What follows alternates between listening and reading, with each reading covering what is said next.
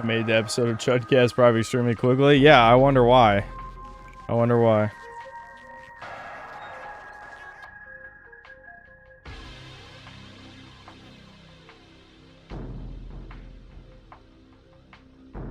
You got fired from your job? That sucks. Inside Out Media.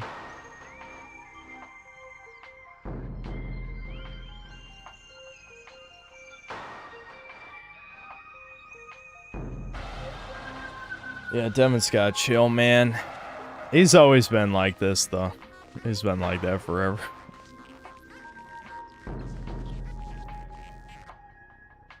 Is my volume lower than usual? It might be for the game. I can fix that. Just feel free to tell me if it's too loud. Chat is allergic to talking about volume levels, though, a lot of times.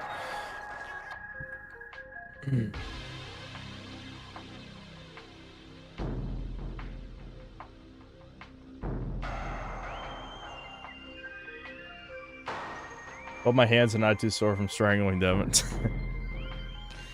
Yeah, that's tempting. That's tempting.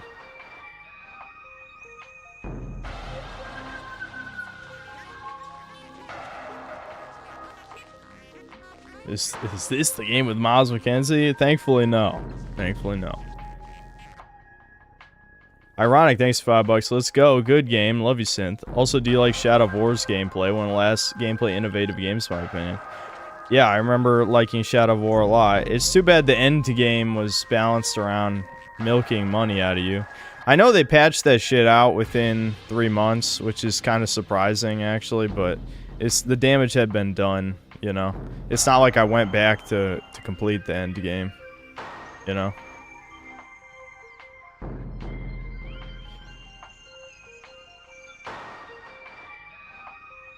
My notification about Chudcast disappeared. Yes, I privated the episode because Devin went nuclear.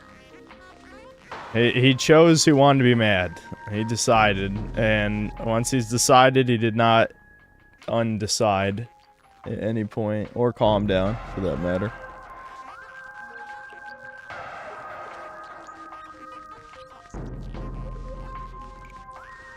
It's on the archive. Struggler 9000, thanks to 7 months membership. Good thing that Debin guy doesn't have a YouTube. Yep. Yeah, just wait till Devin starts making enemies. I mean, it won't shock anyone. It won't shock anyone when they finally do the 10 seconds of research to find out he's my brother.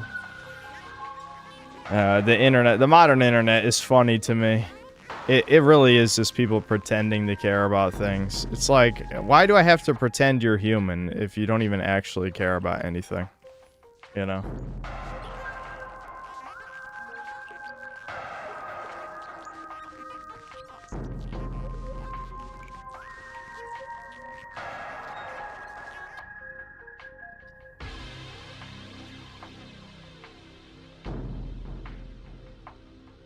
So besides Spyro, what's my second favorite PS1 game? Maybe Crash 2? Yeah, Crash 2 is probably my second favorite PS1 game, I'd say. Did I ever ask... Oh, yeah, you're right. I never asked Devin about the Yu-Gi-Oh thing, but I did ask him last night, and yes, I was right. It was 80%. I don't know how much they actually nerfed Malice since it first came out in Master Duel. But yeah, he was saying they released data, and Malice had an 80% win rate going first. 80%. Why would you even play the game? Like, genuinely, just surrender. Like, I'm not taking the 1 in 5 chance. Fuck that. Just don't play. Which, the player numbers did tank this year, from what I heard. So good.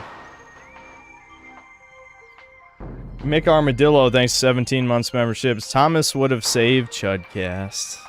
Maybe he would have told Devin to chill out or something. Or Devin would just yell at Thomas instead of me, I guess.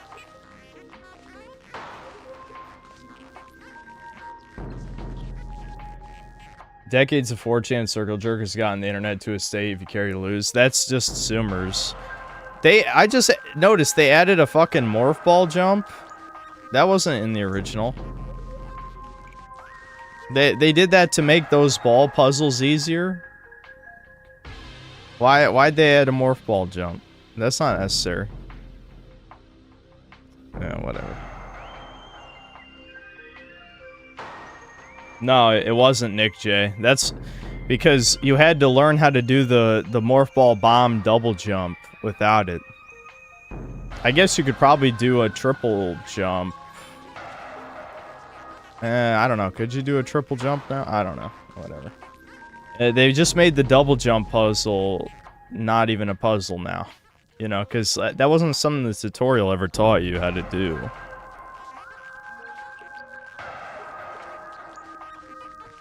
Yeah, I played the original multiple times. In fact, I streamed the original, but I didn't play all the way through. I can't remember why, but I just never finished it.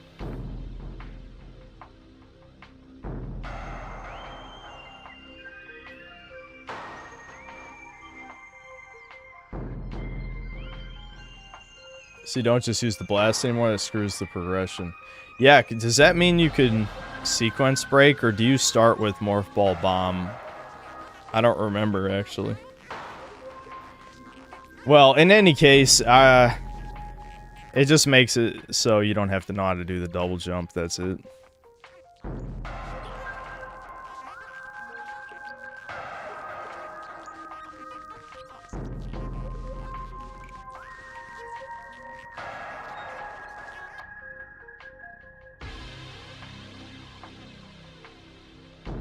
Have I heard of the Lufia series? Really great JRPGs that are better than Normie Expedition 33.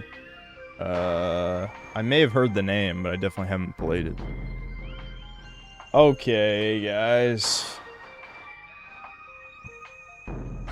Did the Chudcast episode get privated or deleted?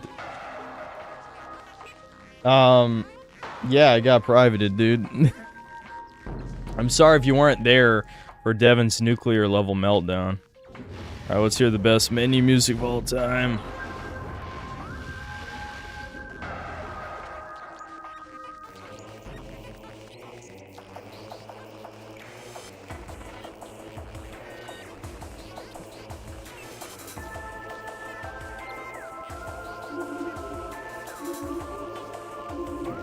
Casual. I sure love, they can't say the word easy. The word easy is triggering. It's gotta be casual. Does the word easy make people want to rope or something? I mean, Jesus. We know what it means.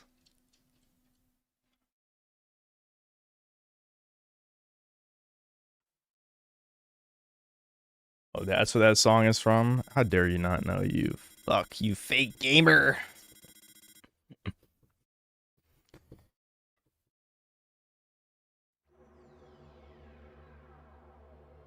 Thought Devin liked Kirby Air. No, Devin always hated playing Kirby Air Ride with me. If he was playing by himself, well, he was getting mad at Top Ride by himself, as you saw. But if he was just playing City Trial by himself, he'd probably be all right with it. But playing with me, he got him mad. But he was mad before I even did anything. I mean, you guys saw he was pre-mad. You can't be pre-mad.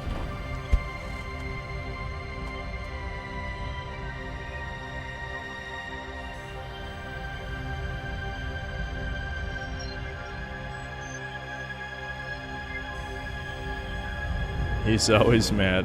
Yeah, Devin gets angry even more easily than me. That's why I know it's only a matter of time till he gets in trouble on YouTube. He'll definitely get into some drama.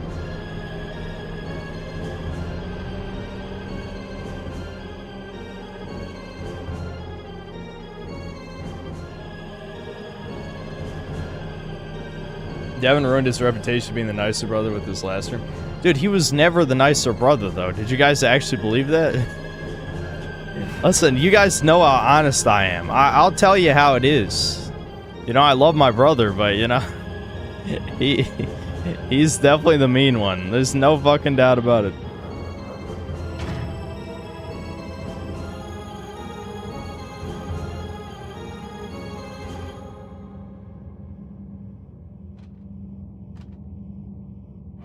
Is this remaster good? I actually have not touched the remaster. I've only played the original, so I don't know. I'm not gonna say I'm ZL is... Whoa, okay. His controls are kind of weird.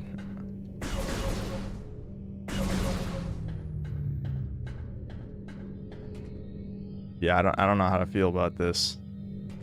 I think I would rather just have the old style of lock on. Is there a...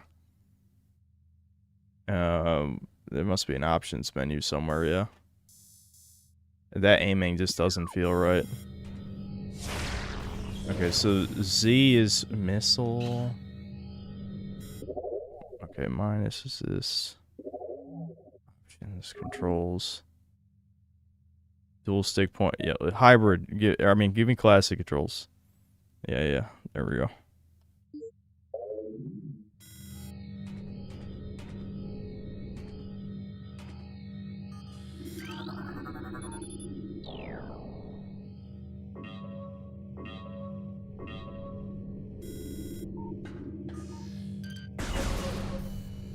Oh, hold on. I gotta... classic controls makes the inverted, though. We can't do inverted. That's... Inverted is not human. Well, let me do that. There we go. Okay.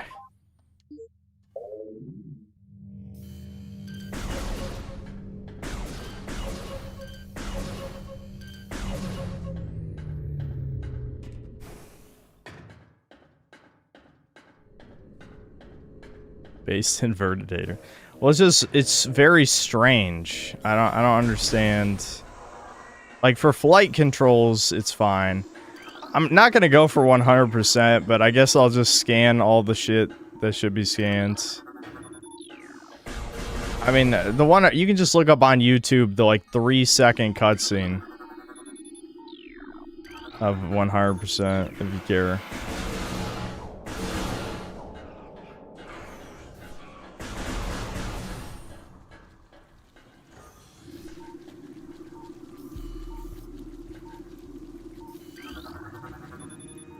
Platform to...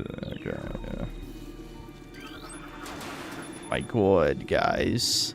It's a dead parasite queen. Foreshadowing? Recording to lobby.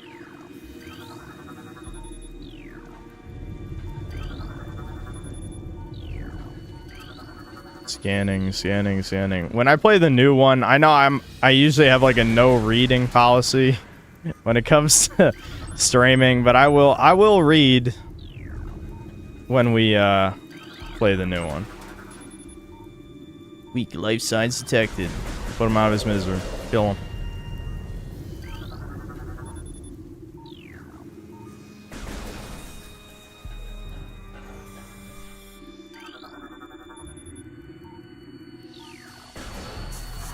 Oh yeah, why is... Oh, yeah, it wants me to do a charge shot, yeah. There we go. X is missile, I think.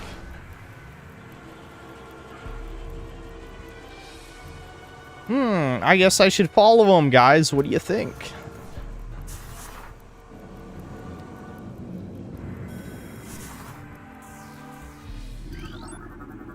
Recording to lobby.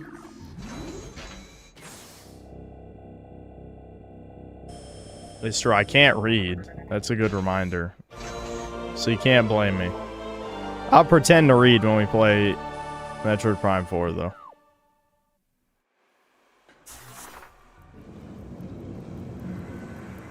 If I decide on the Black Ops 7 short, yeah, I'm too lazy. That's my decision.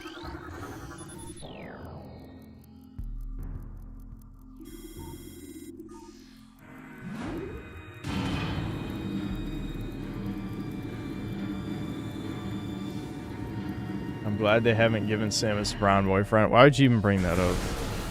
Mutt's Law? Hello?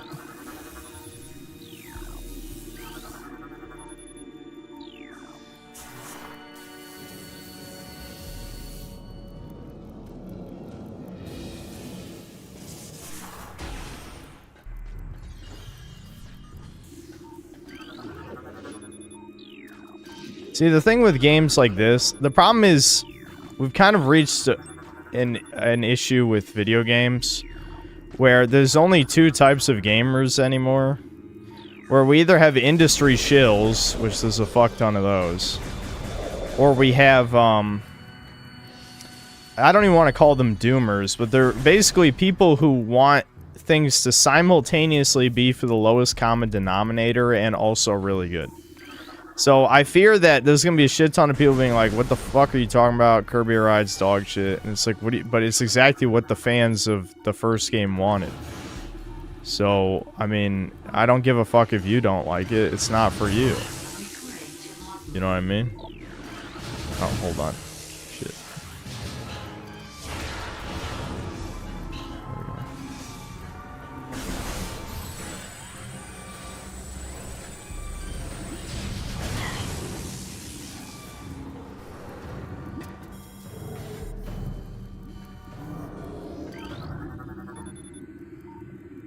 Baby. What? I don't know. Exactly. Go let the dogs out. I have to shower and have a Zoom at 7:30. He won't do it.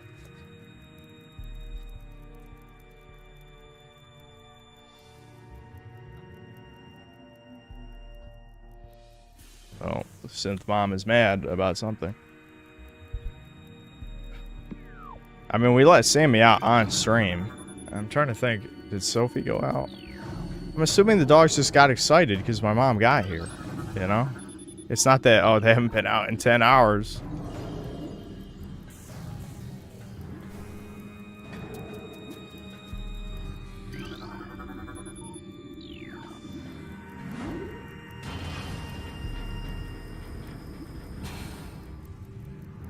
Mad at Synth that Devin won't do anything, yep. Welcome to my life. That seems to be the way of a lot of parenting is, oh, if one kid fucks up, it's both kids' fault. It's like military shit.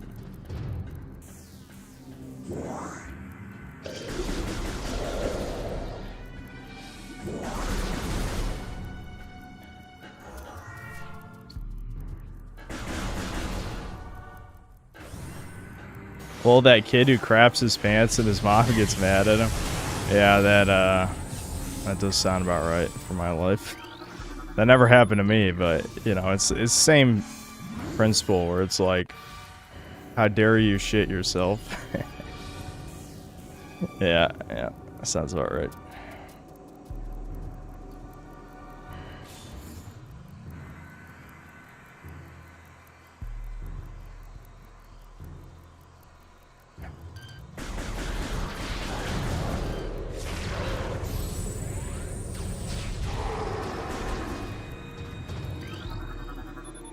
Not yet.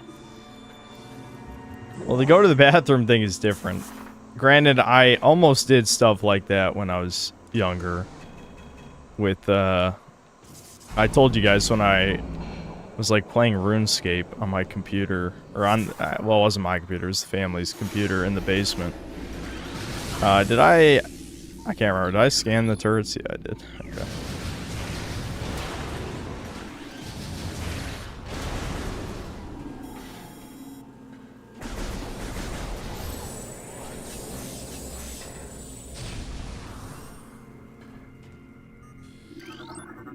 Recording to logbook.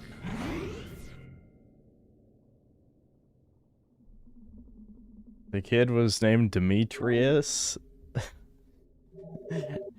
Gobi. I am Gobi. I am Gobi.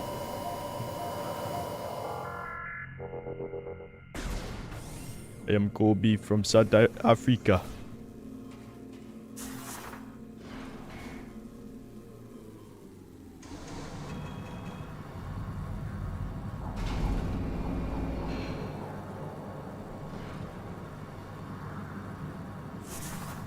Sounds true, boys.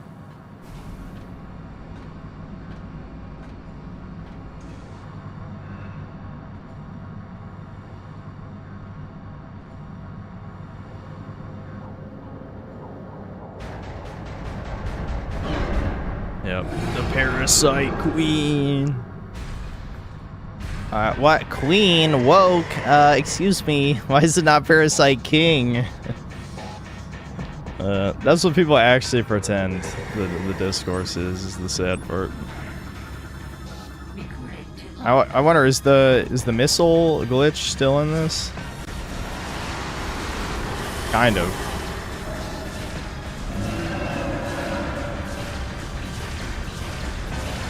Yeah. Yeah, it basically is. Nice. I'm surprised they kept that. Usually remasters get rid of shit like that. Wow, that was easy. That was pretty fucking easy, gotta be honest.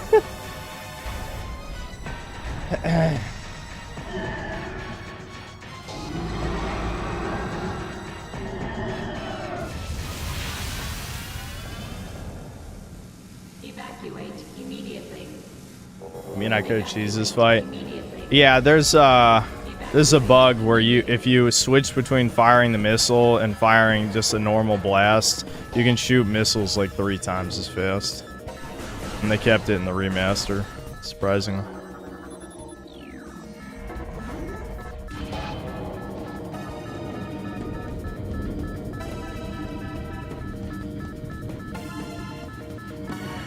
Yeah, I mean, I think as far as remasters go, this is pretty decent so far.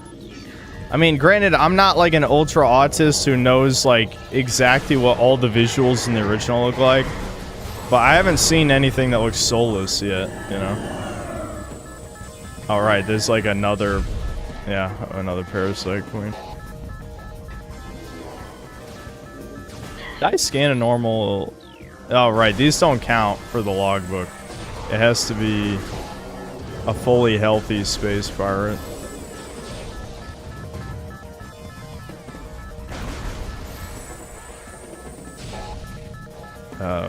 I go the wrong way. Oh, right, it's in the hole. In the hole. Oh, wait, I gotta scan the little dudes here, I think, don't I? Oh, never mind, they're just the normal. Go, Samus, go.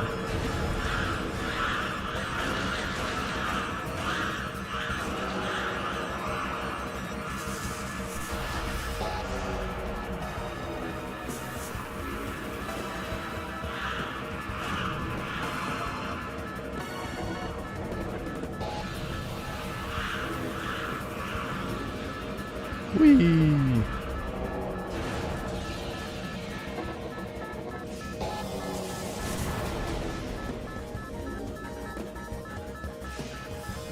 Look at how long the time limit is. Like, it's like impossible to fail.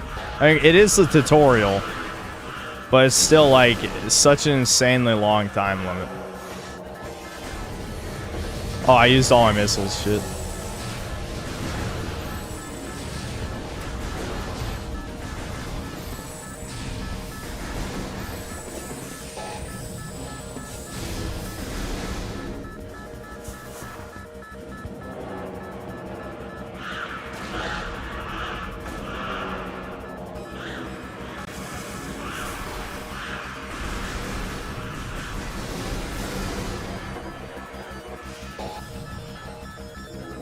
Beep, beep, beep, beep, beep. We gotta get out of here, chuds. Come on. I'm glad that can't kill you. Because I definitely would have died right there if that could kill you.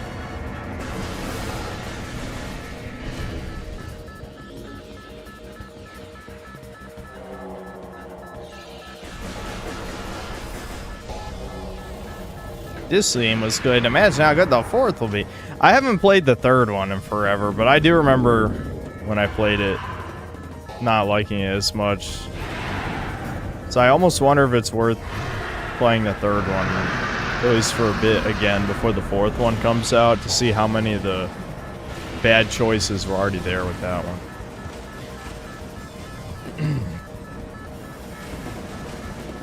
It's... oh, shit. I had to point up. My bad. There we go. It's interesting that she starts with the grapple beam in this one, because, like, you don't get it till near the end of the game. Or get it back, you know. Ow, ow, ow, ow. Zap, ow. Ouchie.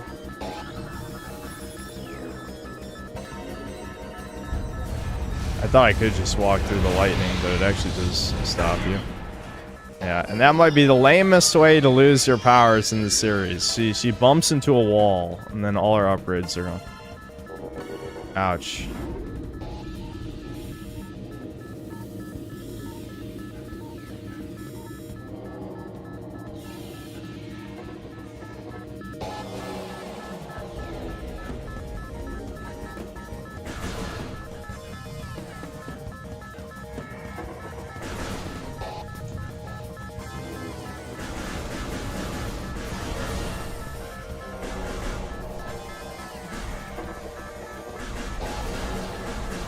She hit the wall.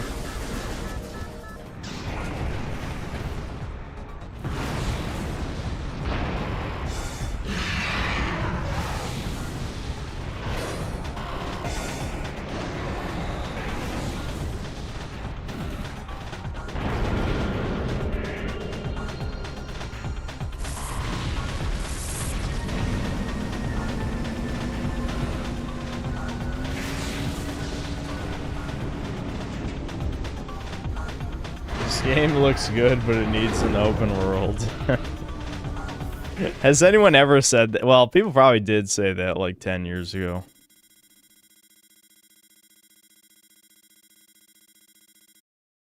I wouldn't be shocked if people said that about a lot of linear hallway shooters like 10 to 15 years ago. Oh, how wrong they were.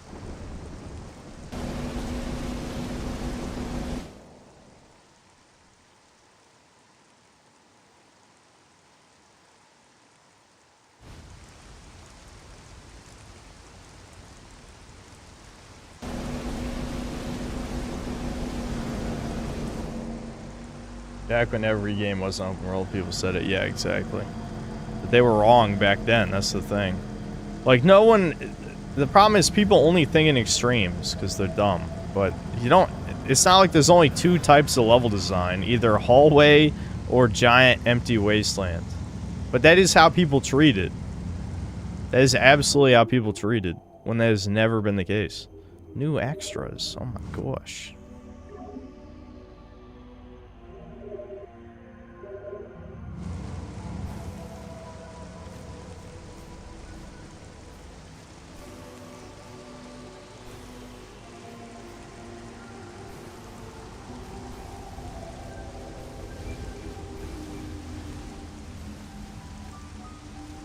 It sucks being gimped like this heavily, you know. I only have single jump, no more fall, no charge shot, no nothing.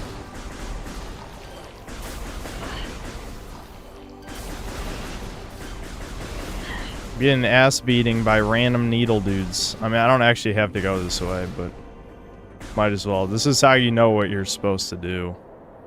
If you didn't already know, but I mean... It's one of those situations where you don't really need to be told what to do, but that's like most modern games, really, is you don't need to be told what to do. You'll just figure it out. But it feels like if people aren't told what to do, then they'll never bother to figure it out. You know? Oh, right. I don't even have missiles, so I actually can't see what I'm supposed to do. I was wrong. Shit. I really didn't need to come this way then. I guess we could scan more things.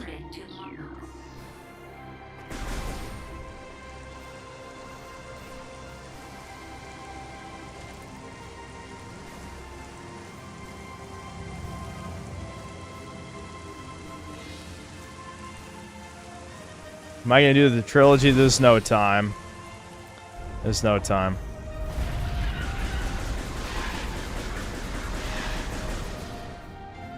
Metroid Prime... The thing is, I haven't actually played all the way through Prime 2 or 3 in a really long time. Problem is, Prime 2 becomes like a huge slog after a certain point. And Prime 3 just isn't that good. Honestly. Here, we can scan more things. I love scanning.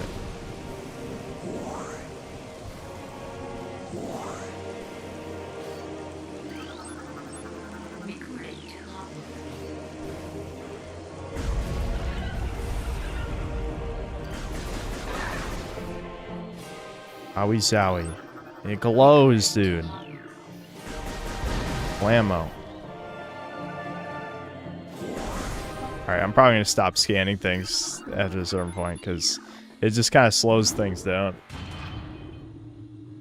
This game's not really that long if you know what to do. It's probably about like 12 hours. But, you know, my memory isn't the best, so I'll probably forget.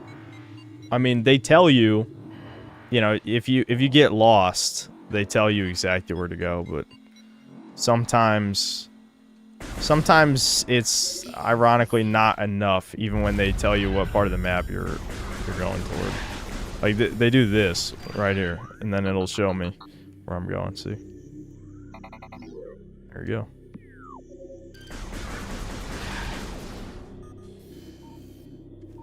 When you have to find all of the artifacts, that's when it really is just like, you have to go back through the entire map. Recorded to logbook. Lore, dude. Remember when lore was novel? Now I'm like, I ain't reading any lore. I don't give a single fuck. But back when this, you know, came out, lore was, you know, interesting. Because it wasn't in every video game ever.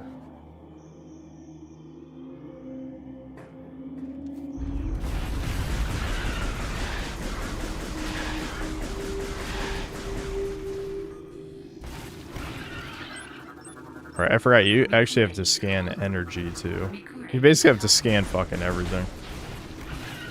For, like, a 3-second cutscene. And it's missable at that, because there's, you know, like, if bosses die, you never fight them again. The intro sequence is a couple things that only show up in the intro. Recorded to logbook.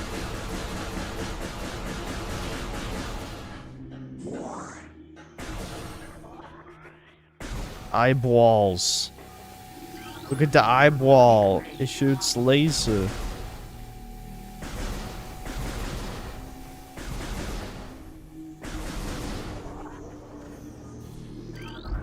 Recorded to logbook.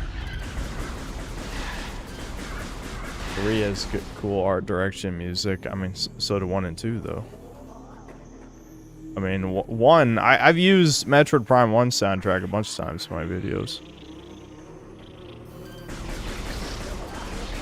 Right, I think you need missiles to destroy the beehives, so I can't really deal with these. I might be wrong, let me see. Yeah, I think you do need missiles. Oh well.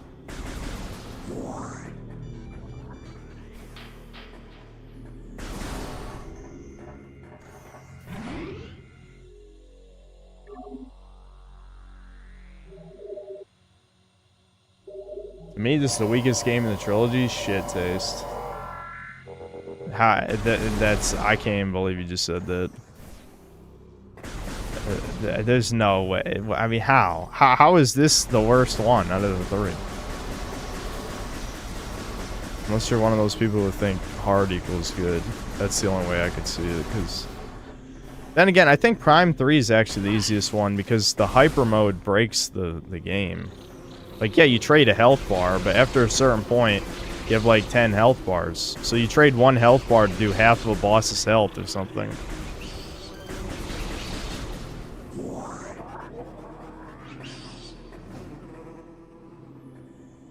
Alright, I need morph ball for that. I need missile for that other door. Gotta keep going.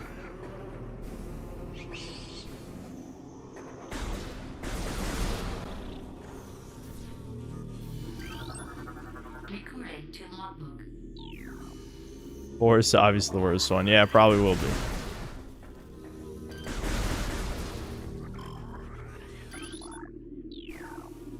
Can I scan a cube? Really? Crate's not scannable? That's a little surprising. Maybe it's intuitive enough.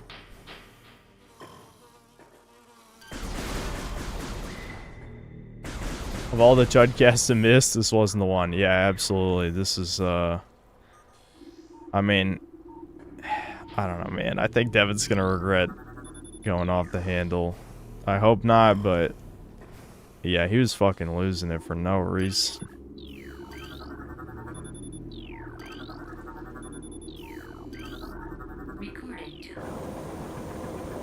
Missiles.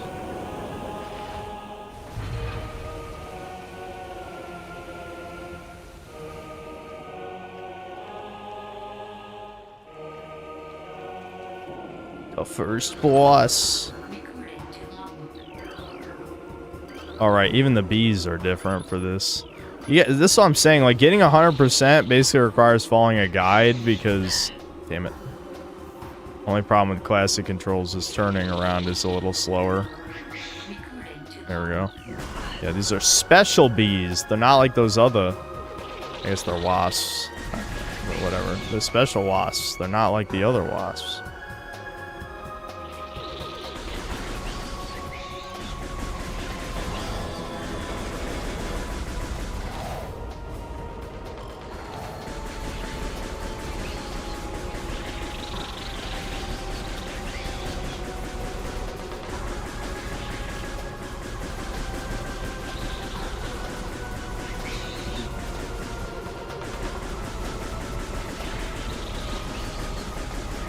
If you aim at the right height, you can just like shoot right here and catch them sometimes, but...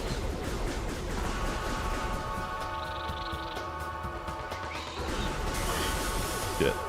Walked in the acid.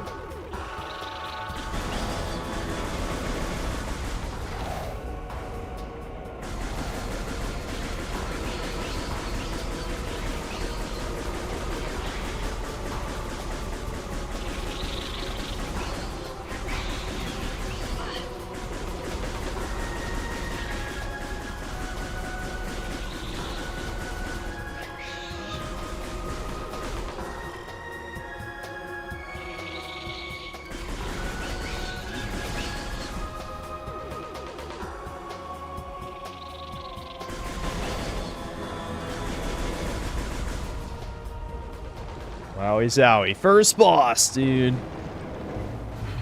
First boss, I did it. Woohoo.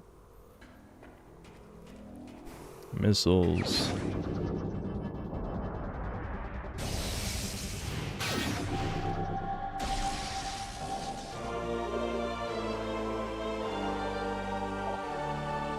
Is that even a boss? I guess technically. I don't know.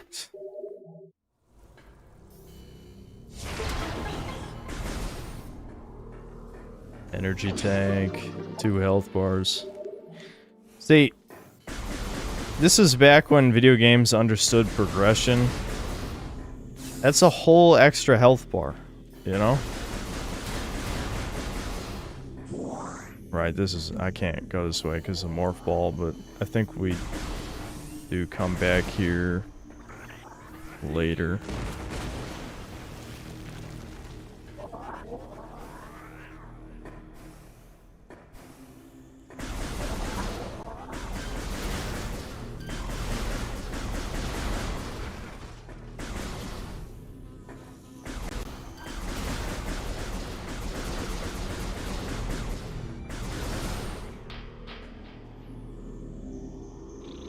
Okay, like, I get you guys are bored already, but just, like, randomly saying Fuda for no reason. Like, generally, what the fuck is going on?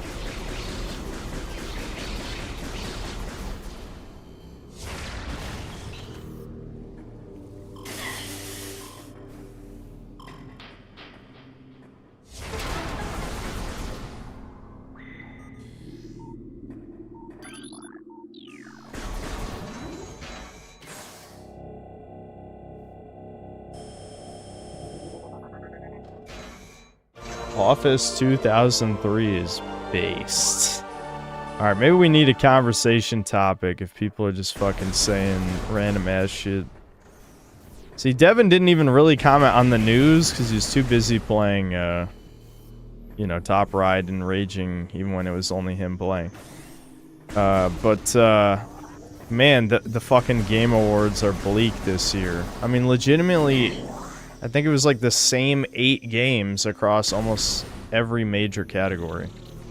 Also, I will never stop complaining about action game, best action game. Like, that's just embarrassing. How are people not, like, mocking Jeff for calling every game that has action in it an action game? Like, that's not a category. How is that a category? You might as well just say best video game where you hold a controller. I don't know. I can't remember. How do I break those ones? Well, I don't have the morph ball anyway, so it's pointless. Whatever. We'll come back for that.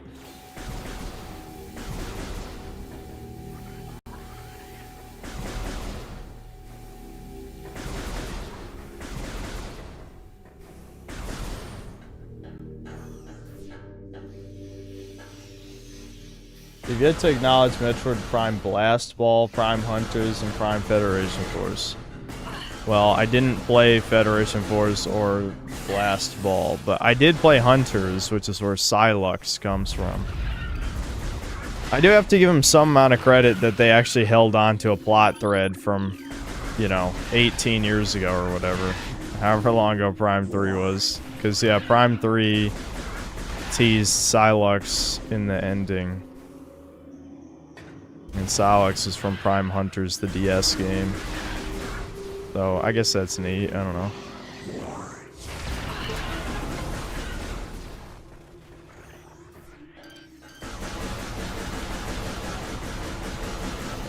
You know, for a DS game, it was kind of okay. It's just the controls are unbelievably bad. Like, I remember when Kid Icarus Uprising came out, people are like, God damn, it hurts my hand to play this, which is why the stand, they had that super cheap stand for the 3DS.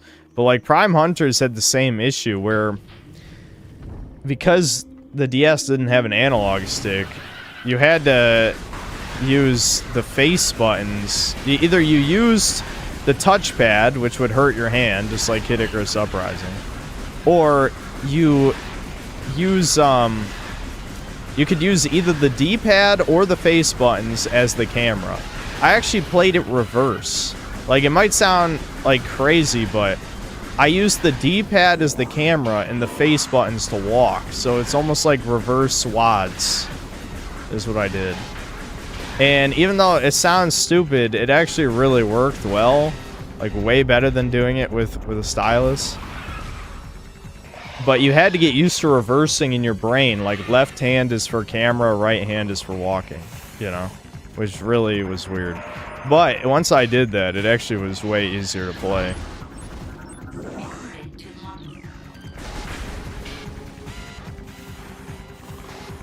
This guy's pretty lame boss.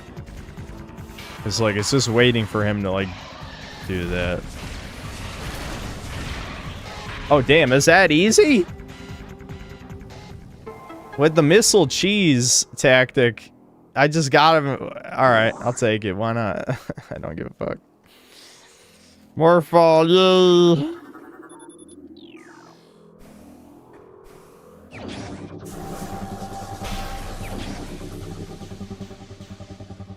It's the remastered version on Switch, because I bought it last year and then never played it. I meant to stream it last year, but I didn't feel like it, I guess. I don't know. Right, I need Morph Ball Bomb to get... There's a secret in this room. Yeah, right here. Morph Ball Bomb. And I need Spider Ball, which I think leads to a secret path to get one of the artifacts. You also need the gravity suit, though, I think, too. See, the memory's coming back. I'm remembering the stuff as I play.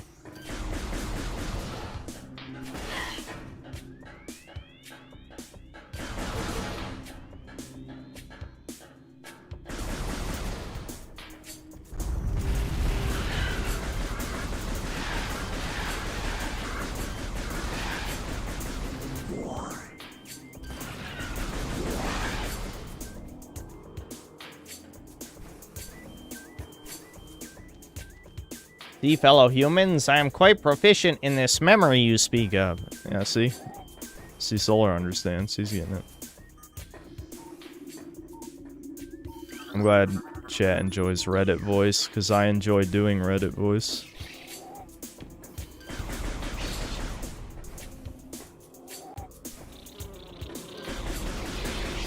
The upgrade sound is another thing that I need Spider Ball for, if you're curious.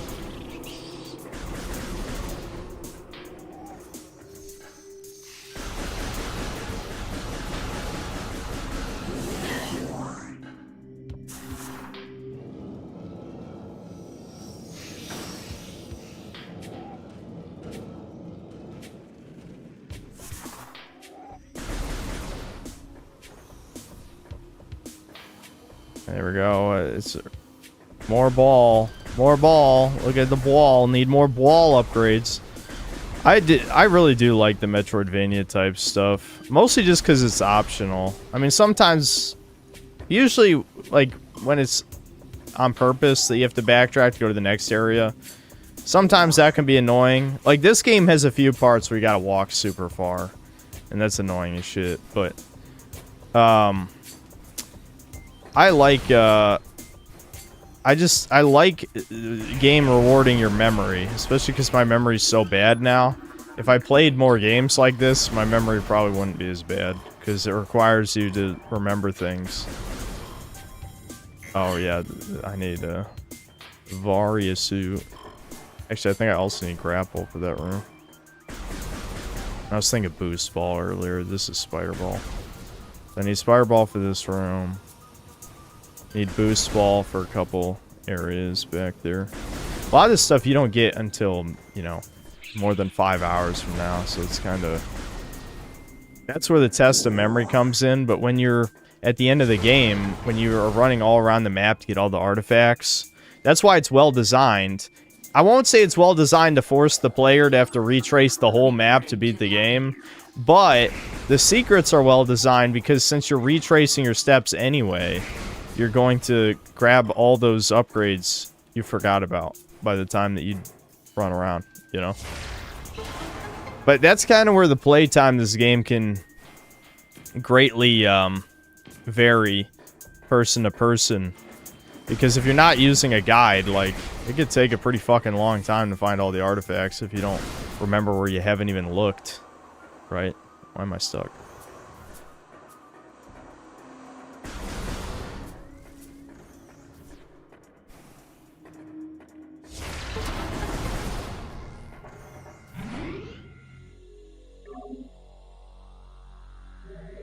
You know, it's a game send likes when you can't stop yapping about it. Yeah, I mean, this is one of my favorite games, legitimately.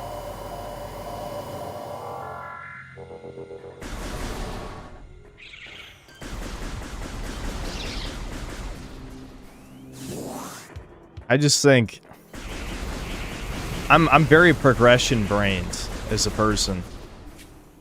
But I only like good progression. That's why I hate loot games, because I think loot games are bad progression.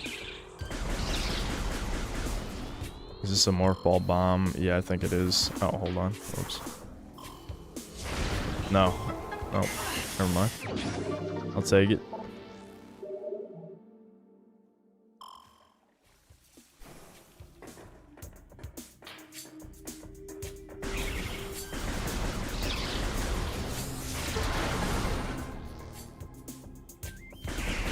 Now this room, I don't like this shit. This is an I Spy room, and you guys know I hate playing I Spy.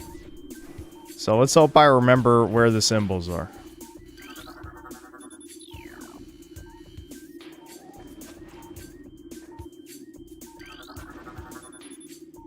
Alright, there's one.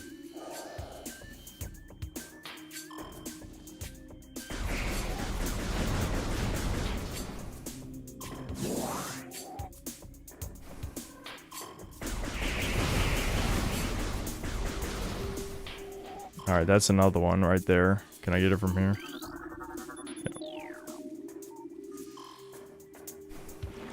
There's the third one. I think the fourth one's on the upper path.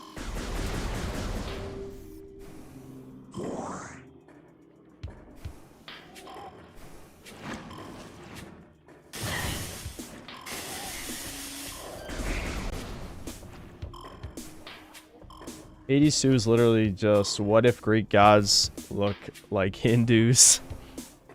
Yeah, even though I liked Hades 1 a lot, I think Hades 2 was too outwardly ugly, and it looked like the gameplay was too similar to the first one, so I didn't even really care to try it. You know? I'm not interested in playing more of the same, unless I really, really like the previous one, you know?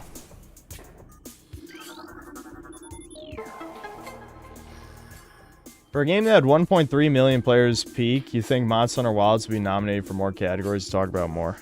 Yeah, it's crazy how it had the highest player count on Steam this year. And yeah, it died so goddamn hard that everyone fucking forgot about it. Recording Because they ruined it. They fucking ruined it. I don't understand. Again, a lot of these fucks don't seem to get that there's diminishing returns to casualizing something. For the hardcore fans of the series, Monster Hunter World already casualized it too much. Now, I really liked Monster Hunter World.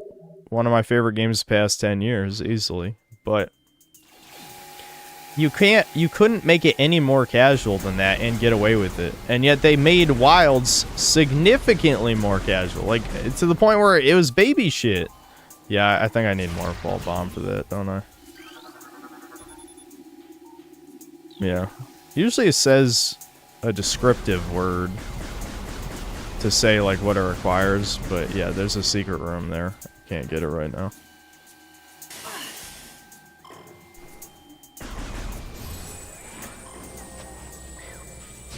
You. Big blast. We love big blast.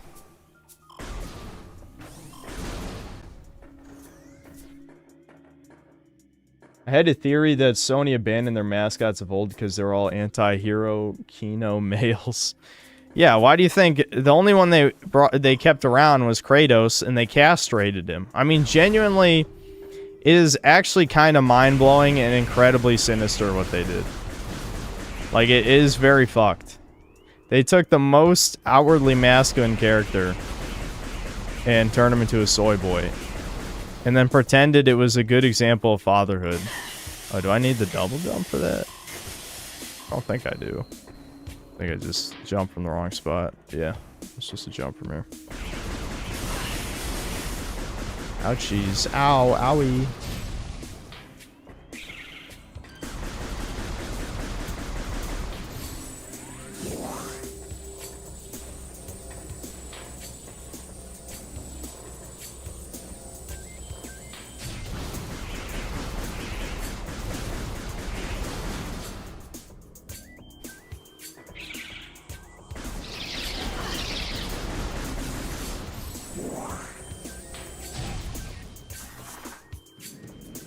They castrated Ratchet too, and that one hurts the most.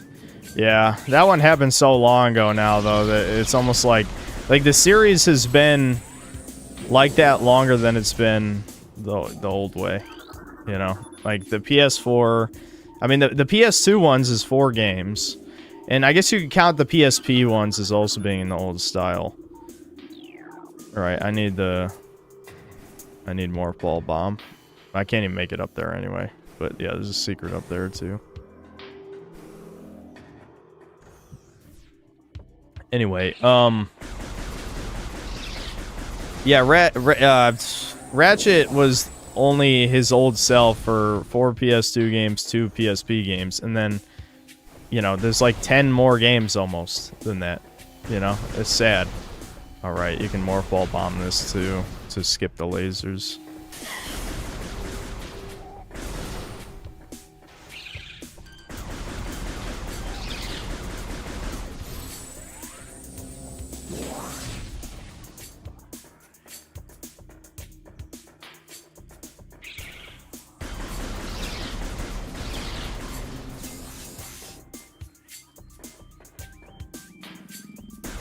Oh, right. Those frogs. You gotta let the frogs eat you, then you blow them up.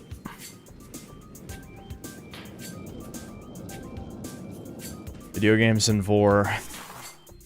I don't know, they just go together for some reason. Here's another boss. The boss literally just being a flamethrower. It's just a automated flamethrower that makes bees mad.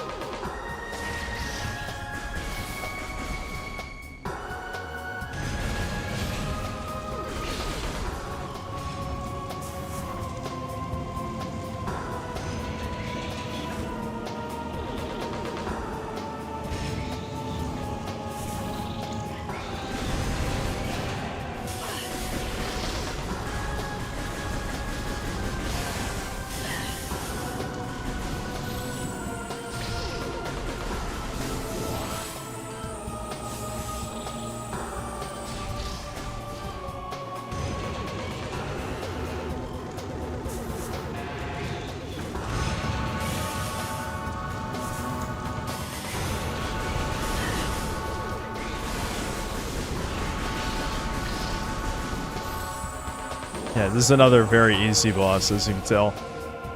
But whatever.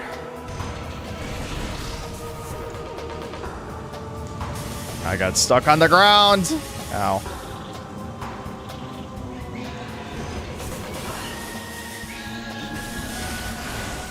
Alright, I got it. That was kind of jank, but I got it. Noise. My bomb.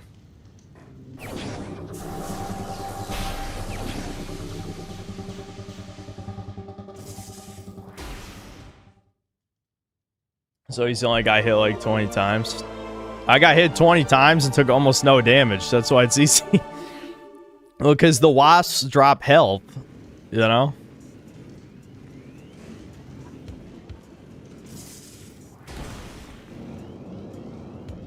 Sweet, dude.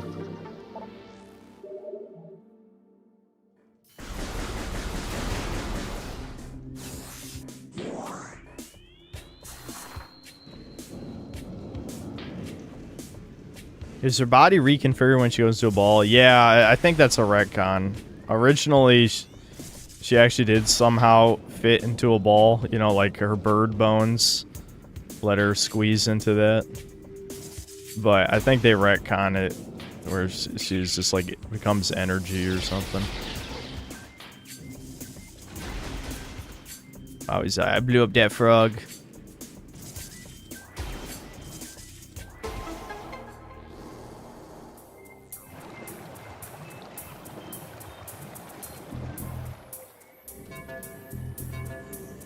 That's hot. No wonder they retconned it. Yeah. Exactly. Yeah. Ow, ow, ow. Acid, ow. Alright. Guys, it's a time limit. How am I going to make it in time, dude?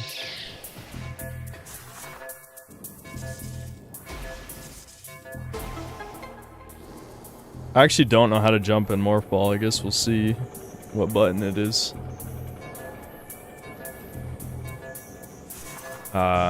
Whatever. I don't know. Is it like a upgrade or an option that you can select in the options, maybe? Maybe it's not in classic controls. Did I go the wrong way by accident? I think I just went in a circle. Fuck. Oh, that was stupid. I'm actually gonna fail the time limit. Yep. Does it matter though? If I made it? Yeah, it does matter. Holy shit. That's embarrassing.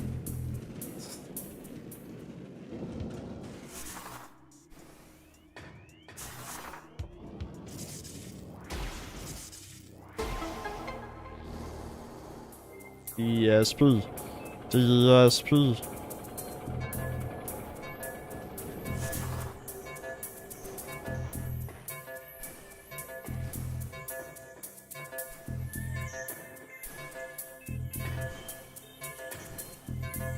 It's weird. It feels like a lot of things got pushed back a week or two for some reason. Maybe my memory is just complete trash, but I don't remember Fallout Season 2 being so late into December. I mean, it doesn't really matter to me at all. Like, there's nothing stopping me from making a vid. But I don't know, it is strange that it's like a week away from Christmas.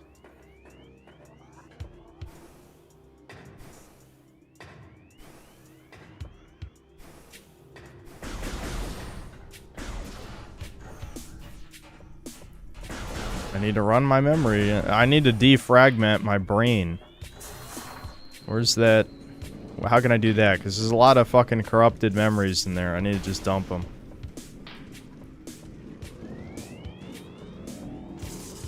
Wowie. Zowie. I hope you remember to come back here with Spider Ball. This definitely, again, if you have bad memory, then a game like this is not for you.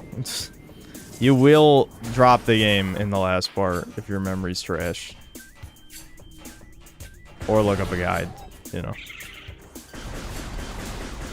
I mean, even with a guide, you kind of have to narrow down which artifact you're missing anyway.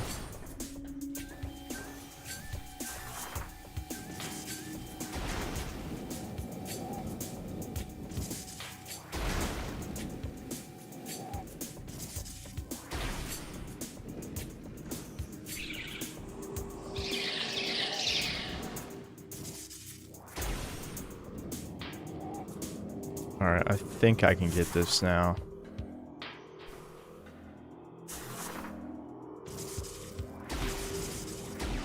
Oh, I fucked that up.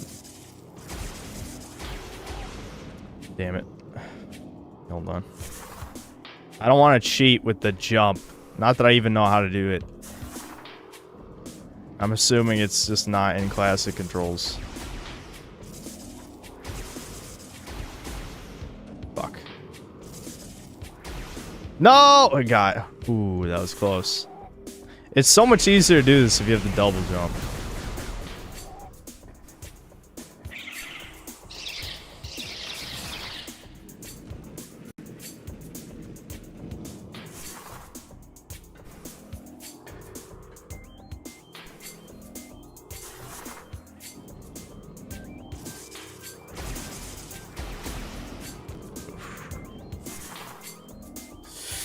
What? God fucking damn it. This is the problem with platforming in first person. I literally just backed up 1 inch. Alright, after I get this, I gotta pee.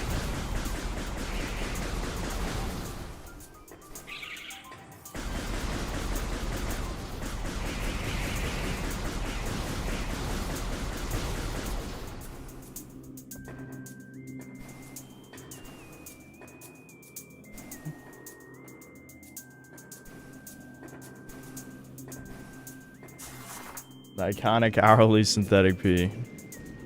Yeah. Yeah. When will I learn? I wish I could turn the camera slightly. Maybe it'll be easier from this end. I don't know if the camera angle's any better. Yeah, maybe it'll be easier from this angle. There we go. Okay. Yeah, I should have just tried it from the right side. Because the camera angle makes it easier to point that way. That looked glitchy. Ignore that.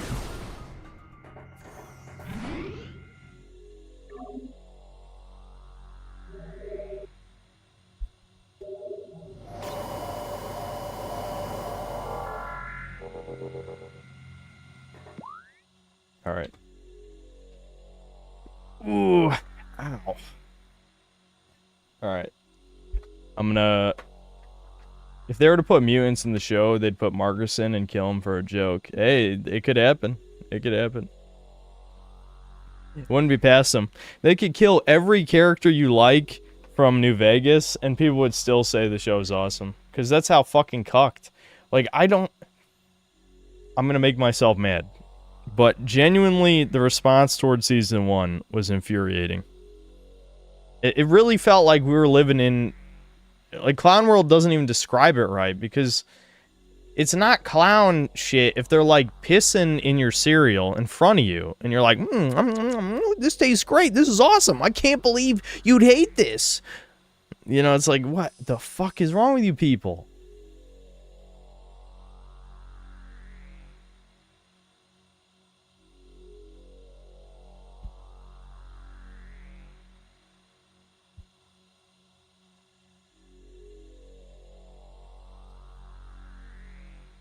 Yummy.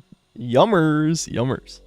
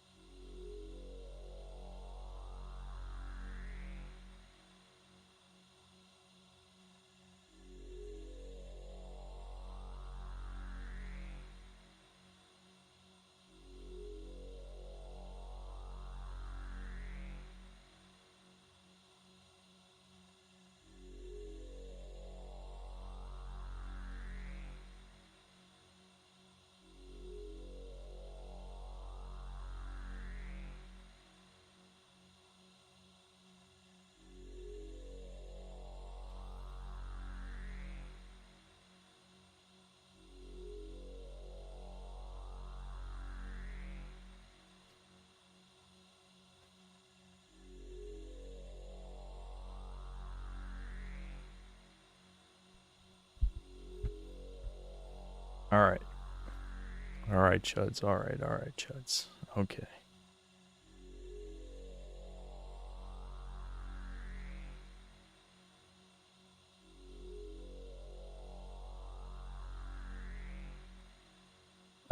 Hold on. Where was I with these?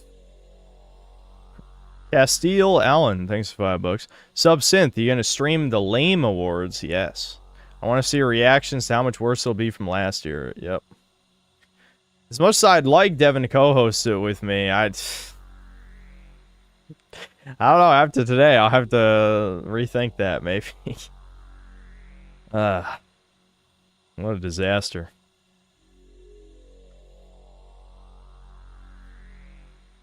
Max Sky Hardware, or Maxcaic Hardware, thanks to the 1000 HUF.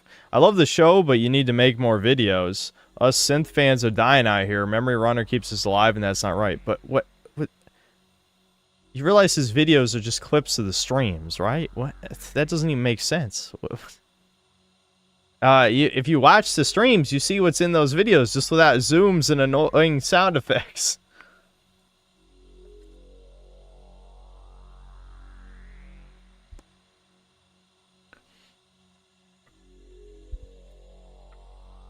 Hi, Synth. I hear you're a conservative now, and this is why you hate Dark Souls 2. I don't even hate Dark Souls 2. That's what's so... I forgot the guy's name, but that channel, that new channel, that did the hate vid or whatever, 4chan loves Dark Souls 2, so what is he talking about? I mean, obviously there's a lot of Troons on V these days, without a doubt, so it's not like it's inherently right-wing, but there's definitely some chuds who like Dark Souls 2. Just ask chat. I don't know where this this total teasmo theory came from, but I don't think it has any basis. Domo 3000. Okay, that's him.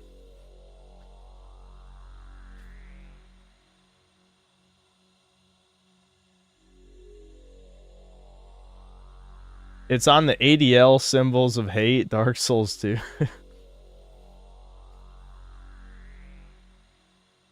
Russian 2 die, thanks $5. Damn, Synth can't catch a break with everyone yelling at him or telling him to die. Yep. And you wonder why I'm like this. Who hurt you? I don't know, everyone? Fucking everyone. Who hasn't? Who hasn't hurt me? That's the real question. Now, that's a much shorter list. Jeb Reggie, thanks $2. Joke for Blue Archive fans, Metroid 14.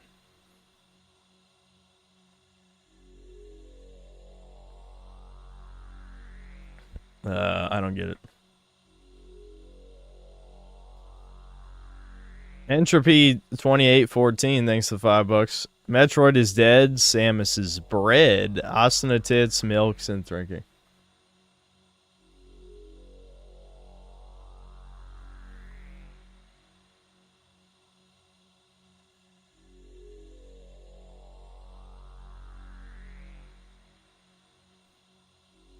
In thinking, what does that read? Yeah, that is what I was thinking.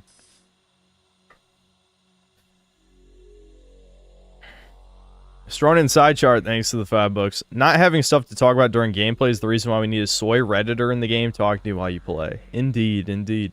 See, you don't need streamers constantly commentating if there's some retard, incompetent, redditor guy behind you yapping. Jeb Reggie, thanks $5. You're playing it wrong, Chud. When I played at age 5, I had every beam type and upgrade already. Are you cheating? You whip out the old Game Shark? Killer Kitsune, thanks $2. Pouring one out for Metroid, I see. Yeah, sort of. In a way. But also, it's nice to have the footage for the video. I'm probably going to drink another cup of coffee real quick, because... we're definitely going to play through over half this tonight, I think. And we'll finish it on another stream.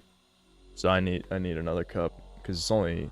I say only 8. You should never drink coffee at 8 p.m. But, I am a degenerate. So, I will do that. Sweeping Hamster, thanks $2. Samus is the primordial goo in the shape of a woman. Makes sense to me. Online whiskey consultant, thanks to the 2 pounds. Ow, ow, ow. Acid, ow. The 2025 London experience. Yep. And then another 2 pounds. Piss cereal or donut cereal. Donut cereal was good, though. I mean, it wasn't like top tier cereal. Like, if I have my cereal tier list, I'd say it's like a B. So, like, decent, you know, above average. Not like amazing, but I'd give it like a high B tier. Donut cereal is high B tier. A deviant crustacean, thanks to the $2. Would you rather fight low tier god or do high effort edits? Define high effort edits. That's my issue. Because like high effort can be complete dog shit. Or it could be good. You know? The problem is I gotta learn. So I guess I'd rather fight low tier god because I don't want to learn. Learning new things. I'm 30 years old. It's too late. 30's the new 60.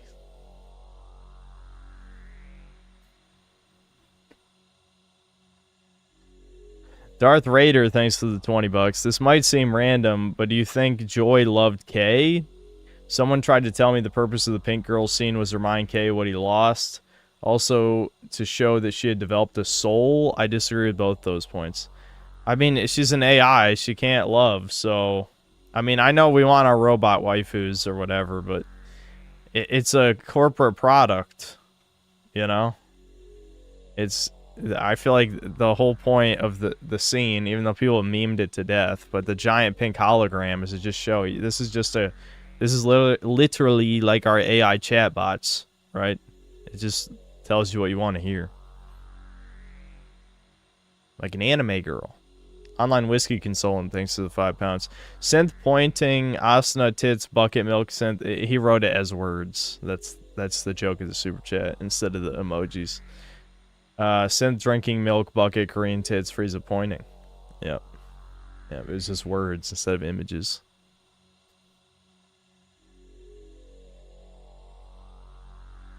Okay, I'll just throw the BRB up. I know everyone's gonna complain that the Breakers music isn't going, but I just don't feel like it. So just listen to this.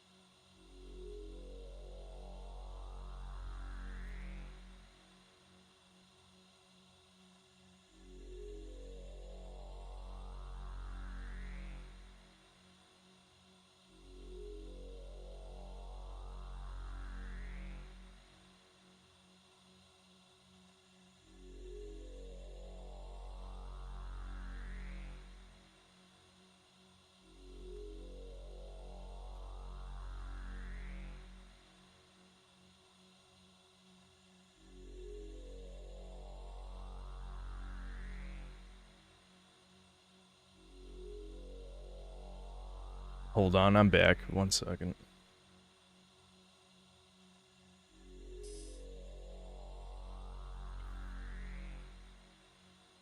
Darth Raider, thanks to the 13 months of membership. That was the interpretation I had.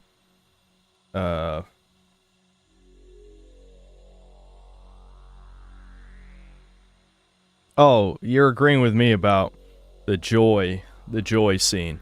I see what you mean. Yeah, when we're talking about Blade Runner. Yeah. Right. Jeb Reggie, thanks to the $2. Chud, writing with a pencil. 3 OK symbols. 3 splashes of liquid. And 2 ostinatits.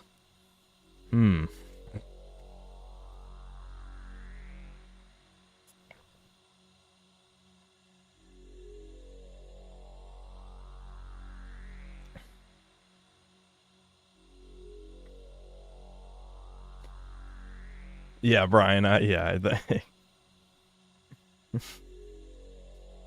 Yeah. I get it. It's telling me to spend money on Blue Archive. Makes sense.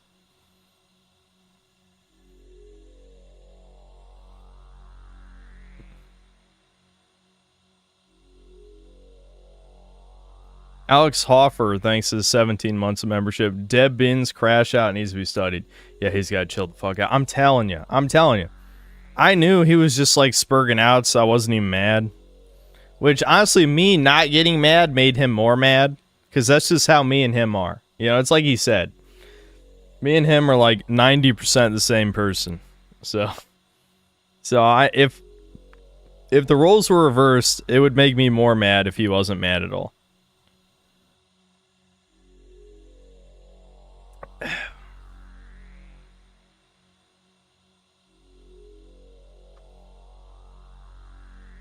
I can imagine it being worse for fighting games. Yeah, Devin rages like that in his room by himself in the morning when he's playing Smite or Master Duel. I've actually heard him rage at Pokemon ROM hacks like that before. I'm just like, dude, it's like, this doesn't even matter, like, at all. You're just playing by yourself of a shitty, unbalanced ROM hack. Why are you mad?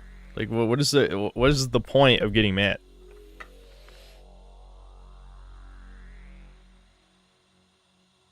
Master Duel is impossible not crash out at. Yeah. I understand the Master Duel anger 1,000,000,000%. I got pretty much equally as mad as he does when I was playing that game. Alright, I'm going back to get an upgrade, but I think, I might be remembering wrong here, but I think there's actually 2 upgrades in this other room here, and I can't get the other one yet. I could be remembering wrong, though. So I'm gonna check.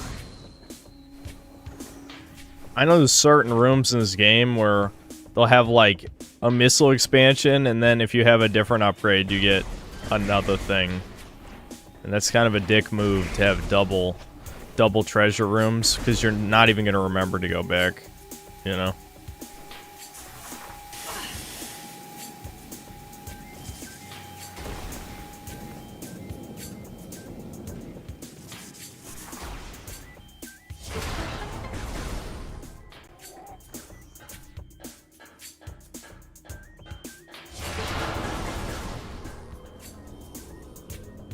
Yeah, I fucking knew it, dude.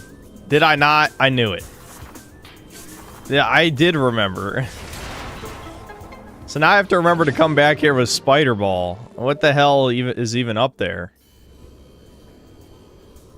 I can't see it from here, but, you know. Probably gonna forget.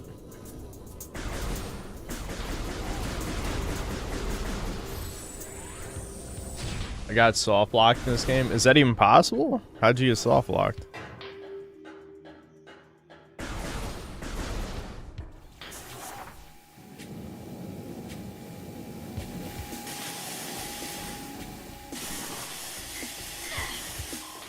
Owie owie. Acid. Throw acid all over Samus. The Browns are throwing acid on Samus. Nothing to see here. She didn't provide Bob's or Vagine, so it's over. Yeah, I forgot I haven't been scanning any of this shit, but Not that it matters really, but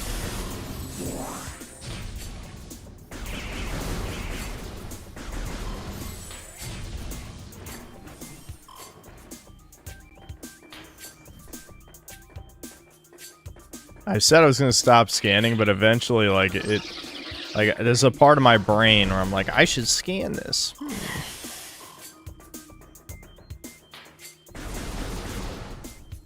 Browns. Browns?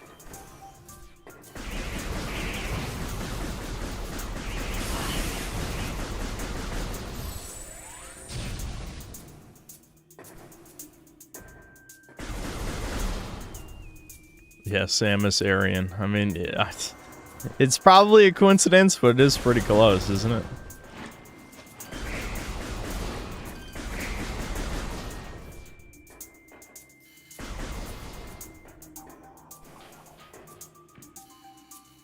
Alright, this room sucks even more than the other one for finding all the symbols. Okay, come on, scan it. No. Fuck! I didn't want to jump down. Oh well.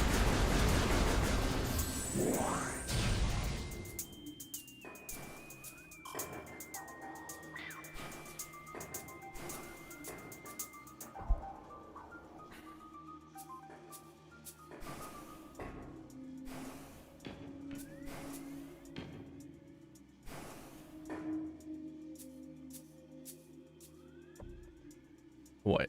Am I missing something? Brian, what the fuck are you talking about right now?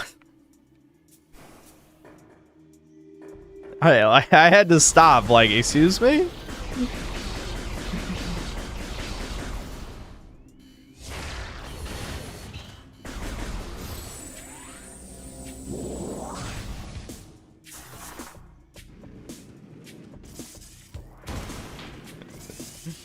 Thomas asked a question. What was Thomas saying?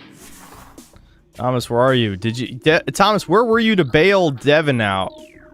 Or to calm him down or something? He was losing his shit.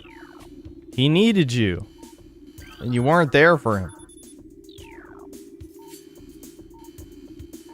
Wait, I think I missed one already. Hold on.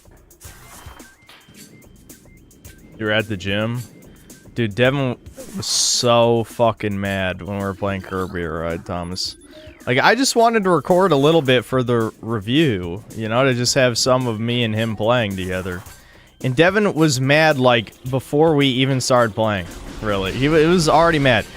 Because he was playing one of the other game modes while I was reading the news, and he was getting mad at the AI. So by the time we played, he was already... I should just go right through them. Oh, wow, that did a lot more damage than I thought it would. Oh, well, whatever.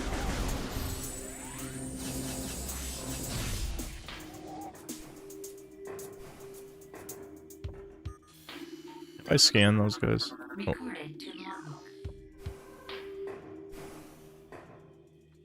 I was only there for the news, and it was boring to work out, too. Well, you missed a legendary crash out that will never see the light of day, so I'm sorry. Should have been there.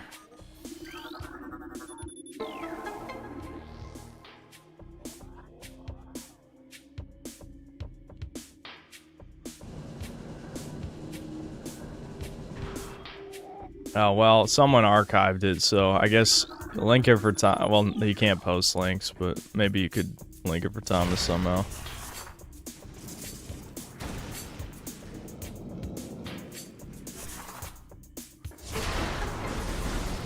It's reference to what Solar said by Indians thinking not safe for work art was real on Facebook. Ah, okay. I can't believe Indians are giving like millions of dollars to AI slop OnlyFans shit. Like that's just mind-blowing to me. And they're the future. They're the meritocracy. That's the funny thing. I didn't really touch into it much because I cut quite a lot of stuff from the Outer Worlds review. But I talk about there was a short section where I talked about how the game mocks meritocracies. And I'm thinking, like, it would be so easy to do that if you're willing to be racist or sexist.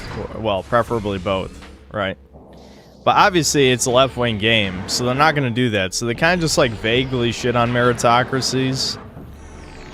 But it doesn't really work unless you explain why it's bad. They don't even explain why it's bad. You know? Because it's not a meritocracy. Like, a real meritocracy, obviously, when... Like, how could a meritocracy be bad? Like, oh, the best people are doing the job? Oh no. That's the worst thing that could happen. I guess to a leftist that is racist, because then only white men and Asians should be doing anything. But, yeah. I don't know. It was too rambly, so I cut that part.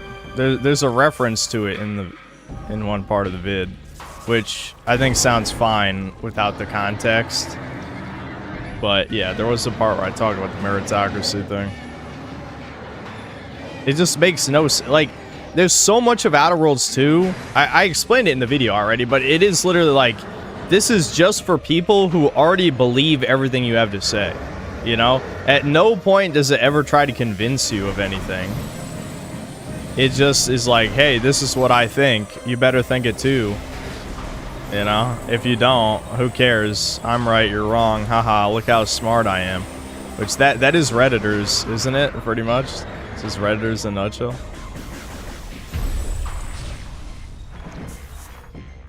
This is another very easy boss, as you can tell. That's the only downside of Metroid Prime, is that there's only a couple challenging parts in the whole game. One of which being the final boss, which is a huge difficulty spike. But, especially on hard. On hard, the final boss is actually challenging.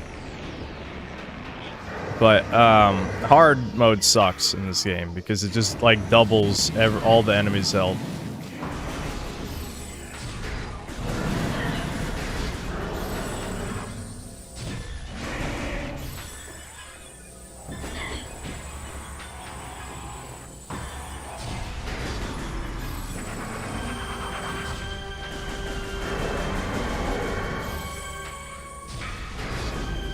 There we go. I win.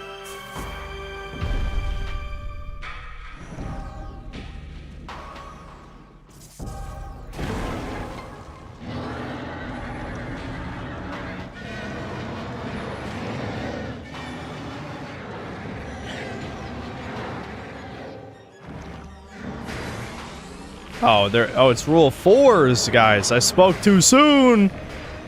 It's not rule of 3s. You gotta do it 4 times. What a pain in the ass. I didn't even look at the health bar.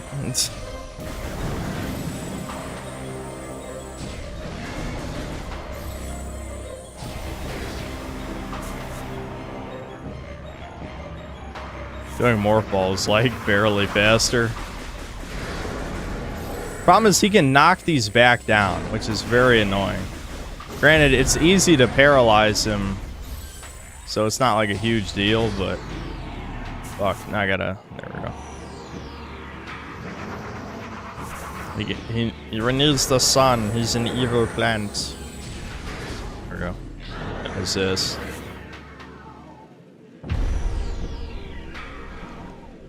Go, go, go, go, go. Go, Samus, go, Samus! Alright, I win. Alright. Win, win, win.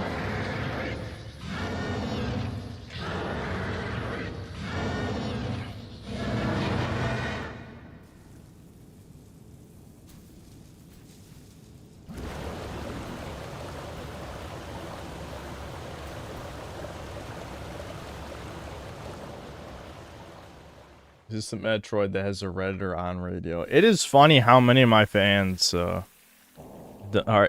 not in touch with video games. You know, I've gotten used to it by now. That is something that used to annoy me.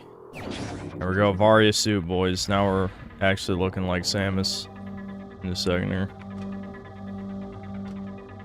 It's like, to me, again, years ago. I don't give a fuck anymore. But years and years ago.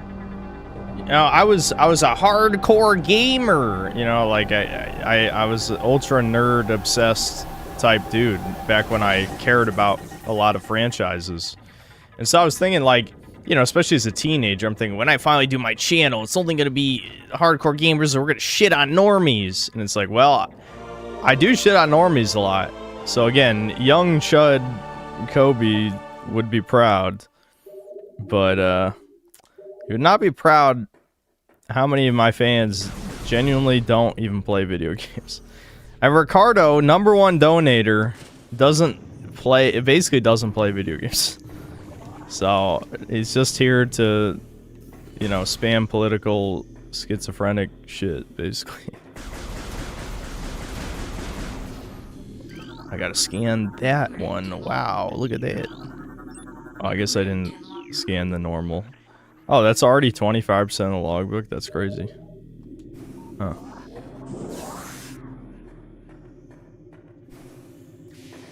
Yeah, and the pairs, of course. Oh my god, guys. Look, we can't kill it. Oh my god. How are we gonna defeat it? And when we charge up, it's sucked toward us. Oh my god. Wow.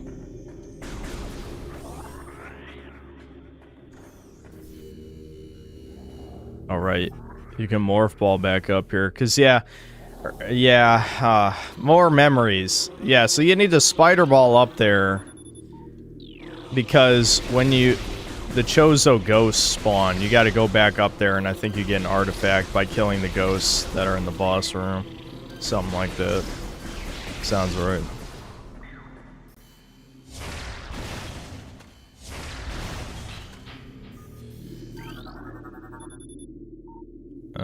Is that the kind that has to be blown up with? Yeah, I think it's a super missile one.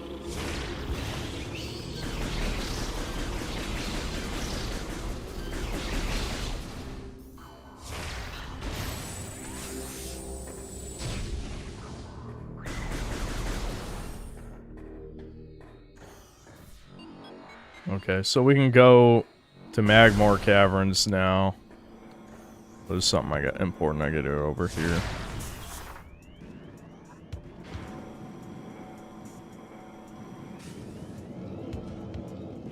Metroid Prime is just a game about backtracking. I'm guessing a baby's first Metroidvania. This is a whole genre. Would you rather backtrack toward a handcrafted linear area or explore a giant empty wasteland where you do the same chores 10 billion times? For 3 times longer than the backtracking is, by the way. Like, you're talking 10-hour game versus 30-hour game. I think you destroy these with the morph ball bomb, don't you? Yeah.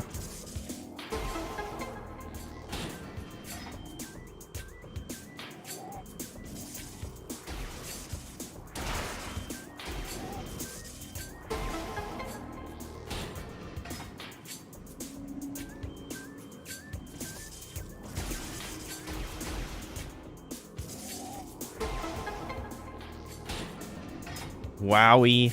Fucking zowie. All that just for missiles.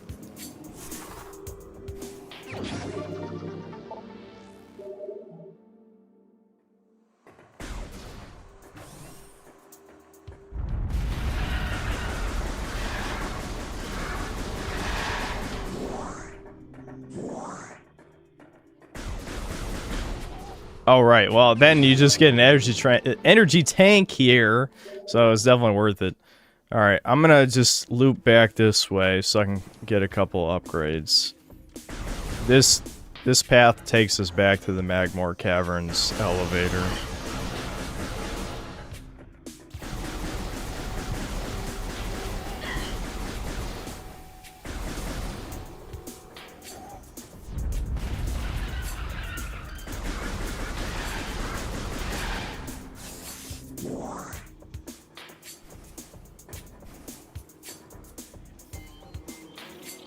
Hold on.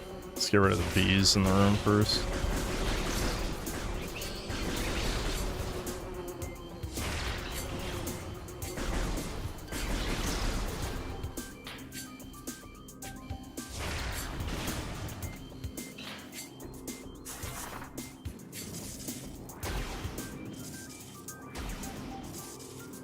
I was recording some Swords and Sorcery gameplay, and then I looked back at it. It was in 180p. I wasted 2 hours. What the fuck? Why were you recording in 180p? I can't imagine that was the default setting. Did you mean to do 1080p and just forgot a 0 or something wherever you were entering that?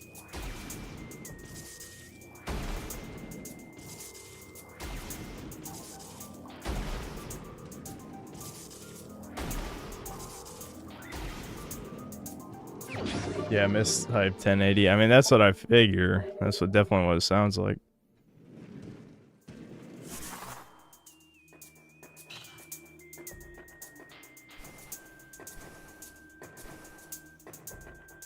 Eventually you get an insane amount of missiles, but that's something that I like about this game, though, because you do need the missiles once you get the super missile types. But I do remember them being kind of ass. Because they just use too many super missiles, except for normal. Or too many missiles. Except normal super missile. Like, there's... I'm trying to think, which one was the good one out of the elemental super missiles? I can't quite remember what the lightning one does. Oh, there's another secret in this room. Oh, yeah, it's... Oops. I think it's behind that. Yeah. Like, the flamethrower one... I remember it takes up 10 billion missiles and doesn't even do that much damage. Maybe they fixed that for the remaster, I don't know. The remaster seems pretty damn similar to the original, though. I think the ice one was good. Ice super missile.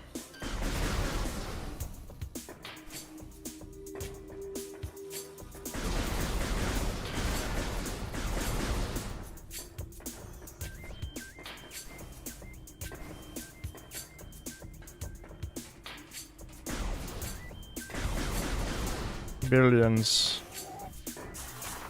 Alright, Chuds, what else is there to talk about? Was there any news for those of you, for all 5 of you who were here for the Chudcast? Was there any news we missed? There might have been. Oh yeah, there's so many rumors about Half-Life 3 lately, I've noticed that. Yeah. That would be a good Game Awards reveal. Better than anyone they normally do, at least. For sure.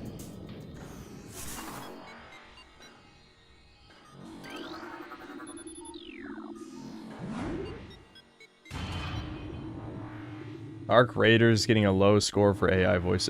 Arc Raiders is AI voice acting in it? Damn.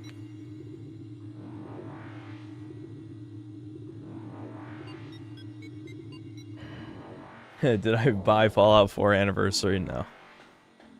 No, hell no. I definitely have no reason to ever play Fallout 4 again. Because I have no intention on ever making a video about it or any of that shit, other than just referencing how much I hate it. So, I think I'm good.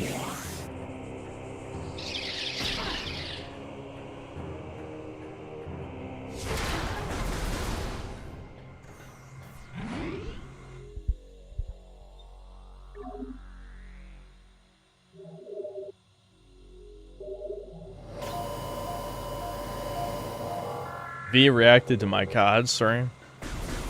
To what part? I'm guessing you guys clipped something. It must have been... I mean, the part where I got kicked out while playing was so horrific. The thing is, I'm just too lazy to make a vid right now. I think that is worth, you know, covering, but I just don't feel like it, I'll be honest. Sometimes it's just like that, you know?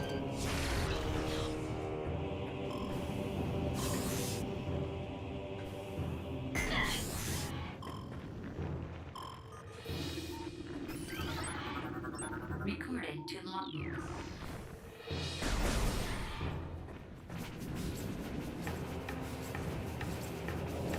There we go, Magmore Caverns. I've used this theme in several videos.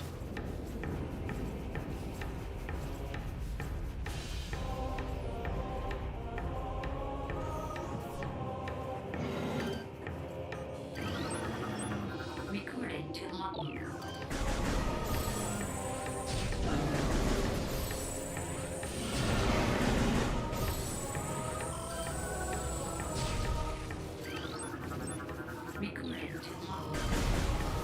I think there's an artifact trapped inside that, and you get to see it with the X-ray visor.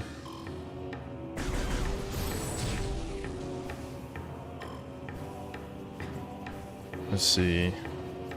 I wish I had more to say about Half-Life 3, but the thing with the Half-Life 3 is there's been like a 1,000 Half-Life 3 rumors over the years, so who even cares until we actually see it? You know what I mean? At this point, I'll just use the fucking missile trick to get rid of those guys, because I don't have the patience.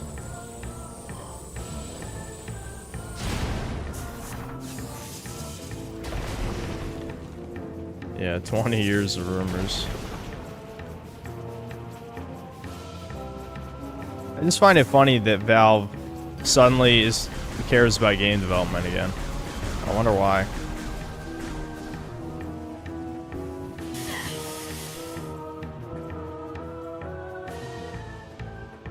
Well, I do a Half-Life 1 and 2 stream if it gets announced. I mean, I probably should at some point, but I don't know when I will.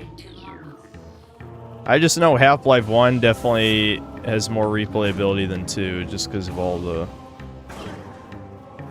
the like overly cinematic shit in Half-Life 2, and also the few moments of the game that are like movie game shit, where you just kind of like stand around while shit happens. I always remember this room kind of annoying me, at least getting the secrets, because I think there's 2 secrets in this room. I'm not gonna worry about it right now.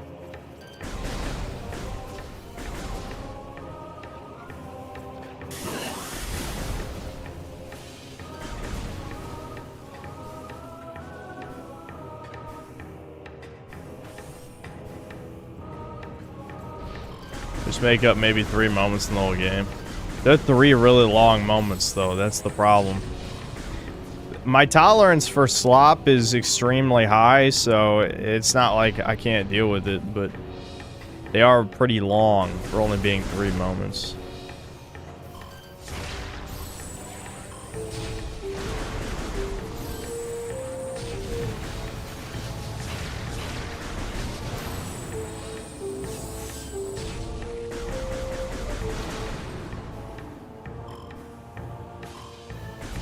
Apparently Half-Life Alyx was good for all 100 VR owners. Yeah, that's what I kept hearing. Maybe someday I'll play it. I'm trying to think of... Is there any reason to go this way right now? I don't think so. I'm just not going to go that way. I need to keep telling myself I'm not going to 100% this, so I shouldn't really care about squeezing out every fucking upgrade. Just get what I remember. I remember almost everything anyway.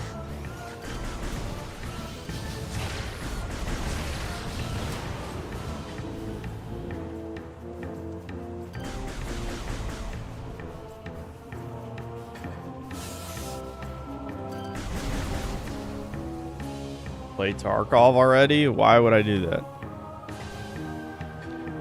Yeah, the thing, you know, I've been in... You know how sometimes you realize where a conversation's gonna go, so you're like, why even start it? That's kind of where I'm at. It's like, I'm not gonna take bait, because I'm not really angry about anything today. Any anger I could have had is gone after the air ride failure of a Chudcast. So, oh, hold on. Yeah.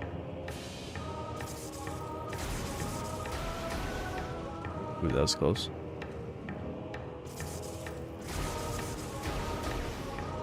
No! Fuck!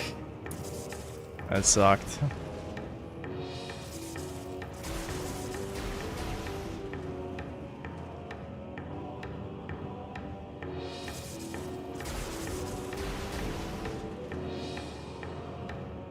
Damn, this is a whole health bar, too. I definitely need... Oh, you gotta be fucking kidding me. I timed it wrong. No, dude. Come on.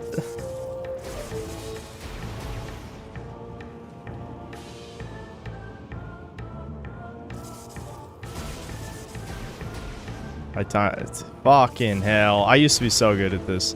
This is why they added a jump to Morph Ball. Which I'm assuming just doesn't exist in classic controls. Either that or there's one obvious button I haven't pressed yet. Alright.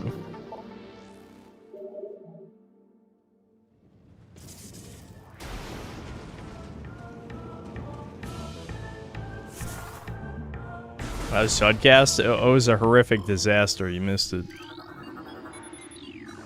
Devin has not been that mad on stream since when he was raging at the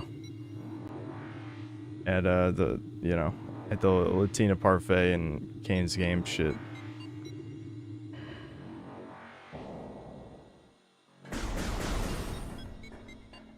Will Devin play Kirby Air Riders online against real players or just bots? Because if he rages like that, you can't imagine with 15 others. Well, I think he'll probably... I think he just used missiles. Yeah, it's just missiles. I'm pretty sure he'll play online. I don't know. We'll see if he rages. The thing is, like, Air Riders is fresh. People rarely rage at a game when it's fresh, because you realize you're still learning. It's when you start to get good at something that you rage. The reason Devin was raging at Air Ride is because his childhood memories were coming back of me destroying him in various games. And then, of course, he got mad at, like, you know, oh, when I started getting better than you at these games, you wouldn't play with me anymore. Which is kind of true, but it's... but at the same time, it's like, that was 10 years ago, dude. That was 10 years ago. How can you be mad about that?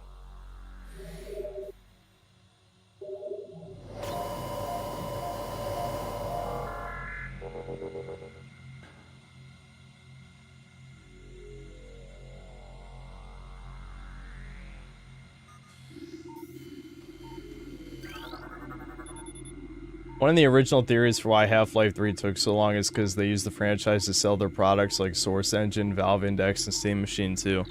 Yeah, I wonder, yeah. Is that why they're making Half-Life 3 just to sell the Gabe Cube? I still like that Gabe Cube. It's good. I like how there's an ice block right here, but this is the one ice in the game that you need the flamethrower for. Well, it's probably not the only one, but it is weird because it looks like it's something that you could just shoot with a missile, but no, you have to have the flamethrower for that.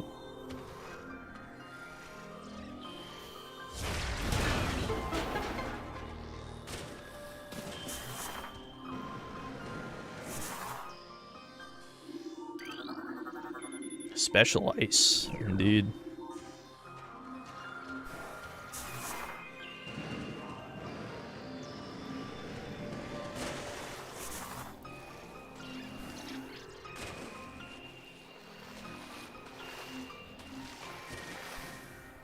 This theme is another one that I've used in a bunch of videos. Anytime there's like any reference to a snow level in a video, I've probably used the Fendrana Drifts theme.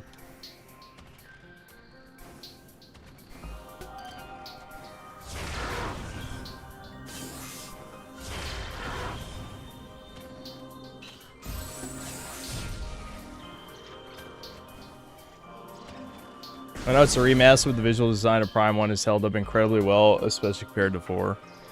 Yep. Yep. Yeah, I mean, I streamed this before, not the remaster, but the original. Never played all the way through. I don't remember why, but I'm sure at the time there was some reason, like maybe a big game came out, or maybe, I don't know, I just got my fill. Sometimes it'd be like the... Oh. Ice.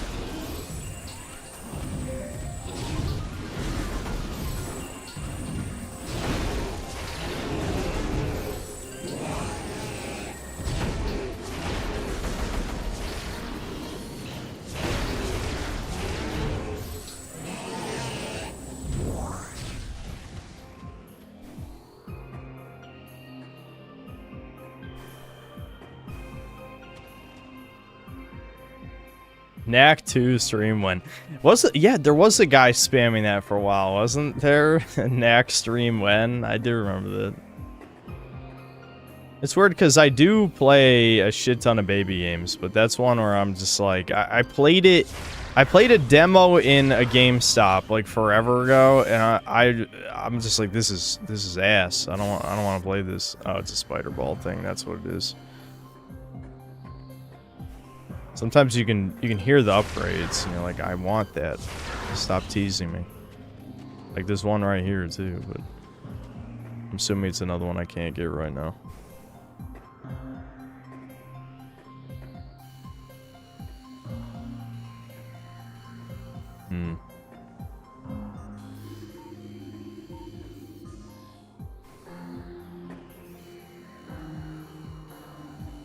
That's a childhood game I should stream sometime.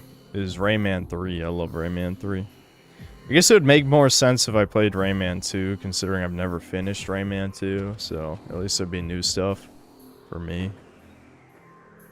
But with these, like, that's why. It's another one of those. So that's 2 that you need the fire. I forgot about that one. Special ice. Guys, it's an ice reskin, which means it's a new log for the logbook, dude.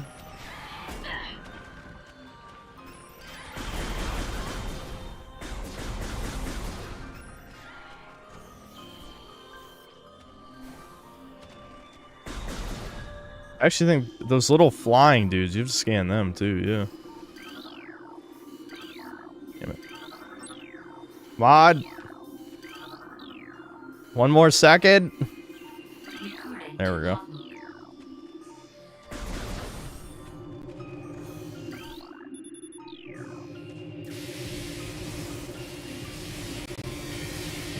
Knack 3 was too good for PS5. Yep. It's crazy to me, Ghost Yote sold twice as much as Astrobot. Like, Astrobot got, like, an insane amount of shilling, and it is a good game, don't get me wrong. It's not that good, but it's good. Like, a certain Yellow Taxi Reddit game is better in every single conceivable way, but it is pretty good.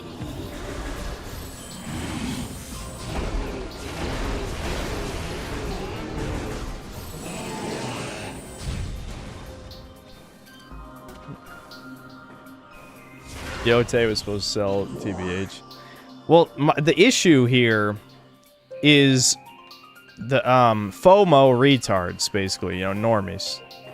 Because you would think in the age of modern gaming, people would have been burnt enough times by now that they would learn to wait for not even necessarily like reviewers or YouTubers, even just fucking word of mouth of some other idiot before they buy a game. But no, there's still millions of people who will just buy a game. You know, they'll buy a game because, oh, well, I like Tsushima. It's like, have we not already seen 1,000 times shitty sequels, you know, in the past 10 years? I feel like we have. And yet people are still like, oh, I'll just buy it. I guess I'll just buy it anyway.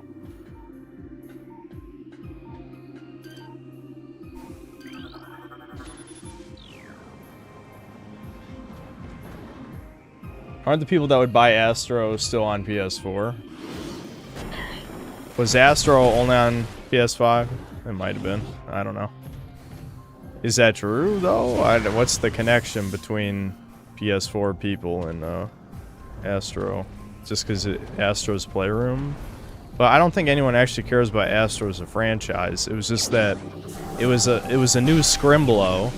A Scrimblow not made by Nintendo that is good. To me, that's the only reason why you'd care about it. Boost ball. Now we can go Fiest. Like Sonic. We got the Sonic power-up, guys. Sonic speed. Supposedly, people don't have money for basically necessities, but buy Gosiote day one. Yeah, exactly.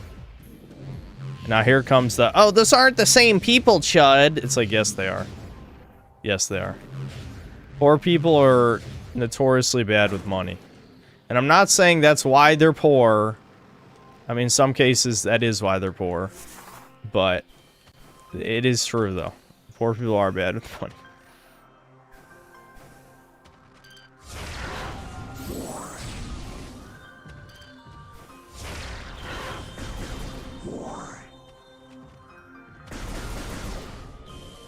No, they're not.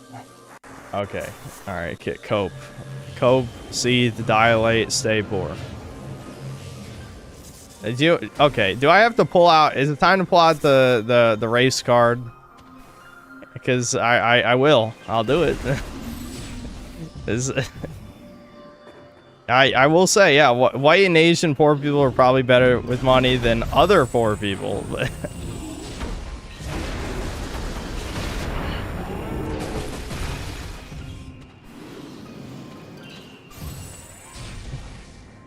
Don't forget per capita. I won't. Yeah, that's what was funny. Dude, Tom is our boy, dude. Tom is our boy. He's always been our boy. Listen, that's the reason I listen to Cream Crew. Nothing against Don, but Tom is our boy, alright? Honorary American, even though he's British. He's an honorary American, for sure. Hold on. Where do I use this boost ball? Oh, yeah! This is... Okay. This is one of the worst parts of the game. I would not be shocked if this is one of the filters. See, most games, when they filter people, it's because a part's really hard or really, I don't know, clunky or something. Metroid Prime has, like, huge backtrack parts that really suck, and this is one of them.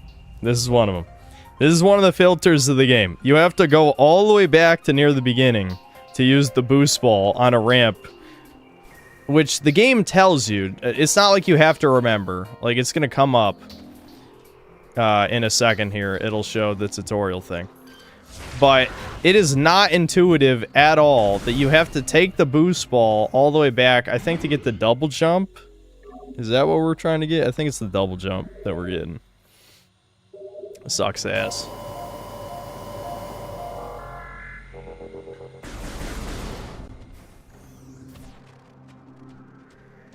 Dragon, we love Widwee.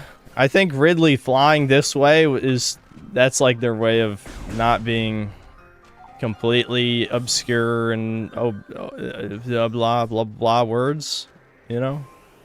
But yeah, we have to go all the way back. We have to backtrack all the way this direction.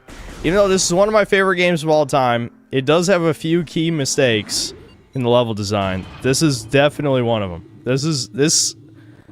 This part is bad, but to be fair, not saying this is any better, but Prime 2 has several moments like this from what I recall, so it's not like that was only this game. And you know, 2D Metroids also have plenty of times where you have to backtrack to get new areas. The problem is this one sucks because it makes no sense. The biggest problem with this one, like, I feel like if you're playing Super Metroid, it still feels like you're exploring the whole time, right? Even if you have to backtrack, you're kind of just, like, feeling shit out, right? In this, it's like, why am I doing this? Like, why did they make it this way? And there really is no answer. There's no good answer.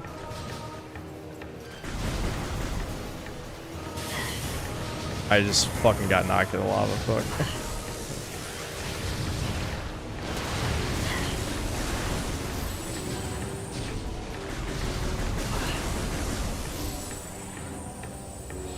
And finish talking about Tom. Okay, so I watched FlashGit's second channel, you know, like all the videos on there.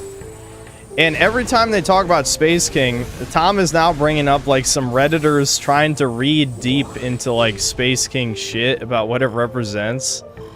And he's just dunking on it every time. And I'm like, thank you. Thank you. Like, everything for Redditors has to be a manifestation of trauma, or has to be like, oh, actually it's subversive. Like, people thinking hate monger is like black or something. Oh, he's like a self-hating black or something. I don't know. It's like, no, that's not what.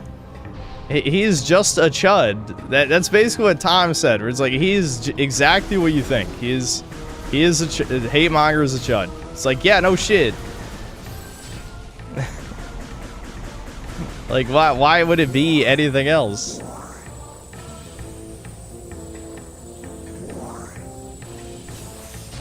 Isn't he gay, though? I think they addressed that, too. I think they said he's not actually gay. It's just funny for gay jokes. The problem is with modern media, anytime that you,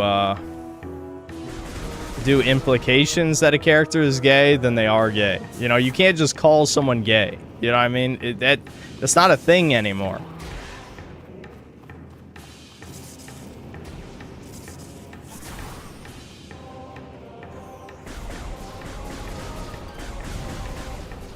Hate monger is straight and Aryan. Absolutely.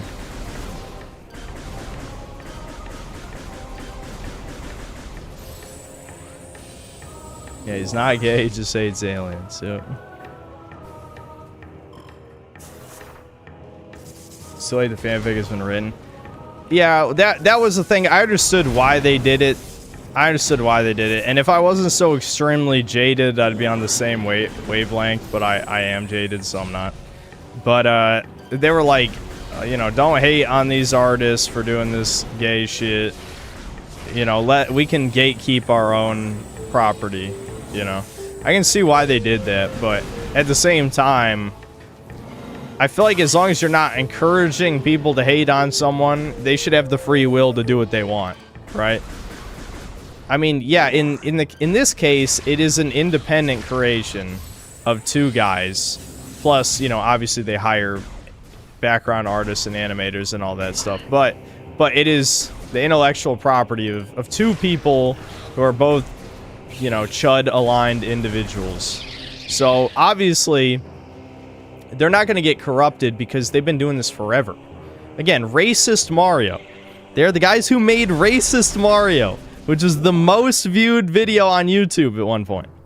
They've been doing this forever. This has always been them. So yes, I agree conceptually with the idea that, you know, people don't have to bully freaks because Tom and Don are never going to succumb to like this troon subversive lefty gay shit. But it does annoy me in the same way that people don't know Devin's my brother. It annoys me that people don't know, like, Flash skits. They don't really know them. Even if they've heard of them and watched cartoons, I think it's just because leftists have, in their smug retardation, have convinced themselves right-wing people can't create anything. So they have to cope when, you know, people like Flash skits are so successful.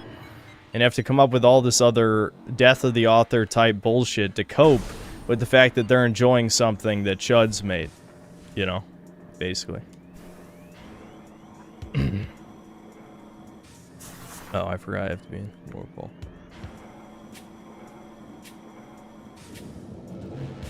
His Destiny 1 video is one of my personal favorites. I can't remember their Destiny video, I'll be honest. Yeah, there was a Chudcast, you missed it. Devin went nuclear. Nuclear Devin. Apparently there's an archive up for it. I hope Devin doesn't get in trouble for it. Because I know my brother, he just says shit because he gets too mad. But he really, you know, made himself... Not that he cares about making himself look bad, let's be real, but... it was not good. It was not good. Yeah, I walled too hard there.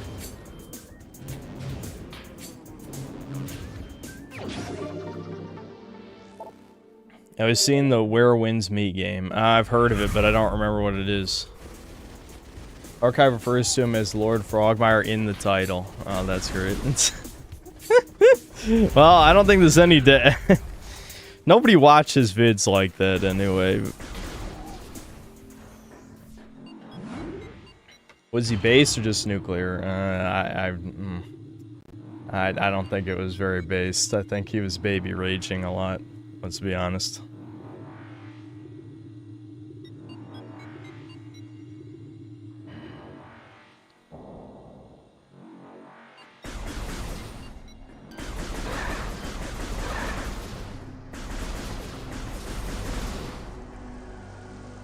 Should I change just Debin? Yeah, change it. Yeah, and they're like, Nick, if it was you uploaded it, take Lord Frogmire off of it. I mean, granted, you know, if people really care, like the Kiwi Farms type, like, drama horror people, they'll figure it out, but might as well not spoon feed it to them. Because, like, the type of people who are obsessed with every fuck-up that E-celebs make are all subhumans anyway, let's be real. So it won't really matter, but let's not make it too normie accessible.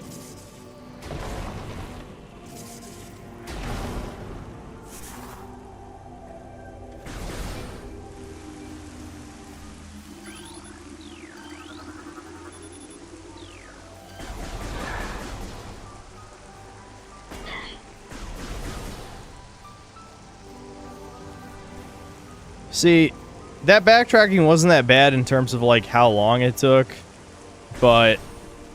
Oh, right, and you have to come back to this room, I think, with the X-ray visor. There's actually a whole room behind this room. That's kind of a cool idea, but I hate all the backtracking. That's the issue. This game, that's the only real flaw I have with this game, is it has a little too much backtracking. Genuinely. There we go, double jump time.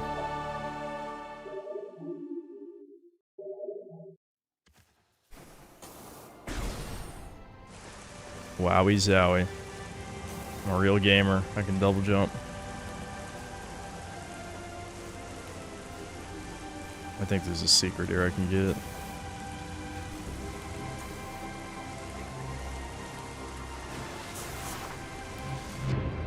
Trying to remember where it is.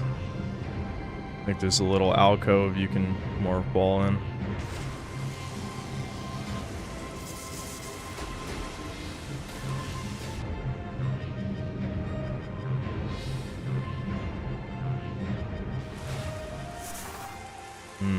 Am I remembering wrong?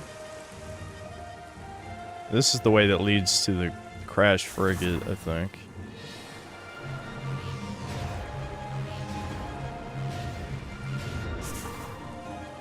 I don't know. I'm not getting every upgrade anyway. I can't do anything this way yet, I think. Or can I? Well, I'm not supposed to, anyway. Even if I am supposed... if I can. Hold up. Which one brings up the map? Nope. There we go. Okay. We can go check out our ultimate objective, even though I already know what it is.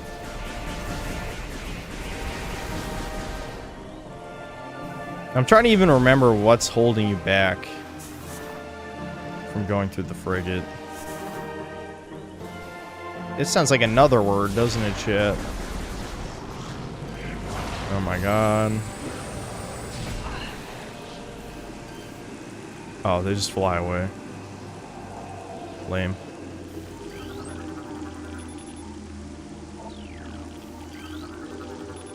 Phase on, dude. Phase on. Yeah. I'm pretty sure I can go over there, but there's something in the ship that I can't... Like, I'll just hit a point where I can't progress anymore. So I'm not gonna bother wasting my time.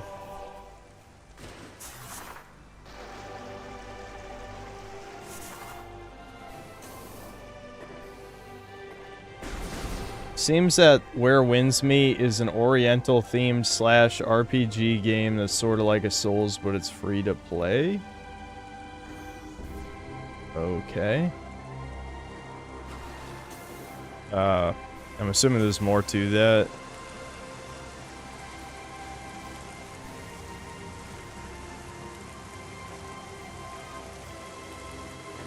Oops.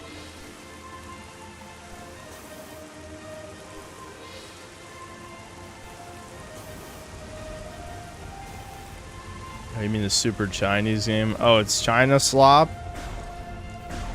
I knew I'd heard the name, but I just don't remember anything. I mean...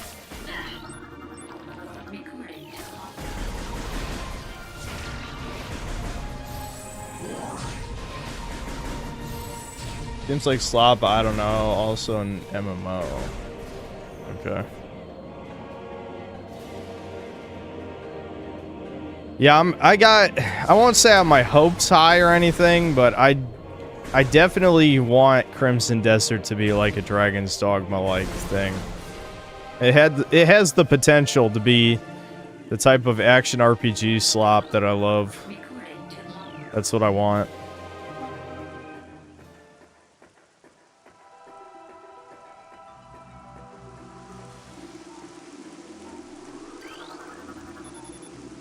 A Chozo artifact.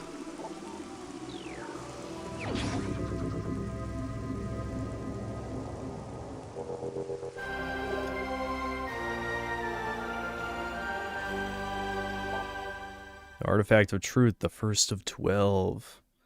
Yeah, so you scan these and you get hints where all of them are hidden throughout the map. But let's be real, you're just gonna look up a guide. I think this came out back in 2002, so GameFAQs wasn't exactly, you know, the most common thing for people to look through back in the day.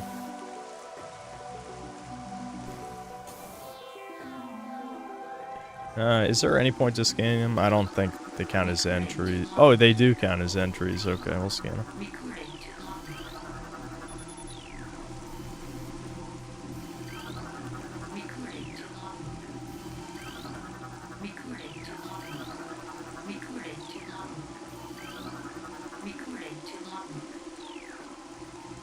Yeah, you could buy the guide. That's true. There's a real market for that shit.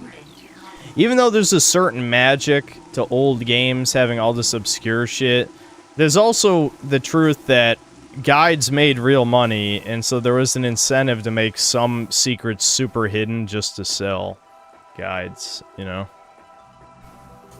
That said, there is a certain magic to how, like, obscure weird shit, how much obscure weird shit there was in certain old games. Like, when I was listening to that Indian guy talk about Digimon World 1, I couldn't help but think of Monster Rancher 2, which is very similar, where there's all these, like, super obscure, really specific ways to trigger getting monsters or weird events and stuff like that that would never be in any modern game because of FOMO shit.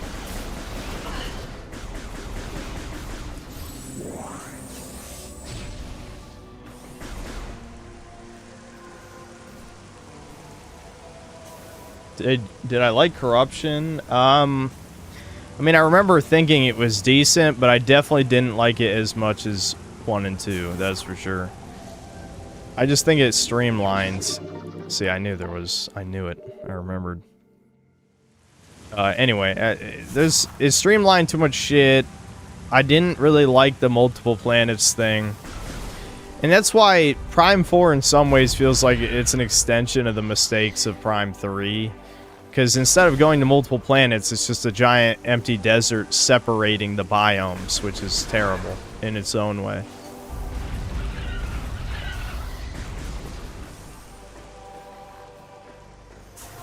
I should probably start boost balling through this stuff so we can save ourselves some time.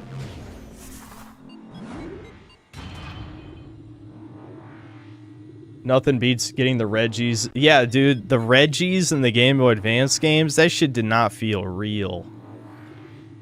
When kids were talking about that shit, I was like, what? There's no way you have to stand here for 2 minutes or do like down, down, left, up, then use strength or whatever. I'm just like, there's no way. That sounds retarded. And then it was real. So that shit, that is cool. That's pretty cool, but...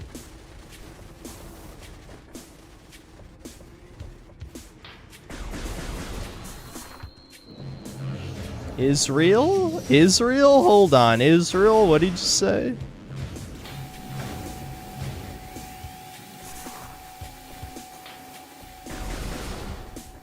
We love backtracking here.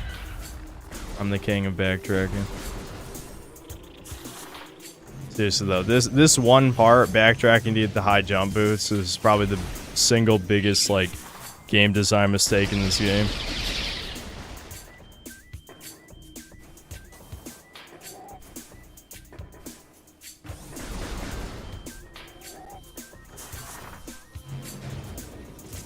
In this game, you can double or triple the cutscene speed? Really? That's interesting. Shit. I'm just jumping on random stuff. I'm in the minority on this, but I didn't like Prime too much at all. I definitely like it less. Definitely like it less. Prime 2 has Dark Souls 2 syndrome, where there's a lot of people on V that just say it's better, and then they don't really explain why.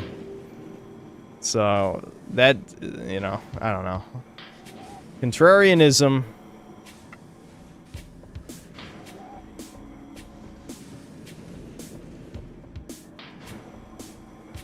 I'm in the middle on that stuff because on the one hand it adds to the mystique of the game. On the other, I'm an autistic completionist. I hate missing stuff. Yeah, Solar, I think I'm the same as you. Like, I would like to get all the things. But I guess if there's no real incentive to get all the things, there's nothing wrong with it. I don't know. It's more important for the things to mean something. You know? Like, I'm thinking, like, in Digimon,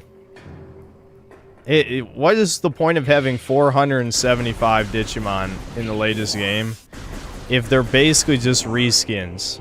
You know, the only significant difference between them is just a few, like, major attributes and then a special animation for the signature attack. Nothing else matters. Whereas with Pokemon, there's so many things that makes each Pokemon different. Like, and with IVs, you know, Pokemon are different from one another. You know, 2 Pikachus are different, right? So, Digimon doesn't have any of that, so the game, like, is missing so much of that monster collectathon identity. But yeah, I don't know. It's... When it comes to things like Monster Rancher, I don't think you're really missing out on anything if you don't, you know, obtain every single monster. Because, well, especially because you only raise one monster at a time is really the big thing. Even though you can freeze a monster to make it, you know, live forever until you unfreeze it, it's really just about raising one monster at a time. Wow, even with the boost, I fucked that up. Awesome.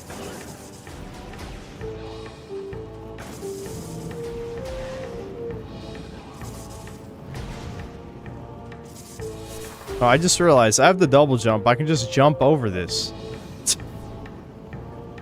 I forgot. That's like one of the ways, one of the progression things. Oh, I can just jump over this now. Yeah.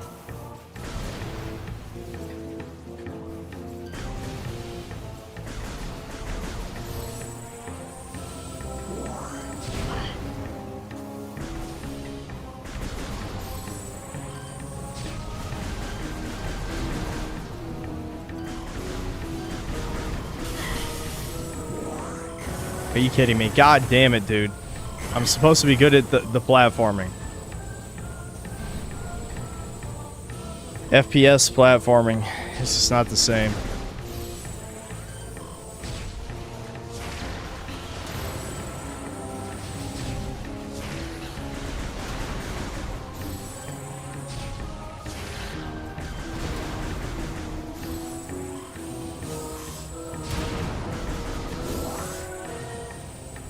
I mean, it's only 40 FOV. Yeah, that's part. Yeah, that is kind of part of it. That is kind of part of it, yeah. For me, I could never wrap my head around the 3D format. 2D Metroid games are so straightforward, easily finding upgrades and powers felt good no matter what. I just feel like the 3D... I've always been someone who's preferred 3D games anyway, but I just think 3D leaves a lot more potential for exploration stuff. I know Metroid is kind of famous for having a lot of super secret shit anyway, where the 2D doesn't restrict it as much because you can literally shoot hidden blocks, you know, like blocks can be secretly not blocks, right? Reminds me of when Metroid Dread came out, and which famous developer was it? Was it Jaffe? Who was it? There was a game dev who was complaining he couldn't figure out what to do in Dread near the beginning because he never thought of aiming up and shooting. But anyone who's played a Metroid game before has done that, where you just shoot at all the blocks to figure out where to go. Yeah, it was David Jaffe. I remembered right. It's like, yeah, that's just how Metroid is. Like, as a kid, if you didn't know what to do, you'd probably just, like, press buttons and then figure it out by accident. There we go. We got another artifact, boys. We could get that one. Oh. Oh, there's a secret. Shit, I'm gonna have to come back for that. I think that's Power Bomb. I don't remember. I'm assuming Bendezium is Power Bomb. Okay, I'll try to remember that, I guess. Yeah, that's worth a shot anyway. Like I told you, they put double secrets in rooms, which is kind of a dick move. But I also think the 2D Metroids did that too, so it's not like it's unique to Prime or anything.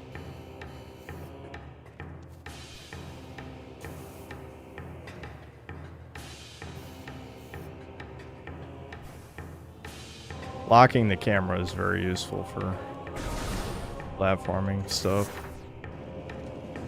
According to his Steam store page, Where Winds Meet is an epic open-world action-adventure RPG rooted in the rich history of Wuxia. Apparently has cooperative play as well. Okay.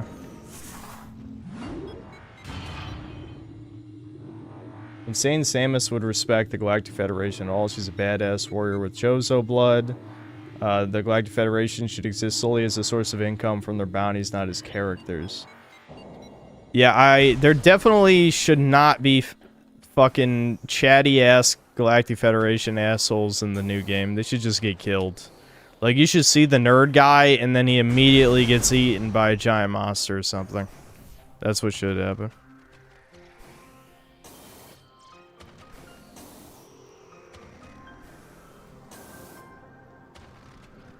Yeah, I guess I'll save here. The hell of it.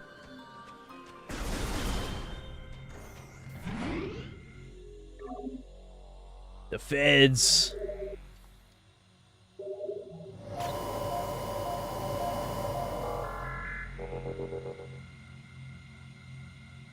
Action RPG, gotcha. There's a lot of those now.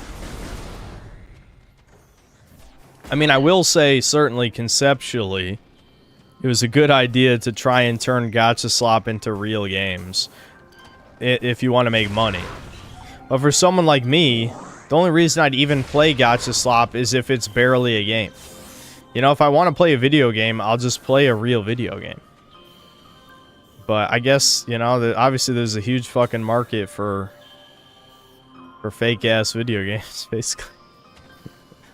I play fake-ass video games all the time, so... Fucking hell. I've lost it! I'm washed!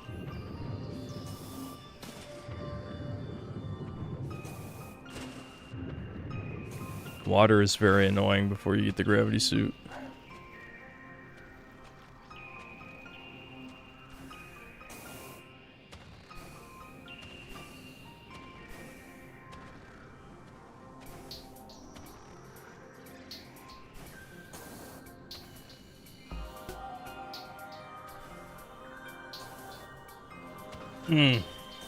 Okay. Alright. Cordite, yeah, that's another super missile one. There's so many secrets in this shit. There's like getting everything in this game is definitely... It's definitely one of those games you want to use a guide for. There's too much shit to keep track of.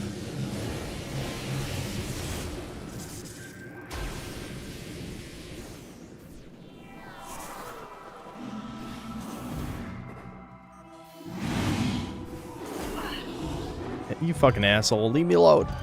I'm trying to ignore you.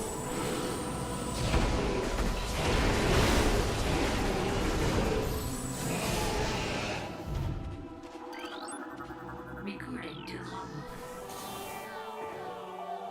Or make a list.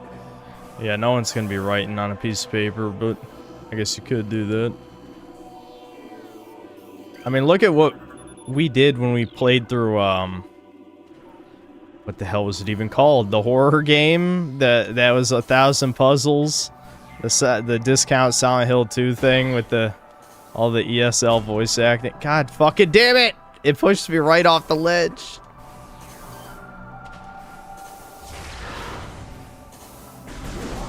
Post-trauma. Yeah, that's it. Yeah, post-trauma. What, like, yes, obviously the notes were designed with you. Did I say notes? The puzzles were designed with you taking notes in mind, right? But who the hell is gonna do that?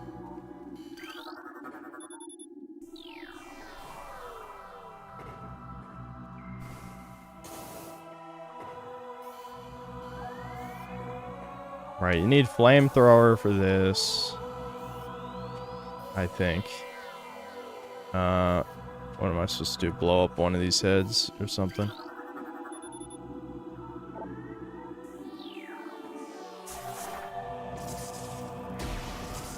Oh, wait, no. Brimstone is missile. Why do I keep doing that? There we go.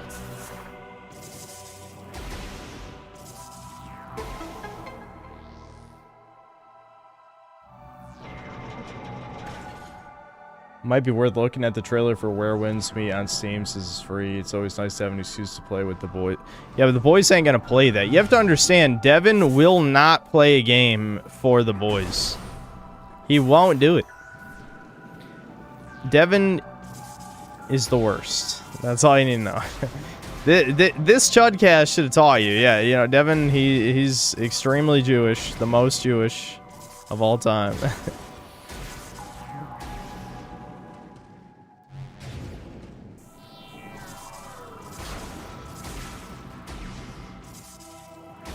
Devin is an Israeli informant, exactly. The brother wars begin. I mean, Nick and both me and Nick really want to play Dokkan with him. Like, so bad. But Devin, he just won't do it. And I mean, as you saw with this air ride Chudcast, as soon as he gets mad, he'll just tank the game and just stop caring. Like, he just... I don't know what is wrong with him, that he can't just fucking relax. Especially when it doesn't even matter, like it's not important. Like, he just can't.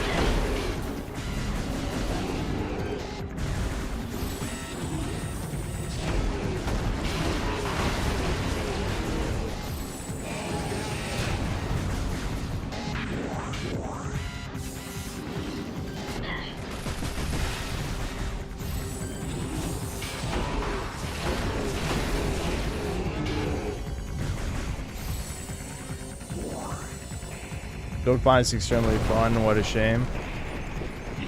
Well, again, Devin's the type of guy who hates Mario Party even when he's winning, so it shouldn't be surprising. I always remember this boss being annoying. I think...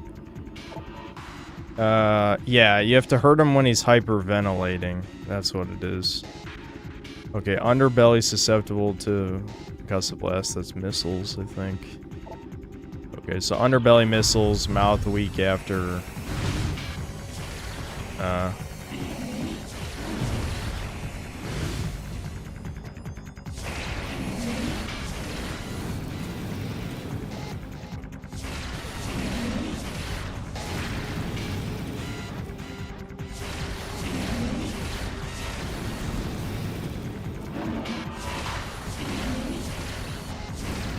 Anytime now. This is supposed to be a mini boss, by the way. There we go.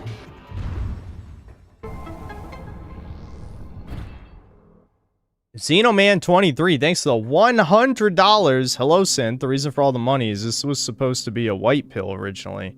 However, I was completely wrong. My girlfriend gave me a Dear John after I paid for her airplane ticket and she never showed up. I wanted to white pill a few viewers. It's Jover. Oh shit, dude. I'm sorry, man. Yeah.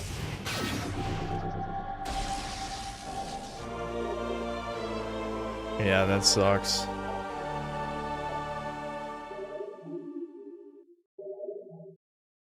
Yeah, it's just...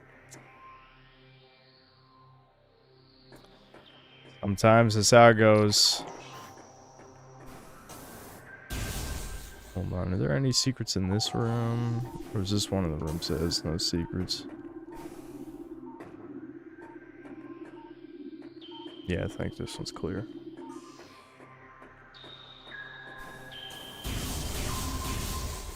You gotta learn shit. Brutal. This is why we need Sharia law. Well, if she's from a different country, I don't think Sharia law would work in this case.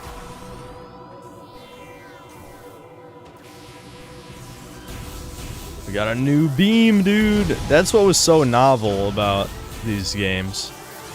That's why Prime 3 was so annoying. Because Prime 3 got rid of that. It's like, but that's the fun, is having 4 different beam types that had unique super missiles. Pew, pew.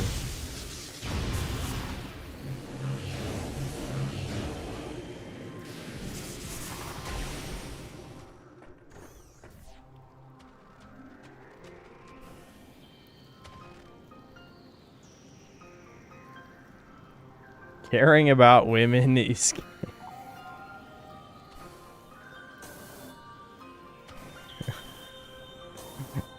You might as well just say being straight is gay next. You want to say that one?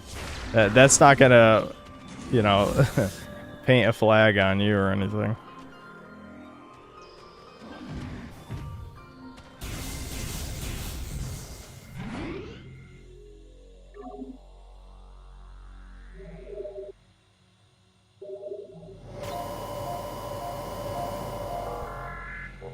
I love how the entire Metroid Prime trilogy is remastered and ready for release, but Nintendo want to milk it.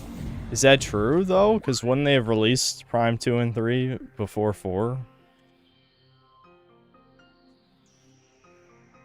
Alright, hold on. I'll read the other super chats. Being diagonal is heterosexual. Okay. It's probably 38% now, yeah. Yeah, definitely a lot of questionable comments. Okay. Jeb Reggie, thanks $2. Would go 4 rounds with Samus 2 in his position. Wait, in whose position? This was... Maybe that made more sense. That was an hour ago. I don't know what the context was for that.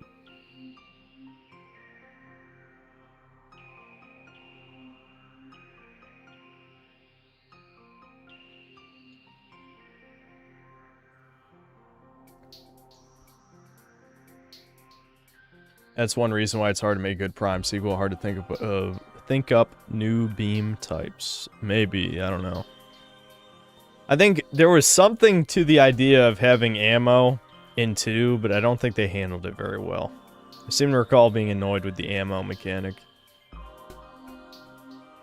Jewish Rooftop Party, thanks to the £5. Samus and Link need to breed to create the ultimate Aryan warrior. Unfortunately, Link is a femboy now, and people have just accepted that. So. Oh, is the plant boss? I see. It was a joke about... Yeah, I got it now.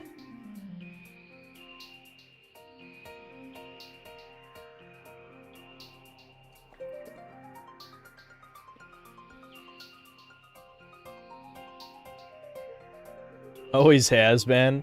I don't know. Twilight Princess Link, he fucking out-wrestled Gorons and shit. That's kind of cool. Online Whiskey Consultant, thanks to the £2 and the Blushing Pair.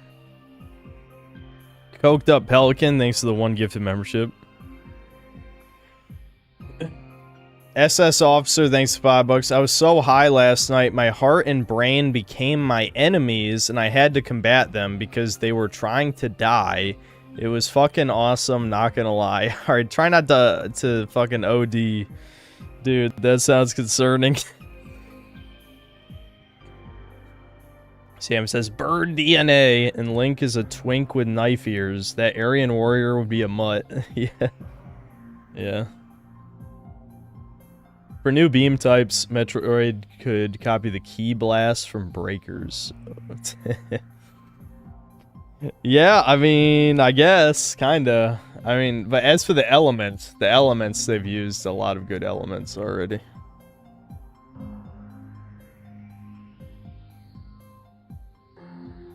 Sounds like a look outside boss fight, yeah.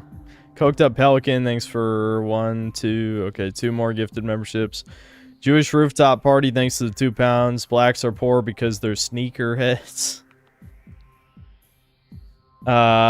Dude Mon, thanks to the $5. As far as first-person platforming goes, this is some of the best. You always know what jumps you can make, and it feels flowy. Overall, an 8 out of 10 average. Makes sense to me, yeah. 8 out of 10. You know what? You know what? You can make a case for 8 out of 10 being average in 2002. I think that might be an exaggeration, because there was plenty of shitty movie games and stuff that came out back then. But high-budget games were good. They were pretty damn good on average. Online Whiskey Consultant, thanks to the 2 pounds, and the Game Over Hippo.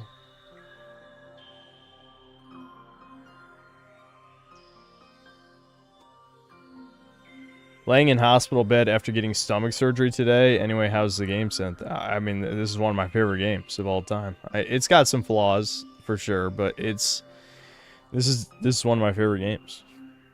So I'm having a good time.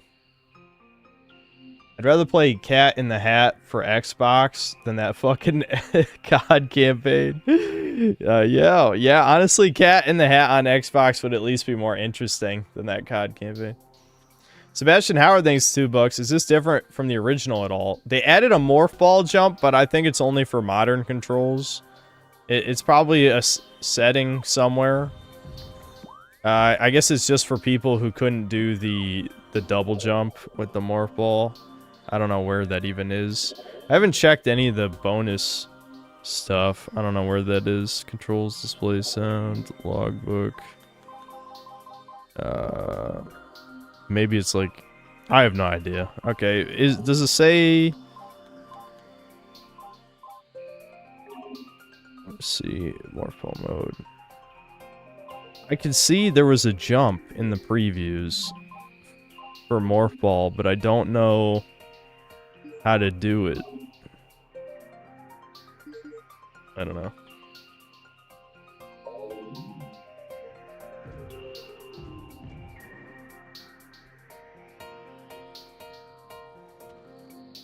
We gotta make a mass return to those promotional games made from movie IPs. I agree, dude. I'll gladly review movie game slop. Watch me. It'll be funny.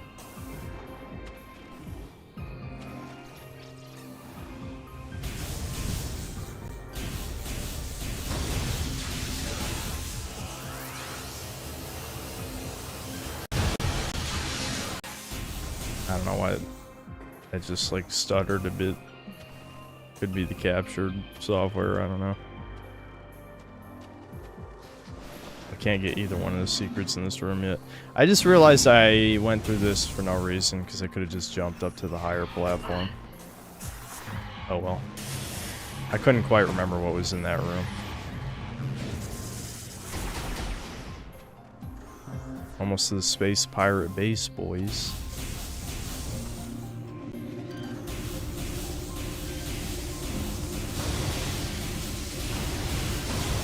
The only thing I don't like about the wave beam is it very much feels like a side grade.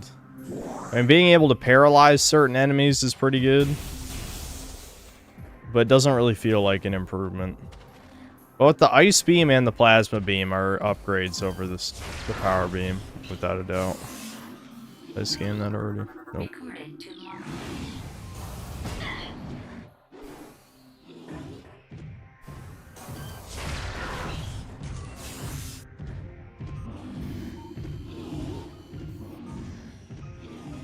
Already, yeah, I just scanned that.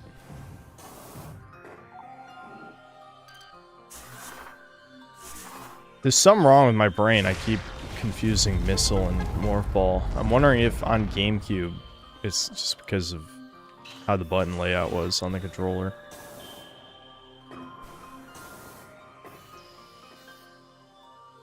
Already been over there.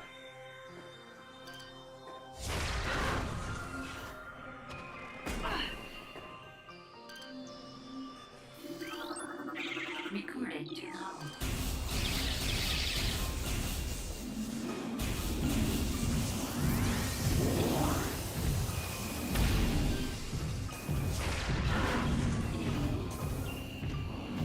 Fucking hell, I just lost all my momentum midair doing that.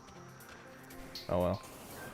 Shrek 2 was peak 4-player gaming back in the day. For sure. Zero nostalgia. Nostalgia doesn't exist. You know what's funny? I actually checked out the channel of that guy who commented here the other day. Oh, is this another flamethrower one? Okay, so there's actually 3 flamethrower secrets in this area. I don't know why I only remember there being one. Whatever, well... When I get the plasma beam, we'll grab those, I guess. If I even remember. But I checked out, what's his name? Southern... Fuck, I can't remember. Whatever. The guy who was like, hey, tell my fans I can't be on Chudcast. I listened to a few of his videos. And,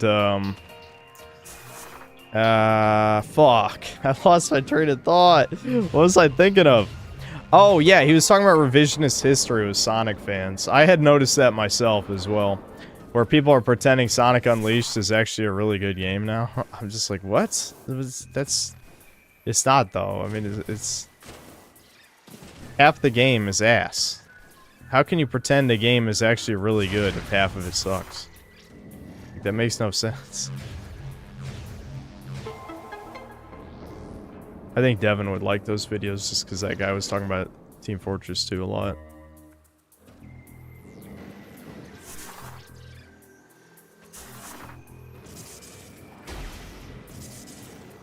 Oh, is this a, another power bomb thing? Oh, no, I see. You have to enter it up high. Got it.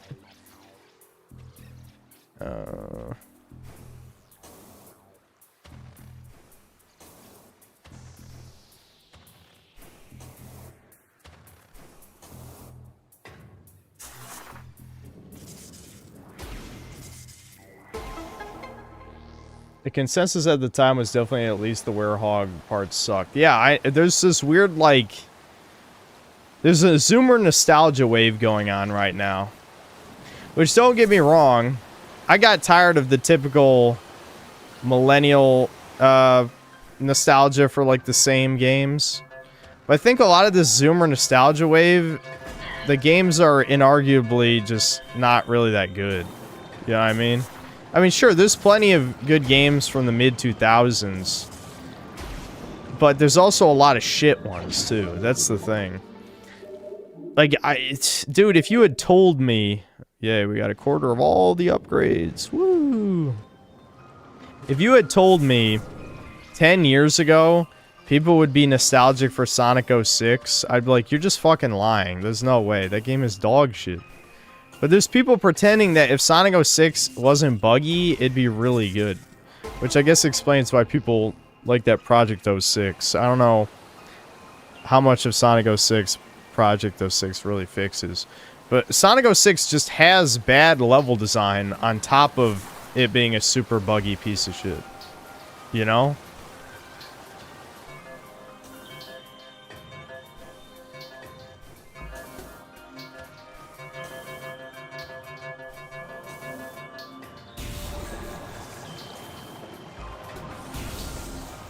No, wait, I need to get the save point first. Hold on.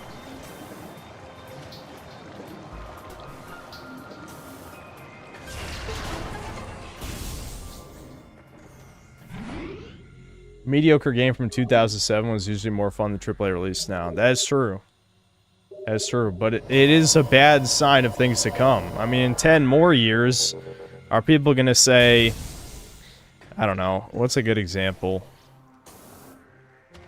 I don't want to say Fortnite, because my brain wants to go to Fortnite so bad. That's too generic. It has to be... What's like a game that you think will be super underrated, that people will pretend is super underrated? I'm trying to think. I hope it's not Indiana Jones. And I think it needs to be released from 10 years ago, though. Not right now. What's like a game... What's like a PS4 game you guys think people would pretend is super underrated?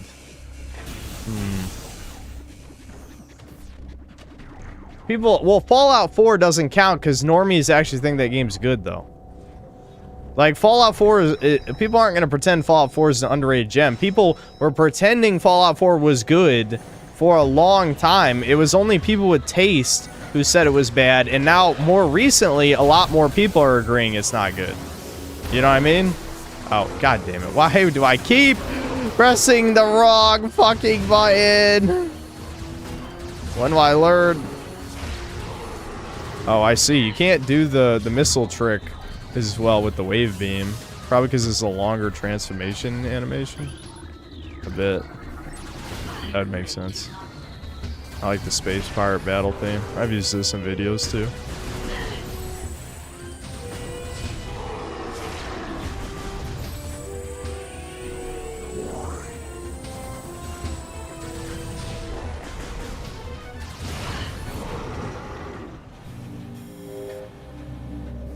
The Last Guardian. I feel like people have already forgotten about that game, though. It's got to be something that Zoomers would have grown up with. You gotta think of it that way, right?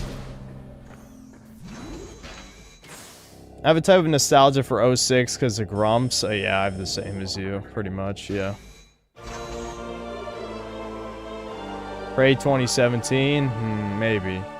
Dude, people better not get nostalgic for the Ratchet & Clank movie game. That was a huge, like, realizing content creators are hacks moment. When people were praising the Ratchet & Clank 2016 remake, I'm like, this is one of the worst remakes of all time. It doesn't even remake half the fucking levels from the game, but none of you goddamn hacks played the original. So you should shut your fucking mouth because you don't know what you're talking about. I mean, do you know how many people would shit on me if I reviewed a remake but didn't play the original? Everyone would shit on me. But no, you can't shit on Donkey because he's just, it's a meme, guys. Funny meme, funny guy. Funny autistic retard man who can't wipe his own ass. Haha, I'm laughing. Eat shit, motherfuckers. That's...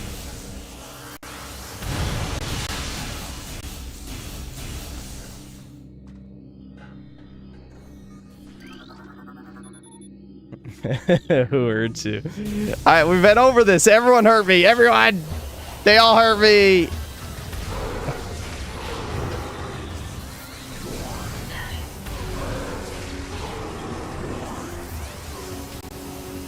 Billions hurt me. And that's why they must die. Exactly. Exactly. You're getting it. He's beginning to understand. Billions hurt me and I'll kill them all. In Roblox, of course.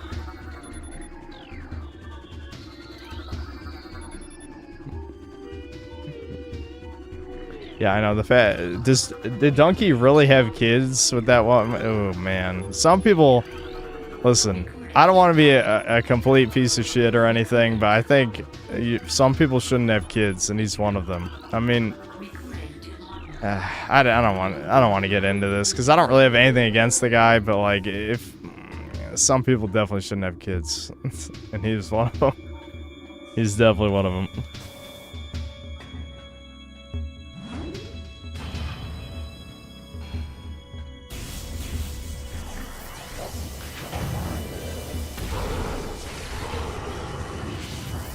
But I think Uncharted 4 would fit my criteria.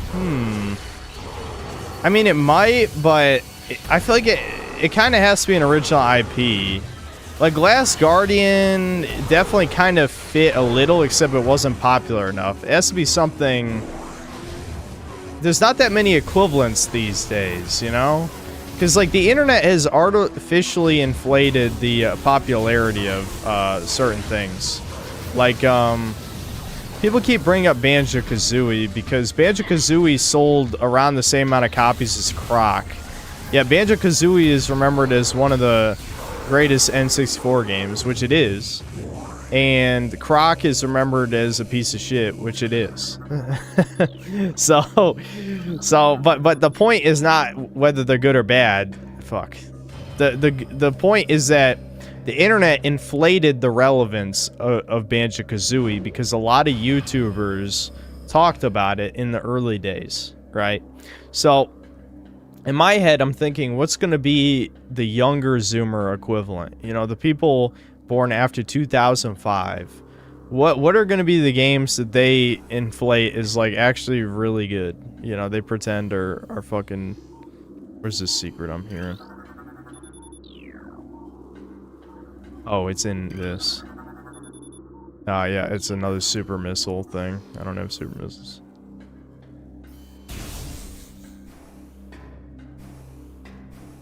Really? Let me in, you fuck. There we go.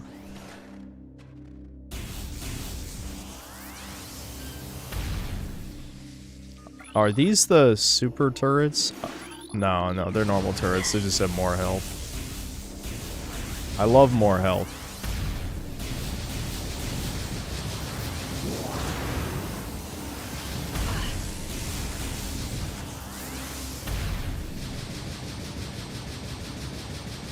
Yeah, Dragon Ball the Breakers. That's a good one, dude. Maybe Destiny? I don't know. That's possible, I guess.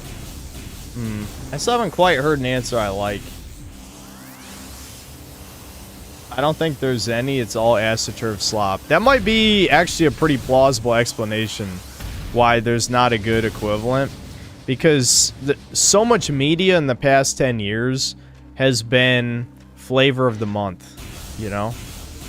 And when everything's flavor of the month, there's not going to be like, oh, actually, this game is really fucking good that was actually mediocre at the time. Because people don't even remember media even exists anymore. You know what I mean? I'm still shocked, absolutely shocked, that my Outer Worlds 2 review is doing so well. The only reason I can think in my head is two. One, people missed me because I hadn't, since the Battlefield video got taken down, I didn't have a real video in a month. And two, no one else bothered to review Outer Worlds 2 other than G-Man Shills and, I don't know, did what's his face review it? Why can't Skill Up? Yeah, that's it, Skill Up. I was about to say Australian, but G-Man's also Australian, so. The Australian shill duo. Has the government put guns to both their heads, or are they just naturally, you know, island Jews? I don't know what else to call them. I probably didn't have to say that, but that's what I'm thinking in my head, for sure. Recorded to logbook. Sleeping Dogs? People do that with Sleeping Dogs already, I think. Not saying Sleeping Dogs is bad. I think I remember having fun with Sleeping Dogs. It's just that I did get bored after a certain point and then never finished it. But I think it was decent what I played. You know?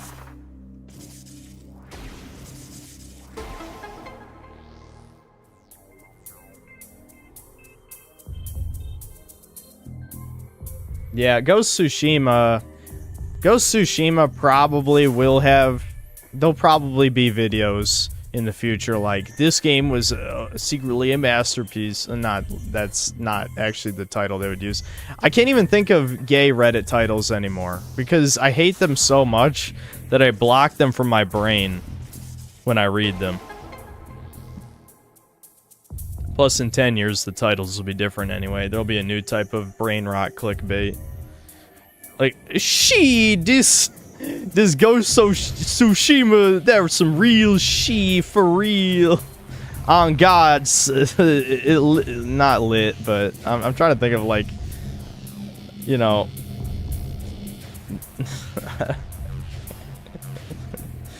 I don't know what they're gonna say. It's 10 years. The lingo is gonna be completely different, obviously. But the point is, it's gonna be some idiocracy tier brain rot title. You know it, because people are just getting dumber all the time.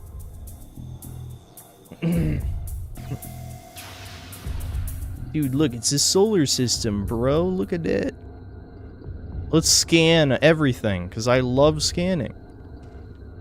And then get that upgrade.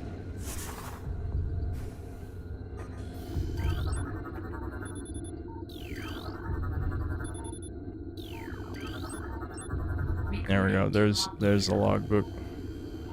Any of the other ones have a logbook? I think it was only our planet. Nope. Never mind. Recorded to logbook. I don't know what... That's the one we're on. I don't know what the other one was. I wasn't reading, because I don't know how to read, as I've said. Those who speaking in wingdings. The perfect answer to that question will be Skylanders. Yeah, are people gonna get nostalgic for those shitty Toys to Life stuff?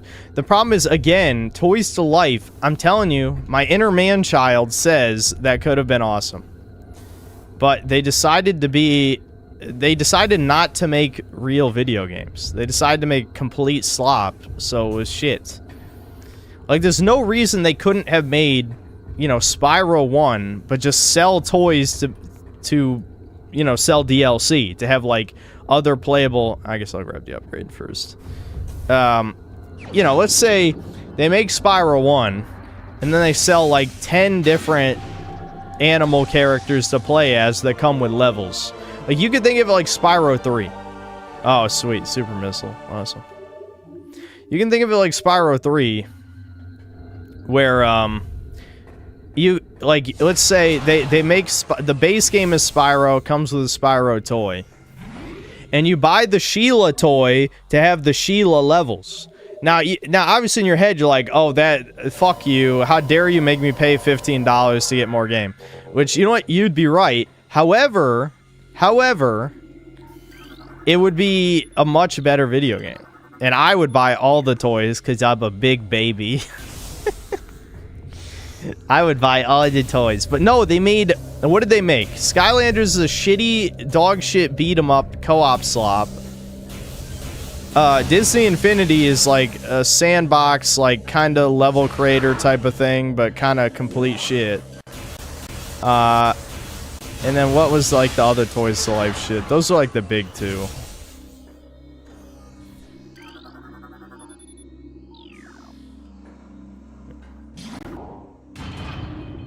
Oh yeah, Lego Dimensions. Yeah, that was one. Yeah, Lego. Yeah, you're right, Brian. Lego Dimensions did do the level tied to character thing. See, it's a good idea. Lego Dimensions did it.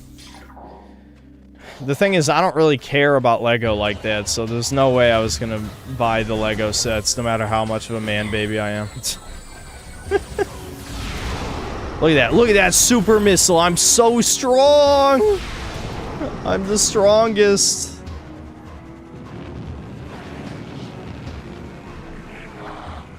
Sky Pirates. Let me scan you. Recorded to logbook.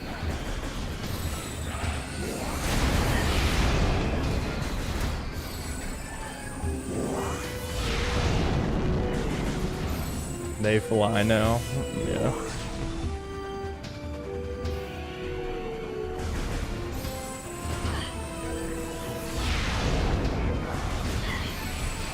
There's an artifact hidden in this room, but I think I need the power bomb. I should double check that.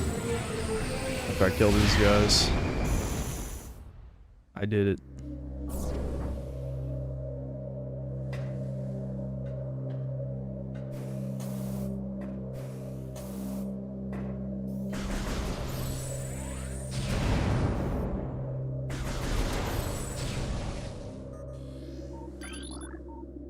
Oh no, I need I need plasma beam, and then I think I shoot that with the super missile.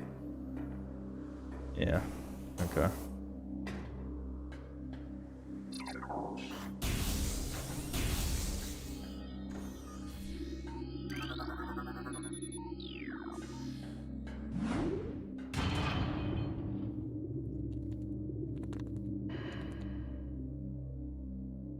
Nintendo could have made a great Toys Life game using Amiibo. Yeah, yeah, absolutely.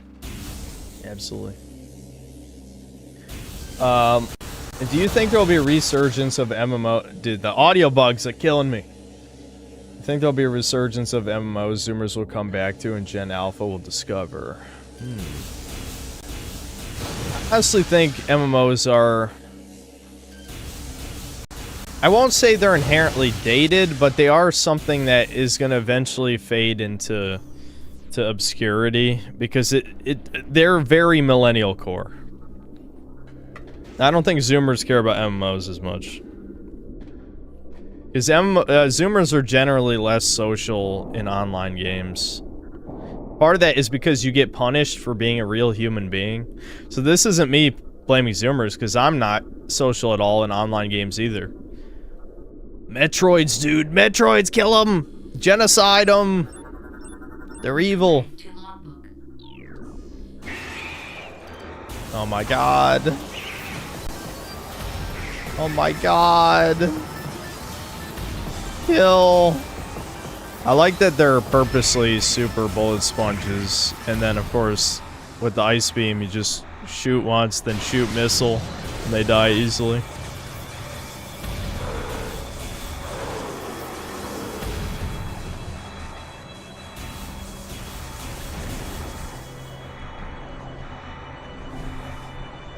Only MMO I ever really got into was Toontown. Yeah, I mean, I've already talked about RuneScape plenty of times. I mean, I had some social interactions in RuneScape, mostly just people trying to scam. People love scamming kids in RuneScape. That was a huge thing back then. But, yeah, I don't know. You know, I've always been an extreme introvert, as I've talked about a bunch of times. So it's not like I really talk to people much.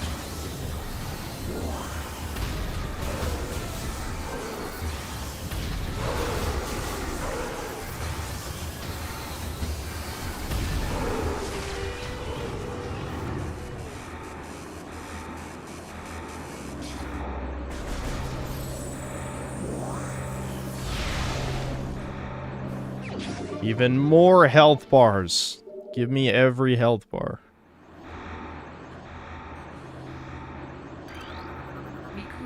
I know Severage was originally a well-known RuneScape player. Oh, really?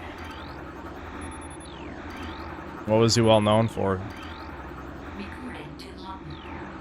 Was he a content creator, or like just like notorious, or what?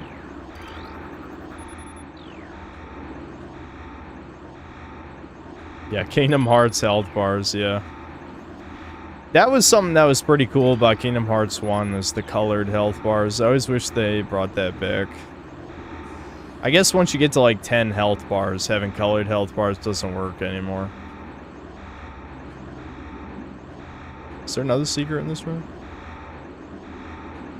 There's so many sounds, I can't tell. Whatever.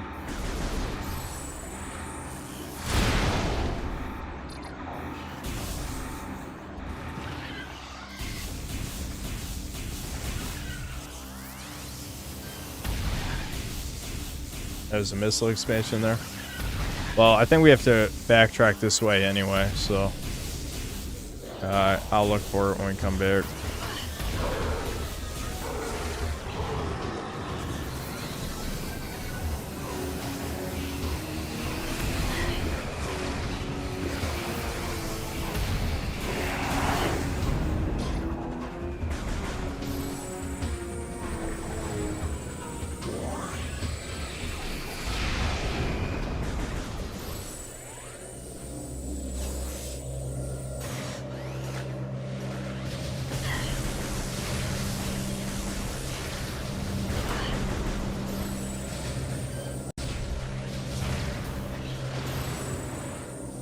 Yeah, see, oh my god, an ice beam door. But I'm not gonna get the ice beam yet. Oh well. Hold on, I think you scan the terminal, don't you? There we go. Oh no, it's another room where I have to find things to scan. My arch nemesis, I Spy.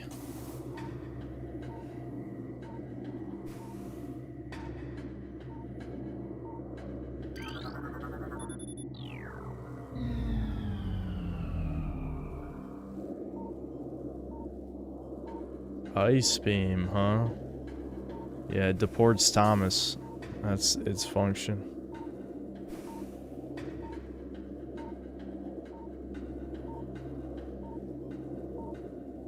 There's not a terminal on this floor.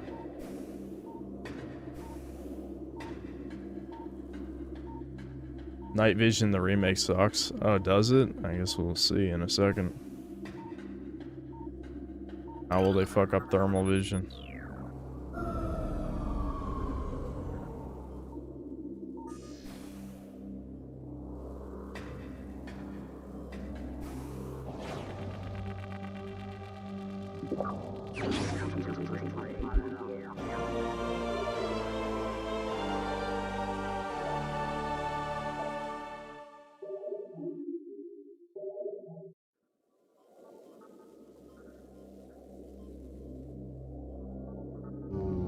Red Dead Redemption 1 is coming out again for PS5. Yes, the PS4 port from the 360 plays the exact same. I don't know, it looks pretty similar to me. I mean, granted, it's been a while since I played. But, I don't know, it looks maybe not exactly the same, but close.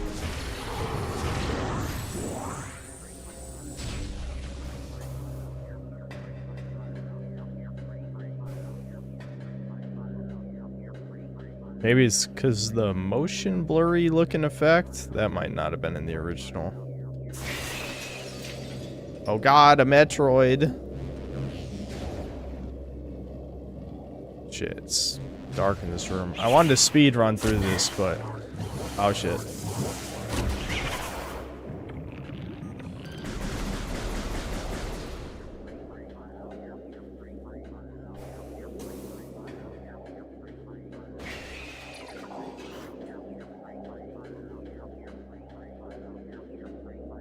Yeah, I guess, yeah. Oh god, I just walked off the fucking ledge just looking at chat.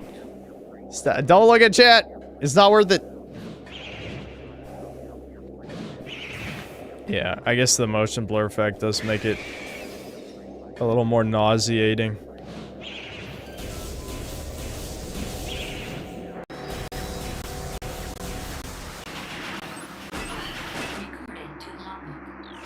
Hold on, I might need to restart my capture software because it's like making glitchy sound effects and shit. Hold on. I'll kill this guy real quick.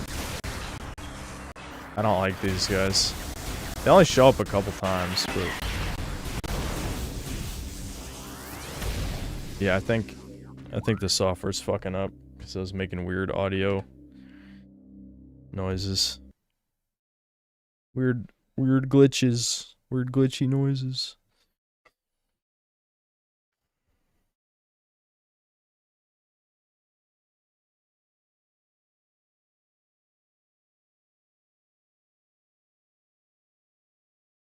What, you're interested? Well, let me tell you what. Want to buy that shit for your phone too? Just get Netflix and pay 40 shill, I mean dollars, goy? Wait, what are you talking about? Wait, what the fuck? Why? The capture software won't restart. God damn it, really?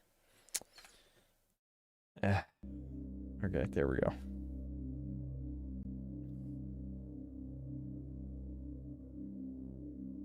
What is a game that looks really fun, but then was a disappointment for you? For me, it was Left 4 Dead games. Looks better when you watch gameplay, but doesn't feel like I expected.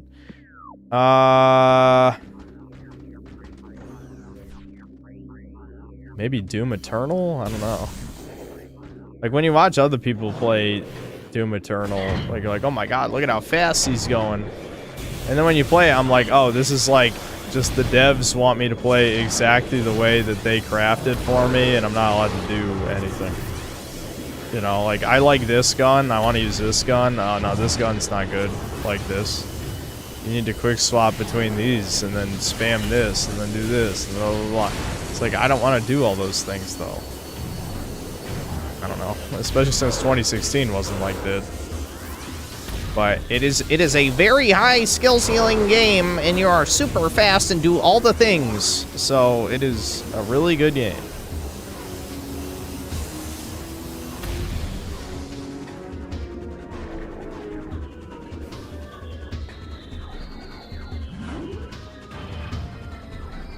You control the buttons you press. Yeah, I saw Shredded Nerds vid on that. It was decent. I still can't believe he collabed with Actman. That just makes no sense. This, I don't know. I don't know what's going on with that. That was a huge mistake on his part. I'm assuming he doesn't really give a shit. Maybe just doesn't know about all the cuckery, but I doubt it somehow. I mean, he does videos on soy jacks. Surely he must know. Okay, I hear the upgrade. Where is it? Recorded to logbook. Wow, 50% of the logbook. I'm so good at scanning things. Maybe it's below this platform? Yeah, there it is. Fuck, this would have been way easier to get before the lights turned off. Shit! I landed on it! No!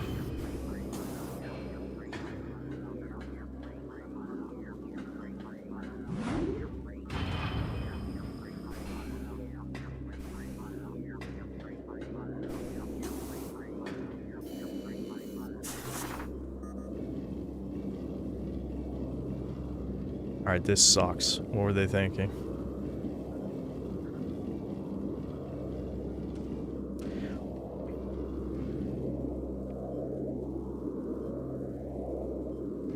Wow.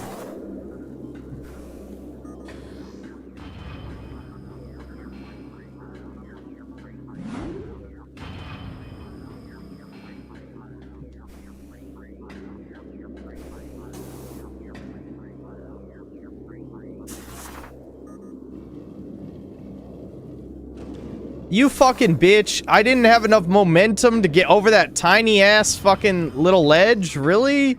That's like a 1 foot ramp. A 3-degree incline. How?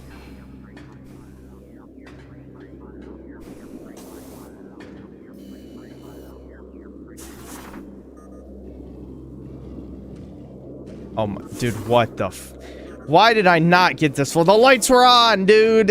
As soon as someone said, yeah, there's a missile expansion there, I should have been like, okay, I guess I'll go back and get it.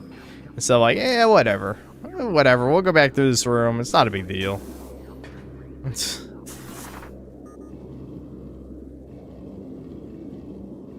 My god, the camera change almost fucked me right there.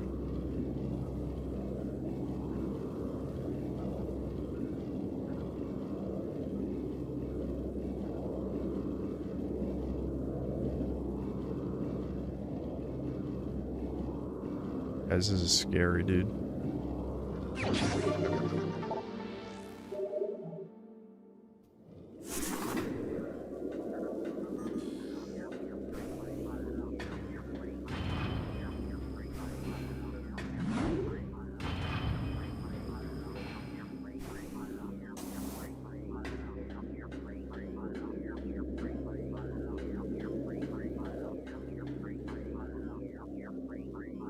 This game's got platforms, night vision, morph balls. Remember, I think there was a phase of YouTube reviewing where people just list stuff. Hell, when I started, one of the biggest criticisms of my reviews in the early days was, okay, so that audio bug's just gonna keep happening then, okay, cool. Anyway, one of the big criticisms of my videos, I just realized the volume reset. Because every time I restart this program, the volume resets. Let me fix that. There we go. I didn't even realize it because I was getting annoyed. A big criticism of my early videos was me listing things too many times. I backed off on that bit. But, there was definitely a time where a lot of criticism was... or not even criticism, but like praise. Essentially, it's got this and this. It's awesome. It's got all these things. I think I can just skip these guys. I don't actually have to fight them. And I never checked what was in this other room. Is there anything in this one?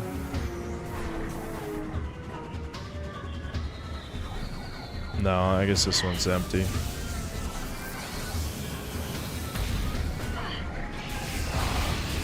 Samus, please work with me. There we go.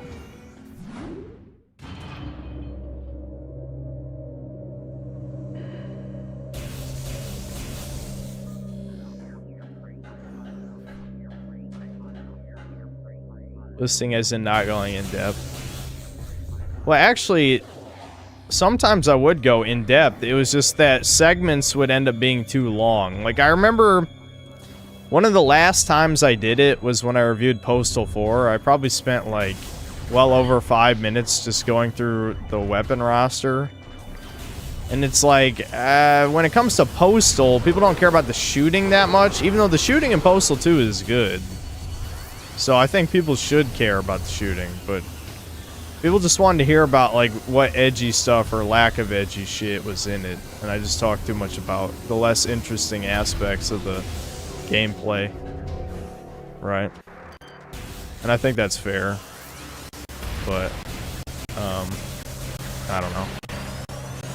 Yeah, these guys are really glitching out the audio for some reason. I don't know if that's on the game's end or the capture software, but it's hurting my ears, I'll tell you that.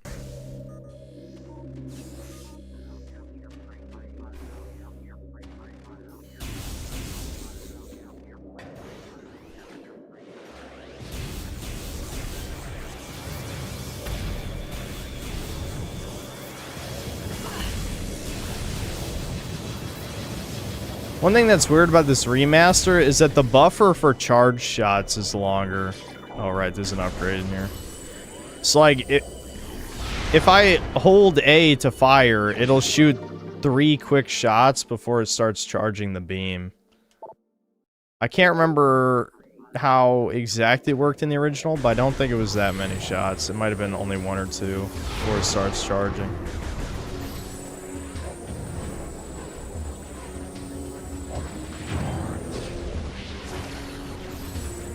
Glad both those missed.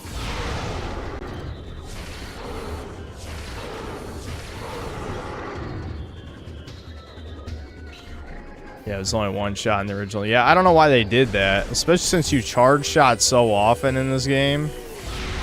I don't know, why would the buffer be 3 shots?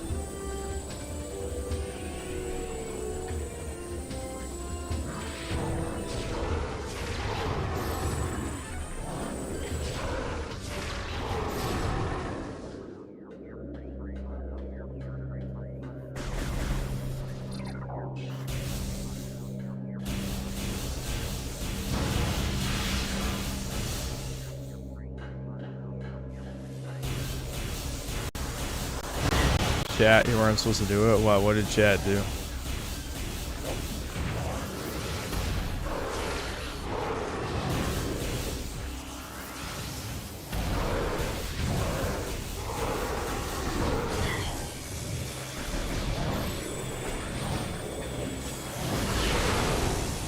Shit, I'm actually getting an ass beating here. How did that super missile miss, dude? What? Why is he just standing there?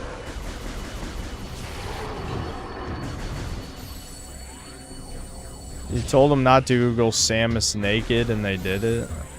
How do you know? How do you know any of them did it? What if they didn't?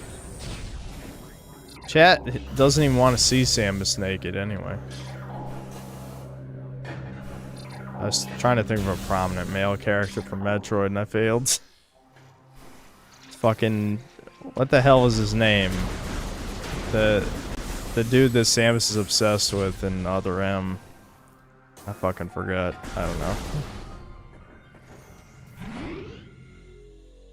Adam, yeah, Adam. That's it. I want to see Adam Malkovich, yeah.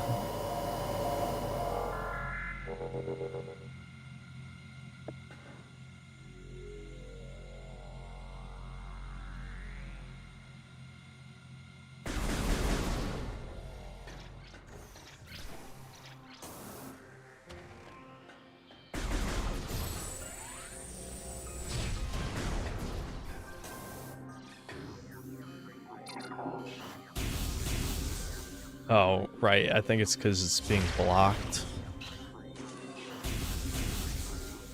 What is it being blocked by? Oh, yeah, super missile, duh, because that's what I got in there. That makes sense.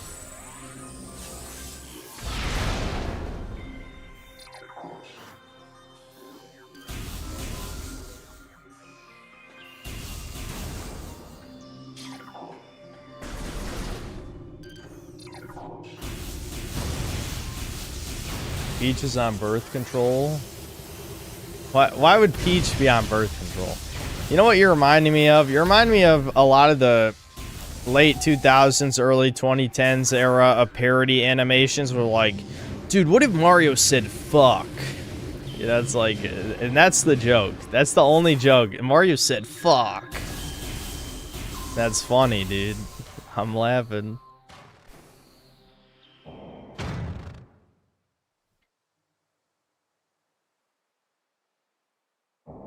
That was peak edgelord era.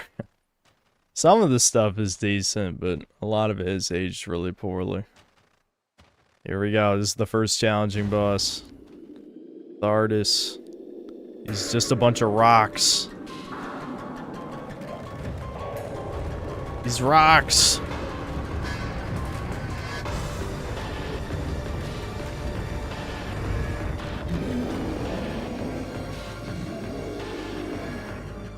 Yep, it's a golem. A mirror golem detected. Exterminate.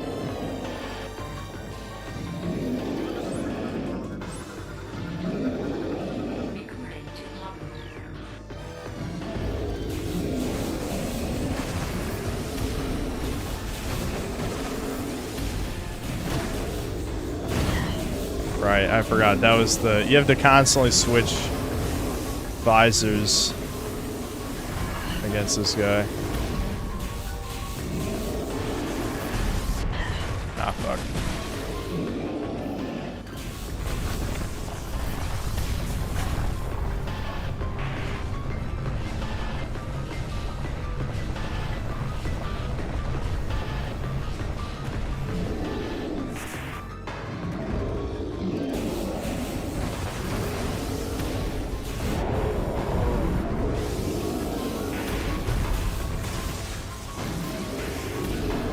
Unfortunately, I wasted a shit ton of my missiles, so I gotta be careful with them.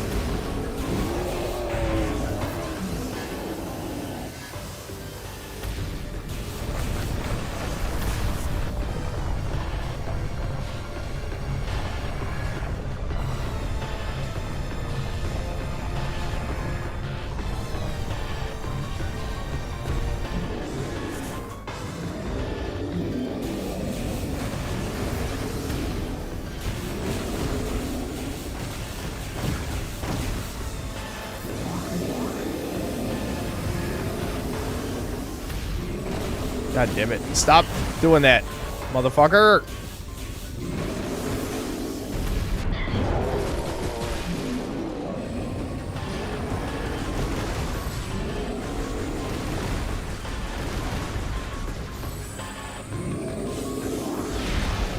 I fucking missed, dude. I missed. There we go.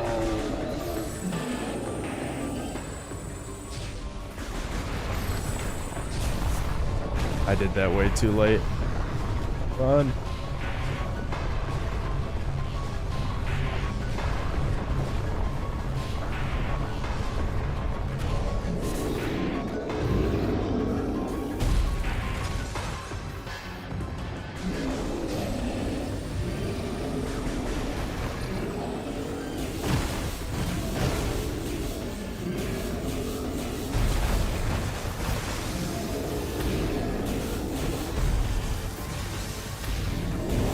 I don't think he has a second phase, though. That's the problem with some bosses like this, is it legit is just like, alright, this is the gimmick.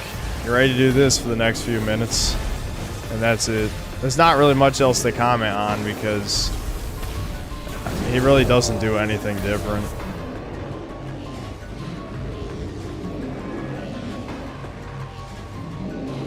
Oh, is he not gonna roll? He ain't rolling? Oh, right, he does do like a lightning thing. I forgot that was even a thing. What does he do different in this phase? I don't really remember. Oh, he just summons a snowstorm. I don't think it really affects the fight much. My dad is calling me during the stream.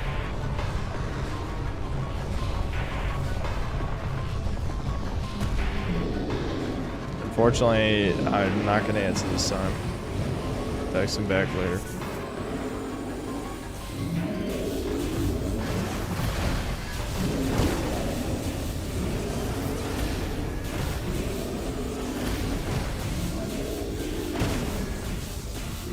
You guys love the huge red splotches on the screen when I destroy the rocks. I love it. Oh, come on. Do not spam the ball, you fucking pussy. Really? You just wasted my time. How many missiles do I have? Is it time to start spamming super missiles? Because this is taking too long. I only got 23. I can't really... The fog doesn't matter because you're using the thermal vision half the fight anyway.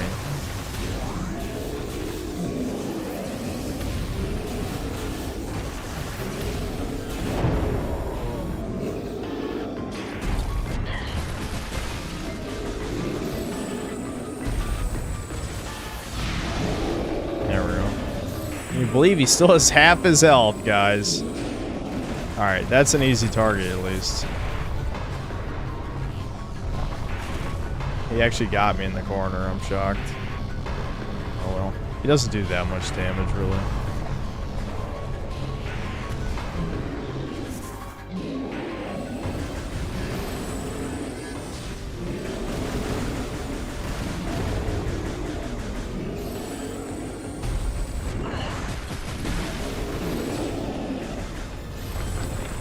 Dude, you gotta be kidding me. There we go. There we go. Oh, he still rolled even though I destroyed the thing. Oh,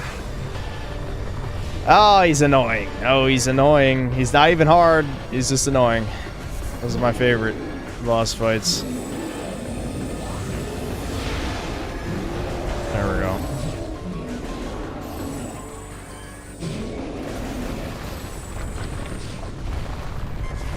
Oh, I'm pressing the wrong button again.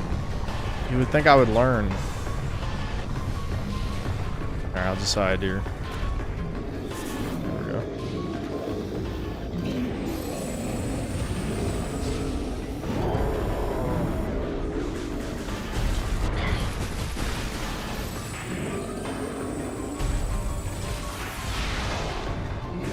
That missed somehow. That missed too? You've got to be... You're out of your goddamn mind. I wasted all my missiles. How? It's literal lock-on, man.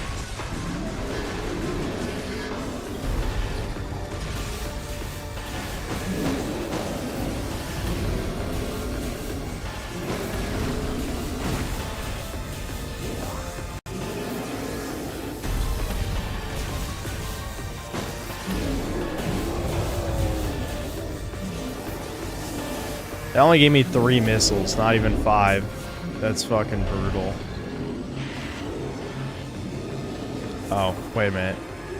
He's not summoning the storm anymore? That's good, I guess. What's he doing now? It's his body. His main body, chuds. Oh my god. I can't believe it.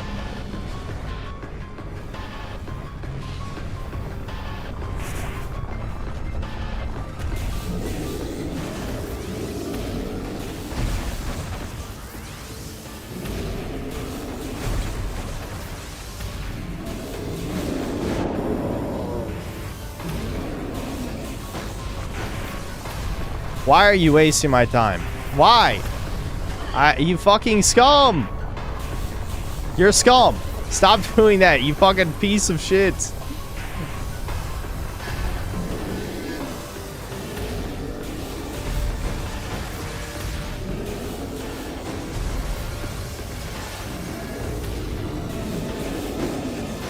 You won't even summon rocks. That's how I get missiles back, is when he summons rocks. Alright, got it.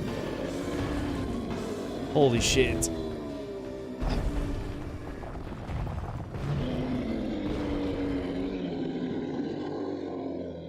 That call is about Devin tattling you on your dad, saying you ruined his gaming experience today. You're grounded, synth. Yeah. He threw a rock in my head. That asshole. Oh my god, Spider Ball. Oh my god.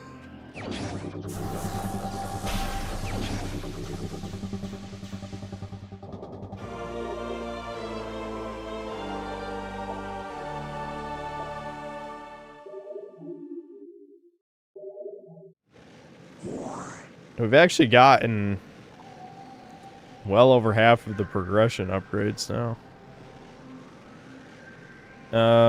Hold on. Which way is actually the way forward, though? That's the way I came from. So I have to go up this.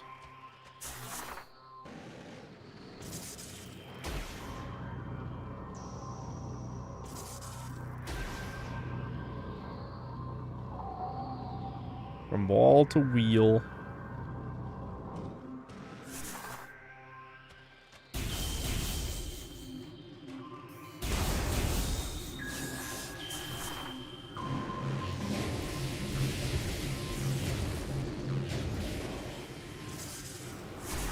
I'm gonna go back there and was dude. We're not doing any fucking backtracking until I get all the shit at this point, you know? Because when we have to get all the artifacts, you have to backtrack everywhere anyway. Oh, I see. I need ice beam for this. I actually don't even remember where we're supposed to go from here. I know I need the ice beam. I think the ice beam is the next thing you get, but I actually don't remember where you get it. Oh, do you go to the crashed frigate now? I think you do. Because you needed thermal vision to see the wires in one of the rooms. That's what it was. Yeah, I think that is what it was. Whoops.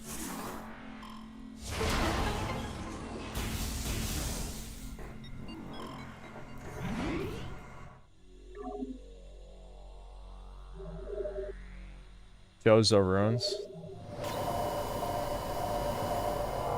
What's in the Chozo runes?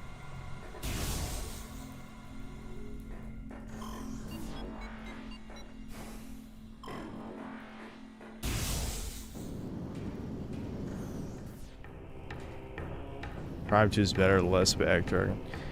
Prime 2 has like the sloggiest fucking levels ever, though. Even if it is true that it has less total backtracking. I also hate the ammo mechanic.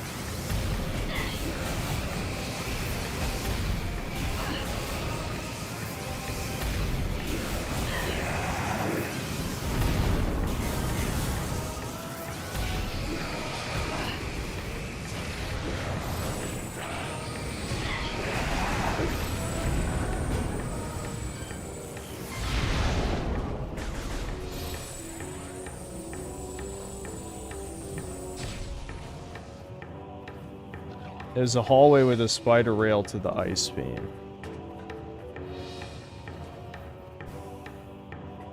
Yeah, I just don't remember that. I don't know why I don't remember that, but...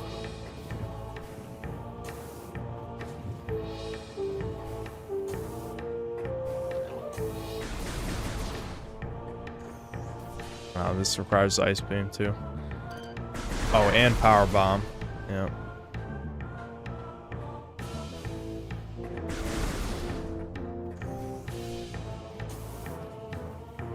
Metroid. It's the Metroid Metroid.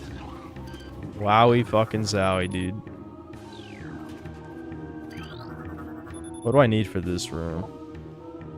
Oh, okay. Yeah, they definitely should tone down the blur on this shit. Too much blur.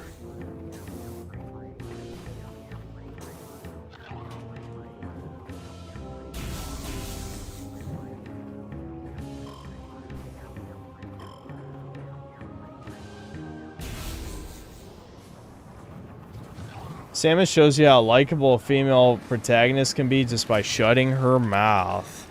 I can't believe you just said that. I can't believe it. You just said that. I can't believe it. What's wrong with you?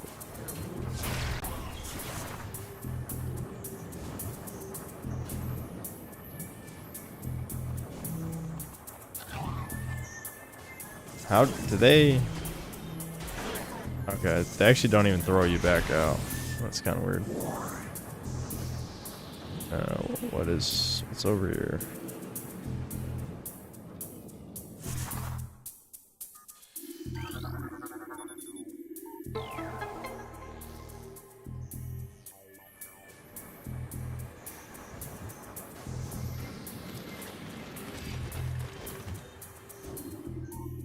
Solar on the banner. What would that even be? That's not how the banner works either.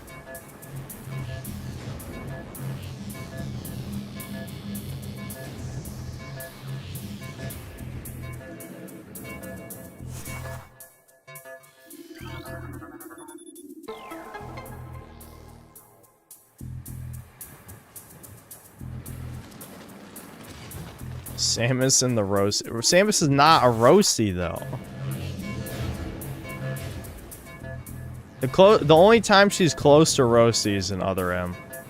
She's got a little bit of roasty energy in Other M, but that's it. Energy tank.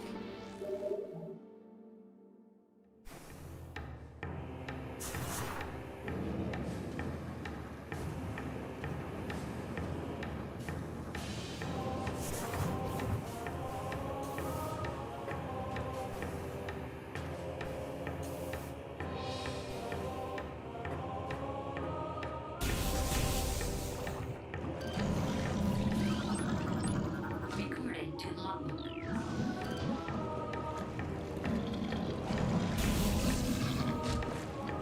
Cock? Why cock? Listen, I'm sorry I'm not being very entertaining this stream. When I play good games, a lot of times I don't have much to say unless I've got stories to tell or something.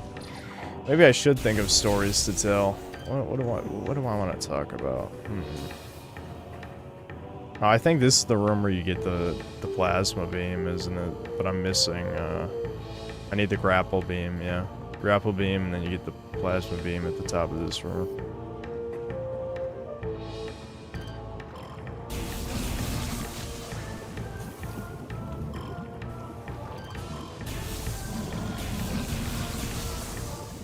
That's why you should stream something bad, yeah, entertaining like Dispatch.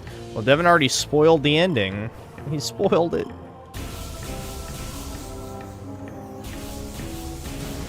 It's over, guys. He spoiled it.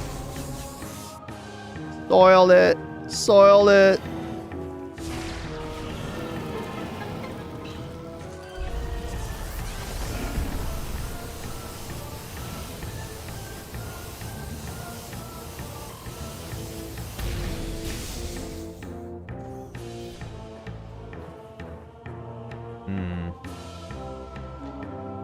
Sometimes I do wonder what the hell streamers talk about when they don't do anything of significance, you know? This is one of those times. I like how the thermal visor, just everything is red here. Hold on, is this one of the ones that can be destroyed? Nope. I know the one near the entrance has the artifact in it, so I can get the artifact.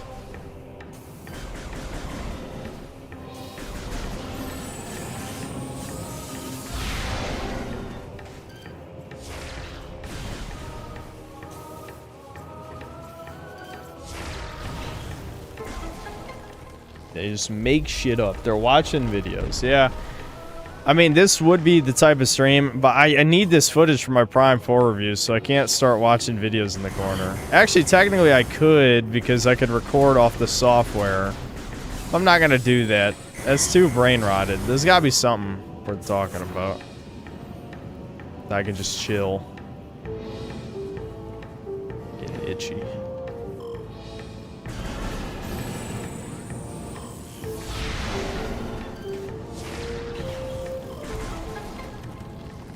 Have I been working out? Yep.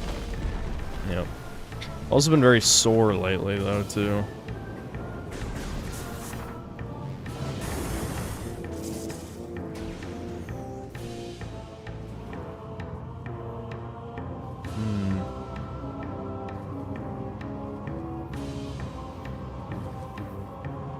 Rap about crime statistics.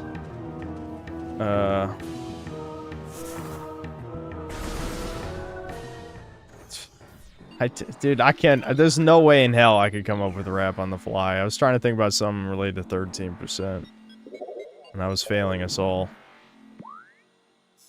Where is this? Okay, we can go Talon Overworld, I think. Because even if it leads to a dead end, I can just circle back around to Chozo Ruins, I think, from here. I don't quite remember where this elevator leads. Updates on moving out plans. It's the same shit I said before. My mom's got to move out of this house, you know, early next year, so I kind of put all my plans on hold. Devin might be bailing now that he has money. Oh yeah, dude, I've used this theme in a bunch of videos. This is probably my favorite one.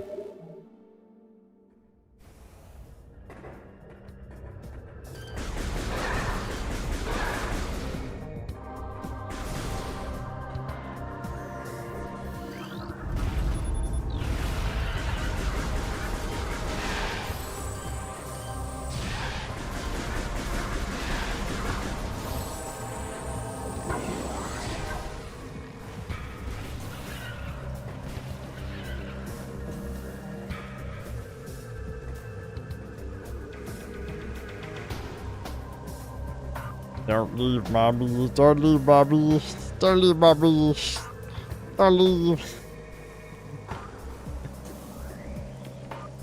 Have a Doomer story read by AI voice. No.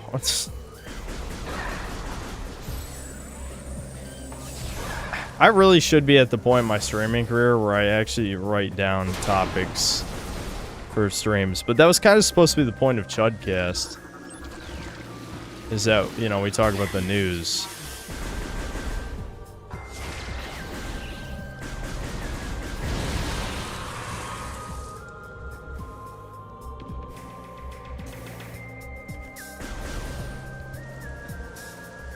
Alright, yeah, here we go. Now we can go to Chozo Ruins.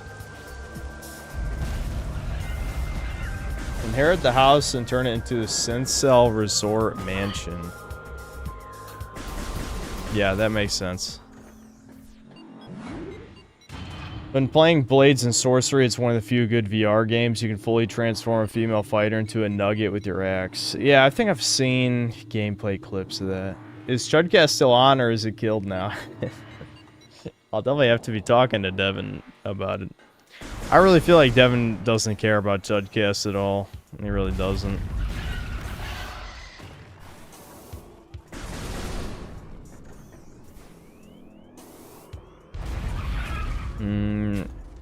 I think there's something I need the gravity suit for over here, but I guess I can pick up the other shit. I honestly really don't remember where the ice beam is, but I do know where the spider ball shit is, so I might as well just do process of elimination, right?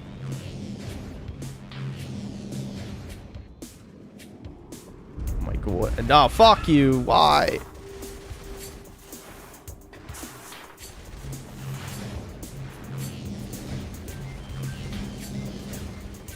Give me secret. Secret now. There we go. Thanksgiving plans. Yeah, my dad's coming back for Thanksgiving. I hope he sticks around. Because you might remember that my dad bailed the last time that he visited. He only visited for like 3 days. He was supposed to be here for almost a week.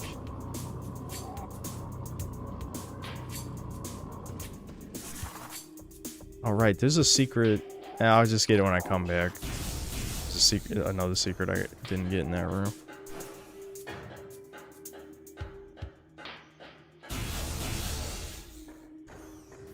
What if today's call was about that? He probably would mention something, because...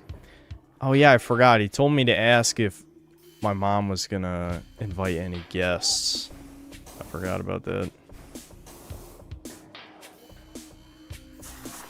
My mom has invited people here for Thanksgiving before, and That shit never went too well.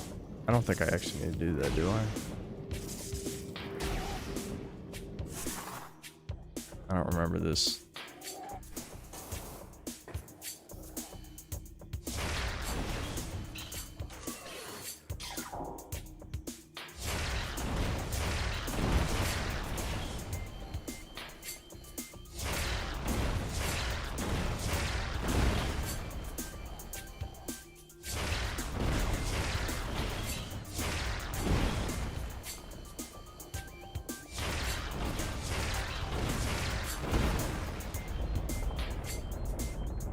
For a second there, I thought you were going to say your dad was asking if your mom was seeing anyone. That would not happen, I can promise you that.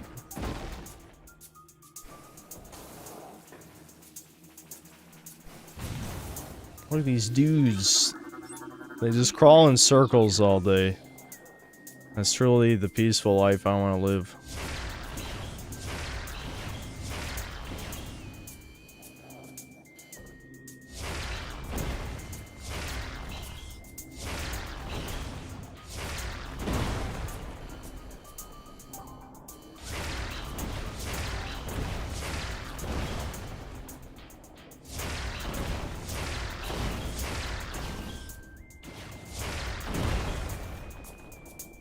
Alright, please don't tell me I have to do that again.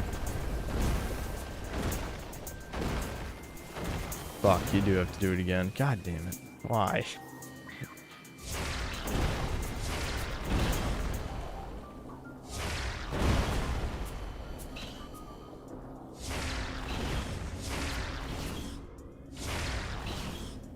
Really? Are you fucking serious?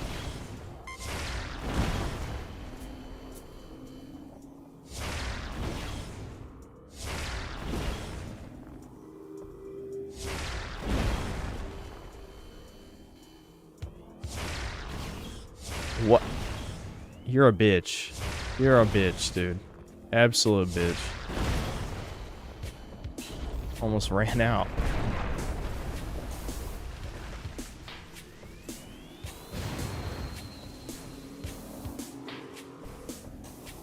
Oh my god. Kablamo.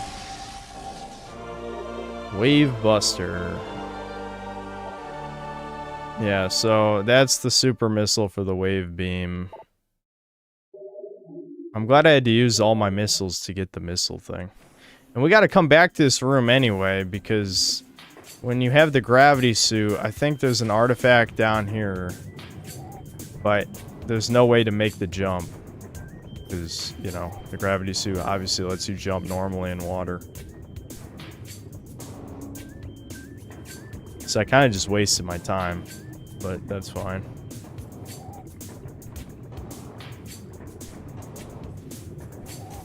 Finish Buster. Pretty good against invisible drone enemies. Tracks them through their cloak and stun locks them. Alright. I guess I'll use them against the invisible drone enemies. Ouch.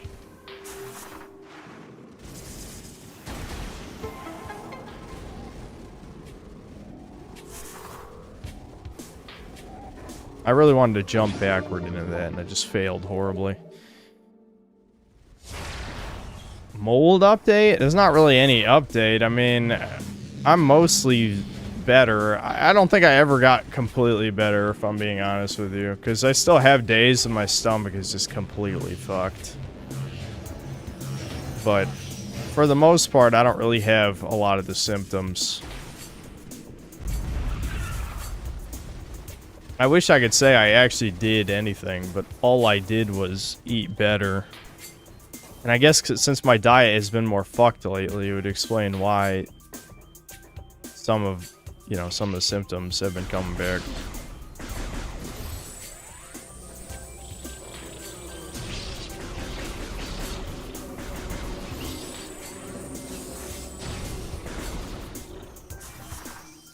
Am I the turkey type or the gross honey baked ham type? But yeah, I prefer turkey, but I think honey baked ham is fine.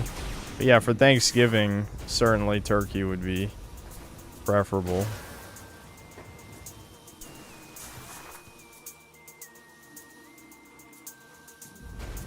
Whee!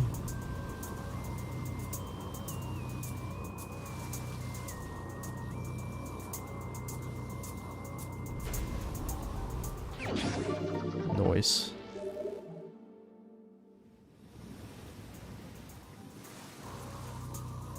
Any memorable Thanksgiving stories? I feel like a lot of times... Really, game? With family gatherings, a lot of it is just fucking cringe. I think I've talked about some of them over the years. I just, I was always anxious because my mom would always talk about personal family drama with the extended family. Oh, I see. You need grapple beam for this. I can't do this yet. So, you know, I always had like this anxiety that my cousins and uncles, aunts, all that would think I'm like this horrible child secretly just because my mom loved just complaining about us all the time to other people, to anyone who will listen, even strangers. So, yeah. I'm trying to think, are there any interesting Thanksgiving stories? There was a Thanksgiving at this house where my mom invited one of her friends and her ex-boyfriend here for some reason, thinking that they were good friends now, so it's fine to have someone and their ex in the same house for like a Thanksgiving thing. It's very awkward, extremely cringe. There's also, I think there was one too where my mom, maybe I'm confusing the wrong people. I think actually what happened last year was mom invited a guy and his ex, and only the guy showed up because why the hell would the woman show up, right? So that was the thing. Oh, hold on. I just remembered there was a secret over in this other room I never got. And then there was another thing where it was friends who were... There was a dude who was just kind of a weirdo. I mean, he was a schizo. Like, chat would have liked, like, the schizo right-wing kind of shit, but he was definitely, like, a weirdo. Like, a not properly socialized individual. And not like me, where I just don't want to talk to people and I give a death stare. No, more like, this guy gives off actual schmool schmooter vibes, you know, like that kind of stuff, you know. And oh, look, the game's having pity on me. Pity! Yeah, see, there we go. Now it's gonna tell me where the ice beam is. Yeah, I figured it out. I figured it out already. When it wasn't that one place that we went before, I'm like, oh, it's gotta be at that other area. That's why the backtracking in this game is bizarre, because there's no reason you would think to go back there. So the game has to tell you to go back there, but it doesn't. There's no logic. It's just that was a spider ball place that you've been to. And so, yeah, just try every spider ball area until you figure out where to go. Kind of stupid.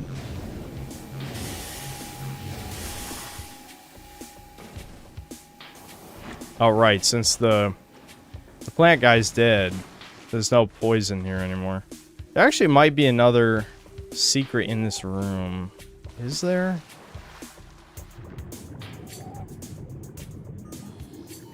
Yeah, there is. Oh, you need the gravity suit, though. There's so much backtracking in this game for 100%. I forgot how much if you do not 100% this. Don't do it. There's way too much fucking backtracking for 100%.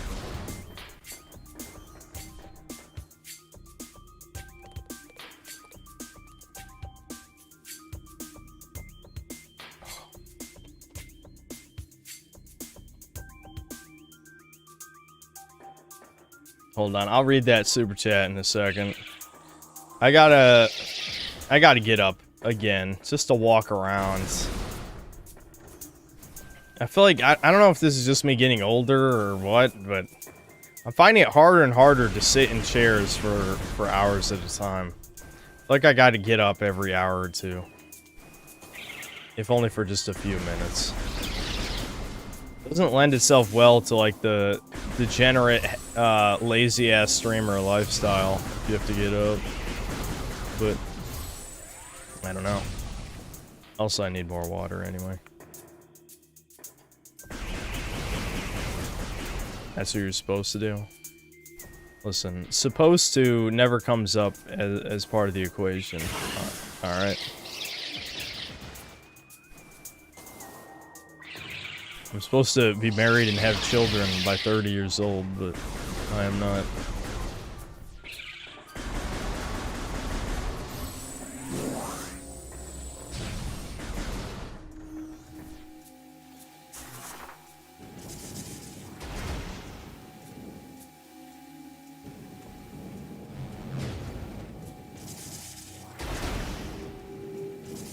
Breakers looking different this season. I literally haven't played Breakers in like 4 months. That's how you know you're a fucking tourist if you only pop in for a stream every few months. Lurk more.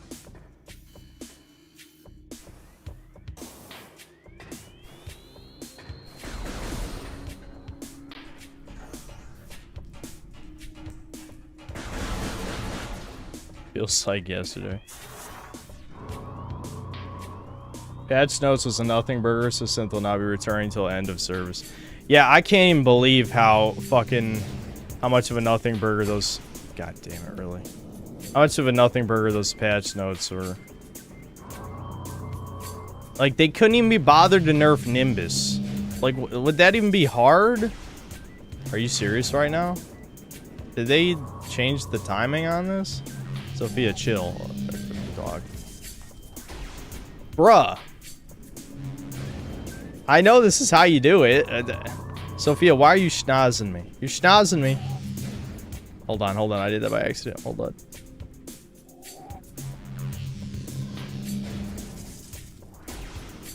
Okay, I might be losing my fucking mind. What? How? This is what you're supposed to do. Okay. So, why so do this to me? Sophia.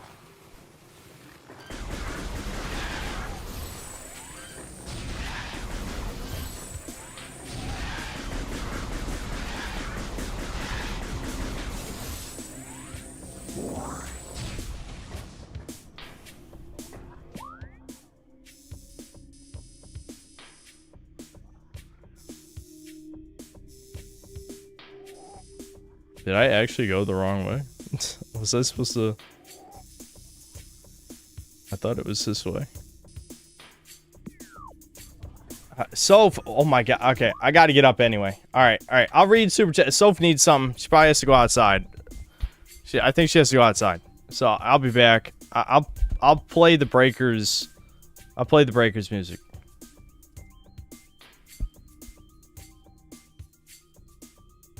This, I think I have it pulled up. What? Why don't I have it pulled up? Why do I do this?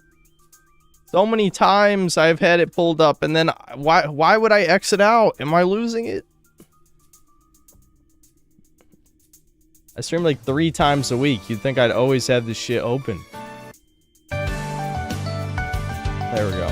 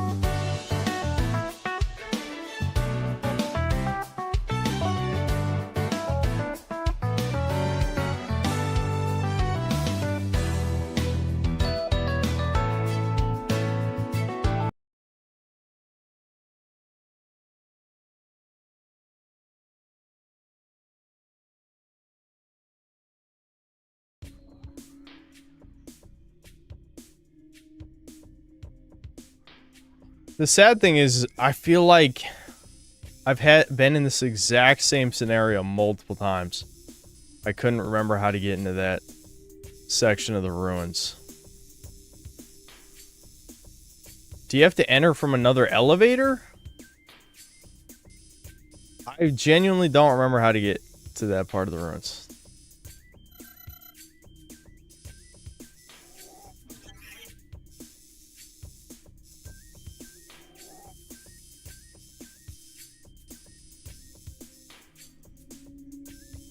Yeah, I'm here. Hi, how's it going?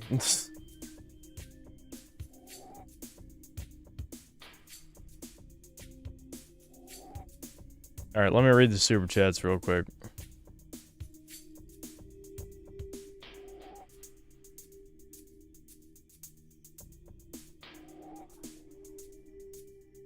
Thought this year you would reach 200K. Well, then you haven't been paying attention to the slow growth, that's for sure.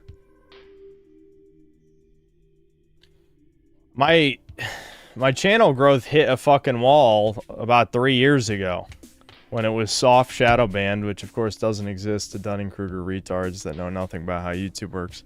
I'm not going to get into that for the millionth time. My channel growth cut significantly 3 years ago, and even since then it has probably dropped in half what it was, you know, 2 years ago.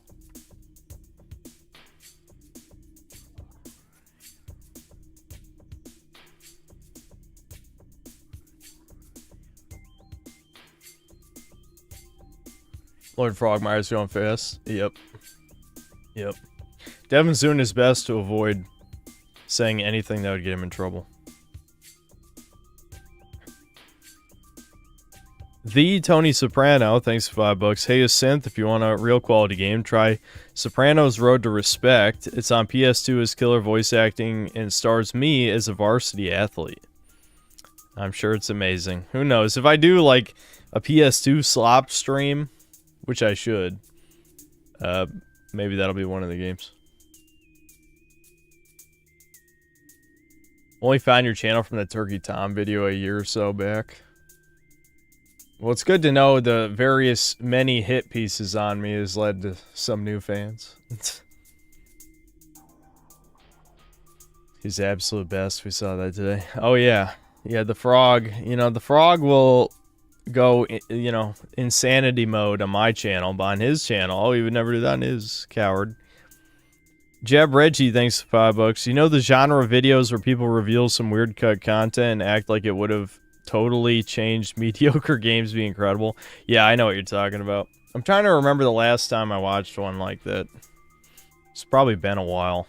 But yeah, I know exactly what you mean. Uzuk, thanks to the 20 DKK. Boomer moment for not using gyro control skibbity. Nah, there's no point to use gyro when you have hard lock on. Michael, thanks $2. You think Half-Life 3 will be announced this year? Hard to say. Hard to say. I know people want me to definitely say, no, it'll never happen, blah, blah. Obviously, Valve is interested in development again. I think, was it Brian who said it earlier? Whoever said it in chat earlier that it was to sell products. I believe that. Like, you know, because Half-Life Alyx was to sell the Valve Index, right? So, if this is to sell the Gabe Cube, I could see that. If it does get announced this year, it'll be at the Game Awards, probably. Sweeping Hamster, thanks to the $2. Put misogynist Adam Malkovich in the banner. I hated that motherfucker, though. The whole, like, oh, Samus, you're authorized to save your own life. Road Warrior 2, thanks to the 10 Canadian. Saw your reaction to the Prime 4 footage. Quite amusing that the director managed to get his obnoxious self-insert comedy relief / love interest green-lit by Nintendo. That's an old school kind of bad. Yeah, well, Nintendo... I mean, this is Retro Studios, which is an American studio. So, of course, Retro probably hired a bunch of the silliest of billies to work on this. So they got to put in gay modern game slop. Lord Particle, thanks to the 8 months membership. Bud, what's up? Sebastian Howard, thanks to the $2. Saints Row 2 had a pretty good radio. I streamed Saints Row 2 at one point a few years ago. I can't really remember that. I can't remember it that well. Jewish Rooftop Party, thanks to the 10 pounds. I just found out my cousin, who I haven't seen in a few years, is now a troon radical leftist Twitch streamer who is fat and draws herself as an Abby. Now I have to see her at Christmas dinner.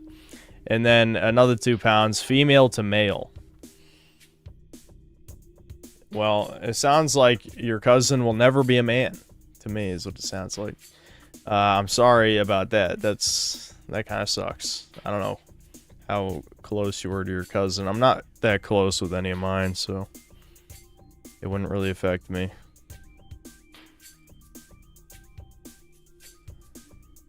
Betamax, thanks to the 9 months of membership. I miss Breakers. No, you don't. Chud Hollow, thanks to the 14 months of membership. Breakers Unk, please. Nope. Nope.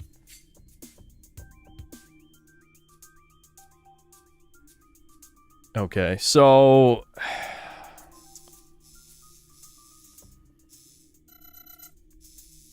why can I not remember for the life of me how you get to this section of the ruins, dude? This has literally happened to me before, too. You'd think I would remember, since I've already been through this. Is it that you have to enter the Chozo Ruins through a different elevator? Because I don't think you can get there through this room, can you? I think, oh wait, there's a morph ball thing right there. Hold on. Hold on. It's this. Well, wait. Before I do that, I want to get the thing in this room. I think I can get it.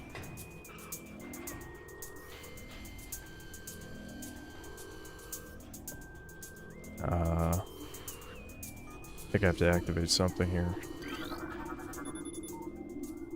Oh. Okay, never mind. I need the power bomb for that.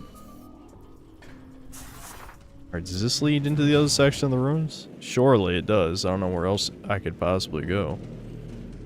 I don't know why the map didn't fucking show this. It's trying to screw me over. I mean, if you were looking at the map, trying to figure out how to get in that room. Whatever, not even worth complaining about. At least I didn't have to backtrack. Okay, let's see. Boost ball. There's a missile upgrade there.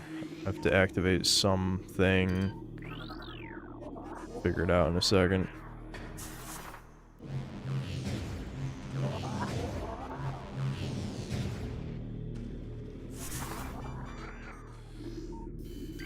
Recorded to logbook.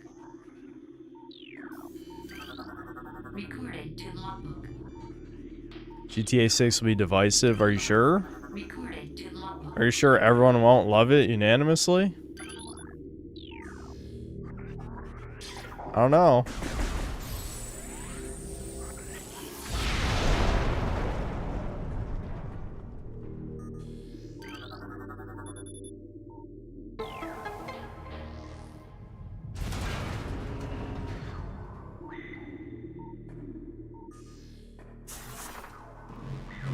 This room's fun.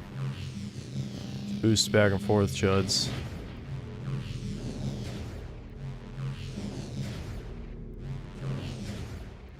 Shit, I'm fucking it up. There we go.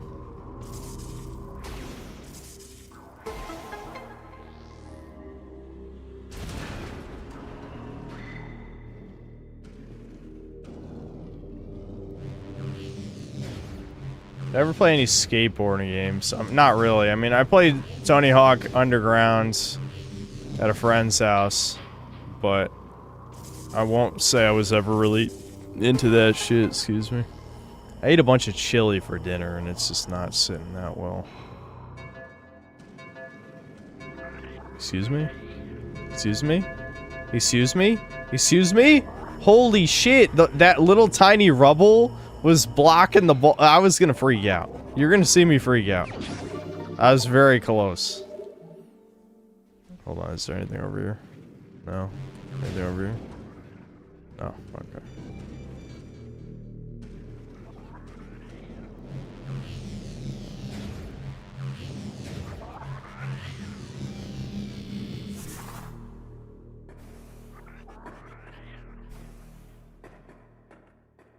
You guys ready to start killing ghosts? It's ghost busting time.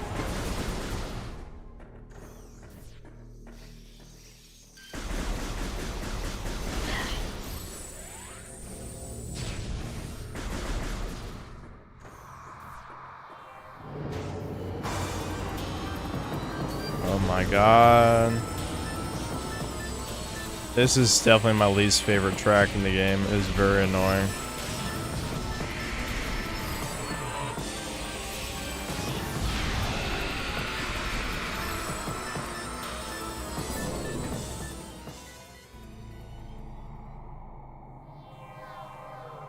Birds.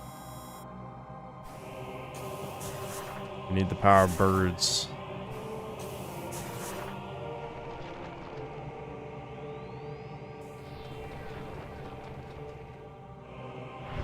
Whee! I like that. That's fun.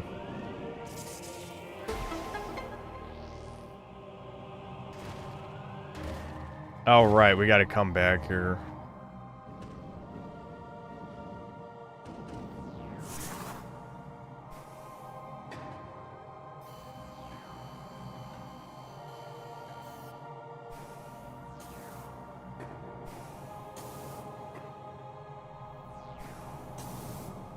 Halo 2 was extremely keynote. It did it.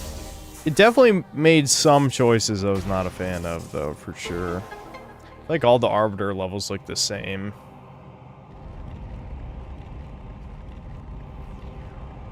Like playing as the Arbiter is pretty cool. The video games are so cowardly these days that they would never do that shit now. I mean, video games these days won't even fucking have intelligent aliens. Fucking bitches. The sad thing is, I feel like there's a part of me that's convinced by Ricardo's schizo take that it's just like leftists or Jews or both are just like, no one's smarter than us. You know, it's like, shut the fuck up. Leftists are supposed to be creative, and you guys can't even have intelligent aliens, you fucking... You people that I don't care for, people I kind of don't like a little. Those people. What does this do? Oh, right, it makes I can jump up there easier.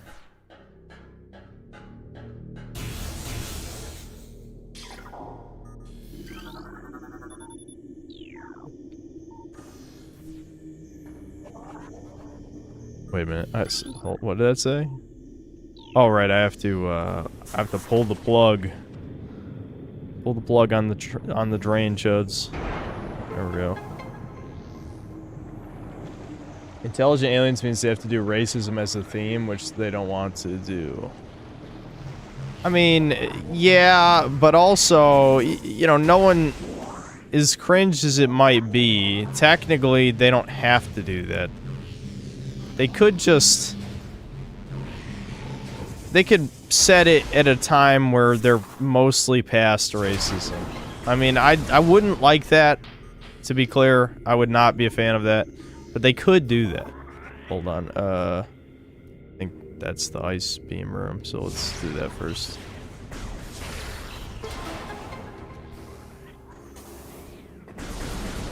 Oh my god, ice beam! I shoot the ice! I love it!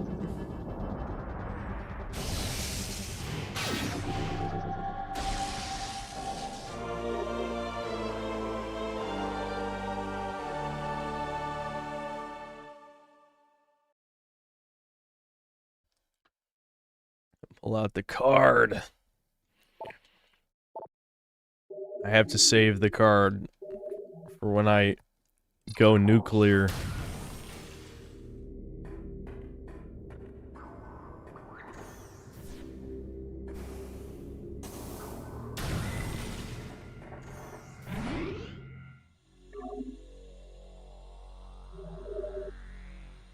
Reminded that Tali's best girl in the aspect. Absolutely. Absolutely. It's sad because, like, I remember at the time, all my friends like, dude, but fucking, you know, what was her name? Miranda? Miranda's ass, dude. Miranda's ass. Just like, yeah, but she's fucking lame, though. I think the other ways. Are they both elevators? Let me go back and check.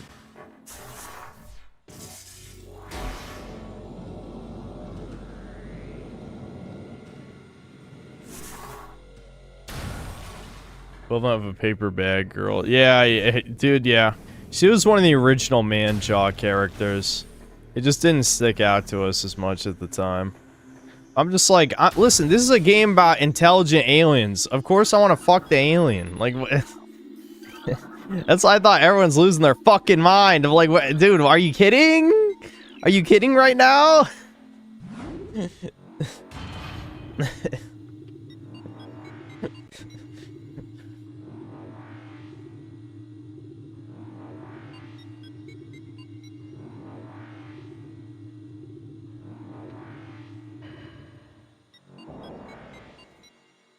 It doesn't count as race mixing. If anything, it's more like genetic experimentation. I'm doing some personal genetic experimentation for the future of mankind.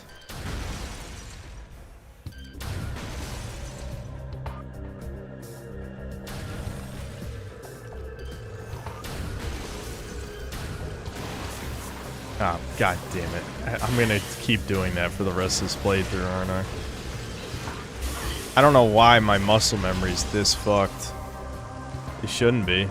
I've been playing this too long.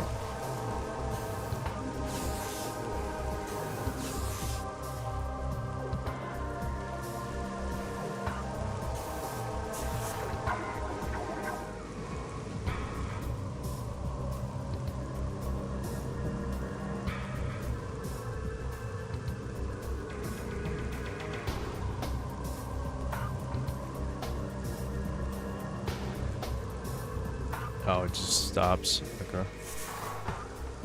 Is there anything... This might be one of the rooms where there's a secret with the X-ray visor, but I can't quite remember. Oh, wait a minute. Hold on. Is this a power bomb thing? Did I take the wrong elevator? I think I was supposed to take the other elevator. God damn it. Alright. Either that or I'm not even supposed to go this way yet. I think I took the wrong elevator. Or wait, no, I can go down here. Can I go down here? I can go down here. Yeah, here we go.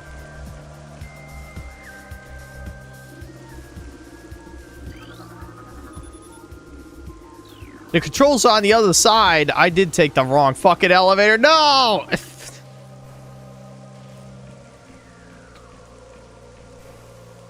Okay.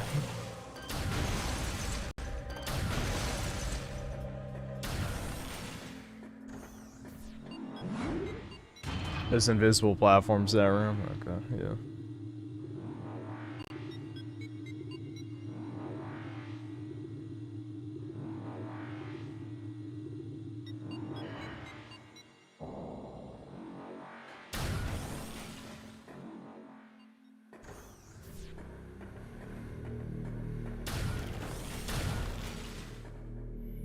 Asaris are literal Jews. Well, you're a figurative Jew and literal. Nah, I don't know.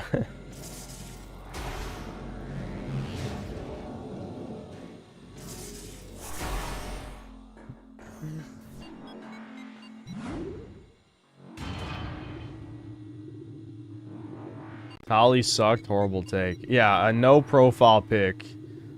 Rob-QQQQ saying that. You aren't even a human being. You haven't acknowledged yourself as enough human to deserve a profile picture, and you think your opinion matters?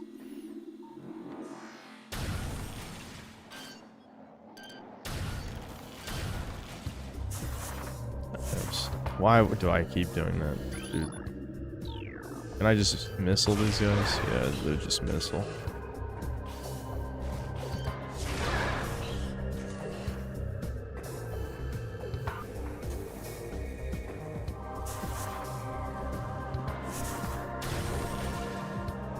Not real.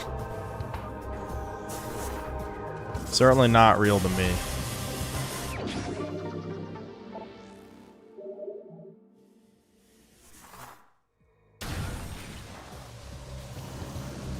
Okay, now I go through the crashed frigate, I would assume. I mean, I'm here.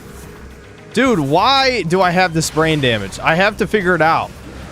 I have to figure it out. Why do I have that brain damage? It doesn't even make sense.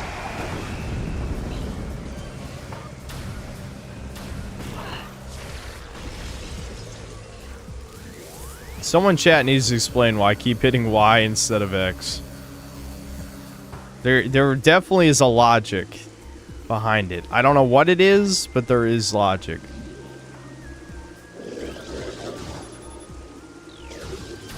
Critically injured. Oh my god. Now he's critically dead.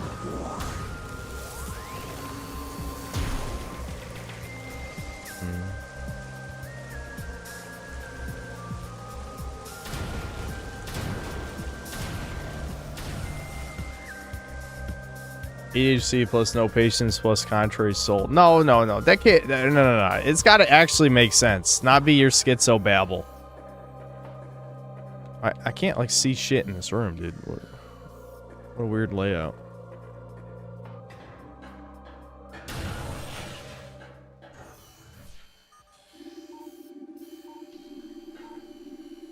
Guys, we love water levels, especially when they force us to move slow.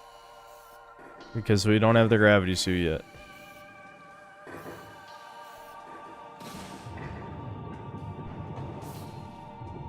We need a profile pic tier list. There's too many profile pictures to rate.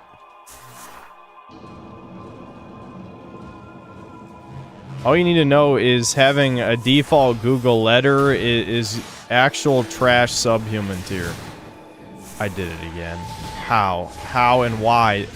I'm even consciously like addressing it. Oh, whatever. I'll just leave them frozen. Do I need to? Do I have to kill them? Oh no, I see what the problem is.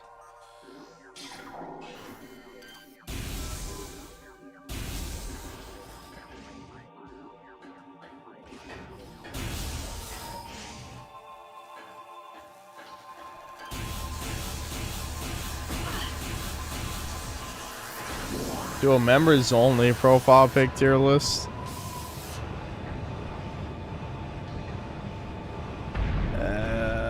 No. Remember, no profile pic used to be the blue square. Blue square. I know I'd know it if I saw it.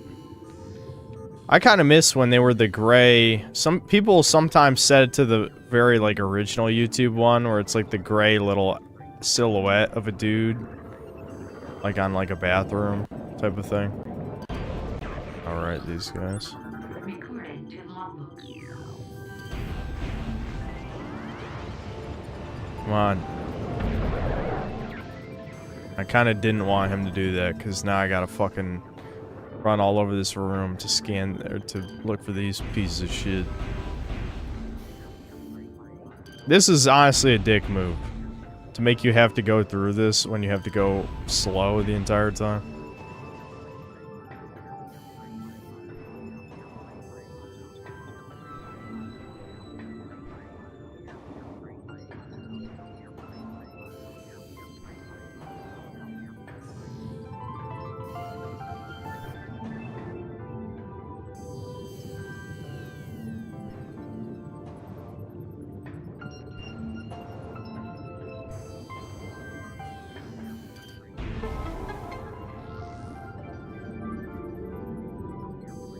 Grab the grab suit from Fendrana first. Is that even true? I seem to recall going through this without it. I mean, maybe you can, but...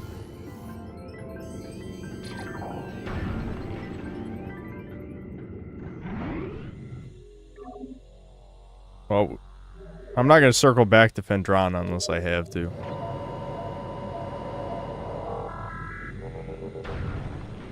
Because we're already too deep into the ship and it's going to take forever to get out of here. Oh, you fucking scum. Open back up. I think I need the power bomb for this too, don't I? Oh, hold on, I didn't actually scan. No, it's concussive blast. Nice.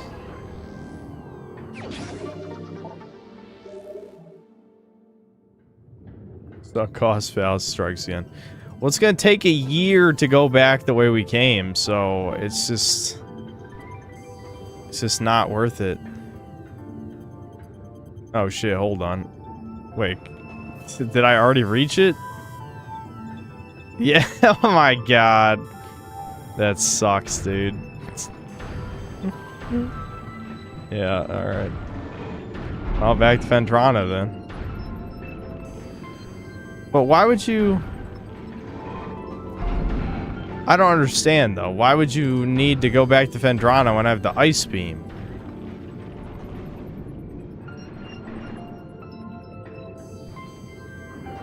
I think what I'm supposed to do is take a different path down Talon Overworld.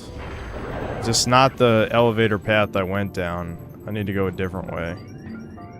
Maybe that circles into the other part of Ventrana? Or no, is it... I don't know. Fuck it. We gotta get out of here anyway. This is gonna take fucking forever. I hate this. This is actual suffering. Yeah, I knew that was gonna fucking happen too, by the way. I knew that was gonna happen, because when they do that thing, it pulls them towards you.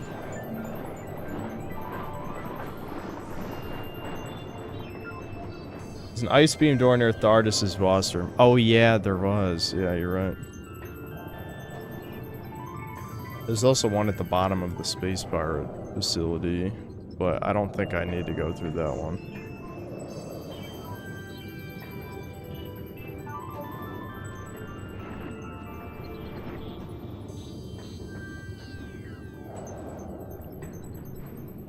Going all the way back to Thardis' boss room. What is the fastest way to get there? It's gotta be through elevators, right? I'm assuming there's a Magmar Caverns path. Dude, I gotta fucking somehow get this guy to attack me and him not pull me off the ledge. There we go. Okay. That's such a scumbag move.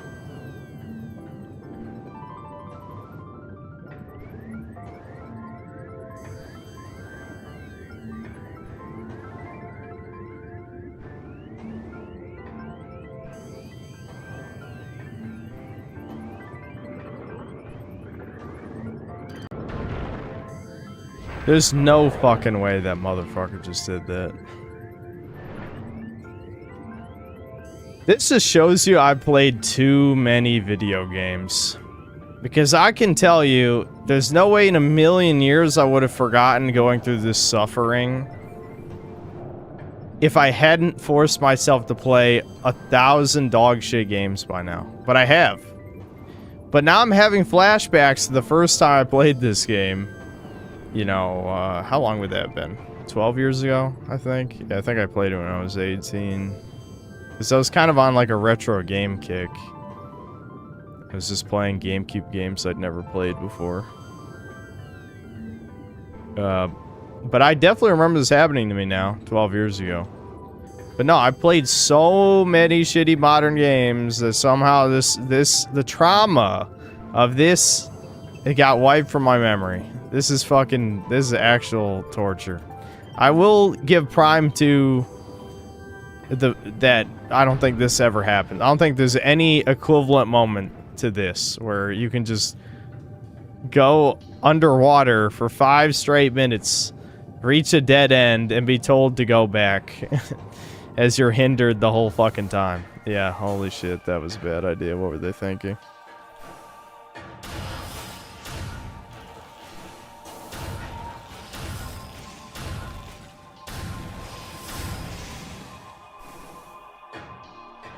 Dark Souls 1 did that with Ash Lake, true. See, the thing is, and this is not like some kind of weird like boomer copium that old is always good or anything, but there is something to older games being less handholdy and just being able to fuck you over, you know? I'm not gonna say it's good, but it does create memorable moments. Part of the problem with modern games is they're not memorable, you know? There's so much... I've played so many games over the course of my YouTube, you know, I never want to say the word career, because YouTube isn't really a career or whatever. My e-celeb sloppa-ness, I did it again. I think I've literally... I hit 30 and I've forgotten how to play video games now, because muscle memory doesn't work anymore. You'd think after making the same mistake 100 times over the course of 4 hours and 45 minutes that I would learn, but I did not. I didn't learn. There was no learning. I think there's an upgrade in this room, but I don't know where it is. I probably should not bother with this until I get the gravity suit. It'll be easier. Oh, there. Yeah, right there. I'm pretty sure I need the gravity suit to get that, too. Okay. I think it's safe to say there's an upgrade in pretty much every room in this game, so... yeah. Oh. This is indestructible. I'm gonna do a walk of shame all the way back to Phendrana Drifts. There was definitely an easier way to do this before I kind of fucked myself. But now I have. Where we have to do a walk of shame. Walk of shame backtracking. Punish me for not paying attention. At least Ash Lake was optional, atmospheric, and had some cool lore implications. Indeed. Look, the game's like, hey, retard. Go the way we're about to tell you.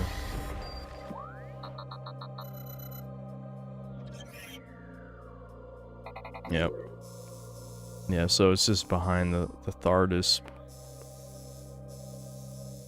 Yeah, because okay, so Magmore Cavern South. If I can get to this Magmore Cavern South elevator, I shouldn't have to go back through Phendrana. So I think I know how to do that. I still have to do a walk of shame though.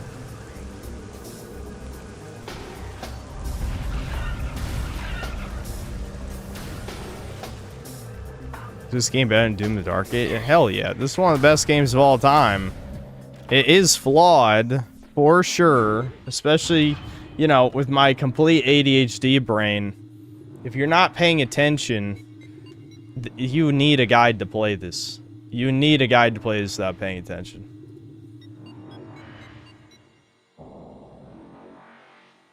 Hold on, I'll read these two super chats came in. Might as well, since I'm not doing anything. More Incredible Grimlock, thanks for $5. Retro Studios probably hired people who never finished playing this game because they're too terrified of the ghosts to work on Prime 4. I want to know what happened to, I can't get that upgrade yet that you're hearing. I want to know what happened to the team that was working on the original version.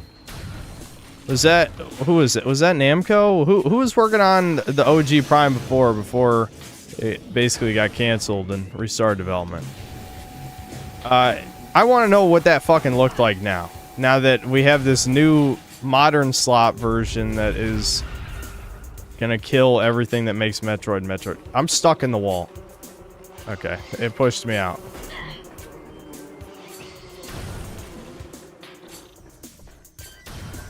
Not even punch you for not paying attention, just punch you for thinking for yourself and exploring a little. Well, in some ways that is true. It's just that the dead ends in this game punish you much more severely than any of the 2D Metroids. You know, if you go the wrong way, I almost fucking unironically spoke like an Asian stereotype. Right the wrong way.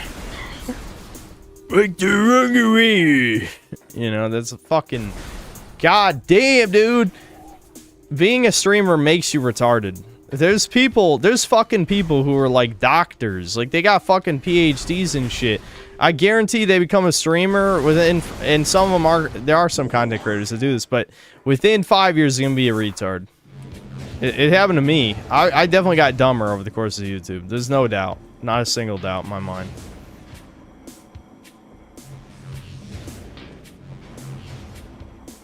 Brown bricks.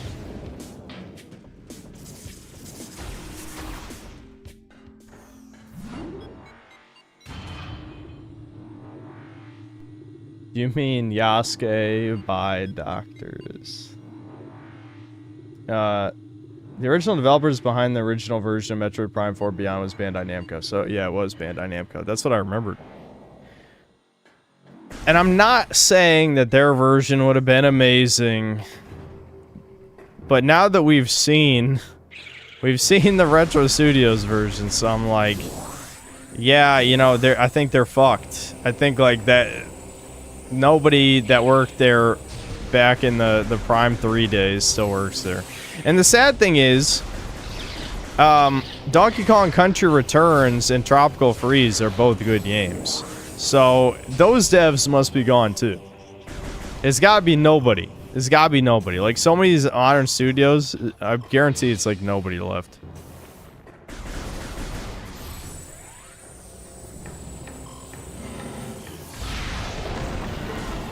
How'd I know that, Chuds? It's almost like I played this before. I can't believe I did that. I'm a cheater.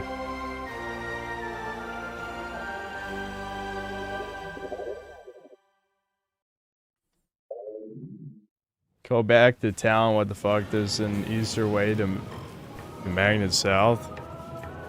Okay, well, can you explain it in words instead of saying what the fuck? Do you think I can read your mind? Okay, on a scale of 1 to extremely, like, not on a scale of 1 to non-verbal autistic, how stupid are you? Like, do you genuinely believe if you type...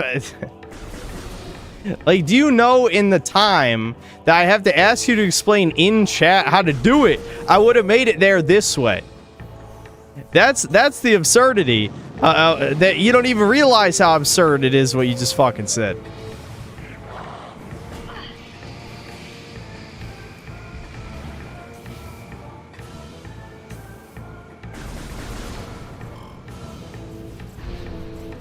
She's so autistic, she make me go non-verbal. Is that that sounds like a reference? Is that a reference to a song or something? Like, genuinely, like, I'm not even saying he's wrong. He's probably right. But phrasing it like that... Oh, right, I need the power bomb for that, too. I'll try to remember that for later. But phrasing it like that does not help anyone. Oh, shit. Ow, ow, ow. I may have ended up going the wrong way again. I think... Though this leads there, though. I think. I should just check the map. But at this point, I'm committed. Yeah, here we go. Here's an elevator. Are you kidding me, dude? Ooh, I'm getting toasty now. We're getting toasty. All right, this must be the Talon Overworld elevator he's talking about. So yes, there was a faster way to Talon Overworld, but if I had headed back the other direction, it would take way longer because I'd have to run back through Chozo Ruins. That's... See, this is why I said he was a retard indirectly. Because if I ran back the other way, it would take twice as long because I have to go all the way back that way, then go to Town Overworld, then Overworld. Did I say Overlord? I don't know. Sometimes I say things in my head and don't know what I actually say. It's not important. I'm just gonna take another lava dip real quick. Yep. Feels good. Tickles a little. Anyway. If I already went the wrong way, there is no fast way to go back the way I should have gone. Oh, there's nothing there. Oh, okay. I have to remember the way back to this room, though, for when I need the plasma beam. But I think I need the grapple beam first. Well, I do need the grapple beam first, but I just don't know exactly when I'm supposed to come back to that room.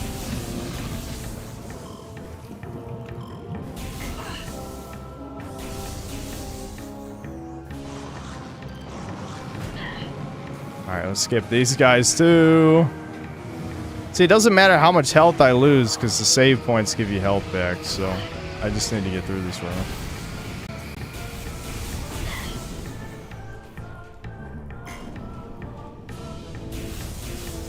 Oh, we fucking made it, boys. Finally. Oh, let me double check before I get in the loading screen. Yes. Talk about a walk of shame. I just fucking strolled casually across the entire map.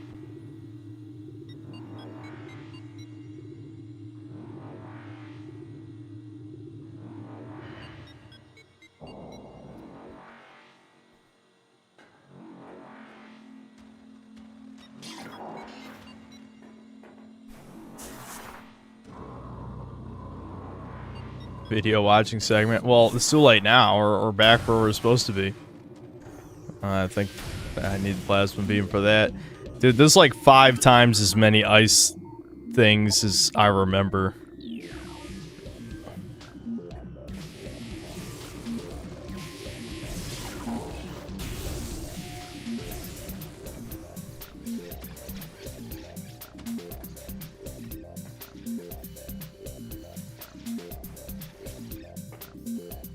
If I remember right, there's one more bad backtracking moment in this game, and I think it's when you have to get the plasma beam. I hope I'm wrong, but I seem to recall that when you're going through the Phazon mines, you have to go back for the plasma beam. I really hope I'm wrong. Okay, that's the Space Pirate facility, so I don't need to go that way.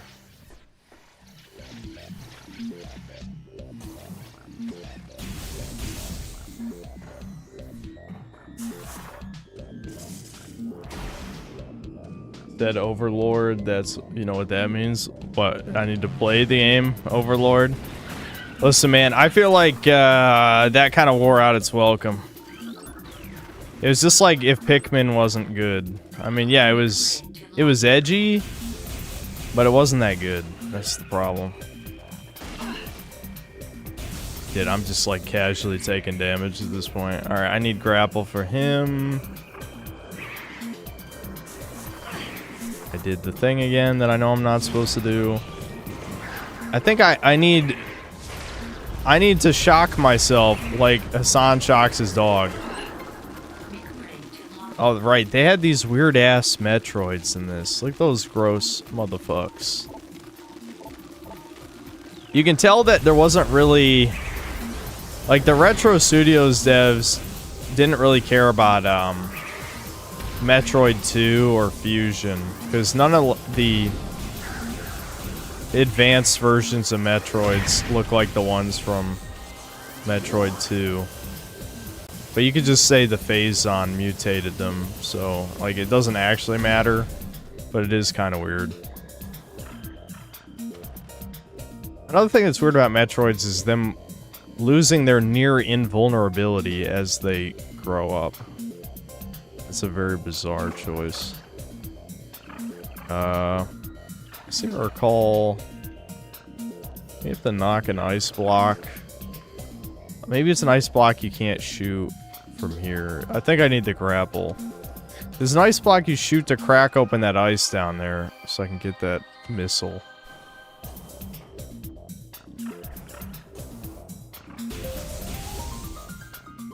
Yeah, here we go, see. It didn't even matter that I lost all that health.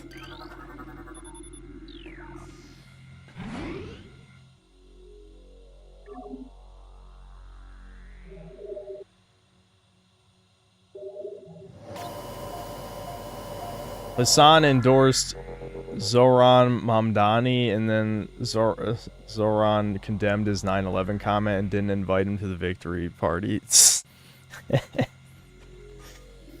That is kind of funny.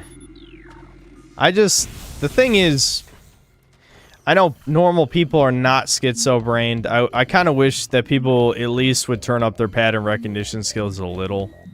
But, you know, I realize, obviously, they're not going to be like us. But don't you think people should notice by now how somehow Hassan has been immune to every, like, horrific thing he said? Like, that... You'd think that would stick out in people's brains. Like, you know, if anyone else did this, they'd be like, you know, perma-banned. Actually, a lot of this shit, they'd probably be straight up arrested.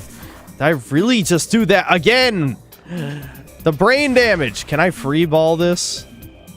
Is it possible? It might not be possible. Whatever. I'm trying to like sequence break shit when it doesn't even matter. It's just a missile upgrade.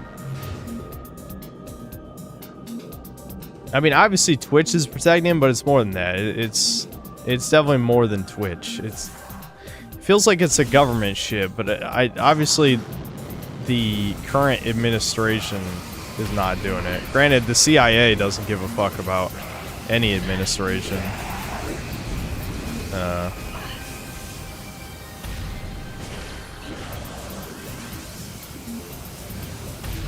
But anyway, my point is, if anyone did what Hassan has done, they'd be arrested.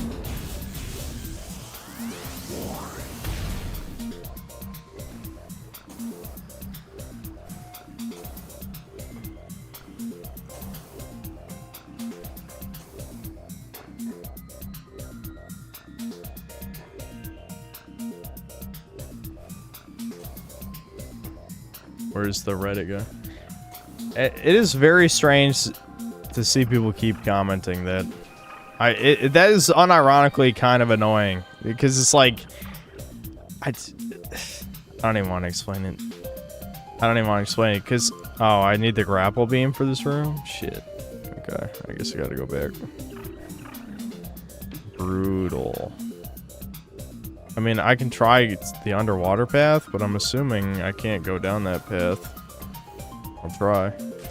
Might as well.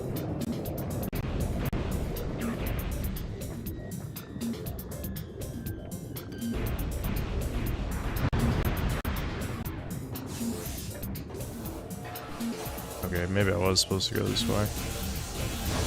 This is probably the area I remember the least.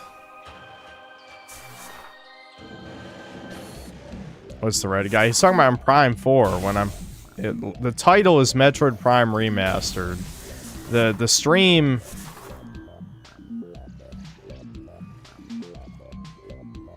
Stop hitting Y! God damn it! I'm gonna choke my own fucking hand out! I'm irritating myself to an insane degree right now. I don't think I've made myself this mad from my own actions. Okay, let's see. You need grapple for that. You have to shoot that from the other side. I guess I just have to go down here.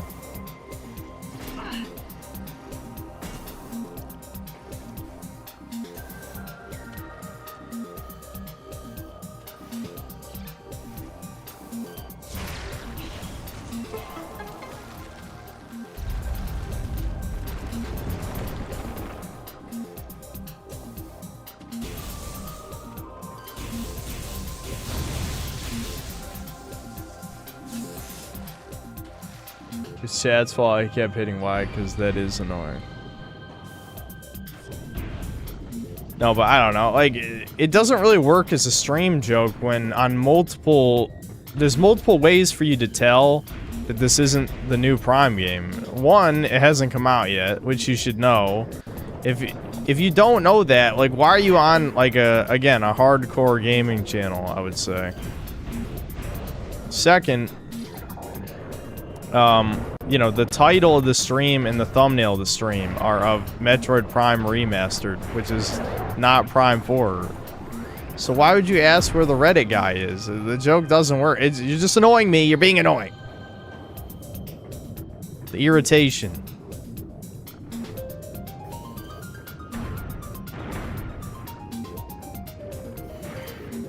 Am I supposed to go this way? That blur effect is brutal.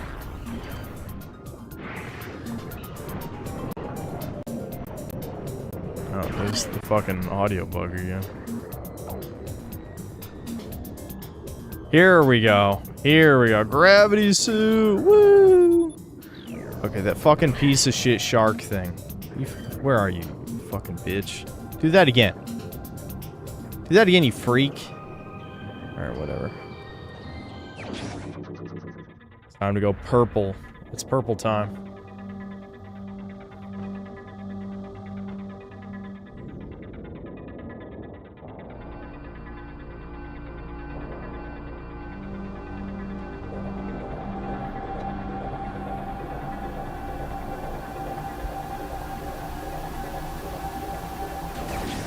Whoa, dude. Ooh, ooh, she's purple.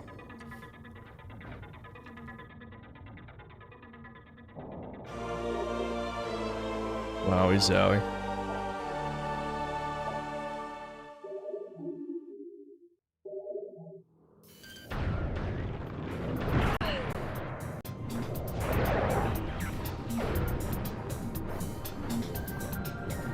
I hear the upgrade sound. Still an upgrade nearby. Where though? Where?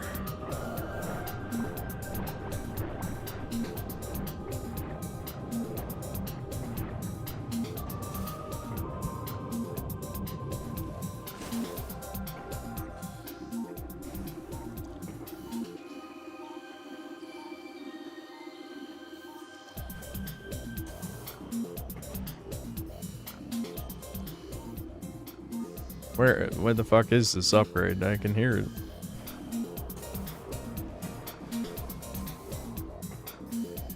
Ah, there we go.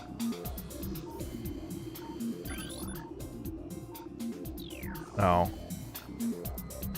There's a grapple beam thing trapped inside the ice. Okay. Well, that sucks.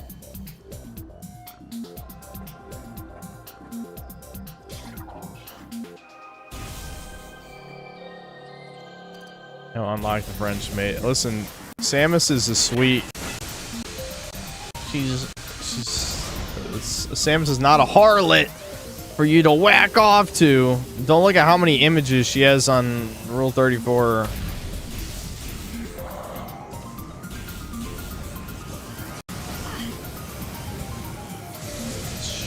Dude, look at how many missiles that takes, dude. Look at how many missiles that is. In what universe is that worth it? In what universe is that ability worth it? That's insane. Alright, so... now we go to the frigate? I don't think we get the grapple beam here, do we? I really don't remember.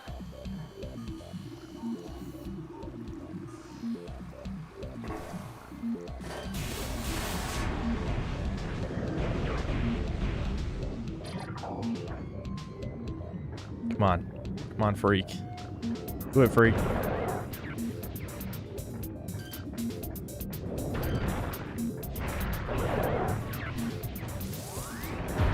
The MCO version would have been better just by not having obnoxious predators in it. I just wish I knew what it looked like. I just want to see it. I feel like someday we'll probably get to see what it would have been. That day is not today.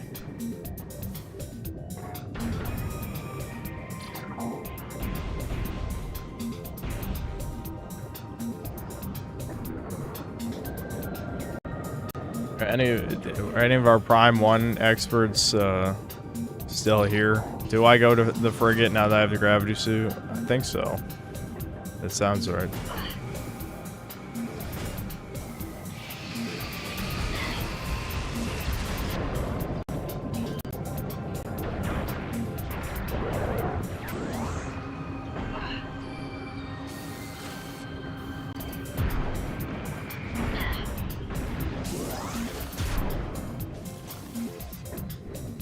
Yeah. Okay.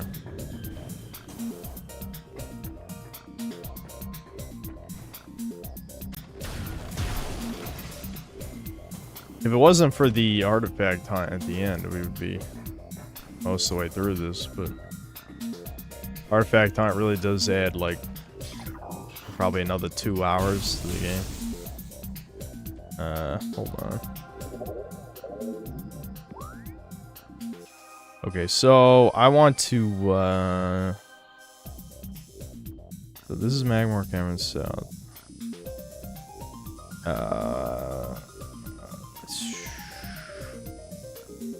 Yeah, I'm still, what am I doing? I'm still in Fendrana, so I want to go to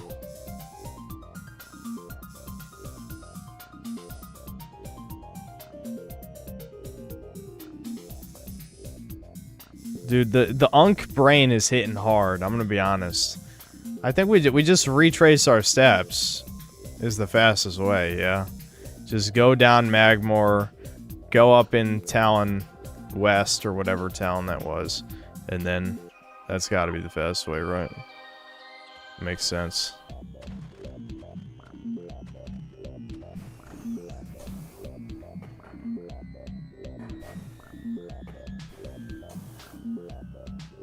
Why did I look at chat? That should have been an easy jump, though.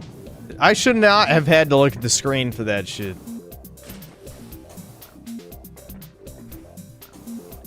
If I cared, I'd watch it back, see what happened. I'm assuming I like bumped my head or something, and then I fell.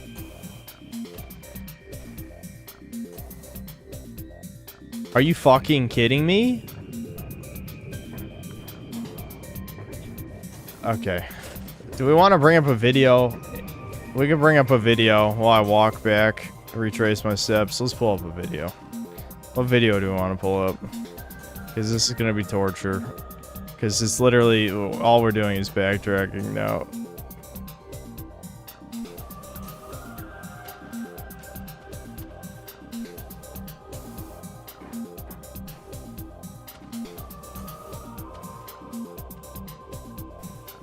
Let me get out of this room, though, before I set up a video.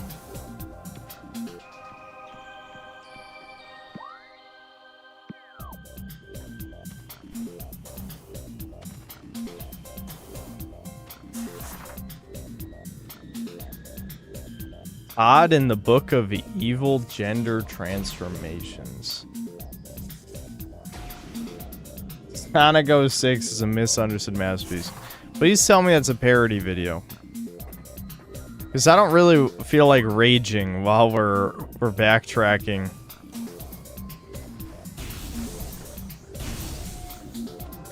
Yeah, I guess we could watch the Big Bungie Season 4 Boys review. That's not a bad suggestion. Alright. Hold on, let me pull it up.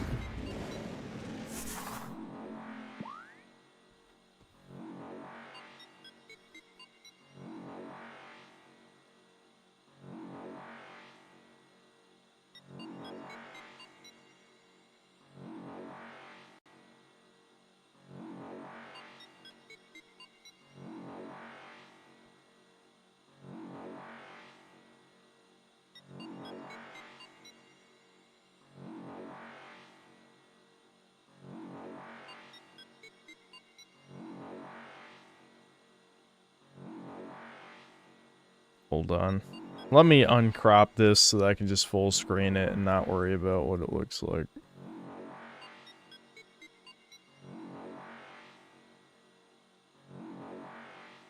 The Boys Season 4.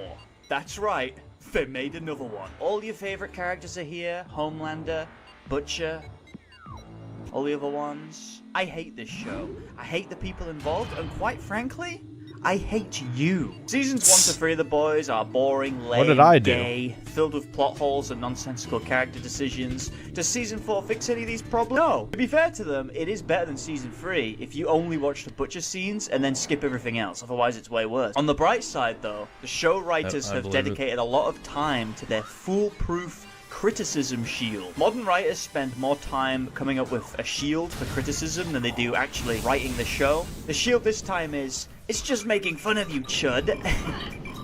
Didn't you know they were mocking you? You're missing out, chud. And then it's just gay porn. Have you considered that making fun of everyone who fucking watches it? Normies that I know were texting me saying, you were right the whole time. This show is cringe. And I was like, yeah.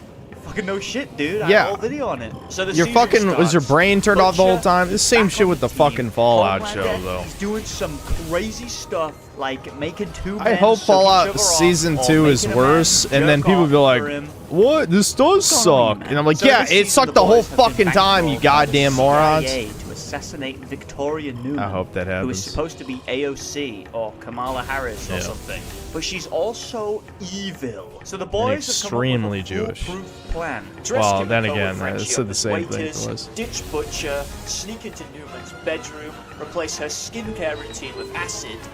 That goes fuck up. So plan 2, have Huey splash her in the face with acid. Sippy cup? A sippy cup of acid? Oh, I am fucked. I am so fucked. That amount of acid wouldn't kill a fucking normal person! Jesus! I always put Butcher back in charge. He's right outside. But she's a fucking prick! What the fuck is wrong with you people? Hold on a second. What do you mean, you people?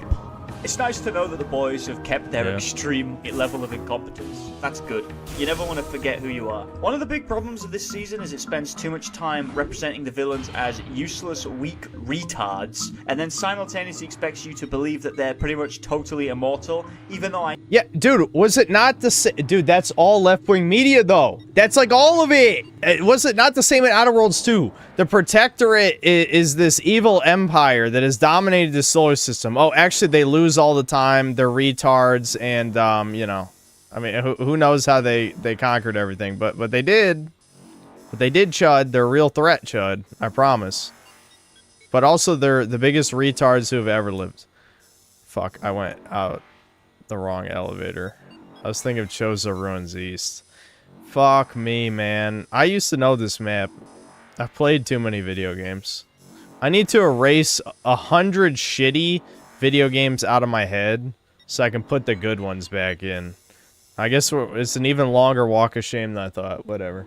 I know for a fact that they're not. In Season 1, the boys spent days in a basement with no resources, coming up with multiple creative solutions to kill Translucent. Now they have 2 superheroes on the team, the government giving them infinite resources, and their plan was just right splash her with acid. And once that failed, MM's just like, I'm stumped, I got nothing. What about Starlight? She goes by Annie. Can Annie burn out Newman's fucking eyes, debilitate her? If she can get close enough to her without getting her head popped off, who knows? Why can't you just have Kamiko do it? You know, the one who seemingly regenerates from anything? She could just jam her thumbs in her eyes. I mean, we know that works. It happened literally last season. And if you don't want to do that, then okay. I have another plan.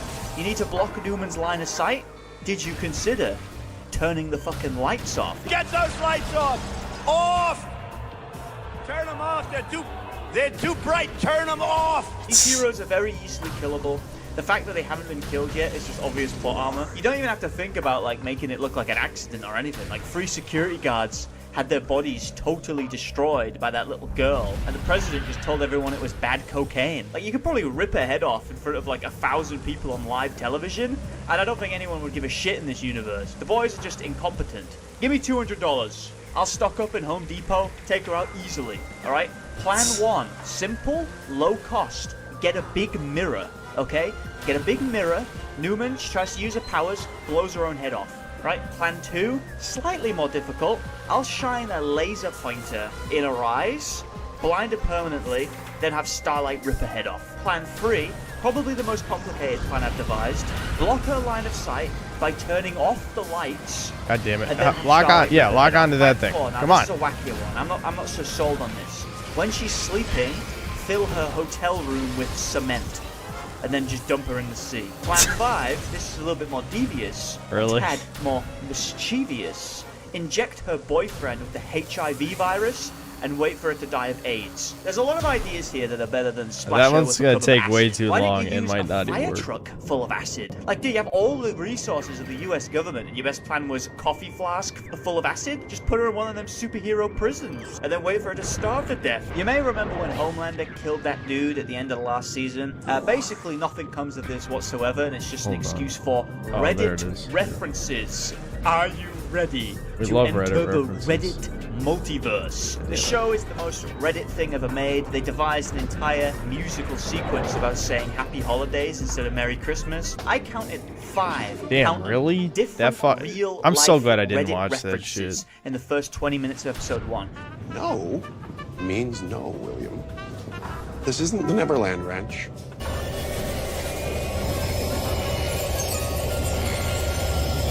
Ridiculous lie perpetuated by a jilted and emotionally unstable, hysterical woman who, let's be clear, pooped in my bed. Sure. And Jeff Epstein killed himself. No. The entire Homelander trial, Kyle Rittenhouse reference, which also comes with the writers defending Joseph Rosenbaum and claiming that he actually wasn't a convicted child sex offender, and that was like a right-wing lie. Well, He murdered Jews. some poor sod right in front of your eyes. That guy was a pedophile. Well, it ain't true. He's lying to you. Yeah. We've also introduced our 2 new Well, characters. Sister Sage, as we who know, is the Jewish people smartest can't be woman in the world, pedophiles, which you the know, 'cause writers that'd be, interpret as she pulls the against race the card religion. in every encounter. Can't She doesn't offend the fuck religion. around, doesn't even try and have like a nuanced debate, just instant race card. Is it just bullshit smeared on top of a personal vendetta? Ain't you a little mouthy one? Appreciate the subtextual racism there. She knows her priorities. What? You may be the smartest woman in the world, but how would you feel if you didn't eat breakfast this morning? You ain't gonna get me with that shiggy, Homelander. I know about the breakfast paradigm. I know about per capita. I know all your tricks, Homelander. There's also Firesparker, or whatever she's called, but she doesn't do anything, and nobody cares. Homelander and Sister Sage come up with a genius plan to take over the White House. What they're gonna do... This is something, I don't know. I don't think he covered this in the first video, and I don't know if he's gonna cover it in this one either. But holy fuck, why do leftists think smart person just means guy who is an asshole? Like, I should be the smartest guy on the planet then, but they hate me. I'm guy who's asshole, but then again, I'm also a white man. If I was a black woman, Reddit would think I'm the smartest person who's ever lived. Maybe the only guy smarter than me would be Devin, because he's an even bigger asshole. But, but that really is what it fucking feels like. Like, what? The writing is unbelievable. All right, hold on. We made it. We can watch more of this later. I just needed something to cope with the backtracking. Extremely painful backtracking. Oh, hold on now. I captured the YouTube studio page.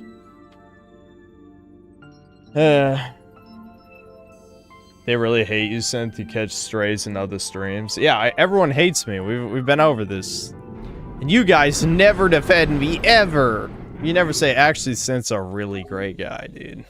You never say that. You don't. Betrayal.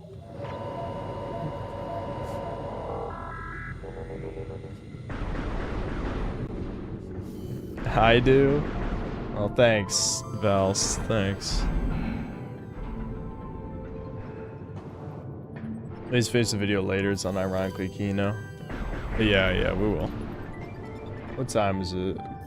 Yeah, we'll probably play this 45 more minutes.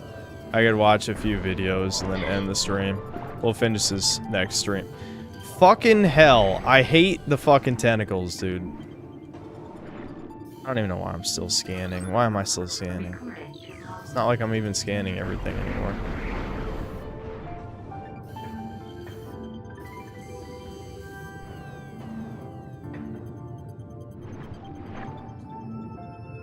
Why don't I fast travel? Yeah, you know. Yeah, that is the thought every Metroidvania fan has asked themselves. But I guess Hollow Knight does have fast travel, so...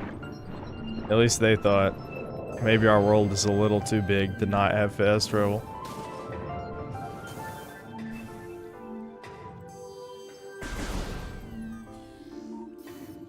Oh, God. Like I said, I played too many video games. I played too many. I would remember this if I had played less video games, but I played too many. Where's the last one? Is it that blur I see over there?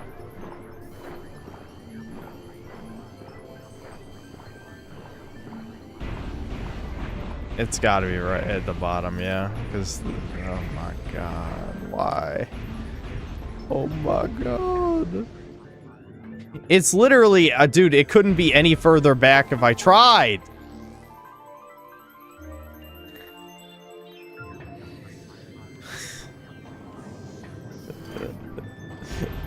My memory, dude. This is how you know my attention span is 10 times worse than it was 12 years ago. It's been ruined. It's been utterly ruined by the power of convenience. I've told you guys this, but I actually didn't even have a smartphone until senior year of high school. So it would make sense that 12 years of having a smartphone and also, you know, when I built my first computer, have 2 monitors. Between those 2 things, I have no patience for this shit anymore. I just don't.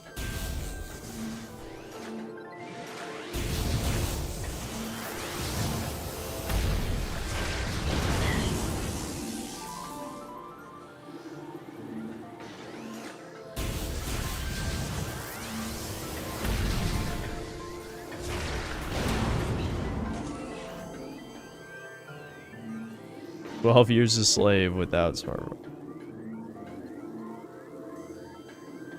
I think it's in the water. In the water. Oh, it's in the water. I love water.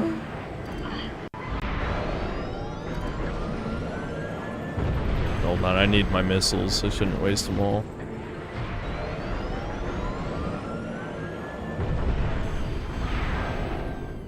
Did I really hit the wrong one? Yes. This is a 50-50 shot.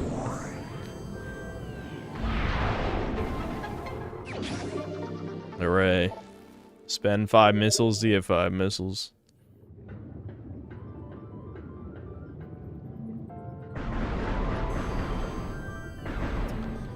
Okay, you know, game, this gimmick, it was vaguely interesting the first time. You don't have to keep doing it. I'm wondering... See, I really don't have time. I really don't have time anymore. I should have started playing these a week or 2 ago.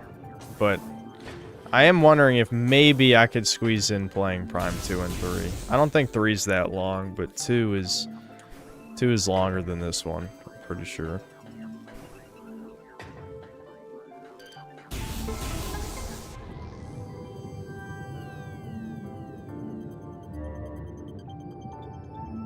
Which game had better suit designs, Prime 1 or 2? 2, just because the light suit actually, you know, changes up. Like, it changes the model, it's not just a reskin, right?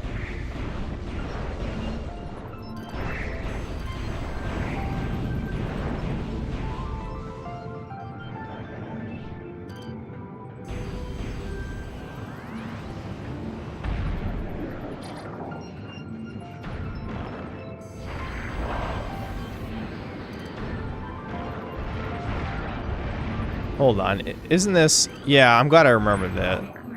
They're technically a different enemy. Even though they're functionally pretty much the same.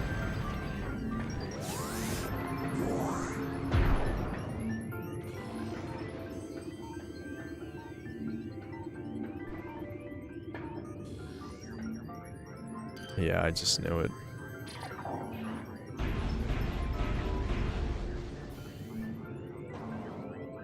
Is there any chance I could shoot that from down here? Probably not. Oh, yeah, okay, I could.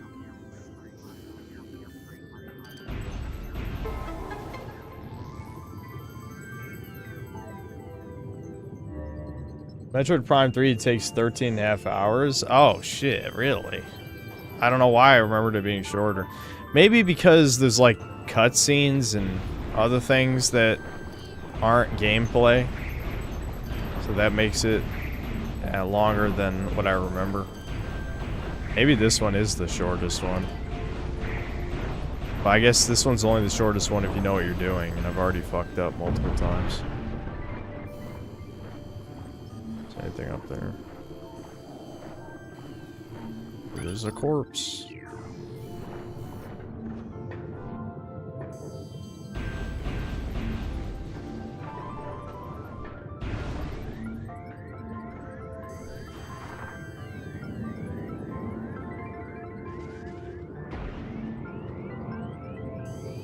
Oh, this secret's fun. Because you're basically just bombing all the way up. But you have to time it different, obviously. Hold on, let me get used to the timer here. Nope.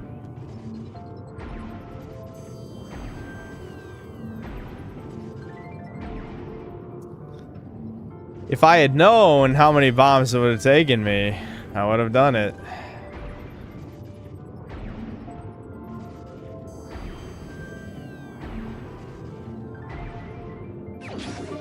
There we go.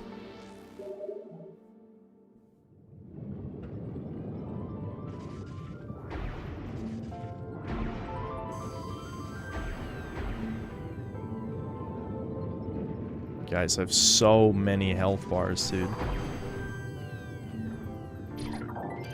This thing is like, by this point in the game, enemies are just a minor inconvenience. I mean, some of the late game enemies can do a shit ton. But none of the enemies here are even slightly a threat.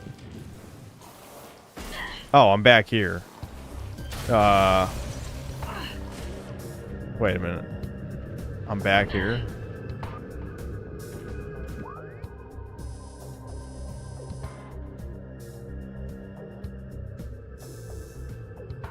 Wait, what? I'm back here?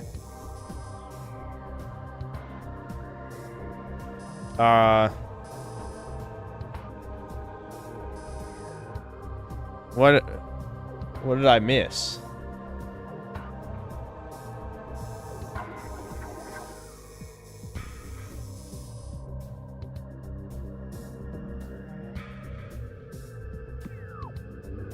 Wasn't I supposed to get an upgrade on the...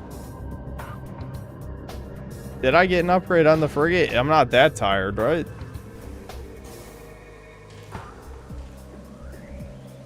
This opens the other side of the locked gates. Okay.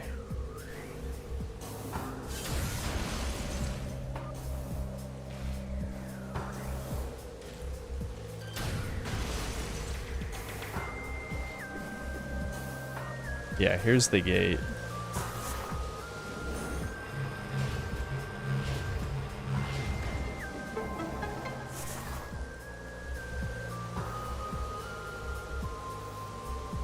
I'm kind of wishing the game would bail me out right now. Up there, I need the power bomb.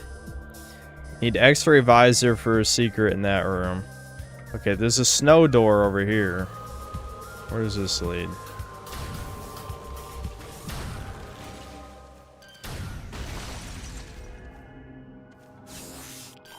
Oh, this is the Phazon. Okay, now we're going to the Phazon mines. I see what's going on here. Alright.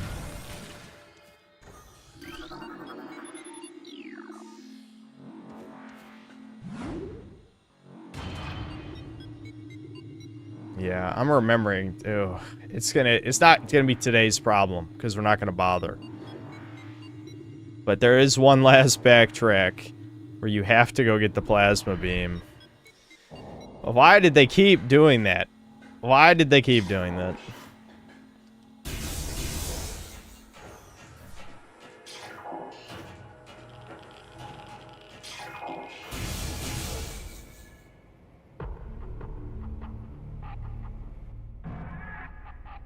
Have I yeah, I took a piss 4 hours ago. Actually, I think when I stretched my legs, I did again. I did. So there's been 2 synthetic peas this stream. This is probably about on pace. Oh, those are super turrets, I think, aren't they? Yeah. Oh my god, turret, but stronger.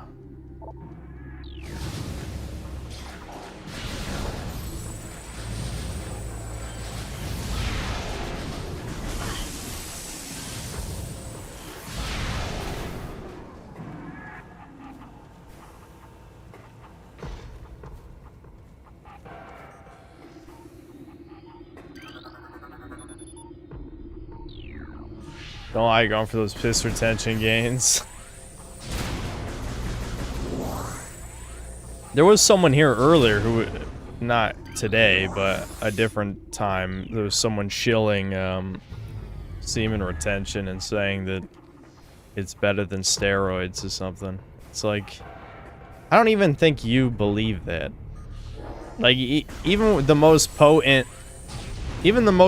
placebo effect isn't going to be 1/10 of the effect of steroids. So like, who are you talking to? I mean, maybe he's trying to be funny, but it didn't sound funny, you know?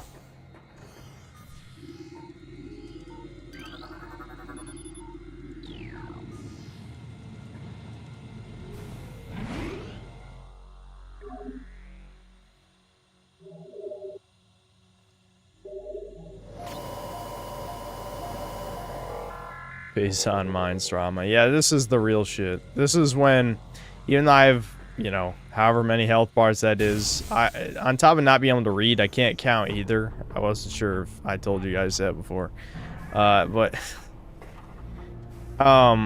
yeah, this is when they start shredding. The enemy starts shredding your health bars here. This is a lot of annoying shit. This place... I mean, a lot of the shit so far has kind of been my fault in some ways, but I think this place, they're kind of... This has, like, final dungeon-itis that a lot of games have, where it's like, let's make the last dungeon kind of, like, convoluted. I say last dungeon, but it's really not. I mean, it's the last big area, but the impact crater is... an area, I guess. There's only like 4 or 5 rooms, but...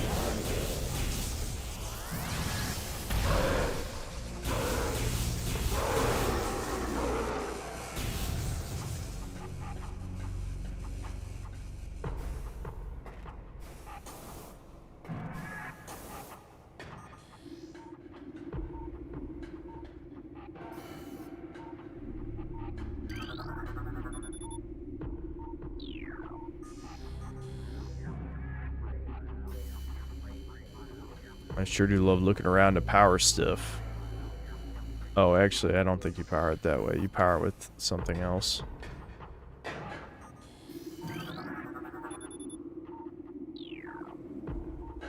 We must power the crane, chuds. Power the crane.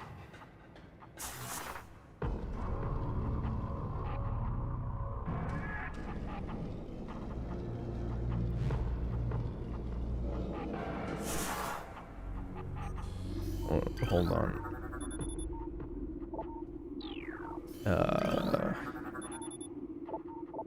Blah, blah, blah.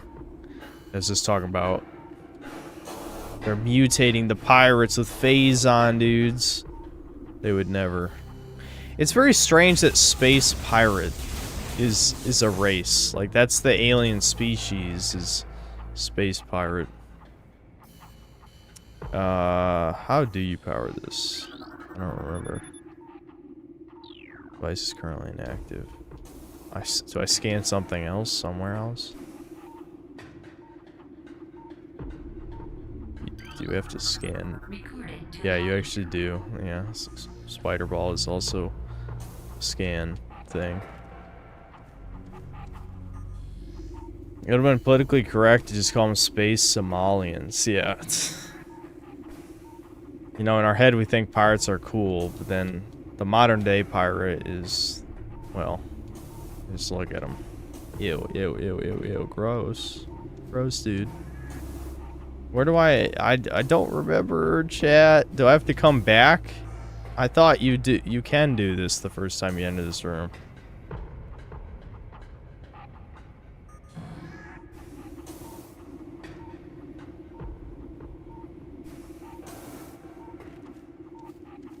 Maybe you power this later and then you come back, but I didn't remember that.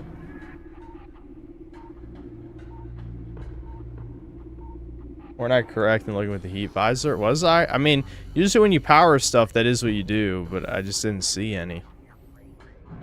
This thing has pretty decently far vision. So I thought I'd be able to see it, but maybe not. That's a terminal.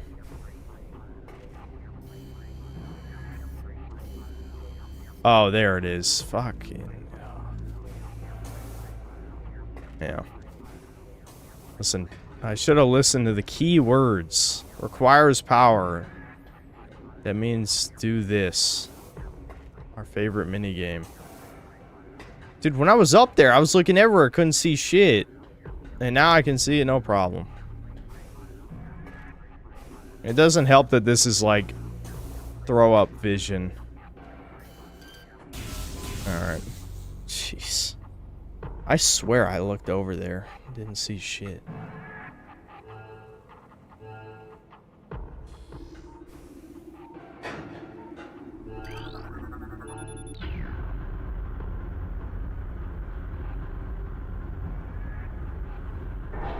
Thermal visors like drunk goggles in the remaster. Yeah, they did fuck that up.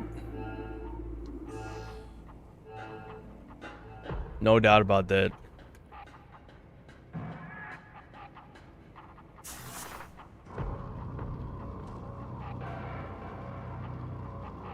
Would you say you're old enough to say back in my day? Some of these Gen Alpha kids, if they're talking about video games, yeah, probably. Can you just let me out of here, please? Alright, whatever. I guess I'll just get it more fall. No reason not to. My YouTube studio page died for the millionth time again. When will YouTube ever fix the memory leak? Never? It sounds like never. The Indians don't know how to do anything, so I guess it's just never getting fixed.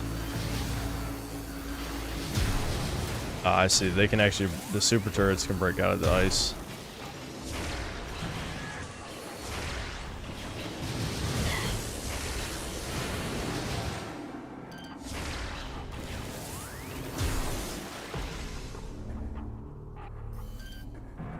I really should switch beams. Alright, got it. I hear an upgrade, dude. It's another power bomb one. I'm assuming power bomb is the next thing we get, so.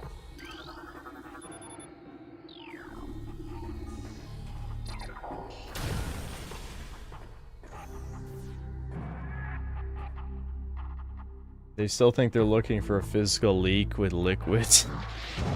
Yeah, truly. Oh my god, they're invisible! Oh my god, dude, what will we do?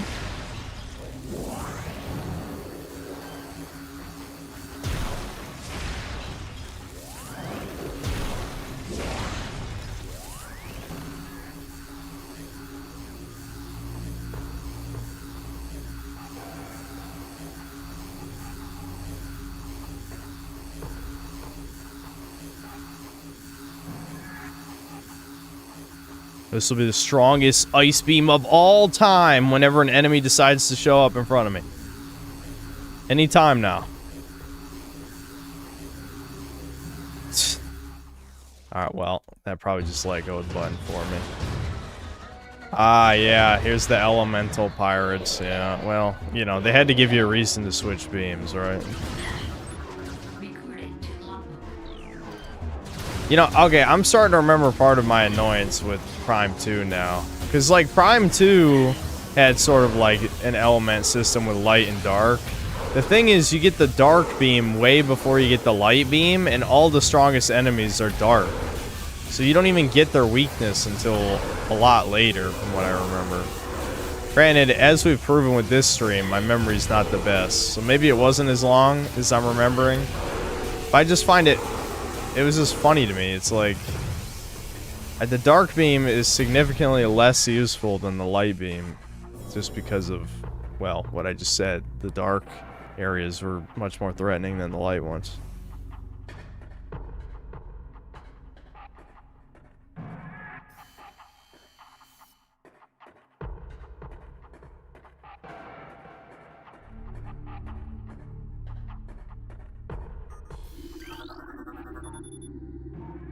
More Bendesium.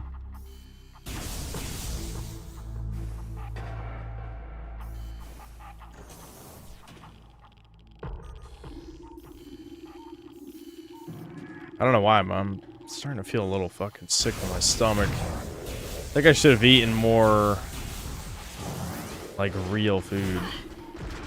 Hold on. I want to scan the invisible guys. Let me scan you. Stop being chuds. Scanning. Scan. There we go.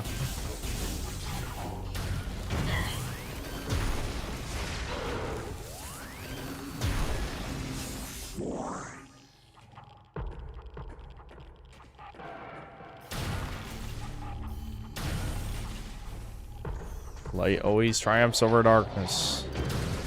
Yes, but I'm edgy. Oh, you know what I was watching? You just reminded me of something. There's a YouTube video I was watching. Shit, what game was it for? Oh no, it was the game though.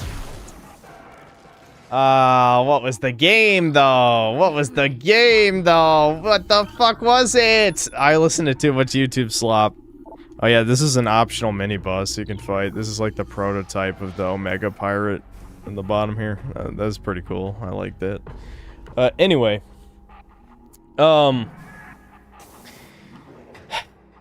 Shit. He made a comment about black and red not, like, being lame. He was like some zoomer. He's like, what is it, 2005? And I'm like, dude, 2005 was the greatest time to be alive, you fucking freak. Be jealous. Be jealous, you bug.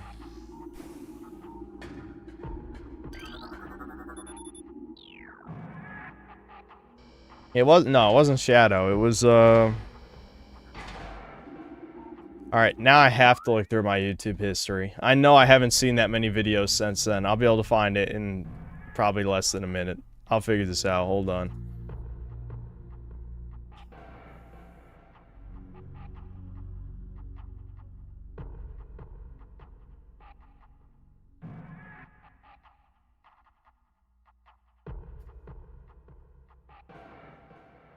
Hold on. Did I scroll past it? No. I really hope my memory isn't as absolutely abysmal as I think. I swear it wasn't that long ago. Maybe it was 2 days ago instead of 1. I watched so many YouTube videos though. 2 days means I gotta scroll through like 50 videos. I wish I was joking. Dude, I binge watched that fucking 22 Luke's videos. I won't even say they're that good. He's the classic God of War guy who literally, it's just a channel talking about classic God of War games. I can't believe he was able to milk one specific series for like a year.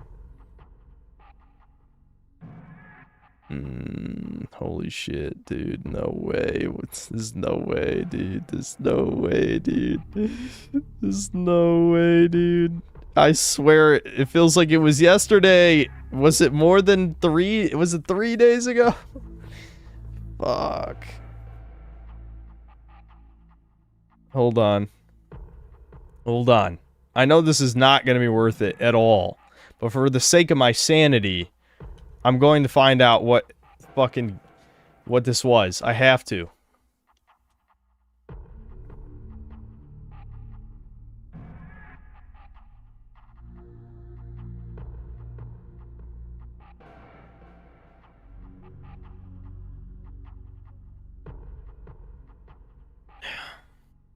I know I don't want there to be too much dead air, but I can just tell with the state of my brain right now that if I ramble too much, I'm just gonna miss it. I'm just gonna skim right over it and not even see it.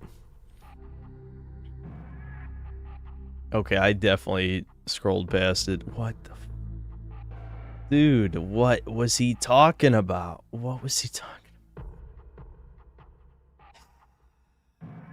Now, am I getting Mandela affected? Did I have a dream about somebody's bad video? I know it was a game I wanted to hear somebody shit on. But then he said somehow black and red is bad, and then I got mad. That's what happened.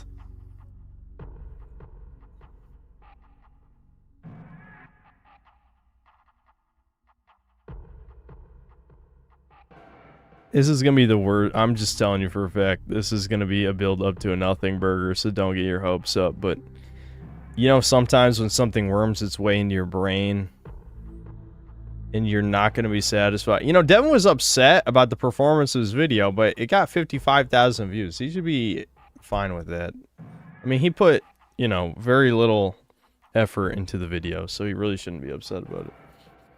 All right, hold on.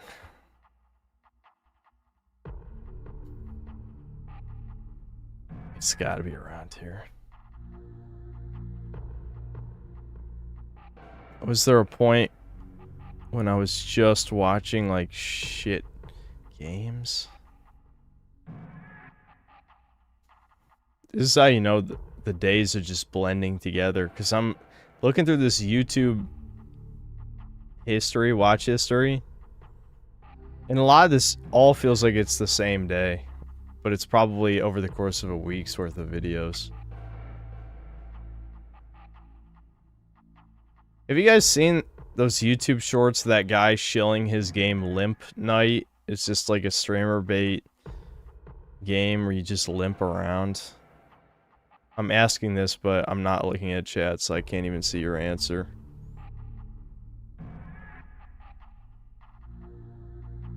Dude, I'm losing hope. Is it possible YouTube didn't count my click as a view? But there's no way he said it in like the first 5 seconds of the video. I definitely watched.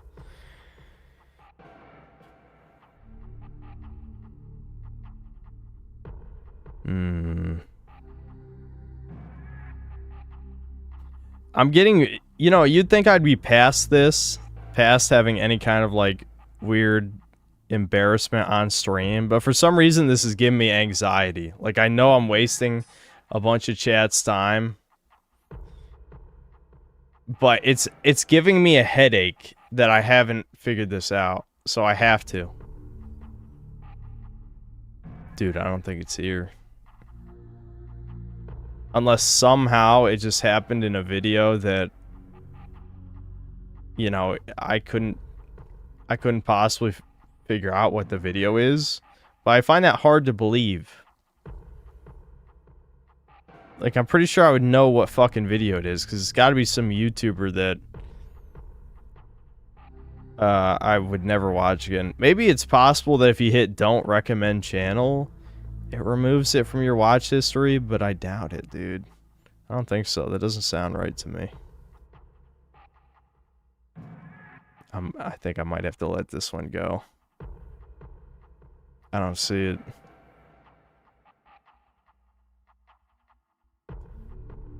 That sucks so much. You don't even know how much that sucks.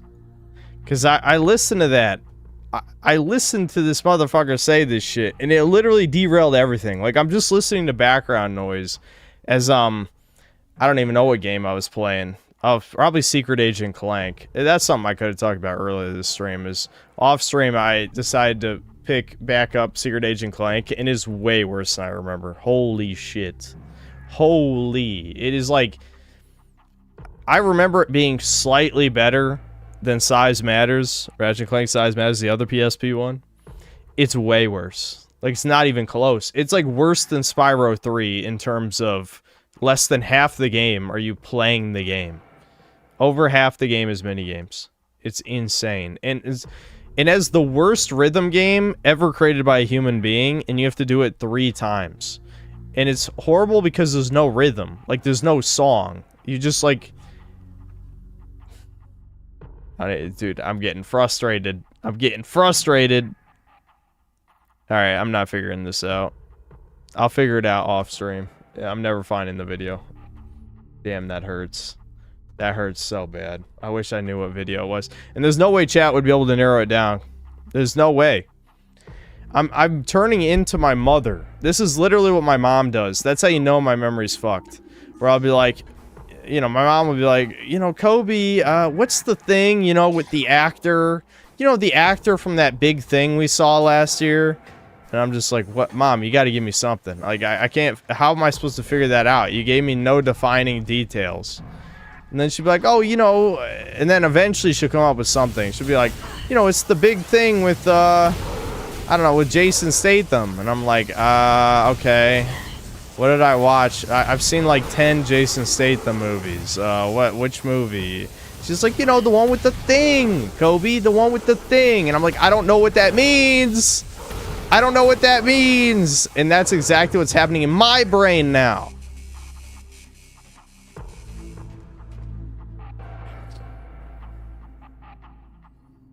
If you stop now, you're submitting to your dementia. It's not in my YouTube watch history. It's just not. I have no idea if hitting don't recommend channel removes it from watch history, but I am suspecting that it does. Because I can't figure out why else it wouldn't be there. It was just some random ass channel I've never clicked on before. He was shitting on a game sequel. And he said, what the fuck did he say? He said just something like, they added these guys who are black and red, so edgy. What year do they think it is? 2005? And then I'm just like, nah, you gay ass motherfucker.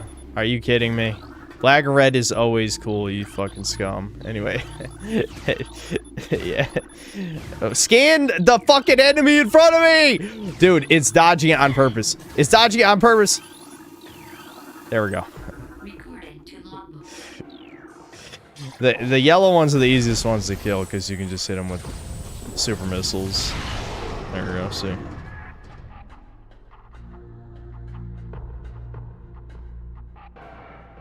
If you know what time you watched it, go through your actual search history at that time. I don't, Brian, I don't. But fuck it. Oh, is that what we're resulting to? I need to reset the recording. Actually, we're about at the time to quit. Next save point. We'll continue this next stream. Alright, I'm looking through search history. That's how you know it's over. That's how you know it's over. Alright, I'm gonna narrow it down to YouTube. Okay.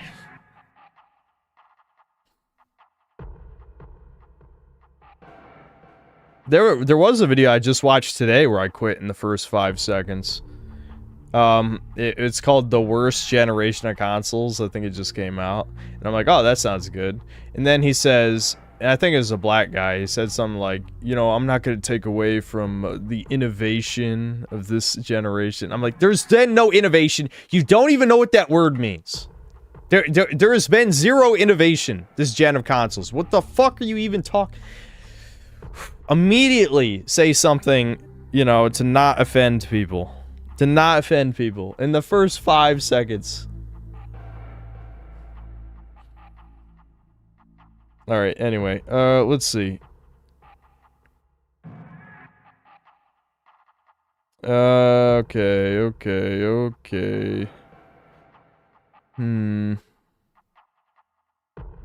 Dude, I've seen so much slop. Oh! I figured it out. It was a Halo Infinite video. It's called The Narrative Mess of Halo Infinite's World Building. And I don't know, the video wasn't that good anyway, but I'm like, whatever, this is background noise. And then the guy just says, he was talking about the special dudes, like, you know, the mini bosses. He's like, you know, that's when he said black and red is lame. I'm like, you're fucking lame. Like, I will say, black and red doesn't really fit Halo. Like, if he had said that, I would have been like, okay, you're kind of right. I don't think black and red fits the aesthetic of Halo, you know? Good guys are green, bad guys are purple. That's sort of like the general aesthetic. So, black and red doesn't really fit that. But that's not what he said. He said black and red is lame, like it's 2005. Fuck you. 2005 is 10 times better than right now.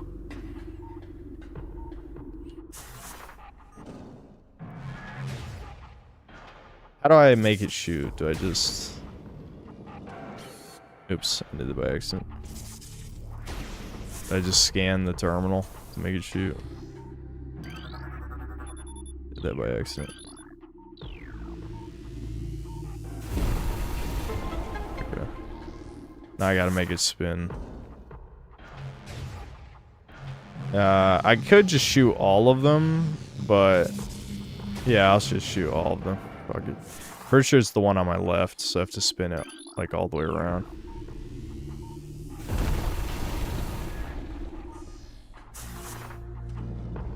Yeah, fuck, I'm not wasting chat's time.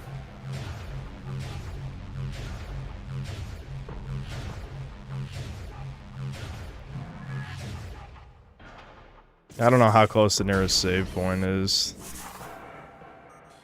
But my brain is definitely done for today. Okay, it's one more over.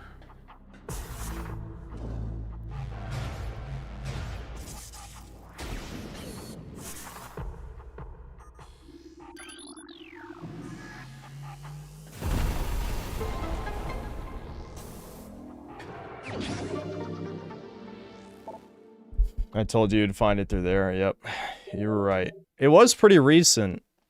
See, I was starting to gaslight myself. I was like, maybe it was 2 days ago or 3 days ago. No, it was last night. So it was probably only, you know, I watched it like 10 videos ago or something. You know. I think I can just jump down this. I'll take some damage, but... Ow. Yeah, I was taking some damage, just putting it lightly. Oh well. Yeah, this is the part where this gets annoying, is this fucking shit. It's not even like it's a hard puzzle, but you don't really... This is not what I signed up for. You know what I mean?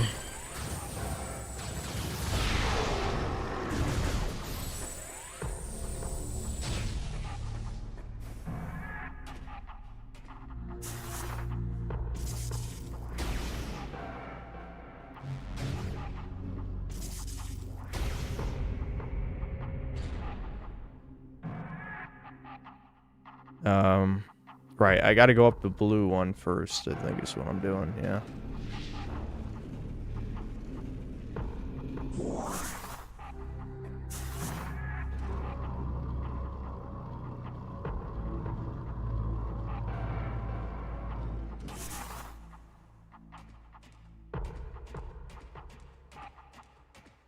Someone said that guy talked about you in a video. Really? The guy talked about me? I wonder why. I'm assuming shitting on me, because he doesn't like black and red. You fuck. You disgust me.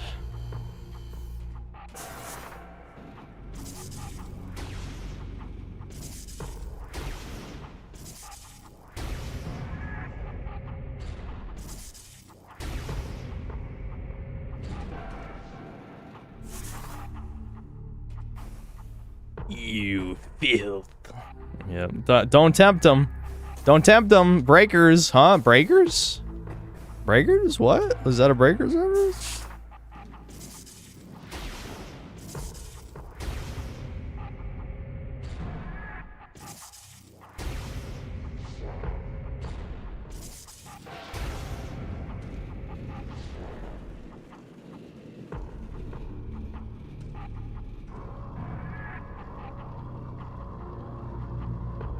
Don't waste your PC data on. If they announce end of service, I'll play it again. I'll ask Larry if he wants to play. We'll play it before it shuts down.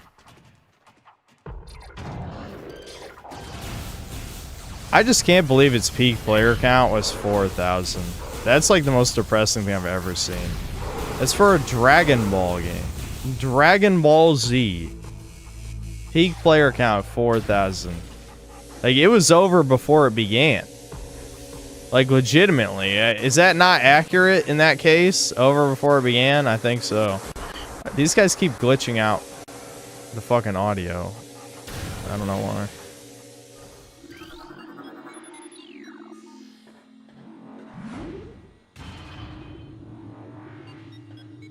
Dude, the impact crater, bro. Why doesn't Samus just, I don't know, break this glass and go over there? I guess there's like a force field on it. I don't know. Maybe the radiation. Phase on radiation would kill her instantly, probably. That actually makes sense. I'd believe that.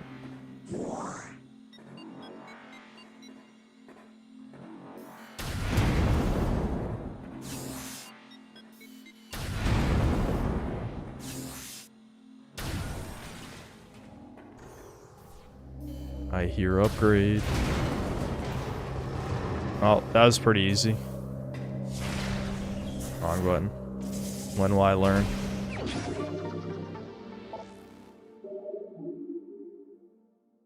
%50 of all items. Woo! Only 50%, and this is the last full area you explore. That's how much backtracking for shit that you have to do in this game. That we will not be doing 100%. I promise you. That's not happening.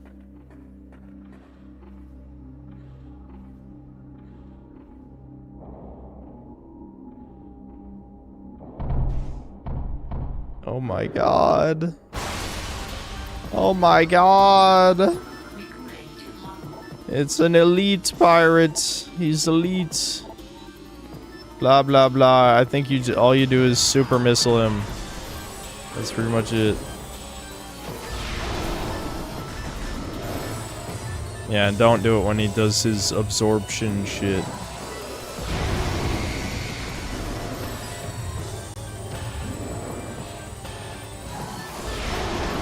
Yeah, pretty easy. Pretty easy.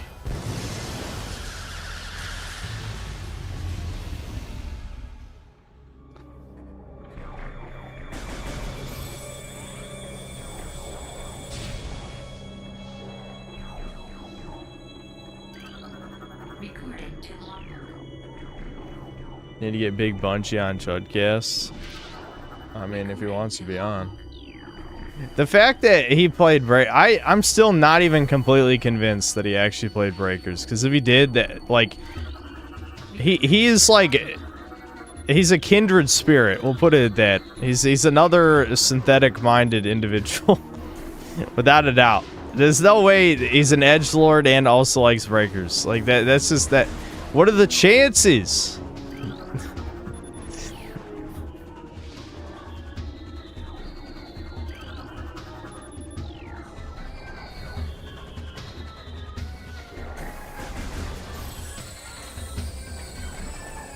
Oh, it's an ice beam one.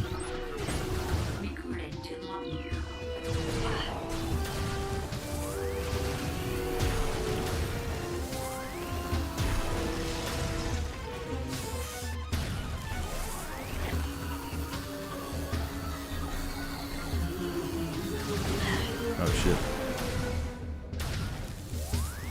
I can just hit him with him. No, actually you can't hit him with a missile.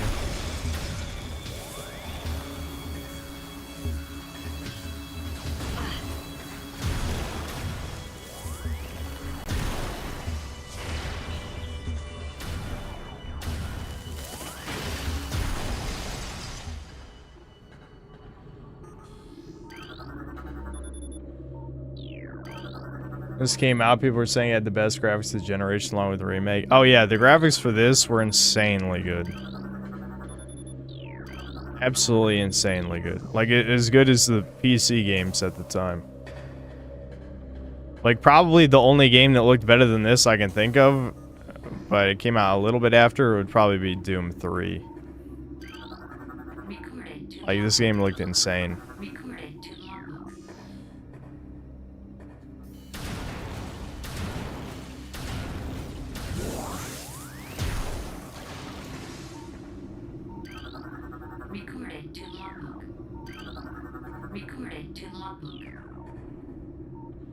Doom 3 had a high spec requirement at the time, like, yeah. Now everything has a high spec requirement to run semi-well, you know? That's the difference. You know, the whole crisis effect thing just feels like that's almost every game. So people just end up running shit on low and then not giving a shit, you know? Like, you know, people were saying, 3080 ain't good no more, Chud. It's like, if I wasn't having these blue screens, I wouldn't care. I would just run at medium settings. Like, the games barely look different at medium anyway. Right, I think the upgrade here requires... a power bomb. So much shit here requires power bomb. Because you get the power bomb here, so... Makes sense. Oh my god, they're gassing Samus! How can they do this? Good thing the doors are wooden. Haha. Wooden doors, Chud. I think that's the save point over there, but I need the power bomb to unlock the save point.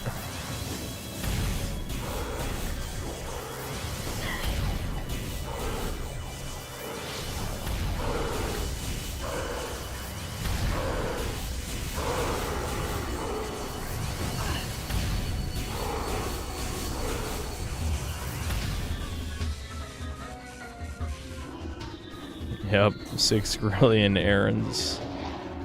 I don't know what just happened there, but who cares? I'm beyond caring missing basic jumps because to be fair, like I couldn't do anything over there anyway. I think you get the power bomb here, actually.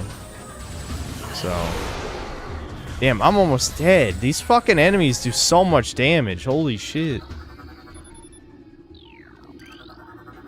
I remember hard mode here just being like, you have to play as gay as possible. Like, actually taking cover. How dare you take cover? Death to the hunter. Yeah, hold on. Let's read that again. Death to the hunter, death to all who oppose us. These space power guys don't seem so bad.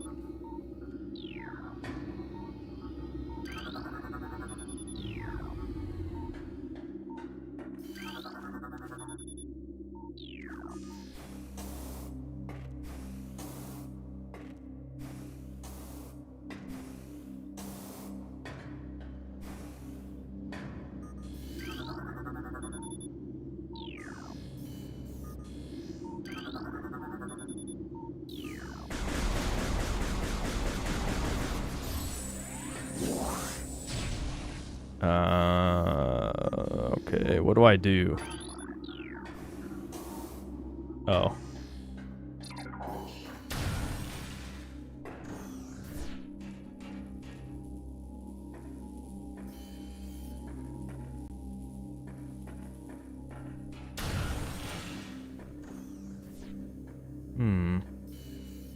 Oh. Oh, the door's locked. Oh my god. It's invisible. Oh, wait. It's not that kind of invisible? There we go. This is the chat member told me to do this. Yeah, that worked. That worked. That is a legit use for the fucking for the plasma taser shit. Or laser taser, wave taser. I don't know.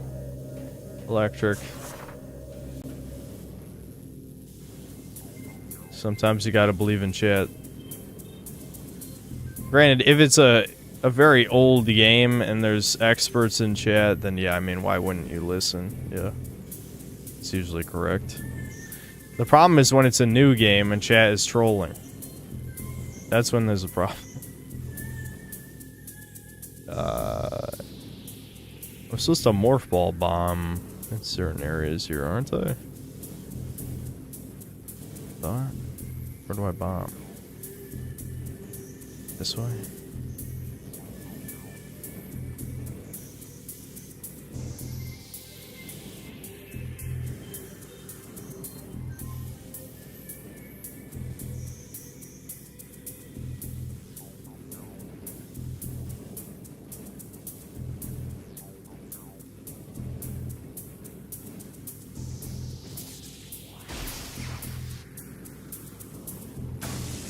Ow.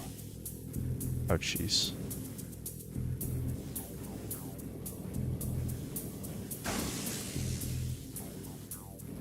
Stop tickling me.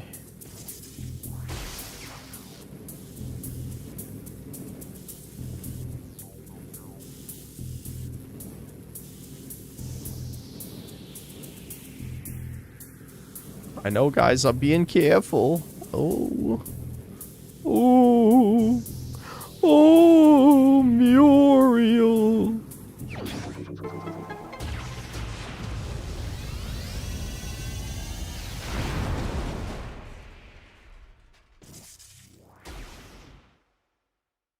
Sweet, dude. Power bomb.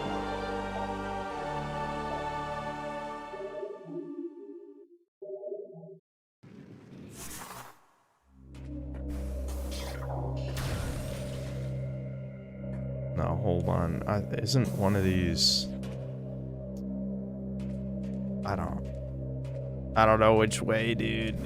That other way is power bomb, but let me just look this way. Yeah, okay, this was the save point. Sweet. Alright. It's pretty good place to end it for now. That's more or less what I wanted to stop playing this. We shall continue another time.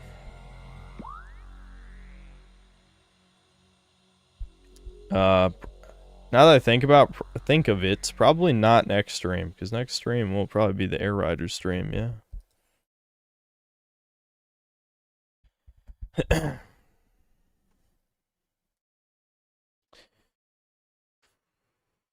You got through like 70% of the game. Well, the thing is, the artifact run back through the whole map is ass. It's ass. So, I just didn't have the energy. There was no energy for that. Can't wait for Air Riders with Debin. Well, Debin doesn't want to play with me because he's, you know, a bad brother. Terrible.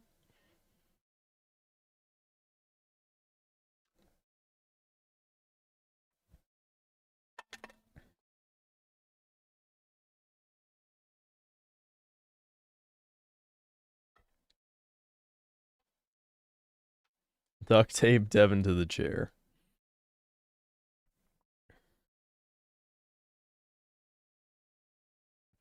Hold on, let me read these super chats. Oh, I missed this one a while ago. Benjamin Boswell, thanks for $5. Tell me your honest opinions on Prime and the remake. Prime 2 is my favorite, but that's an unpopular take. These are unconventional first-person shooters. Metroid Prime is one of my favorite games. You know, you don't play it because it's a shooter. Obviously, you play it for the exploration aspect, the Metroidvania. I mean, Prime 2 is still good, but I remember a lot. There's quite a few parts of Prime 2 I did not like. Mostly the Dark World shit, I think. But again, it's been so long since I finished Prime 2. I'd have to play it again to remember specifics. I know some people enjoyed some more challenging game. But, I don't know. There's just some bad ideas in there from what I recall. As for this remaster, it feels like it's the same game. You know? I'm not autistic enough about Prime's visuals to know what, you know, they made soulless. The only notable thing was that the thermal visor made me want to throw up. Like, I never get motion sickness, but like that heavy blur effect on moving around looks really bad.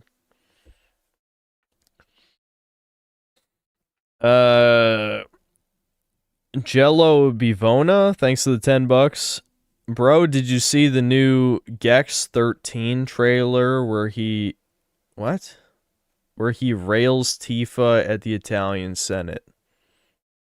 Are you just talking about when the fucking porn video was played at the Italian Senate? I thought the use of AI Ghibli art was pretty cringe. Thoughts? I don't know if you're just going schizo mode or not. I mean, I know about the Italian Tifa thing, but I don't know what the rest of this shit's about.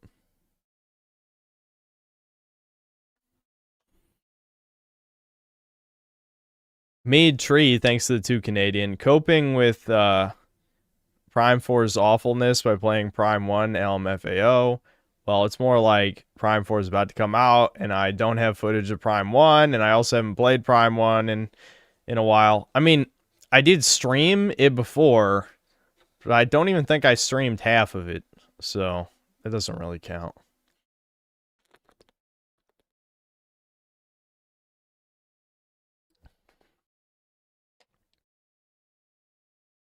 God 7 use AI banners. I'm well aware. Last stream I streamed the whole campaign and showed that off. Slip of the tongue, baby. Those Gex streams, not my best streams for sure, but chat liked the say Gex meme. So even though I stole it from 4chan, like just not even no shame. That's just saw it on V, thought it was funny. Just kept saying it, and it caught on. Alpha Berserker, thanks to the $20. Do you think a 3D version of Zero Mission and Fusion would work as long as the woke slop was guaranteed to not be included and they actually employ good devs, or is the format just too different? It'd probably have to be a lot longer game. You know, it'd basically be a reimagining. But yeah, I would play any of those older Metroids reimagined.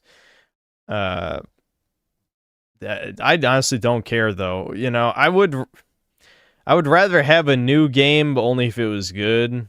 But if a reimagining's that different, it's basically a new game anyway, because the story of Metroid doesn't matter. So it would just be, you know, here's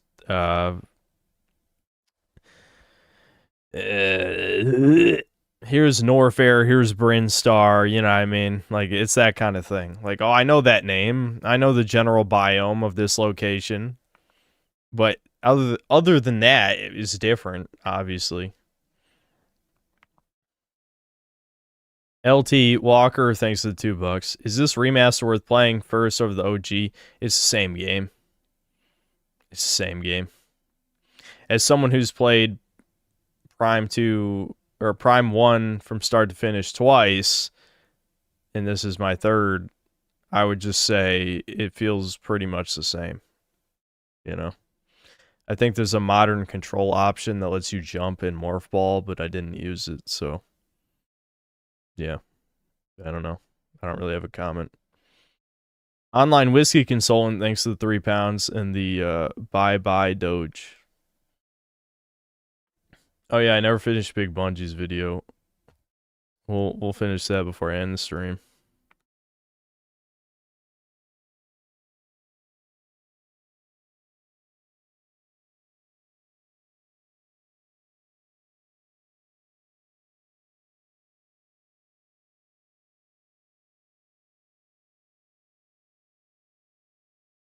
Do I have a normal capture here? No, that's not normal. Why is it cropped like that? Whatever, let me just fix this crop.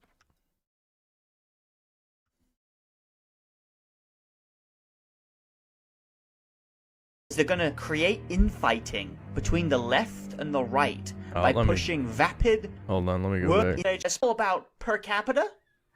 If you didn't eat breakfast this morning. Oh yeah, hold on. Bullshit. Smeared on top of a personal vendetta.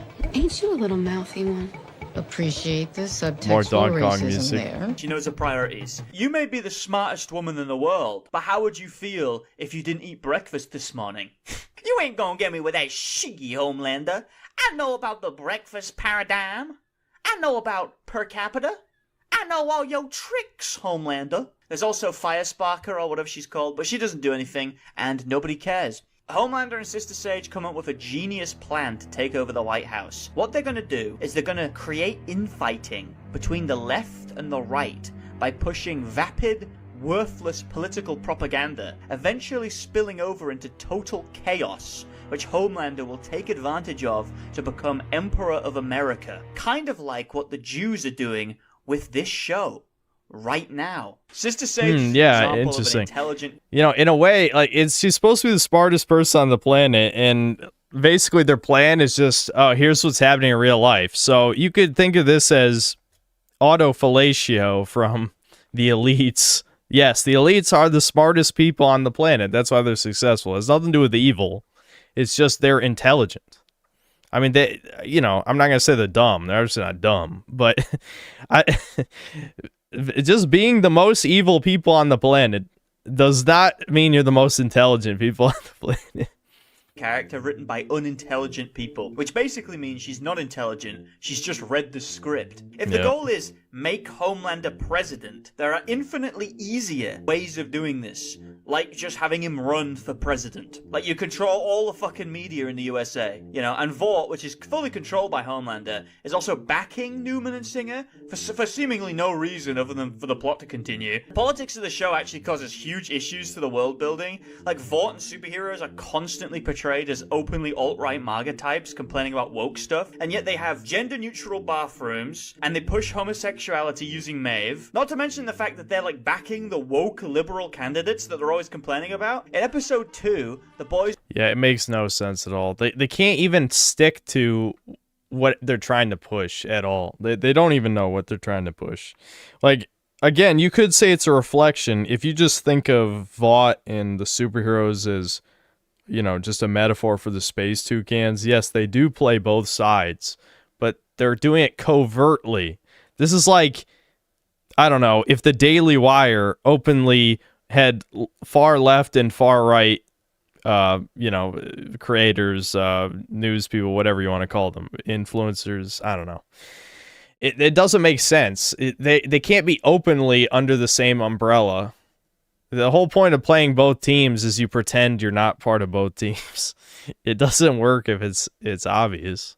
Let's go to this Nazi conspiracy convention where all of the guys are pro-Vought but anti-Singer, even though Vought promotes Singer publicly. I know how the writers did this because they want to posture about right-wing conspiracy. Night Media is Hassan Asgold. Yeah, no one knows what Night Media is. That's the point, Fly On. Everyone knows what Vought is. Vought is supposed to be Disney in universe, which is ironic because Disney owns Night Media. But the point is, no one knows what the fuck Night Media is. If you mention Night Media to any Asmongold fan or any Hassan fan, they don't know what that is. Theorists like Alex Jones, but the difference is these guys aren't conspiracy theorists because they're believing in things that are being pushed by the mainstream media. Conspiracy theorists in this world will be like left-wing Hassan Piker types. I mean, they made this mistake in season 3, to be fair, so this type of writing issue is to be expected. Also, their conspiracies are all objectively true. Like, Soldier Boy is being held captive by the CIA. He did have a relationship with Liberty, that is true. Are the writers just forgetting shit now? No, actually, I would argue that's part of their fucking point. That they are acknowledging that the far-right people are right about some of these conspiracies. And they're fucking laughing in our goddamn faces. This is part of the demoralization. This is on purpose. This is absolutely on purpose that some of their conspiracies are correct. Because they know what we say is correct. That doesn't matter. It doesn't matter if what we say is true or not. Because leftists are completely demoralized bugmen. Every time a right-wing conspiracy theory is proved correct, a leftist does not learn a single thing. They don't care. Because they think we're, you know, horrible people. And leftists are all good because they do what, you know, the media and the government tells them to do. He did have a relationship with Liberty, that is true. Are the writers just forgetting shit now? I mean, this was only a season ago, guys. Then Firespark comes out and talks about how Hollywood are pedophiles, which also makes no sense because Vought basically fucking is Hollywood. Like, Vought is supporting and pushing these actors, and these are all hardcore Vought supporters, so obviously they're gonna be in favor of them. This is literally just the rich Hollywood elites who are making the show, complaining about the actual criticism they get in real life. Or alternatively, they're trying to lampshade their own pedophilia. The plot of the Yeah, it's actually both of those, I think. I think it legitimately is both those things. show is the mainstream equivalent of porn plot lines which only exist to set up two dudes fucking. This show is like that, but to set up a pointless political scene with no morals or purpose. Or two dudes fucking. And then the episode ends with the multicultural, diverse boys killing white people to have an Aglia using those Jewish chandeliers. Yeah, well, I wonder what's that symbolism? That's interesting. You might be wondering what's going on with all my favorite characters, like Frenchie. He's gay now, which has improved his character by massive strides. Before, his character was, oh, I am on drugs, I'm on drugs. And now his character is, oh, I am drugs and I'm gay. I'm gay and I'm on drugs and they're wearing off. The drugs are wearing off. Get your shirts, the drugs are wearing off. BungieBigStore.myshopify.com. The drugs are wearing off. These shirts, they're so good. And they're so good, they're unbelievable. Get yours now, the drugs are wearing off. He's in a relationship with a gay black man who I believe is called Tyrone. The thing about this is, I've always viewed... That's an interesting name. Interesting. You think that's intentional? No. Just reading into it, clearly. Frenchie is the odd man out, right? Because all the other guys have like an actual reason why they joined the boys. But now with this reveal, I know why he's on the team. Frenchie, mate, we're glad to have you on the team. But I gotta warn you, mate, we're going up against some cruel, horrible bastards. If these guys capture you, they're gonna take you into a small room under the tower and rape your bat. Oh. And these guys are strong, brutal. They don't tire. You'll spend the rest of your day down there in eternal ecstasy. Agony, mate. Agony. Also, funnily enough, now they've made him gay, he keeps talking about, like, men's dicks and wondering how big men's dicks are and talking about sucking men's dick. I'm not even joking. That's actually real. That's how all gays are written, by the way. They do the fucking same thing in Invincible as well. Yeah, not offensive, apparently. That's apparently accurate representation, because you'll never hear them complain about it. Well, Kimiko has an exciting story this season. That takes us to MM. MM has been renamed. He's now called Marvin. No explanation has been given for why his nickname was Mother Milk. MM has taken over the boys and is extraordinarily incompetent at his job to the point where he keeps having heart attacks over it. And then his daughter starts like beating people up in the street, and MM's talking to his ex-wife like, I just don't know what's gotten into little Shaireen lately. Shaireen? Her name's Roseanne. At the end of the season, he abandons his family to go fuck around with the boys. I don't know why. Yeah, of course. The black guy, it's just like he said in the last video. I'm doing it for my daughter. Could you go see your daughter? Could you spend some time with her? Yeah, it literally is that shit, yeah. He may as well quit. He doesn't add much to the team dynamic. So after the Havanaglier murder spree, Starlight goes to the president and really smugly announces that she's going to get him more voters and shit. And then immediately like tries to beat someone to death on national television because it turns out that Starlight had an abortion the whole time and then Vought like leaked all of the records to the public. I'll lose it. That was like the most private thing between you and me, and to fucking broadcast it like that, that's a fucking violation. Huey, it's not helping. That's so fucked up, man. It's just so fucked up. Someone will use our personal, private information against us like that. What kind of monster would intrude into someone's privacy and then use all of their personal information? Yeah, who would do that? Who would do that? Against them, dude. That's like so fucked up, bro. Okay. We'll sneak the kids out through the back. Why you got kids in your office? Yo, maybe that spark cracker had a point. Are you ready for the greatest line in television history?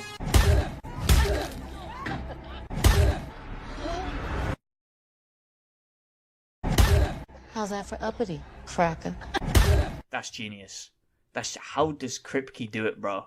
How does he fucking do it? If you watch this season with a keen eye, you will notice that nothing actually happens at all, and there's no real development. Until episode 5, where Butcher shows up and goes, I have a virus that kills all superheroes. Wow. Yeah, and it's just like the Venom symbiote, and he's like hallucinating his like old buddy. I remember I did watch little bits of the season. Like I said, I'll sometimes pop in when my mom's watching the show and watch a few minutes.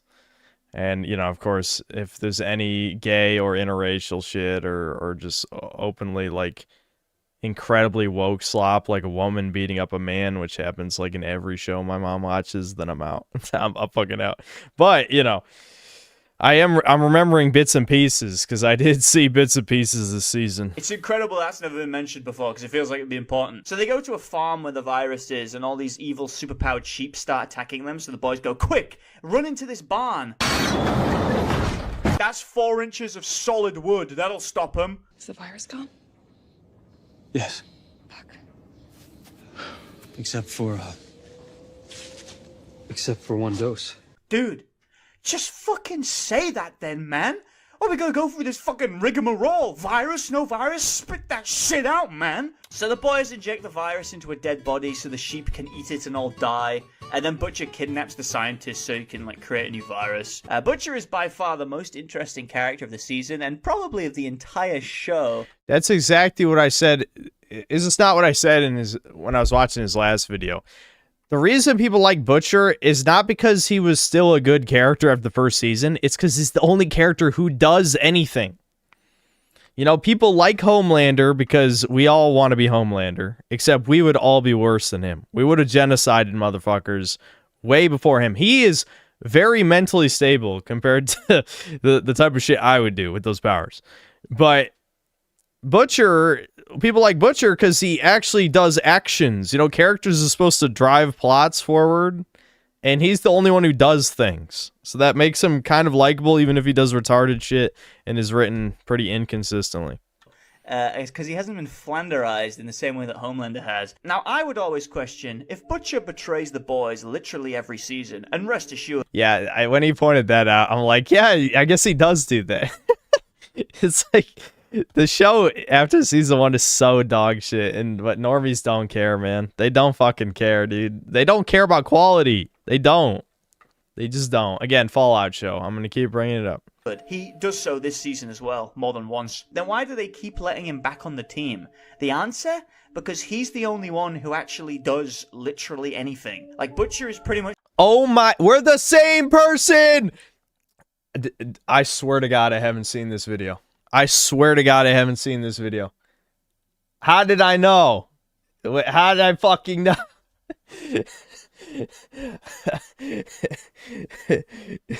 Pre-watch. The only proactive character in the entire season, and the other proactive characters like Sister Sage, they aren't actually proactive. They're fake proactive, but I'll talk about that when I get to her. There's not necessarily anything wrong with having your characters be reactive in a story, but in something like The Boys, things need to happen to push the story forward, because every other character just wheel spins for the rest of the show, repeating the same arcs and pointless plot lines over and over and over again with no substantial change. Butcher now wants to capture Ryan in order to train him as a weapon to use against Homelander. As well as this, it gets revealed that he never actually really gave a shit about his wife, and he just uses her as an excuse to be violent. Now I watch... Yeah, dude. At a certain point, you sort of lose the narrative of what the propaganda is even supposed to be. Like, if no one in the show is likable, why would anyone watch the show? You know? You have to root for somebody. And you're not rooting for the fucking soy boy cuck or the bogged out, you know, horrifying looking woman. Or the gay French man or generic black guy. No, Butcher, you either root for Butcher or for Homelander, right? If neither one is likable, why would you watch the show? The conflict between those two characters is the only thing that kept the show interesting. And they tried so hard to make both of them unlikable. And they wonder, like, there's no fucking way anyone is still going to be watching this dog shit. But, you know, Amazon has infinite money. Like, if 0 people watched The Boys Season 5, they would still make a Season 6. Because, you know, again, it's like the BlackRock shit. It's the BlackRock shit. They haven't lost, like, they have infinite money. Infinite. This and I think, hold on a second. Those two things that were, like, major core parts of his character this season, I fucking suggested that in my last goddamn video. Oh, yeah. Soldier Boy, they unintentionally made the most likable character, and then they got rid of him, of course. The point where I think someone on the writing team has watched that video and they're just ripping me off. Because neither of these things were all set up in previous seasons. And if it was going to be a factor the whole time, then why would they not bring it up before the last season of the show? They watched my video and now they're ripping me off because they know that I could write this show better than they can. Which means that any idea I put forward in this video could very well end up in Season 5. I'm basically writing the show now. They've written Butcher into a position... That is not ego. That is not megalomania. 100% correct. He's right. Where he's basically a Rorschach. If you don't know who Rorschach is, he's a character from Watchmen who is written as a cynical mockery of Alan Moore's political opponents and ended up being the most popular character in the comic by far. The reason for this is because for as flawed as Rorschach is, he's like the only character who actually does or achieves anything of the entire comic. Like, who gives a shit that Rorschach is smelly or racist when he's the only one actually saving lives? Butcher is the exact same in this show, because as much as the writers think this world is morally grey, it is clearly morally black and white. Like, every single superhero in the entire show is written as either a rapist, a pedophile, a mass murderer, or all three. There's no exceptions to this rule, so why the fuck do I care if Butcher genocides all superheroes? As far as I can tell, he probably fucking should. Every single person who gets powers in this world immediately becomes a murderer. I mean, it literally happens in this season. Huey's dad gets powers, and then 15 seconds later he's trying to brutally kill his wife. Now in the comics... Damn, I wish I was watching that part. Because I would have lost it. I would have fucking busted out laughing if I saw that shit. That is so comical. The funny thing is, again, I might just be reading into it, of course, but you could easily, and I mean easily, equate that to many other things in life. Now, you could say the incredibly toucan-ish writers were trying to make like a gun allegory. Like, oh, you give him a gun, he becomes a murderer. But me, that's like the equivalent of, I don't know, you injected this man with African DNA and then he robbed a convenience store 5 minutes later. That sounds like a way more accurate analogy to me. Now, of course, I don't think the extremely toucan-ish writers intended that. But that's absolutely how it reads to me. Oh, you inject the guy with the fucking superpower shit and instantly he's a criminal? I don't know. That's just how I'm looking at it. The virus was not just going to wipe out superheroes, but instead everyone who has ever been exposed to Compound V, which was a lot of people because V is really common in the comics. Like, literally anyone can get it. Prostitutes take it, so they can, like, beat up guys who don't give them money. But in the show, it's much more black and white. Butcher basically has a virus which exclusively kills rapists, and Starlight and the rest of the boys are like, you can't do that, Butcher. That's fucked up. Yeah, dude, it's the Punisher. Yeah, I hope he compares to the Punisher, which he did. I think he did. He compared Butcher to the Punisher in the first video because, well, Garth Ennis, wrote for Punisher. But the point is, it's the Punisher thing again, where it's like his whole purpose is killing bad people, and we're supposed to think he's bad. Why? Demoralization propaganda. But Butcher isn't doing interesting That's what things it is. like torturing Demoralization a man in propaganda. a basement or dying of cancer. He spends the rest of his time fucking around with Ryan. I don't actually mind these scenes all that much. In fact, I think they're alright. It's just that Ryan is such a non-entity that these scenes come off feeling pointless because his morals just seem to shift on a dime. Like at the end of season 3, he's smiling, watching a man get his head blown off, and then he's sad about like accidentally killing a guy he knew for 15 seconds. And then by the end of the show, he's killing a woman who was raising him like a son. Alright, that baby crying in the background is really distracting and making me angry. For a while, and shows no visible emotion or care. Like, maybe if Ryan was written more consistently, I'd care about anything he does. Also, they have this scene. Hey, Ryan. Butcher? Well, better me than some dodgy incel walking vault coin. Okay, here we go. Last war. All right, I'm... It's fucking mobile game ad. multiplying, which is great because I need to kill all these little red men and there's more of me to do it. So after they have this episode where Butcher goes and gets the virus and shit, I was thinking, you know what? This isn't as bad as I expected. And I think Kripke was becoming... They own the chuds. They said the word incel. Redditors know what that is. Holy shit, dude. Reddit is such an embarrassment. ...aware that people may have been enjoying the show for too long. So he then decides to dedicate an entire episode of the season to fart and poop jokes. Sir Web Weaver. Oh, what the? Boys will have like a serious, heavy moment, and then immediately afterwards, we'll have like an extended sequence of a dude shitting for 5 minutes. Imagine Breaking Bad. Walter White, he gets brought into the desert, and Gus Fring's there, and he's like, this becomes a much simpler matter. I will kill your wife. I will kill your son. I will kill your infant daughter.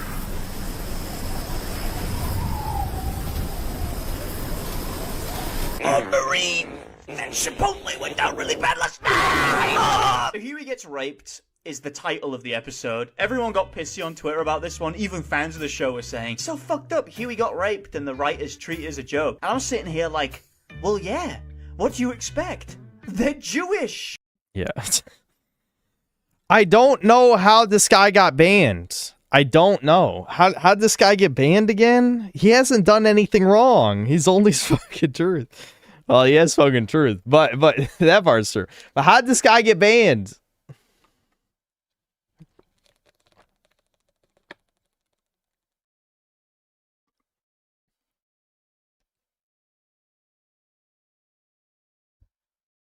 He made fun of women too many times. It might have been that. It might have had nothing to do with this. You never know. The villain in this episode is basically just some cartoon character. He unironically goes up to A-Train like, well, looky here, that's some mighty fine slave stock you got there. It's funny seeing people make video essays talking about how The Boys is some really deep ground. Yeah. This upload is shitty. This re-upload is shit quality. What channel is that? I don't even know. But yeah, that's fucking autistic retards. You just know it. Political satire. And there's just a character like, well, we got some mighty fine slaves here for you, boy. The Boys season 4 proves everyone wrong. Positivity. That sounds like a fake channel, man. Who the fuck? This has got to be bots, right? Who the fuck watches a channel called Positivity? There's no way. That's not a human being. That's not a human. I'm not convinced. Like, well, people thought it would be good. Some other stuff happens in this episode as well. Like, this black butler dude just kills the rapist and then says, You raised this entitled piece of shit from a little boy. I listened to him moan about his career. I cleaned cum out of too many goddamn holes to count. But prison camps? This scene is so stupid. I couldn't even tell if it was a joke or if the writers just saw out fucking touch. It's like that left versus right heat graph. I've watched you torture and kill thousands of people in this room, but prison camps? That's where I draw the line. We also get Sister Sage's tragic backstory in this episode. You see, her grandmother was dying of terminal cancer, and because she was an old Black Panther, the doctors told the family there was nothing they could do. Now, bear in mind, she did have terminal cancer, so there literally was nothing they could do. Yeah, The show frames it like, if it was a white woman in that situation, they would have cured cancer. So Sister Sage... like what? Genuinely, what? Yeah, how retarded? This shit really got retarded. I've actually... There's a part of me, I didn't want to suffer. I really didn't want to suffer. But there is a small part of me that wishes I'd watched this. Because holy fuck, it got dumb. Wow. At 11 years old, tells the doctor she knows the cure for cancer. But the doctor doesn't... Dude, the writers are fucking stupid. This is how dumb people think intelligence works, though. You really think the smartest person on the planet is like, I know the cure for cancer? What? That's... This is genuinely how retards think intelligence works. Like, you just are smart, so you just know things. Like, what? That's so embarrassing. That's so fucking embarrassing, dude. That's embarrassing. But again, people like the Fallout show, so, you know.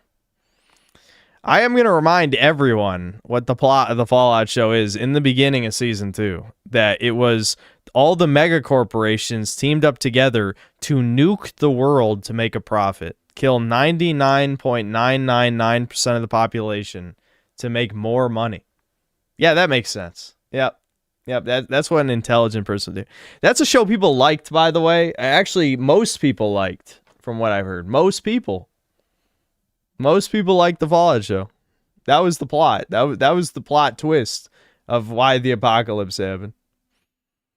Which is also a retcon, because China fired the first bomb that was fucking confirmed by the creators, but whatever. Believe this 11-year-old girl because she's black. The show acts as if an 11-year-old girl could just go into a doctor's office. Like, oh, 11-year-old girl? 11-year-old, she got the cure for cancer. Send her in. Hold up. Sis Yeah. Yeah, because the... Appropriate mic peak, I gotta say. Yeah, that's... Yeah, because the 11-year-old girl is black. That's why they didn't listen to the cure for cancer. Makes sense to me. Makes sense to me. Holy shit. Yeah. God, that seriously, like, but they have no shame. And they really have turned the world into a reflection of their image. We've all become spiritually Jewish because we live in hell. We've been in hell since 2012. Because no one has any shame at all anymore. Actually, that's what helped me a lot. Get over some of my anxieties, realizing, oh, you fucking subhumans would chop your cocks off and think you're a good person, and then, you know, like, molest children. All right, yeah, I think I shouldn't feel so embarrassed about myself now. You know, realizing the type of people who hate me. Okay, yeah, I'm not so bad. I don't think. Get her the fuck out! Truly genius stuff from Eric Kripke here. By the end of the season, the boys and the president are hiding in an underground top secret bunker because as part of Sister Sage's master plan to make Homelander president, she's going to assassinate the current president because there's truly no easier way to achieve this goal. So they replace Starlight with a duplicate who, to be honest, is superior in every way. Oh yeah, I did. Yeah, I remember. I see. This is when I popped back in. Where I'm like, what the hell's going on? My mom's telling me about the plot. And my mom was mad. They're like, why haven't they freed her? Why is she still locked up? When the other characters don't even know that she's locked up. But my mom was mad anyway. I'm like, what? What do you want them to read the scripts? I mean, imagine your wife gets replaced by a duplicate, and then your real wife shows back up, and you're just like, oh, fuck. Yeah. She was fake. I have to take the old one back. Fake Starlight starts killing people, so MM has to get the president to safety. The real Starlight arrives to fight the fake one. You might be thinking, how did she find Huey in this top secret underground bunker? How'd you find us, anyway? Find your phone? Found my phone. Yeah, I guess the phone. He wrote in his phone that he went to the top secret facility. Makes sense to me. Find my phone. It works literally anywhere. And I presume she came in through the back door, which I presume was not reinforced or hidden. Just a wooden door. Did the guy who built this bunker build fucking Auschwitz as well? Why even bother with this shapeshifter, dude? Like, just send a fucking homeless... Yeah, the Find My Phone app in the underground bunker thing or whatever. Whatever. Who cares? I don't know. Guy in. So despite major incompetence from the boys, the Secret Service, whatever DEI hire built the fucking bunker, the president survives this encounter, and then Butcher shows up, turns into Venom, and just like kills Victoria Newman easily. That's what I remember.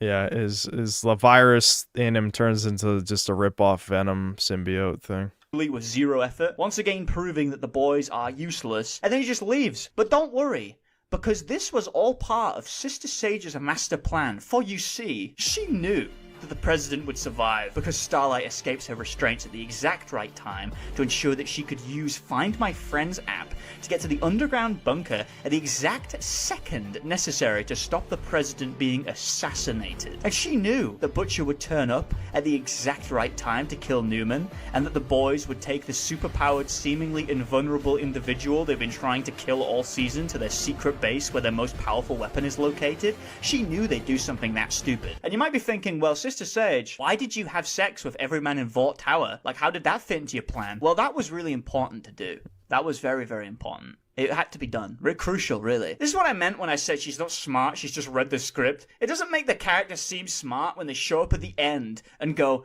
everything that happened, I predicted it. All according to my master plan. Like, I know you didn't predict that shit, bitch. Especially when half the plan is based on pure luck. It's interesting, too, because there's so many plot contrivances that you could fill. Also making Sage look proactive and, like, intelligent. For example, Sage was allowing A-Train to act as a spy for the boys, so she could feed them counterintelligence. And then she just never feeds him any counterintelligence. She just says that. Like, why not have her leak the writers, they just kind of forgot, you know? That reminds me, yeah. I'm now reminding people, me watching videos of people shitting on the last season of Game of Thrones, and people just over and over again playing the two dudes, I forgot their names, D&D, whatever. It's like, we just she just kind of forgot, you know, Daenerys she just kind of forgot. That's like a line in one of the interviews. You could just play that over everything. You just kind of forgot the existence of the virus to the boys using A-Train. You know, instead of having Butcher pull it out of his ass. It makes way more sense the Vought would know about it. I mean, it was literally created by their former top scientists. Also, if that was part of their plan, why even have this sequence in the show? Still searching for this leak. Any leads? Working on it. There's gotta be someone. That footage didn't just run itself out of crime analytics. Am I right?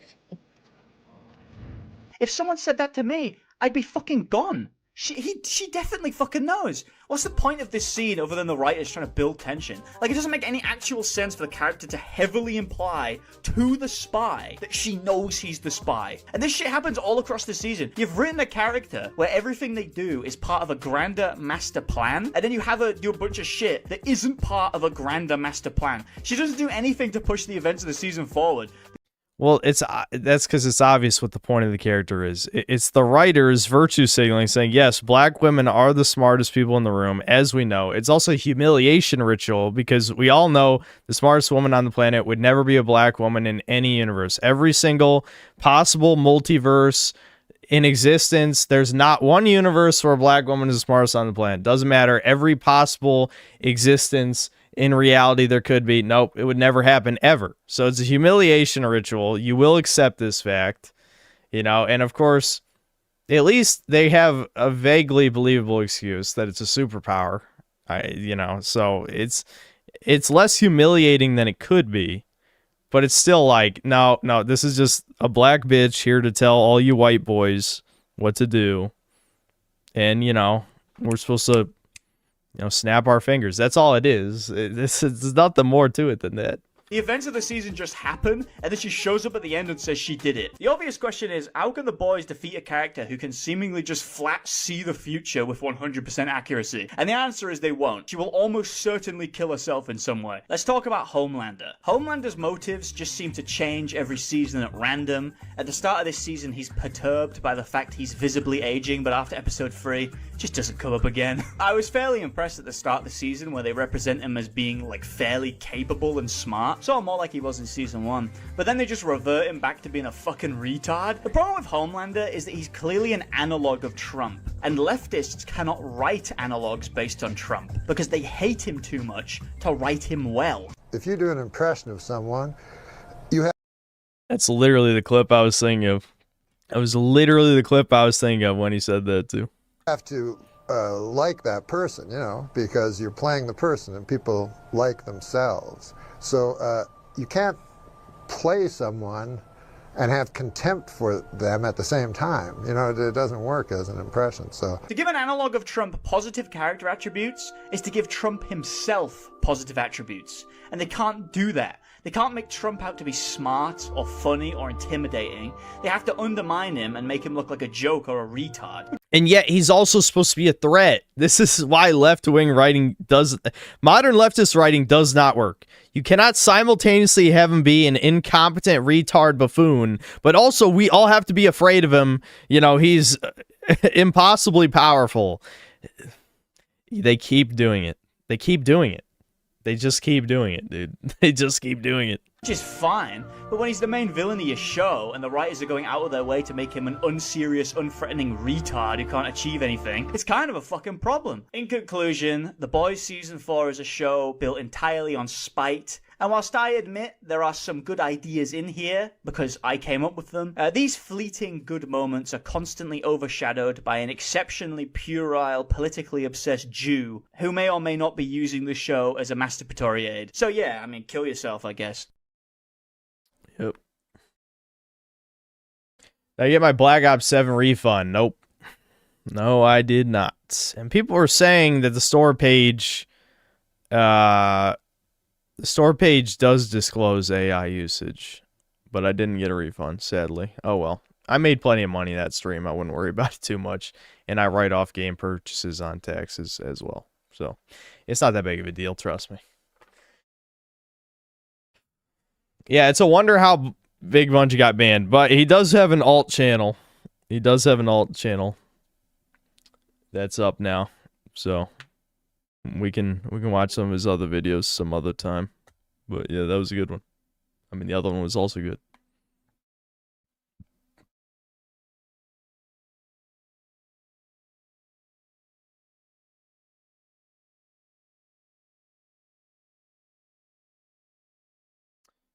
Okay, I will, Waffle Man, I'll check that out, but I feel like this can't be real. This can't be real.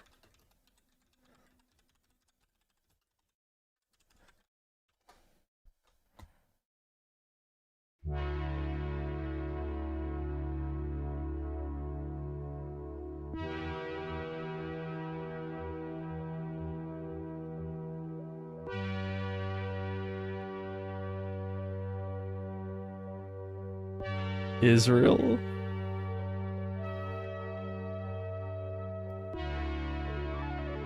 It's no use.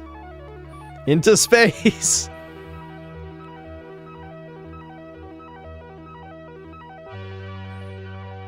I hated that level so much, by the way.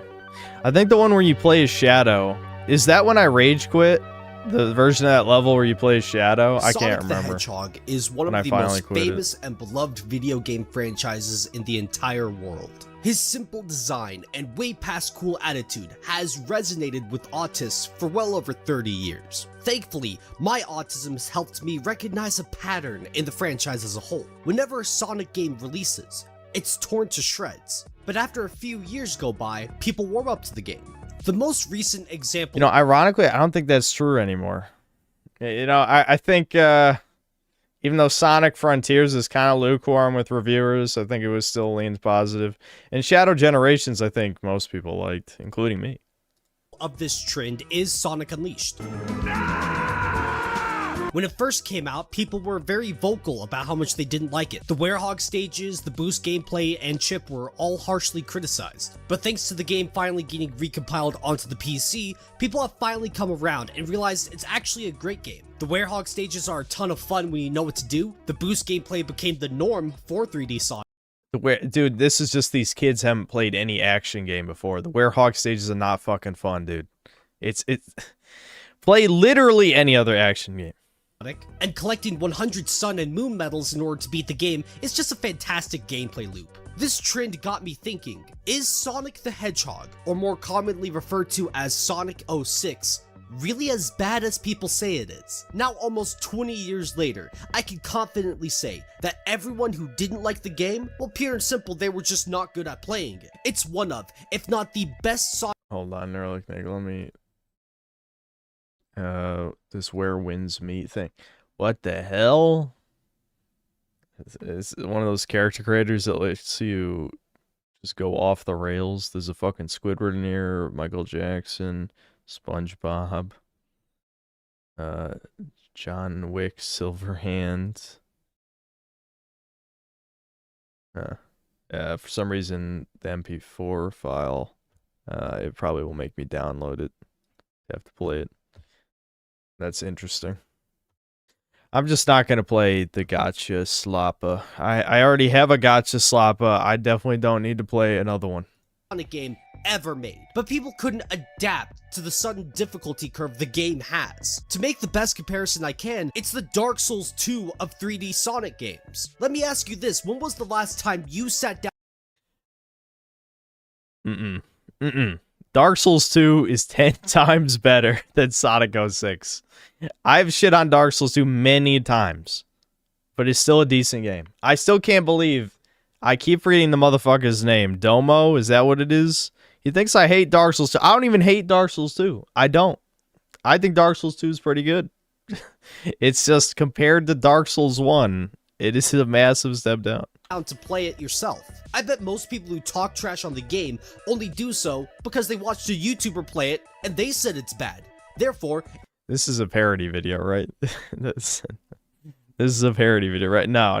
The shit he showed at the beginning is legit, and probably most of the things that happened in the beginning of this video happened to me when I played it. It must be bad. I know most normies are just sheep, but I thought the Sonic fandom was better than that. I thought we were all autistic geniuses who could see through the lies and propaganda. Thankfully, I'm not the only one who is this passionate about Sonic 06. I had a few people reach out to me with their thoughts on 06, so instead of relying on some cringy green screen transitions, I'll use their stories to transition from one thought to another. I did get the transition from male to female. That's what I almost thought he was going to say that. Their consent to use their testimonials, but for the sake of their safety, I will not be showing their faces or use their real names. They're scared someone might be crazy enough to stalk them or pipe bomb their home, but I am more than happy enough to be the face of the Sonic 06 fan club. Allow me to be the new voice of reason and clarity. The new video essayist who can tell you all the reasons. Yeah, I'm pretty sure this is satire. It sounds like it. Why Sonic 06 is the best Sonic game ever made. How did Sonic 06 change my life? Well, one day I was walking in the woods with my wife, and We encountered a bear. Thankfully, I have my emotional support copy of Sonic the Hedgehog 2006 for the PS Triple, and I took out the Blu-ray trademark disc and threw it at my wife's ankle and cut it. It was quite a nice spin on it, if I do say myself. I learned that little trick while playing baseball with a coworker. Thankfully, the bear went after my wife, and I could escape with just a brisk jog. I thought it'd be difficult to break news to my daughter, but I just said she died in a car hit and run, and I think she bought it, so I'm good. Alright, I think we've seen enough of this video. Alright, yeah,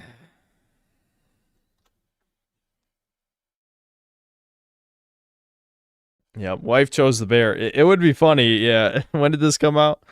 7 months ago? Yeah, there could have been a joke about it. Is his wife fucking the bear or something?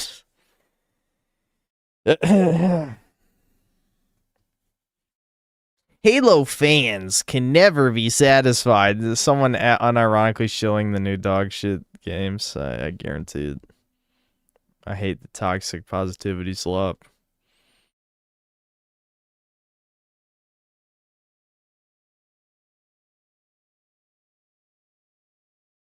Domo 3000 came to that conclusion because of a Memory Runner video and also thought Memory Runner was actually you. Interesting.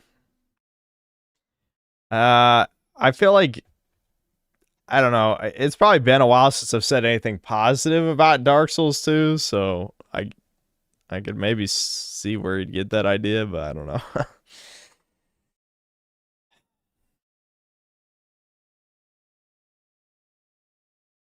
Do you want me to try the Halo vid? It only has 2,000 views. Are we about to bully someone? Guys, I'm gonna be so real. There's only a couple things I need to do to get myself pissed off, right? Number one, I can go to a specific parking lot area right after finishing just a nice, normal time at like Hobby Lobby or Target or someplace. You can always steal shit from Target. There's people that just go and stop in the middle of the road. There's people that are just on their phone waiting at a stop sign, look up, left, right as fast as possible and just gun it, okay? That's one way to piss me off. Another way to piss me off is looking at comment threads on shit that I'm watching, okay? Dash cam videos on TikTok, possibly the worst offenders. I saw this. Okay, what the fuck even is this video? One post, someone pulls out from a stop sign. It's a 3-lane, and they just cut them off. Someone in the comments says, I hate it when people cut me off and then they go slow. If you're gonna cut me off, at least go fast. Someone replied to that, oh, I hate people that are in the 3rd lane on a 3-lane highway. Like, brother, what? Ever heard of right of way? These people can drive legally. This is insane. Anyways, can we get to the actual topic? Halo Campaign Evolved. Now, this is the comment thread I'm talking about. This is one of the main ones. There's like 200 Reddit comments on this, and I'm at the point where all the games that I like, I've joined their subreddits, and I would occasionally scroll through, see if there's an update, DLC, announcement, something. I'm at the point where I just don't want to stay in any of them, no matter what they are. I left. Alright, I can't do this. I can't even stick around long enough for him to say something stupid. Like, no, I can't do it. I've been filtered by aimless rambling. God damn.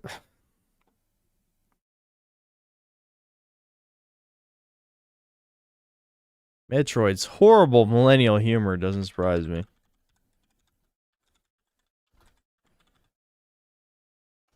Alright, hold on. There you go.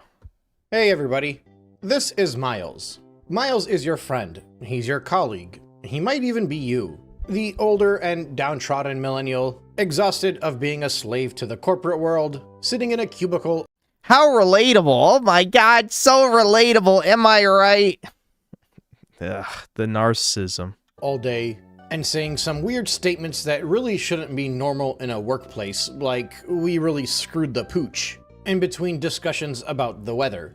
Miles is a staple of the Nintendo world because Miles currently represents a majority of what remains of the Nintendo fandom. Or at least the Western Nintendo fandom. I don't know, I feel like the majority of the Western Nintendo fandom is too autistic to be working in an office. I don't. Maybe they'll stick them in the janitor's closet. there's a little cubicle in the janitor's closet just for these. I don't know where I'm going with this. Anyway. As of 2025, there are currently fewer young adults purchasing video game consoles, with a whopping 43%. That was a weird edit. You know, sometimes, I don't know, despite the fact that I'm way too fucking lazy to ever write a script for a video, I get very, very annoyed by like audio bugs and stuff, where I will absolutely make sure there's no audio popping. I mean, there's been a couple times where one slips through, and then I just get really angry at myself. But I try my hardest because I hate that shit. I get mad immediately. % of US video game hardware purchases being made by households that make 6 figures plus. In comparison, in the previous year, that number was only at 36%, so you can probably figure that the biggest hardware shift that happened over the course of the following year was the launch of the Nintendo Switch 2. That percentage changing makes a lot of sense. Because let me tell you, we millennials love our Nintendo consoles. And Nintendo... I hate how this guy talks. The sad thing is, you know, I like Nintendo, or at least I did when it was good. So it's not, I don't even necessarily disagree with the sentence. He just makes it sound very gay, you know? I mean, that is kind of the millennial problem, though, is making shit sound gay as fuck. Loves us. They've marketed their consoles for us from the very beginning, for better or for worse. The issue, however... Okay, well, hold on. Nintendo did not market their consoles at millennials specifically. They're marketed at children. It's just, they don't know how to appeal to current children, right? That's the issue. It's not that they cater to millennials. They cater to children. However, is that as time has gone on, millennials gaming has changed quite a bit. Obviously, the way that you game changes with age. It changes with responsibility, it changes with the amount of people that live in your household, the type of person that you marry, the kids that you have. Back in the 2000s, if a new game had come out, I basically decided that I would spend that entire weekend beating that game, and I would do that. From the late 2000s... What the hell was that sentence, dude? I mean, listen, I don't want to be a hypocrite too much, because there are parts of my videos that get really repetitive to the ear sometimes. Like, there's definitely some sentences I could have cut from the Outer Worlds 2 video, but I was getting real fucking tired of editing that shit, so I just had to push it out. But, like, let me replay that fucking sentence. Hold on. So that I would spend that entire weekend beating that game, and I would do that. That I would spend that entire weekend playing that game, that I would do that. I don't know, dude. No, you gotta re-record that line, bro. You can't let that one stay in. From the late 2000s to the early 2010s, I could on a whim just decide to text one of my friends and tell them to meet me online in whatever game we'd like to play, and we can go on playing online until 4 or 5 in the morning. But nowadays, millennial gaming is very different. It's a lot more casual, out of a lack of a better term. Many millennials no longer have the time to put up the effort that would make us the best in our craft. We need games to be simplified. We need them to be easier. We can't... Okay, I sort of agree with what he's saying, but I don't like the approach. This sounds dangerously like, I'm a dad. I only give 15 minutes of free time because my wife is whipping me every time I'm not a slave to her. And my children are crying 24/7. And if... you know, if I don't know. Anyways, I don't there was an elaborate scenario building, and then I got tired in the middle of saying it, you know? I was gonna just keep going further, like, you know, if my wife lifts a finger, then I'm sleeping on the, you know, on the floor tonight. But, whatever, who cares? Anyway, the point is, yeah, I get what he's saying. It kind of reminds me of a lot of people complaining about Silk Song being hard, but I think actually probably half of that complaining was because of women. Even though chat believes there are no real women in the world, there are, and those women actually did play the first Hollow Knight, which is why Hollow Knight was baby easy. It was a game for women, I would even say. Anyway, so the first Hollow Knight was very easy, and then Silk Song was much harder, so then a lot of people started bitching.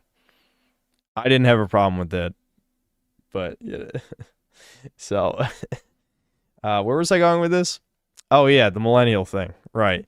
Yeah, it's true to the point of I don't think millennials care that much about competitive multiplayer games because they are getting older. That part I do see, but I don't think there's any specific desire for the general single-player video game to be baby easy. There's plenty of millennials who play Souls-likes, you know? Spend too much time spinning our wheels trying to solve a puzzle or overcome a difficult challenge because we only have 45 minutes of hour of playing every night. I knew he was gonna fucking say that. I did I not predict that he was gonna pull the whole I don't have time. You know? My wife will only take the chastity cage off if I do all my chores.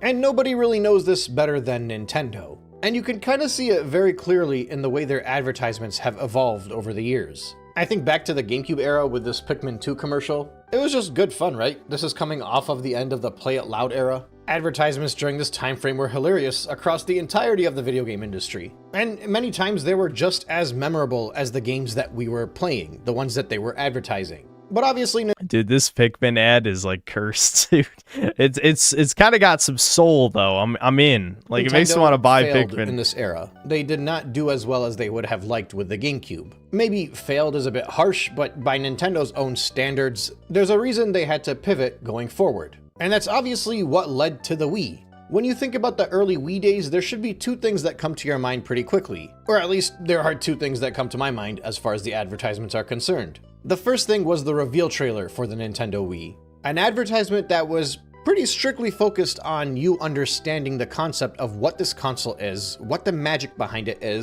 I just remember, we would like to pray. You know, that's what stuck in my brain forever.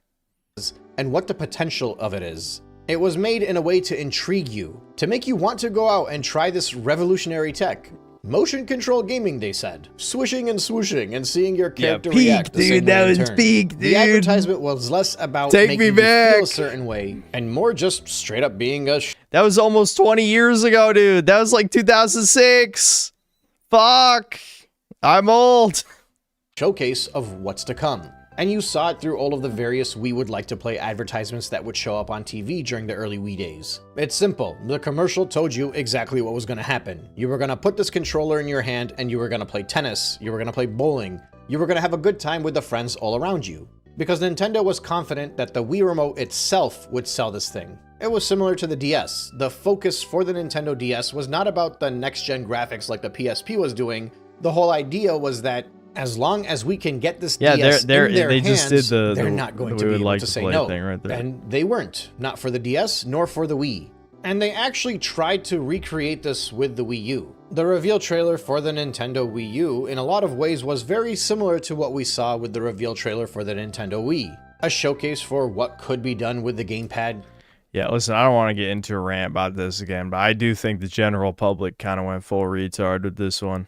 Like, I'm not going to say it was Nintendo's best idea, but people not understanding it's a new console, that's the shit that makes no sense to me. I mean, people understood just fine that, you know, the Xbox One is not the first Xbox, or that the Xbox Series X is not just an expansion of the Xbox One, despite those being the worst names ever.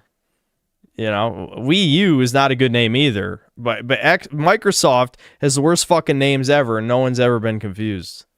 How gaming could potentially grow with this innovation. But the unfortunate thing for the Nintendo Wii U was that the marketing didn't quite land. And part of that is because with the original Wii, there were a lot of peripherals, a lot of add-ons, and every one of those things was called the Wii blank, like the Wii. Okay, I could see that, sort of. I could see that point, but I mean, I don't know. What year was that? When did the Wii U come out? Was it 2013 or 14 or something? I feel like video games had already gotten pretty mainstream by that point. So if people gave a fuck, they'd know. It's not like it was only 80-year-old men who were buying the Wii. It was a pretty broad spectrum of people. Wii Fit. The games were Wii Sports. There was a Wii Wheel. So for all anyone knew, the next add-on for the Wii could have just been the Wii U. And unfortunately for Nintendo, the idea of having a tablet in addition to your gaming console just did not appeal to people the same way the Wii Remote Nunchuck did.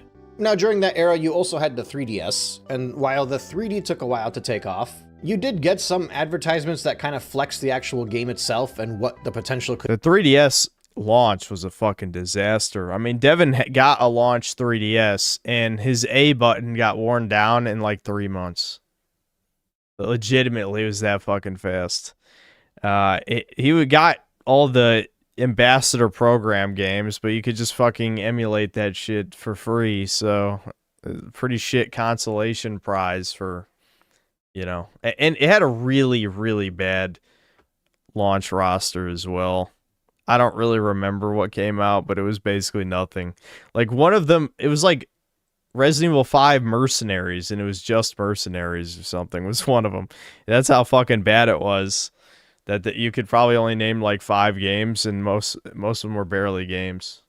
Could be. There was a really good advertisement that I remember where some kid walks onto a bus and challenges another guy for the seat that he was sitting on. It was fun, it was entertaining, and it showcased the idea of being able to play against somebody on 3DS Smash Bros. But still, during the Wii U's life, Nintendo realized they had to completely pivot what they were advertising their consoles towards. The Wii crowd was not biting for the Wii U, so they started to pivot and aim towards the children. They effectively made commercials for kids, trying to teach them how to explain to their parents. Yeah, dude. Dude, I actually do remember this. I do remember this is like Nintendo basically like, please buy it, please.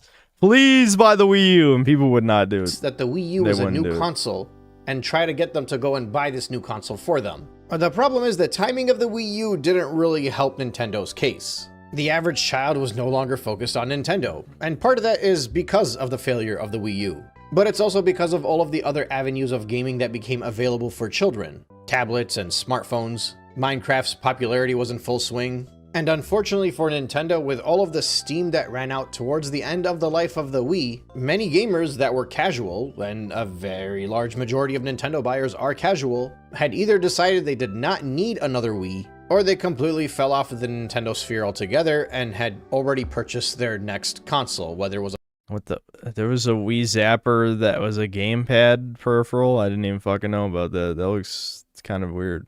I had an OG Wii Zapper, but I don't know. I don't know what happened to it. We lost it or something.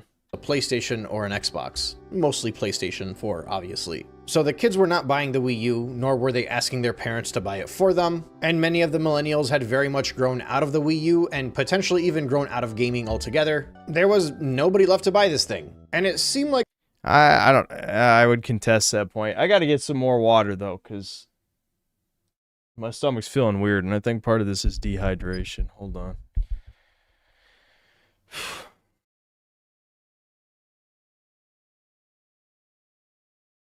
Synth drinking.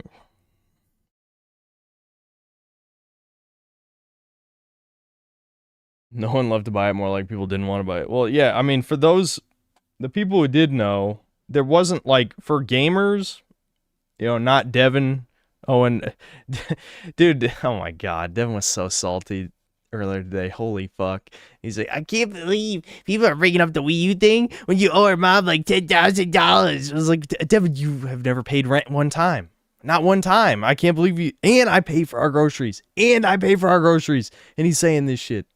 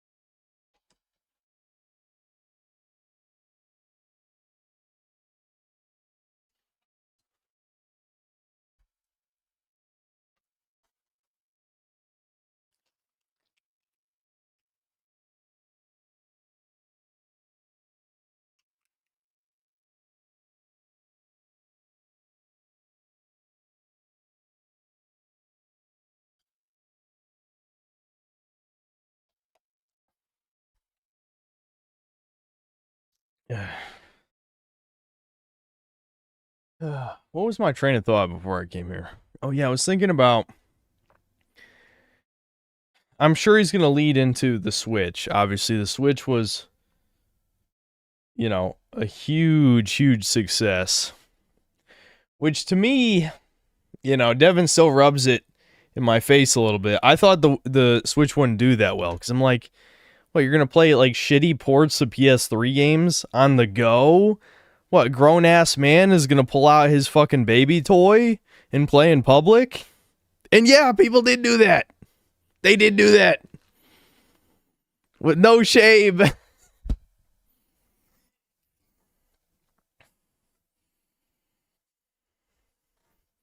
There was very much no more hope for Nintendo until we got to the Nintendo Switch. The Switch, just like the Wii before it, was very simple. When you watched that reveal trailer, you watched the ads for it, you were immediately enamored by it. See, during the Wii U era, the 3DS No, you weren't. No, you weren't. Big reason why. This is why you fucking man babies get made fun of all the time. At least when I, you know, have self-awareness of my man-childness, and I have some amount of shame, a little bit, that I wouldn't be like, yay, I want Metroid.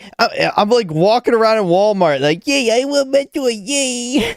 Like, what the you fucking freaks, dude. And you're judging me. Well, at least I'm not racist. Yeah, you showed me, retard. You showed me.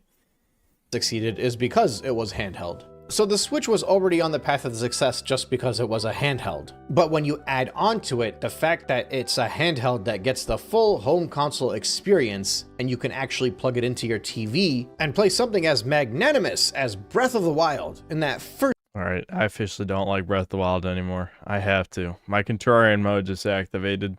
He killed it for me. I'm not allowed to like it anymore. After what he just said. Yeah, you know, I think my opinion has changed suddenly. First trailer, before you even got a hold of this thing, you knew what it was and you knew it was going to be good. There was no sugarcoating it. This was a genius idea. You had a tablet. No, it wasn't, dude. No, it fucking wasn't. I'm still to this fucking day. I'm just gonna be like, yes, I understand in your mind's eye, like, oh, dude, well, actually, hold on. I hate every modern game, so I can't think of any good examples. But let's say I travel back 20 years, and I'm like, dude, I can play Ratchet and Quake on the go. Wow! During the 10-hour car rides to Ohio. Sweet. But me now, like, what do I play? Okay, I guess you play Breath of the Wild. Yeah, Breath of the Wild does have a fuck ton of content, so it would be fine if you're. I'm in my mommy's car in the minivan, and I need a game to play. But like, dude, this shit sold like 150 million units or something. These grown ass millennial men are walking around, like, even in this video. I don't know, this is probably from an ad or something. He's walking around outside with his Switch. Like, what the fuck happened? This is why it's Clown World, because people were doing this. This is not just in the ad. People were doing this. The controllers detached from it. You'd have 2 players wherever you go. They even had that little stand in the commercial where it showed that you can play it in the car. They had the rooftop party. Basically, in the same way that all of the advertisements around the Wii got people to know exactly what it was and make them want to buy it, the Switch reveal and the early commercials did the same thing. This was an innovation, and it was a way to get you to purchase the new console, to maybe jump back into the Nintendo circles, because this could be your additional console with... Dude, if that obese bitch on the plane had pulled out a Switch, I would have just fucking glared at her the whole fucking time. I'm just telling you. I'm just telling you. If you know what I'm talking about, well, I guess it was 2 bitches. It was 2 different bitches. That was crazy. That's like one of those stories that almost sounds fake. I wish it was. I wish it was fake. I'll keep it brief in case you don't know what I'm talking about, since, you know, every stream is fucking privated. But, you know, the last time I went to Ohio, you know, obviously my parents are tired of driving. No one wants to drive anymore. Well, my dad didn't even go, but we decided to fly, right? Makes sense, because this is a 10-hour drive from North Carolina to Ohio. So we, you know, we fly in the plane. Since there's only 3 of us, I have to sit by myself. Well, by myself. It's a plane, right? So, you know, Mom and Devin sit together, And both on the way there and on the way back, I sit next to a different obese white woman. I could not fucking believe this shit. Both of them smelled like shit. Both of them didn't want to even look at me. You know? Like, maybe they glanced my direction, didn't say hi, didn't, like, no smile, no wave, no nothing. They saw my serial killer energy was too strong, obviously. So, you know, they could sense the aura. If they piss me off, there's going to be death on that plate. But so, you know. So, anyway, I'm just saying, I was thinking back there, like, if one of these fucking bitches pulled out a Switch, I'd be like, yeah, this is exactly the type of people who need to be killed, genuinely. With whatever other console you may already own, and for added measure, they showed how fun it could be to play it with your friends, even if all. Look at. I know it's an ad, but people were doing this. They were doing this. Fucking Nick, not to call him out because he's my boy, of course. He's my boy. You know, if you see this Nick, I'm not talking shit, but I think he was working as a security guard at some point, and he was on his Switch doing nothing. You know, is this fucking. Like, why are you allowed to do that? Of you were in your mid-20s, late 20s, early 30s even. The showcase was still very much geared towards millennial and maybe even the older Gen Zers. And it worked like a charm. But somewhere along the lines, the advertisements started to change a little bit. The focus stopped being about the tech, it stopped being about the experience, and they started to get a little feely, very nostalgia driven. You know, think of this Animal Crossing ad. Because they're Disney. I still can't believe that autist didn't understand the comparison. One of the guys who responded to Devin. It's like, how is Nintendo like Disney? It's like, what? Dude, if you need this explained to you, then you're too autistic to be making YouTube videos. Stop before you become the next Chris Chan, please. It's really not that complicated. Anyway, but it's good. Yeah, they're baiting nostalgia because they have your childhood by the balls, like Disney. Advertisement. It shows a student moving away. They're leaving all of their friends behind. It seems like they just finished a school year or a semester. But before the student leaves, she's gifted a Nintendo Switch Lite from her friend, and it has Animal Crossing on it. And it's a commercial to show you that you can still game. As a power move, once I brought my Switch to a busy waiting room and played Muse Dash. I used the blue-haired waifu with the maid outfit. Oh my god.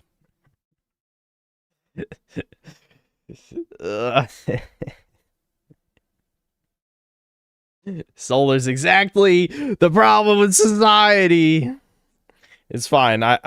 Everyone hates me anyway. It's not like the boomers. The boomers who would be giving a death glare at Solar, they wouldn't like me either. They would sense my schmool schmooter aura. The boomers can sense it from a mile away. The only aura that's powerful enough to cancel mine is my dad's positive aura. His is more powerful than my negative aura, so people still approach him even if we're with him, but nobody has ever approached me and never will in public. Online with your friend while you're away from them. This is a commercial that shows nothing about Animal Crossing, except for the fact that you can play it on this handheld device with your friends who. I will use my Switch in public and call anyone judge me true. See, this is how it's over. It's actually over. Can I at least have my, like... No, never mind. I probably shouldn't. Never mind. I'm not going to go into this. We're far away from you. This is, in essence, not an Animal Crossing commercial. It's an advertisement for the Switch. And its focus is primarily to get you to feel things. To feel like, oh, I could still be a child and play my games with my friend, even if we've moved on to different phases in our life. No. Wrong. He tried to spin that to not be man-child shit. Wrong. Not correct. It is, I want to be a baby forever. Which, again, I get it. I do get it. I absolutely get it 1,000,000,000%. But we have to try to be better. We have to try.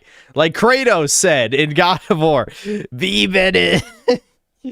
We must be better. Yeah, that's definitely an accurate Kratos impression. You know, like when Tears of the Kingdom comes out, it's a very different advertisement for Tears of the Kingdom than what we got for Breath of the Wild. And obviously it's because for Breath of the Wild, the advertisement was very clear. This was an open world, massive Zelda game. Just you seeing that alone would get you to buy the title. So for Tears of the Kingdom... Yeah, that's why I hate normal facts. You just described in a nutshell why I hate normal facts. Oh my god, Zelda open world! Take my money! Like, open worlds suck! You retards! But Breath of the Wild was good, though. But that's only because they put maximum effort into making the open world not shit, which no one else does it.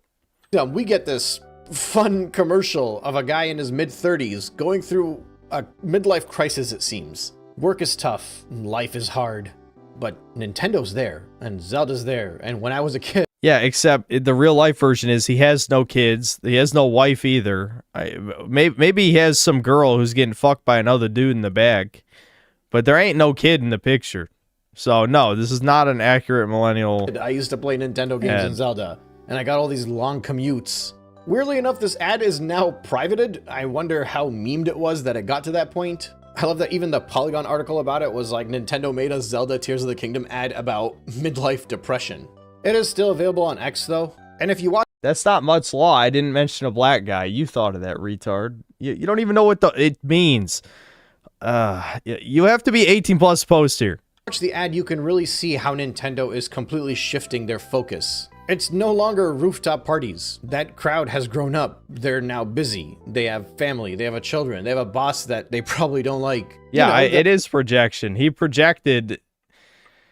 okay, never mind. I'm not gonna go into this. Like, I say the guy's a cuck, and you think of a black man, and I'm the mutt? No, you're the fucking mutt, you zoomer subhuman. Stereotypical millennial life. And what's funny is I remember when this advertisement came out, I was kind of like, okay, like, where's the actual Tears of the Kingdom stuff in this? Again, it's just a guy who seems like he's really going through it in life, and this console is what's bringing him back to happiness. It's not about the game, Rogue, it's about the feels. The fitness company, Rogue. It's about getting your nostalgia. What's actually really funny is the person that shared this with me, and I believe this advertisement was from 2 years ago, was somebody that's about 6 or 7 years older than me. And I can't remember the exact text that he had sent, but I remember him saying how wholesome and relatable this was, and how happy he was that Nintendo was appealing to him. And obviously it worked. This guy is close to his 40s, and this ad is clearly directed at that kind of age group. And that's really depressing, though. I gotta be honest. Like, and again, I say this with 100% self-awareness, but actually, it's not even self-awareness, because video games don't bring a smile to my face. Maybe Kirby Air Riders will, though. Maybe I'll be the guy in the ad, except I'm 30 instead of in, like, my 40s or whatever the fuck. But still, I say this again with 100% self-awareness. If the video game is the thing that brings you the smile on your face as like your life falls apart or whatever, it's over, dude. That's suicide tier. Like, he's gone. That's why they privated this ad, because they probably realized how actually depressing it is. Like, it'll wake some people up. Some people are gonna be waking up to this shit. That's too real for this world. Like, the fucking... You know, never mind. I'm not going to get into the elaborate scenario, but I'm certainly imagining in my head that he's divorced. It was like his weekend with his son who doesn't even love him. And then he pops in Zelda and smiles for 5 minutes. Like, that is a suicide tier ad. Suicide! Console is what's bringing him back to happiness. It's not about the game, it's about the feels. It's about getting your nostalgia. What's actually really funny is the person that shared this with me, and I believe this advertisement was from 2 years ago, was somebody that's about 6 or 7 years older than me. And I can't remember the exact text that he had sent. My dad can't even play video games. I was better than my dad at Spyro at 5 years old. That's how he tells the story. I don't remember. But that's what my dad says, that I got better than him at Spyro at 5 years old. But I remember him saying how wholesome and relatable this was, and how happy he was that Nintendo was appealing to him. And obviously it worked. This guy is close. This would never be me. I love my dad. Everything that I've said, I've talked about some, you know, parental mistakes my father's made on these streams, but that is certainly not the parent that I talk about most of the time on here, as you probably noticed.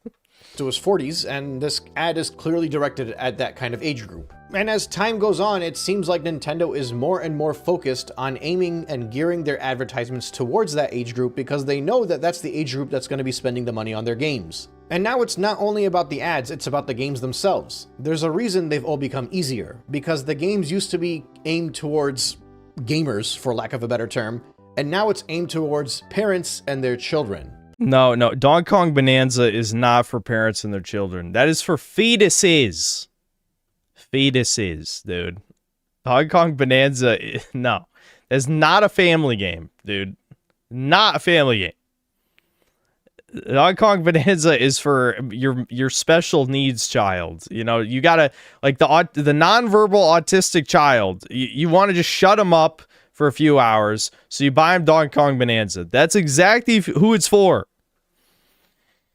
So it's got to be easy enough for the mom or dad, or even somebody that doesn't have children, somebody older who doesn't have the time to game. It's got to be easy enough for them to pick it up and play for an hour or two and finish what they need to finish. But it also has to be simple enough for the 5-year-olds and the 4-year-olds that they're buying these consoles for, allegedly. And that's why you get some of the easiest co-op modes. They're not real co-op. It's the character gets to control the hat in Mario Odyssey, for example. Yeah, I hate that shit. I actually really hate that shit.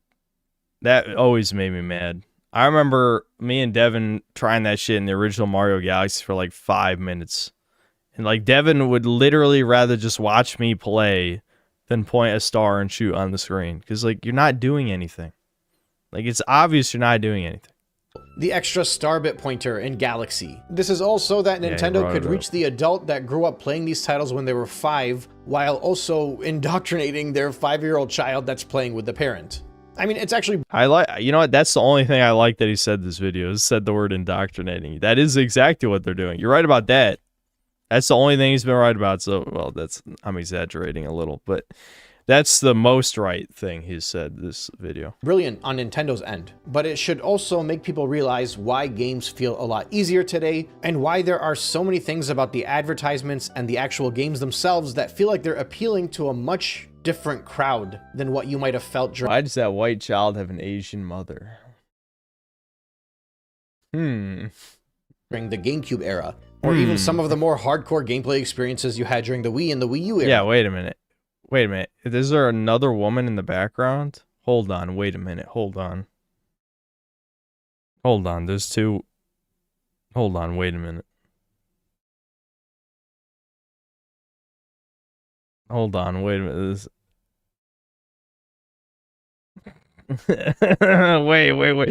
Wait a minute. Enhance. Babysitter? The mom's still there. How could it's a babysitter while the mom is home? That's called a lazy ass cunt. I'm calling Child Protective Services.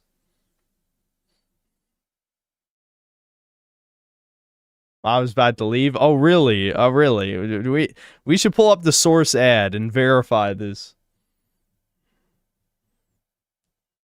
The Asian is the friend. Oh, you mean the pedophile friend? What? The pedophile friend who plays with the son? What? This is getting worse all the time. And even the early Switch time. You know, another Switch commercial was the one about the holiday seasons where the family gets together and they brought a Switch with them. And you know, there's all this... Yeah, it was supposed to be like a tutor or something, it looks Wii like. in the Wii U era. And even the early Switch... Yeah, I'm assuming it's supposed to be like, yeah, some kind of tutor or something to that effect. But that's still weird. Why the hell are you playing video games with a tutor? Switch time. You know, another Switch commercial was the one about the holiday seasons where the family gets together and they brought a Switch with them. And you know, there's all this fun stuff you can do with grandma and grandpa and all the kids. But then at the end of the night, all the kids get together and they get to play Mario Kart. But hey, it's not just the kids. You can play with your parents, and everybody can have their own, and they can all sit in the room together and play together. This is not an advertisement for the game. It's barely even an advertisement for the console itself. It's an advertisement geared towards... To the death of the white race. That's what it's really about. I turned on my noticing glasses. Parents and grandparents. With a big Nintendo brand reminding them that, hey, it's the holiday season, and the exact same way that you used to grow up playing this stuff because grandma got you a Nintendo, it's time for you to buy it for your kids. It's all about the millennials. And while you can feel it kind of creeping in during the end of the Switch era, Yeah, this is not relatable to millennials. What fucking millennials can afford like this, and reminding this them cabin? that, hey, it's the holiday season, and the Millennials exact are same broke. way that you used They to grow can't up buy playing this stuff shit. What are 'cause you grandma talking got you a about? Nintendo, it's time for you to buy it for your kids. It's all about the millennials. And while you can feel it kind of creeping in during the end of the Switch era, it really starts to show during the launch of the Switch 2. Think about the games so far. The big first-party stuff. Donkey Kong, Mario Kart World, Pokemon. All of these games have had one person or another comment about how simple Ricardo can afford this, and it's just him and his cat. He should rent out a cabin to hang out with his cat and play the Switch too. simple they are. Whether it's the size of the map, how mindless it is to just mash your way through everything. In the case of Mario Kart, those intermission tracks that make it very easy for players to just kind of jump in and not have to really get good at anything. Look at the main advertisements that we've seen come up for it. 2 months ago, we got an ad called Better. Ricardo should marry me. 24%. The 24. Oh, the fucking juggalo gays of chat are like, Ricardo, he's got the. They're coming for you. They're coming for your wallet, Ricardo. Run. Together, Nintendo Switch 2. It's barely even a Donkey Kong commercial. It's a Switch 2 commercial, and it's not even about the tech or the hardware. It's just here to show you that your siblings or your kids will play these games together, and it's very sweet that they can share this moment. Buy them these consoles so that you can get all feely with the nice background music. Nintendo is about family, and you can kind of see it in the game too. I haven't played Donkey Kong, but from my Sin cells have devolved into golden yours. You know what's funny? Devin truly is one of you fucking people. Haven't I told you? His plan, one of his plans, he even still says it now, which I don't know. It's I don't think his plan's gonna work out anymore. But his plan is basically to find a mommy GF, to find some rich lady who will take care of him. That's what Devin said to me. It's like, but Devin, you don't have to do this. Like, genuinely, the fucking. Yeah, really. You should bring it up to him next time he streams.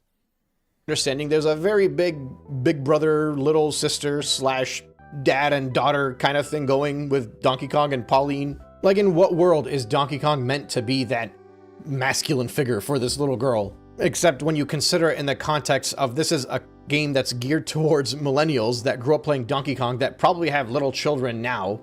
No, they don't. No, they don't. They don't have little children now. In fact, like a lot of them, they're anti-natalists. A fuck ton of them. And it all starts to make sense. Nintendo is completely focusing on millennials more than anybody else. Who'd they bring to reveal the Switch to? Part of that is because Zoomers don't have money. You know, they should. You would think Nintendo would try to cater to Zoomers more. They haven't really, but Zoomers are broke is the issue. So, yeah. Paul Rudd? Yeah, I'm pretty sure if they made a Metroid movie and Miles McKenzie was in that movie, Paul Rudd would play him. It's like, just do exactly what you did in Ant-Man, but now you are the sidekick in Metroid. Look at the names of these commercials. Better Together, Nintendo Switch 2. All Together, Anytime, Anywhere, Nintendo Switch 2. Breaking the Ice, Nintendo Switch 2. Everything about all of these ads, and really, it's showing in the games now, and this is part of the reason people are complaining about them. None of this really showcases the hardware except for the fact that the hardware exists. This is all about feels. It's meant to get parents to look at it and buy it for their children, or it's meant to get older millennials that just don't have time to game anymore to be like, I remember I was happy when I played Nintendo. That is so depressing. He needs to stop saying that, dude. I don't want to feel bad for millennials. Okay, I don't. But stop. Like, I remember when I was happy. You can just end it there. There doesn't need to be context. Just say, I remember when I was happy. Like, instantly, wow, my cold dead heart just throbbed a little. Shit. Maybe buying this $450 brick will make me happy again. And then it just all ripples. Oh my God, he made it worse. Stop. Don't say that, dude. Don't say that. You're not supposed to be human. Down into the actual games themselves, and that's why so many of them are so easy now. I mean, like, this is what Disney does, right? Find a way to bring people that grew up with this stuff back into the movie theaters, and always remember that they were happy in their childhood with Disney, so they can equate that happiness to Disney and then try to pass it on. Even he gets the fucking Disney comparison. This is what I'm saying. Like, yeah, it makes sense to people with functioning brains. Onto their children. Remake the movies, make them live action, bring out a sequel, revisit something that hasn't been visited in 20 to 30 years. So all Hey, that better not have been a dig at Kirby Air Ride, you fucking piece of shit. all this is to say is that I'm not surprised by the millennial humor in Metroid. Who do you think is going to be buying Metroid? The last one came out like 20 years ago. Either you're a really old Gen Zer or you're a millennial. But you're a hardcore gamer. You grew up with Metroid. You understand how Metroid should feel when you play it. The person Nintendo is trying to appeal to, that larger blue ocean of people that are just coming back into the game, may have not played a game as intense as Metroid since the... Did you just call Metroid intense? Okay, you guys just watched me play Metroid Prime for, you know, what, 7 hours or something. That game, that's baby, they call Halo baby's first FPS. Metroid Prime is barely an FPS. Like, the classic controls, you hit the lock-on button and you shoot the guy. Sometimes you press B to dodge. That's not intense. Fuck off, dude. This is, again, Donkey Kong Bonanza fetus game. Because there are some people asking for a fetus game, I guess. Previous Metroid trilogy. So they have to have somebody in there to lighten up the situation. They have to have somebody in there to point you in the direction you're supposed to go. Because that person, as a gamer now, is not the same gamer as they were 20 odd years ago. They don't have that time anymore. It's no longer a luxury they can afford to give up. Now, I will say that there is a chance, potentially, that this is only an introductory thing, and it doesn't last throughout the entire game. Hate to disappoint you, dude. They showed in the other trailer. Everyone is only talking about the IGN one. The official trailer showed several Galactic Federations people. Obviously, you rescue one of them in each zone. So even if it's not specifically this fucking scumbag, annoying ass bitch with you, you still have to rescue other guys who will also be talking to you. But I will also remind you all that leading up to the launch of Pokemon, everybody was absolutely certain that there was no chance the entirety of that game was going to take place in a single city. And look what happened. Or better yet, think about the launch of Mario Kart World, where everybody was like, well, if they're going to charge $80, there's very realistically a chance that we're going to be getting more DLC, especially coming into the holidays. I mean, now we're in mid-November and there's still no sign of any DLC coming from Mario Kart World, and I still think that we're not going to be getting any DLC from Mario Kart World anytime soon. And if anything comes from Mario Kart World, you're going to have to pay for it. Almost every single worry that people have had leading up to every single game released by Nintendo so far has come into full fruition. And sometimes it's even worse because they blindside you when you weren't even worried about something. I don't think anybody was worried about seeing that a free update for Donkey Kong, or an update that should have been free, ended up being a $20 DLC. I don't think anybody expected that in order to fully complete Pokemon, you effectively have to have a subscription to do so. Not to mention spend an additional $30 on top of the $70 you already spent. The point is that if Mackenzie is in the trailer and they're showing him, and they're showing all his jokes that he makes, and throughout a lot of what you're seeing in Metroid Prime 4 is giving you the idea that there are going to be characters around you helping you through the game, you absolutely... Yeah, see, this was the other trailer. Obviously, we're going to be rescuing these guys too. They're going to be yapping as well. Absolutely cannot fault somebody for assuming that the entire game is going to be like this. And this might not matter to many Nintendo fans, because the reality is... Because they're not fans. They're fanboys. They're not fans of Metroid. There's not a single fan of Metroid that wants this. At least there's some fucking pushback here. Again, I know I've brought up the Fallout show a lot lately, but there wasn't a whole lot of pushback there, just from the turbo nerds, really, which I'm including myself in that. But shit, like the broader Fallout fan base, they didn't give a single fuck, I guess. A lot of Nintendo fans have not played a Metroid game in 20 plus years, and maybe just don't have the time to game the way they used to. And if anything... That has nothing to do with this, though. Like, again, Metroid Prime was an easy game. Metroid Prime 2 is harder, for sure. But I'd say Metroid Prime 3 is another easy game. So Prime 4 being an easy game wouldn't be a problem. That's not the issue. It's the fucking retard. The idiot is the problem. You know? I would... It's imagine if yellow paint was an ear, just constantly. Again, it's like God of War Ragnarok, except people like that in God of War Ragnarok somehow. They liked idiots telling you constantly what to do. Oh, you didn't figure out a puzzle in 10 seconds? Oh, dude, over there. Daddy, look, Daddy. I don't think Atreus quite sounded like that, but that's how I imagined it. When they hear the cubicle joke, they might actually feel like it's a relatable NPC. They might be like, hey, I like this guy, you know? Like, I've had a long day at work. No, all those people should kill themselves in Minecraft, of course. But if you're like, wow, this cubicle guy's sure relatable, suicide. Now. And he's making jokes and making me happy. Nintendo knows exactly what they're doing. The same way they're targeting all these ads at the people that they want to buy this thing. Those that are not hardcore gamers, because they do not have that crowd anymore. It's a console for casuals. But I don't think this guy has played Metroid Prime. It's not a hardcore game, dude. It's not a hardcore game. Fortunately for Nintendo, it's also a tough sell at $500 in order to get those casuals. And really, the only reason there's an uproar right now about many of the things that are happening in these games and in these advertisements is because that's not who their focus is. The people that are buying the consoles now are going to buy it always, no matter what. They need to pivot. They need to reach those people that might not consider buying this thing. They gotta use their millennial humor to get the millennials into this console, along with their sappy and feel-good But even ad. millennials are sick of millennial humor, honestly. I think people are finally sick of it. It took way too long. It took like 15 years. I think people are sick of it now. Along with their oversimplification of every single game that they're releasing. And I honestly don't think it's worth the uproar anymore. Miles McKenzie is our friend now. We should accept that he is Nintendo. His whole personality. That's your takeaway from this video, you fucking goy slopping slave? You consumer golem? Are you out of your mind? The conclusion of this video is just accept it, goy. Just buy it. Dude. Lefties, man. Lefties, man. This is what demoralization truly is. All you have to do is not buy the game. That's all you have to do. I'm not even asking you to do anything else. But you're such a fucking worthless consumer bot. You can't do that. You have to have the new toy. Fuck you. Okay? Don't buy the fucking game.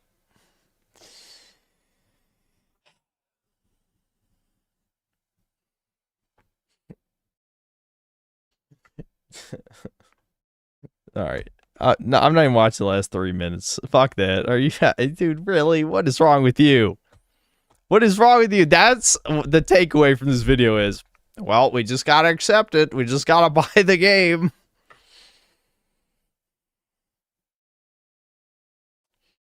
You gotta be fucking kidding.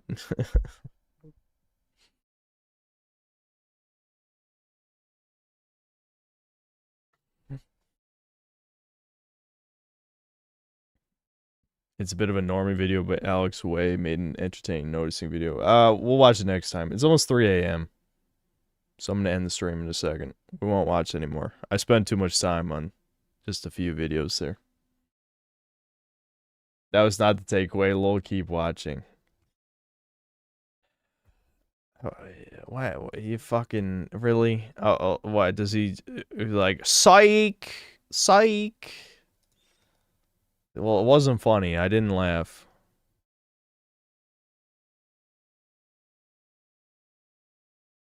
This thing. They gotta use their millennial humor to get the millennials into this console, along with their sappy and feel-good ads, along with their oversimplification of every single game that they're releasing. And I honestly don't think it's worth the uproar anymore. Miles McKenzie is our friend now. We should accept that he is Nintendo. His whole personality represents what you should come to expect from this company. It's happened over time, but effectively we've gotten to a point where it's more or less no longer a company that's focused on the traditional gamer, no longer trying to compete against tablets and free-to-play titles in order to gain the children without getting their parents first. It's all about trying to find different ways to being appealing to that blue ocean crowd. The same crowd that loved the modern take on Star Wars, that loves all of the... That doesn't exist.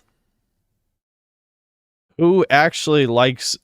I think even leftists have now accepted that the Star Wars sequel trilogy is trash. Genuinely. I can't think of the last time someone has said that the sequel trilogy of Star Wars is good. So I don't even know what he's talking about. Marvel Cinematic Universe stuff that's happened over the years and how it's shifted and evolved. And most importantly, that remembers a time when they were younger and used to play Nintendo games and they were happy. And now their only Alright, he's really got to stop saying that. focus is on how to make it so that they can pass that happiness onto their children by making them as obsessed with Mario as they are. And I'll tell you this straight up, as somebody who himself fits the target of every one of these advertisements, fits all of these decisions that Nintendo's making. Dude, is this guy saying he has kids? I guess you could see that as a white pill. I mean, granted, we haven't seen what his wife looks like, but or his kids for that matter. But maybe you could see that as a white pill. All you guys can make it. Somebody that even fantasized about the idea of playing the same Nintendo games that I grew up with my children. The idea of being manipulated by ads from a corporation is so off-putting to me that I've gone from wanting to play Mario with my kids to probably avoiding introducing my kids to video games and Nintendo altogether, unless, you know, it gets... Okay, well, that came out of left field. Kind of slightly based, I have to say. But, I don't know. Maybe a little too extreme even for me to say not introduce kids to gaming at all. But kind of based, actually. But I don't know how the rest of this video led up to that. To a point where they're like really asking for it. Quite frankly, for similar reasons, I've avoided introducing my kids to Disney stuff. And so far, I feel like it's been a very good decision. He does have kids. Holy shit. I might have to find a way to introduce them to video games without getting them to be nearly as addicted as I am, because I especially want to avoid getting them sucked into the Nintendo and Disney nostalgia trap. I'll have to find a list of indie games to get my kids into this stuff. Or, you know, we can all just keep going outside and touching grass. Anyway, I'm actually very, very, very disappointed with what the potential of Metroid Prime 4 could look like. I'm very excited for that game. It was going to be a game that I was really looking forward to playing on my PC. I'll do it legally, don't worry. But now I'm definitely going to be putting off playing that title until I see some reviews. And not like critic reviews. I'm looking for reviews of actual gamers that actually enjoyed Metroid Prime games and are concerned. Somehow I don't think he'll listen to my review. Just a prediction. Even though I am a Metroid fan, but I'm a chud, so it's, in my opinion, doesn't matter. And worried about Miles and breaking the whole vibe and atmosphere and aura that's supposed to come in with a Metroid game. But I guess for now, we'll just have to wait and see. Thank you so much for listening, and I will catch you on the next one. Alright, I gotta be honest, that conclusion was all over the place. But you know, look at this Sargon video. Men are not okay. I'm not gonna watch that right now. It's almost 3 a.m.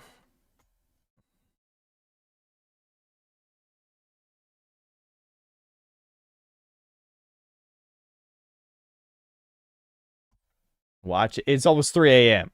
and that video is 23 minutes. All right, fine. I'm going back in. I caved. I caved. We got to at least see what it's about. Well, we can bail. But I got to see what it's about.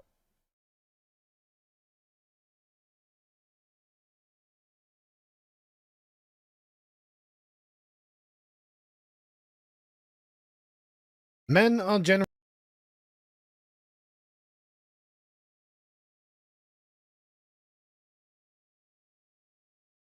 generally not okay. Men have a real problem with the modern world because the modern world is, frankly, designed to get rid of them. It's designed to render them superfluous. And that's really... A survey has found that the demands being placed on men by women and society has pushed them to a breaking point. Yeah, you know, I feel like I have been saying that for a while. Human, isn't it? Why are we saying to half of the human race, actually, we don't need you anymore? You're not really something we want to concern ourselves with. So, okay, even if that was the case, don't you think you should have some consideration for what you're creating? Because I can't help but feel that old African proverb, the youth who are not indoctrinated or inducted into the tribe's ways will come back and burn the village down to feel its warmth. Yeah. That's me, dude. I was not embraced by the village. I will burn to the fucking ground. That's literally me, dude. Literally me. The village shunned my ass. I'm coming for them. I'm taking them out. in Minecraft. I can't help but feel that that's going to be on the horizon. You know, if, like, what if Alt Hist's the coming incel rebellion? Well, why are people taking that as if it's ridiculous? Because honestly, I just don't see why, if we allow as a society to only cater to one of the sexes, that the other sex shouldn't feel Am I like, evil? Why should I carry on with Yes, this? I am. And it's actually really terrible and heartbreaking that we've allowed the feminist narrative on men to be the dominant narrative of men in society. So anyway, this is a survey by a group called equimundo.org, and the Times is talking about it. And so I thought we'd just go through it because, honestly, if you are in favour of doing this to one of the sexes, then you are probably the problem. Because, I mean, like, I'm not in favour of women feeling like society is stacked against them. I'm not in favour of women feeling that they can't get what they want out of life. But Okay, well, yeah, but it's...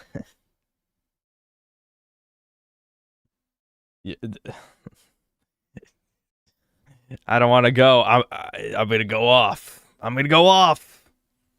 They don't even know what they fucking want, okay? They've been told that they want to wage slave away, and they don't want that. They don't. It turns out, actually, they didn't want to make as much money as men. It just makes them miserable to work. That's what it turned out. Conversely, I'm not in favour of men feeling that way either.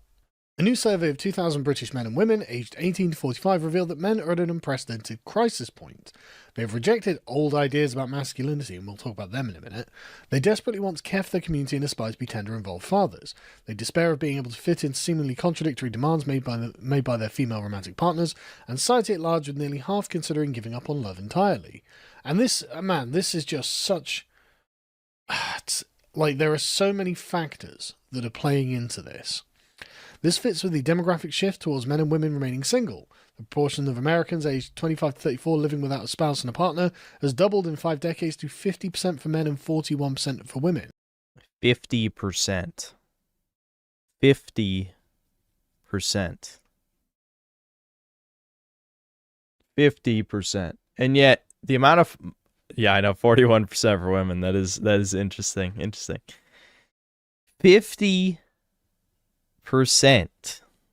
And there's still hundreds, thousands of videos, especially by people we know are fucking losers.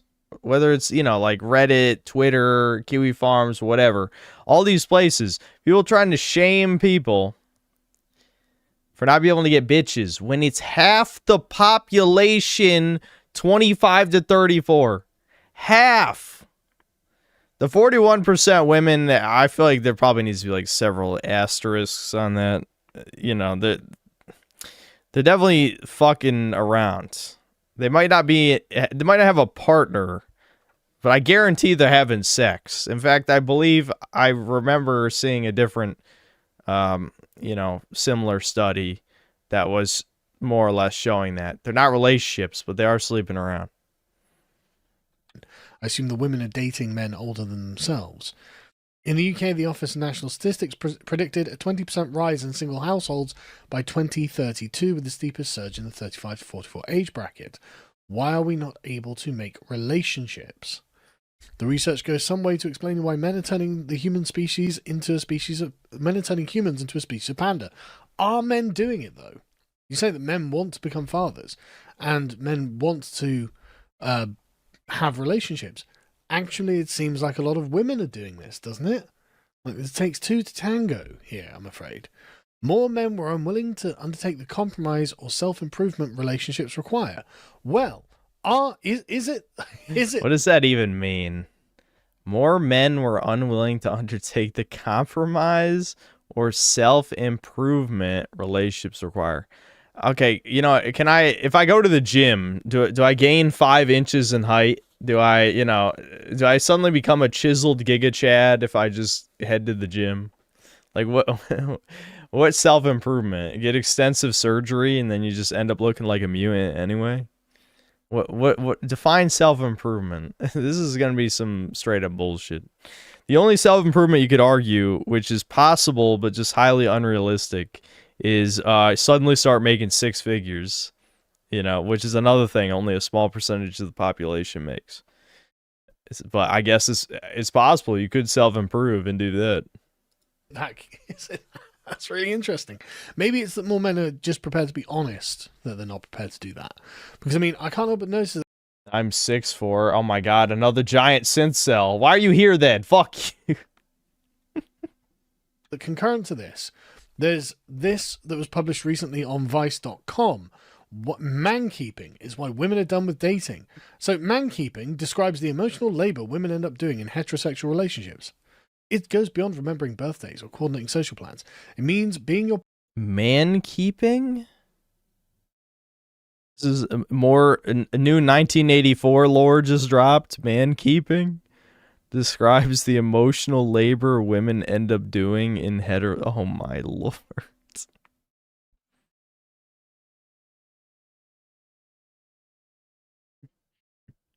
I feel like I'm being tricked into going off on like an extremely hateful sexist speech, and I'm just not gonna do it. I'm not falling for the rage bait. That's some rage bait. Man keeping is some rage bait shit. Partner's one-man support system, managing his stress and 100%. interpreting his moods, holding his hand through feelings he won't share with anyone else. All of it unpaid, unacknowledged, and often unreciprocated. So just being in a relationship, being a loving girlfriend or wife, that's what apparently... Oh boy, 3 women are a.m. objecting to. And, I mean, you can say, well, men are unwilling to undertake compromise or self-improvements, but men aren't writing articles like this in Vice.com, are they? It's okay, since cells, man, I'm 5'13" and have wealthy waifus chasing me. It's not the life you wish it was. I'm more content as a game dev with this. Doge. Saying, when faced with the idea I would have to change too much about myself, such as my values or behaviors, to undertake to make serious long-term relationship work, 44% of men agreed compared to 33% of women. Sure, but it could well be that the men feel that much higher expectations have been placed on them. And honestly, I'm not sure that these are unrealistic perceptions that men are having. It seems that a lot of women do have unrealistic expectations out of what they should get out of a man. And That's such a controversial take, Sargon. I can't believe you said that. No way. That can't be true. I think men are just being open and honest about that. A quarter of men bleakly said they believe no one would fall in love with them. Isn't that tragic? Like, literally.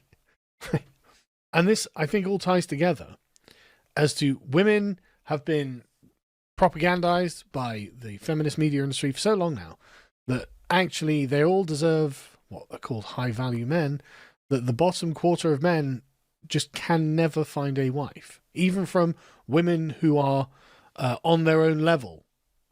I'm gonna be honest, it's way worse than that. It's not because of feminist propaganda. It's because they've literally slept with the men that are out of their league. See, this is the problem. He's Gen X. He's old as fuck. You know, Unkstead is for real. Grandpa, time to get up. But seriously, he's old as fuck. He doesn't understand that women can just pull out their phone, find local Chad, spread their legs, you know, Chad fucks them, and then they're alpha widowed, essentially, you know, and it destroys their pair bonding ability the more people they fuck, okay? And they compare all future men to that Chad who just wanted to get his dick wet. It's that simple. You don't even need propaganda. They've literally had the thing they want. It's much more sinister because there is no solution. It's at that point, it's just abusing our animal nature. You know, it's too powerful for our primal brains.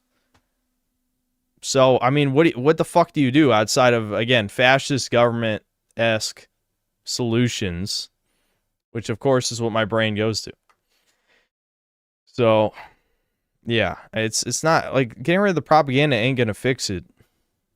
These women, for some reason, expect better. And I imagine that dating apps giving them sexual access to men who are better than what they can actually persuade into a relationship makes them think that. I think there's this is a genuine narrative of the manosphere, and I think there's something to it. I don't think it's just nonsense. Comes as no surprise that 15% of men have interact with an AI virtual partner. Yeah, but lots of women do as well, so... Some 62% of men agreed that women have too many expectations of how men should be in relationships these days. Most surprisingly, nearly half of women agreed with that one. Is it? I mean, well, it might be surprising because they're being honest, but it's not surprising in the sense that, yeah, that's just the obvious truth.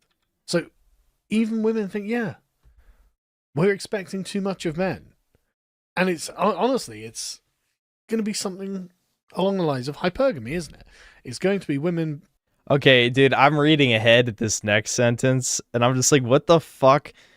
Vice is just, you can tell it's some spiteful ass hoe. Was it a hoe that wrote this article? I don't know. Either that or some fag cuckold man. But like, what the hell does this have to do with anything? Possibly related to this messy disconnection, almost a quarter of young men aged 18 to 35 admitted that they actively sought out pornography that depicted strangulation or other violent content. Yeah, Yeah, where's the kill Vice employees porn? That's, you know, in Minecraft, in Roblox. But, you know, if someone has created that material, I would like a link, you know. Who have got university degrees, you know, whatever education levels, are selected for and promoted up the corporate ladder to decent paying jobs, you know, sort of, you know, email daycare jobs. And they're looking around going, okay, I want a man who earns more than me, because biologically, women are programmed to go for men who have more resources than them. So it's like, okay, well, yeah, that's, you've actively disadvantaged men in the workplace and really narrowed the number of men who are available. And so, no kidding that 25% of men are like, I just don't think I can find a woman who wants to love me. And women are like, yeah, I think we might be expecting too much of men. And we wonder why everything is so screwed up. And this is mad, isn't it? This is absolutely mad that we have loaded society in this way. We've put our thumb on the scales and forced equality, and it's ruining everything. Possibly related to this messy disconnection, almost a quarter of young men admitted they actively sought out pornography that depicted strangulation or violent content. No idea. I don't think young people should have access to the internet. Okay, boomer. Young people, 18 to 35. How young is young? What the fuck are you talking about? That's a good face to pause on, by the way. I think it sort of gets this whole point across. What are you talking about? 18 to 35. They're not allowed? If we're talking about like underage, I actually agree, but trust me, I definitely agree. As someone whose brain was completely rotted by the internet at a young age.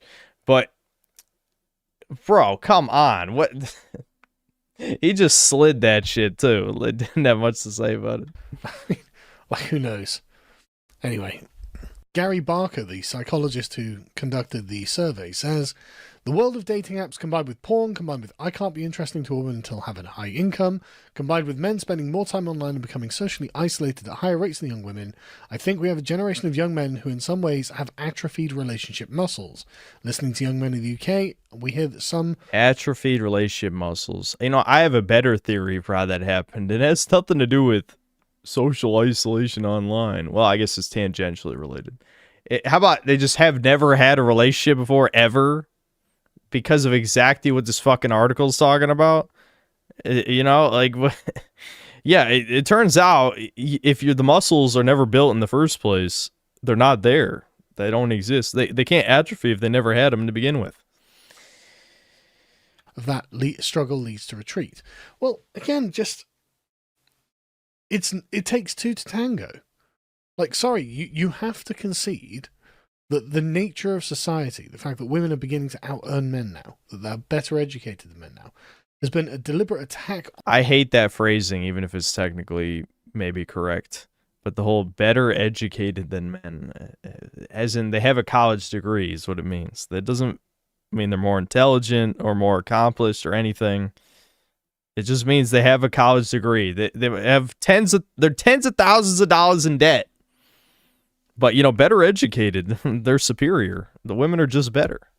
On men and their status in society as respectable pillars of the community and as breadwinners.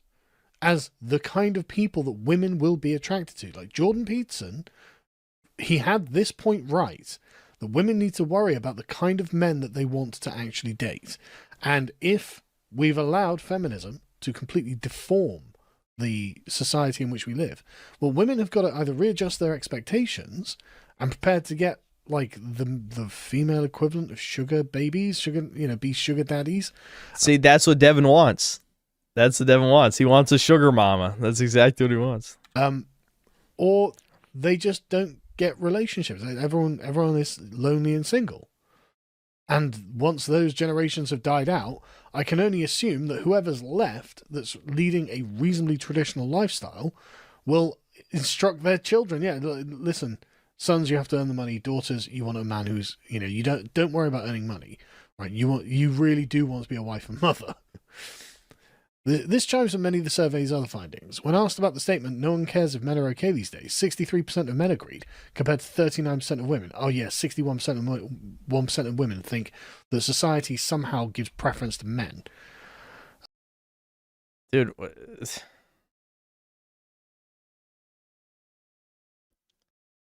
again, I know this might as well just be a rage bait video in general, but really, 61% of these fucking bitches are claiming that, well, I guess technically, see, this is deceptive phrasing because it's no one cares if men are okay these days.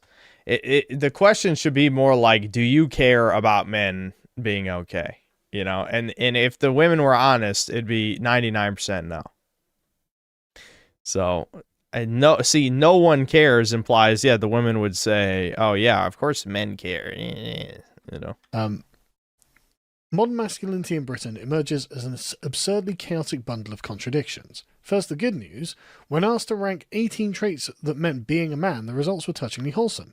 Top ranked in descending order for men and for women was being a friend, helping those who need it, and... Wait, hold on.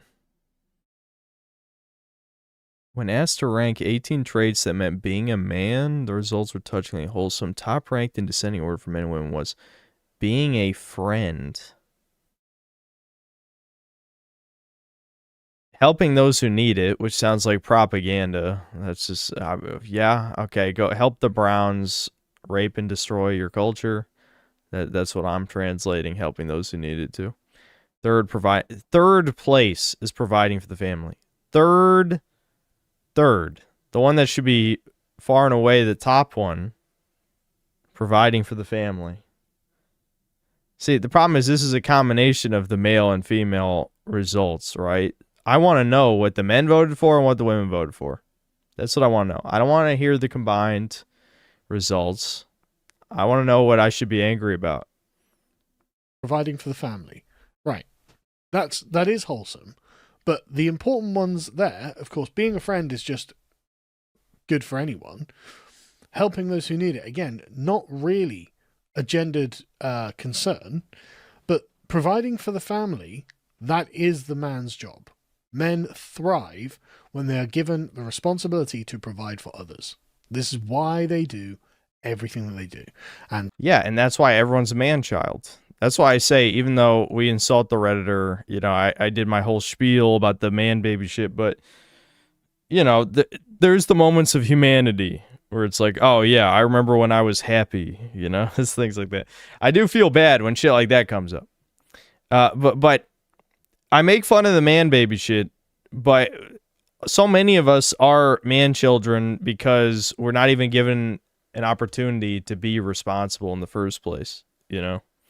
How can,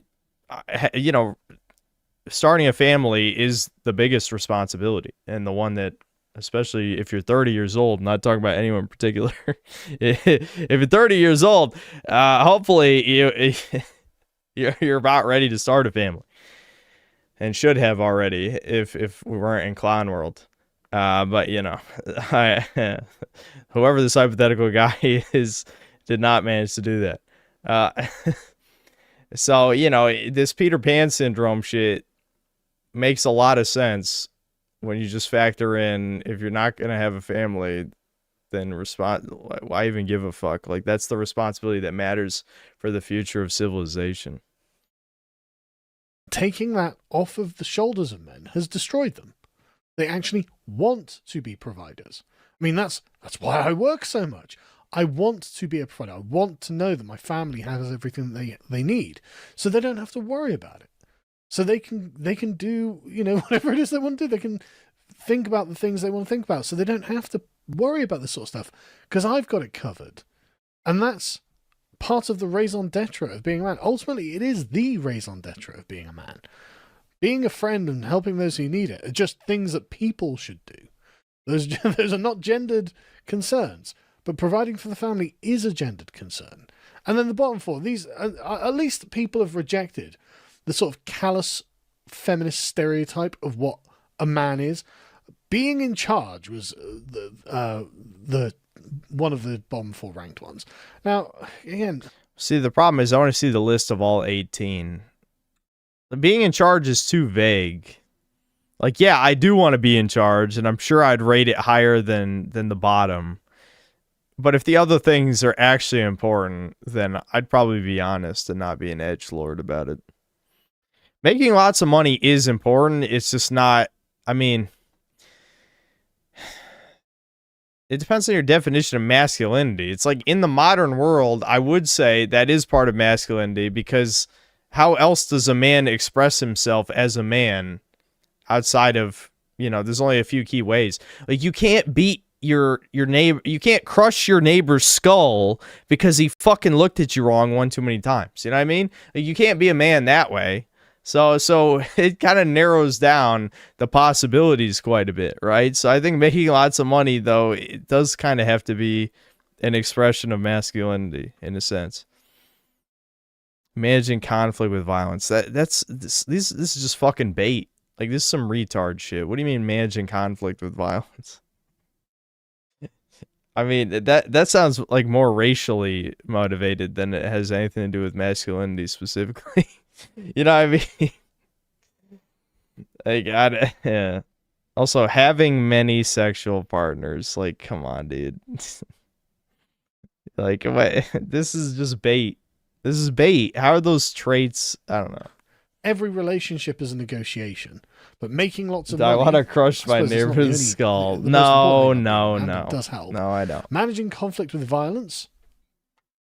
Who thinks that being a man is managing a conflict with violence and having many sexual partners, all of which rated higher for men than for women? Like, this is the sort of stereotype of Conan the Barbarian. Like, nobody really thinks that that's what it is to be a man. However, while men said the key part of their identity as men was being a good friend, they found this hard to put into practice. Some 59% of men agreed, I have to look out for myself and no one has my back, compared with the minority of women. Okay. So women are just fucking lying then. Women backstab each other all the time and hate each other. Like, what the fuck? Like...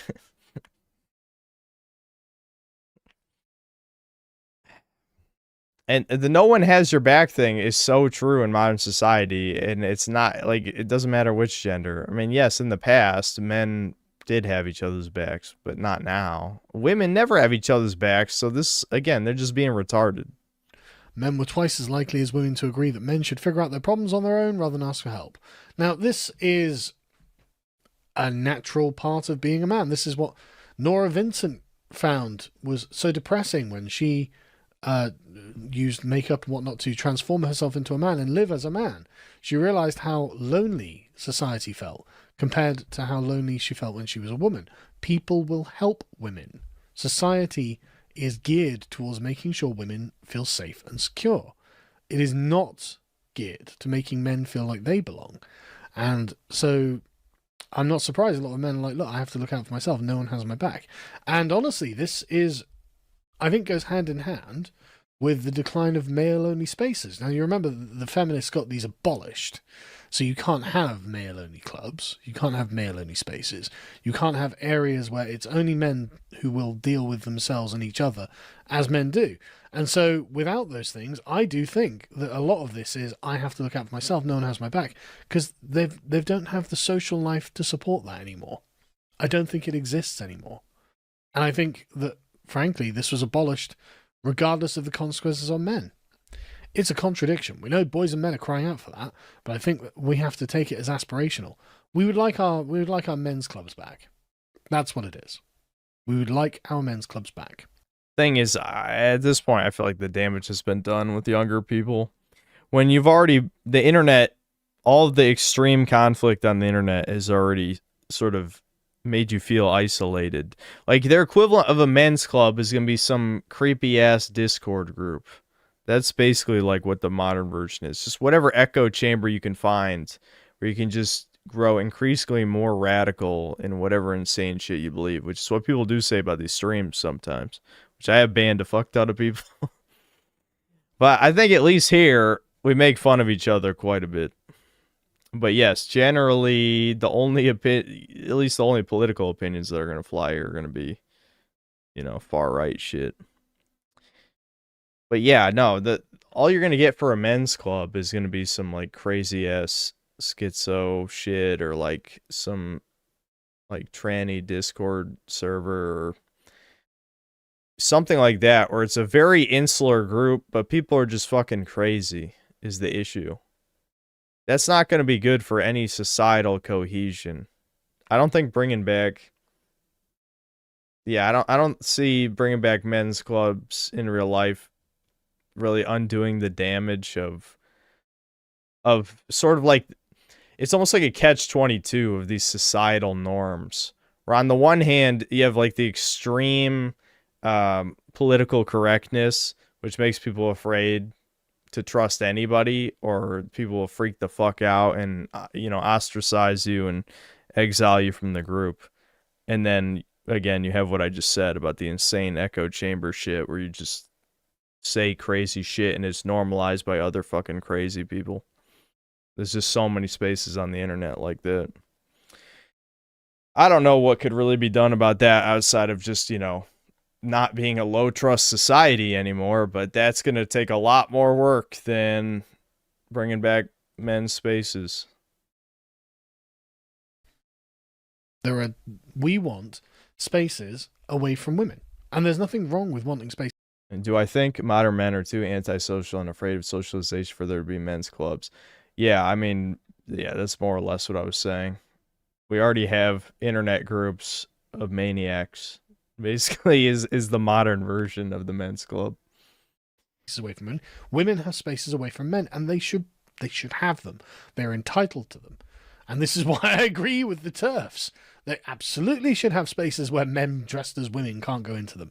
But conversely, men should have those spaces where it's just men, so they can just be themselves and just relax, not feel judged. Anyway, the same goes for the mixed signals men get from women. When asked whether being a parent is the most important job in the world, 80% of men agreed, more than women. Yet, when presented the idea that men who are full-time fathers are not seen as real men, a third of women agreed, not far off the 42% of men. Well, I'm sorry, but this is just the nature of being a human. Women don't respect full-time fathers. They don't want to be the primary breadwinner. They don't want that. And everyone... When presented with the idea that men who are full-time fathers are not seen as real men, a third of women agreed, not far off from the 42% of men. What's the definition of full-time father here? Like, you're a stay-at-home dad who doesn't have a job? Dude, this is women just fucking lying again. How is it only a third? Like, 99.999% of women do not fucking think a stay-at-home dad with no job is a real man. Like, but this is... Like, the virtue signal lying is, like, so out of control, like... Ooh, I can't fall for the rage bait at 3 a.m. I gotta chill. I can't be mad. Knows they don't want that. And there are loads of, like, anecdotal stories on the internet where the woman will come home, see the husband just playing with the kids and doing housework and stuff, and just feel not attracted to him, feel resentful of him, feel resentful of the fact that he gets to play with the kids all day, where she's stuck out in the corporate environment. I've read loads of these over the years, and it's like it's because this is unnatural, right? This is just frankly unnatural, and women don't find that attractive. Yeah, so why are fucking 2/3 of women lying? Why are 2/3 of women lying on this fucking poll? Man, However, if a man comes home after making loads of money every day, and the woman with her kids and her house, suddenly he's an attractive prospect. Oh, he has been, bringing in the bread. Like, what? This gives him nobility and dignity that women find attractive. And so you can pretend that this is just, oh, well, we're all the same, really. No, that's not true. That is not true. Anyway, more women than men agreed that the media paint men in a negative light. 82% of women, 67% of men said that. However...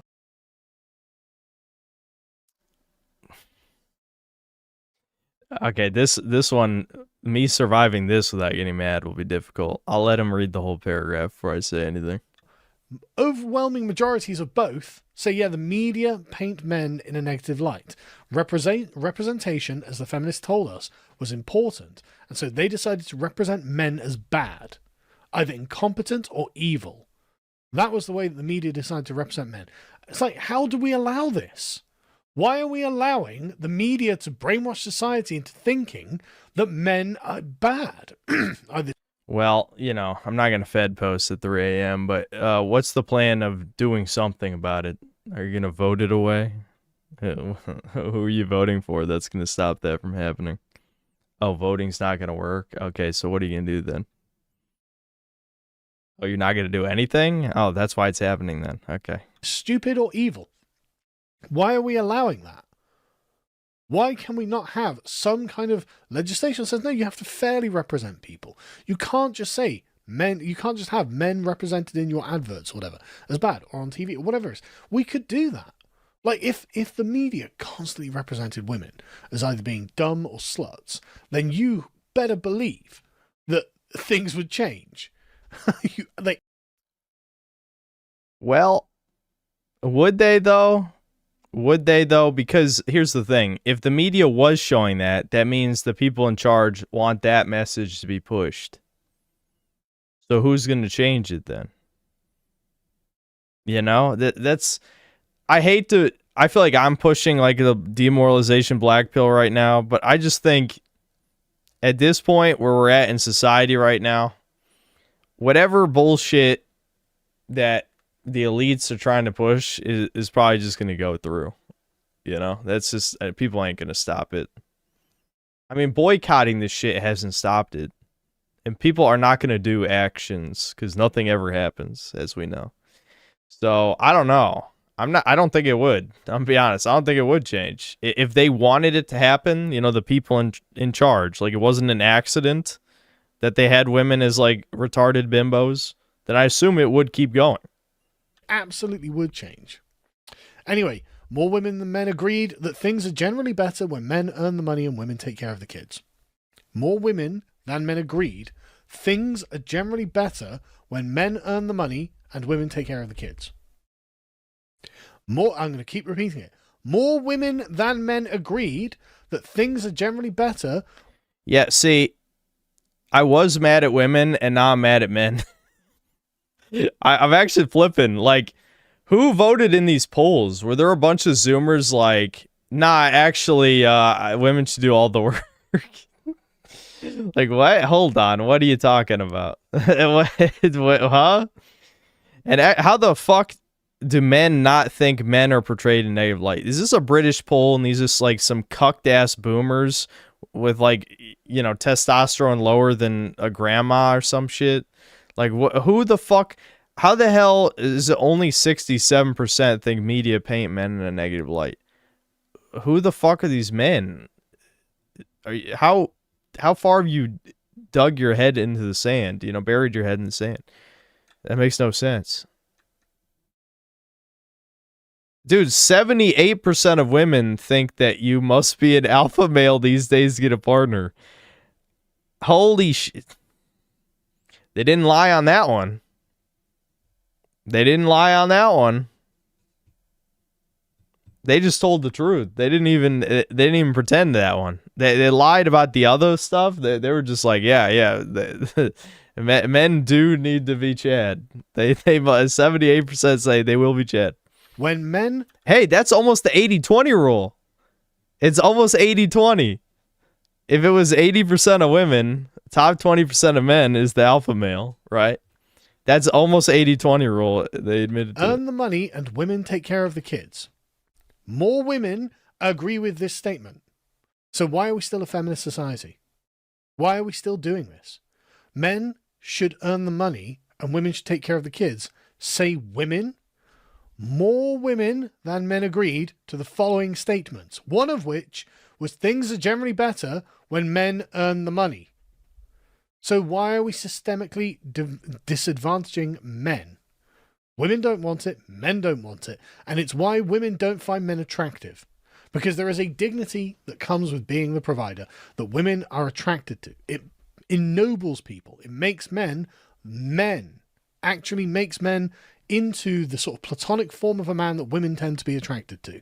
And why we've done everything we can to destroy this is it's pure liberalism, pure feminism, but we can move past it. Right? Women don't have to be super educated. They don't have to have super corporate jobs where they're just in adult daycare centers doing everything they can not to have children. Yeah, I hate those. I mean, I'm glad he said it, because that is exactly what those jobs are for. Those fucking tech jobs where they overpay women to do nothing. They're literally just paying them to not have children. That is exactly what it is. 1,000 fucking %. I'm glad he said it. You know, the entire work environment is designed to make it so that women don't have children. It's because they can get pregnant. And it's because then it's an extra burden on the corporation. So no wonder it's entirely within the remit of capitalism, if you're bothered about capitalism, to do this. And it's making everyone miserable. Anyway, meanwhile, it was 57% of men, twice as many as women, who felt, I feel a lot of pressure to look a certain way to be successful in the dating world. Well, yeah, see, women got to lie on that part because, guilt, people think I'm a bad person. I don't think I'm a bad person. Yeah, fuck you. First of all, I don't even want to get into this. I don't want to get into this. But come the fuck on, dude. Like,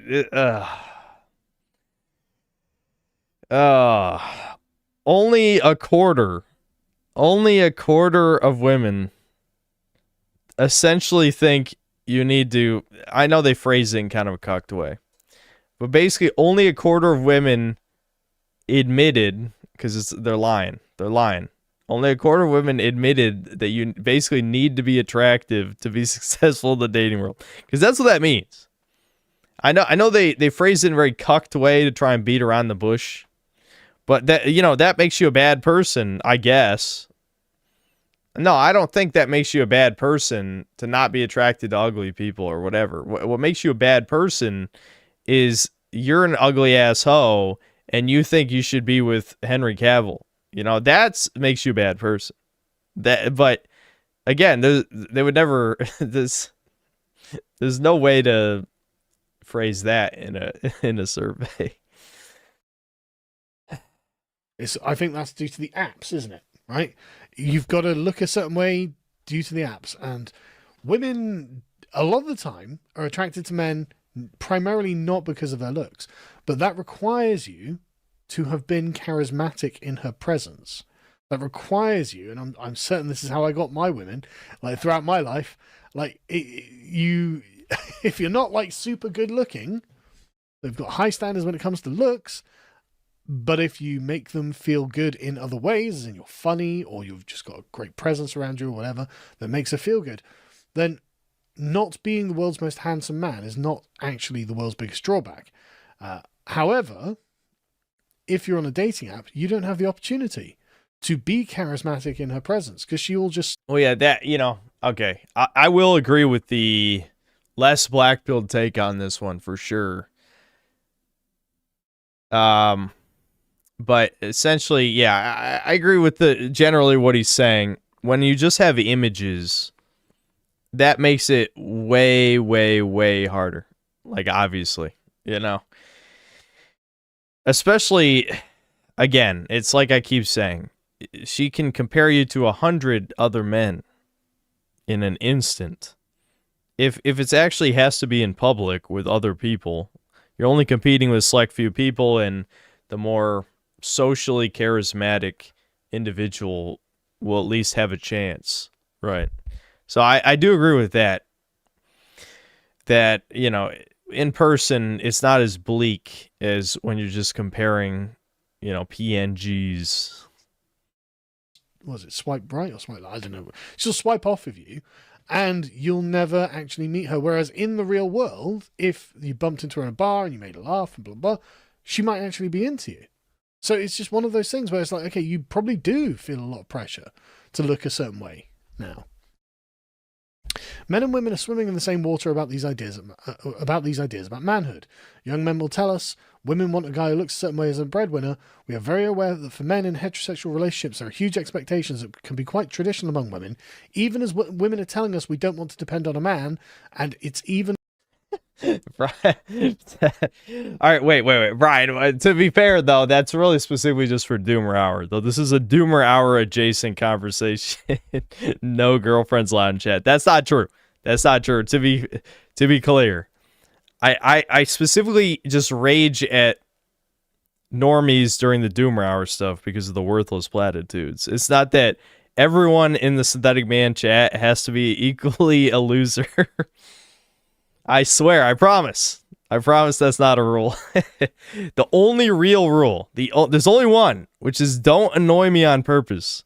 Chat breaks the rule a lot. And if I'm in a bad mood, people get banned. That's what happens.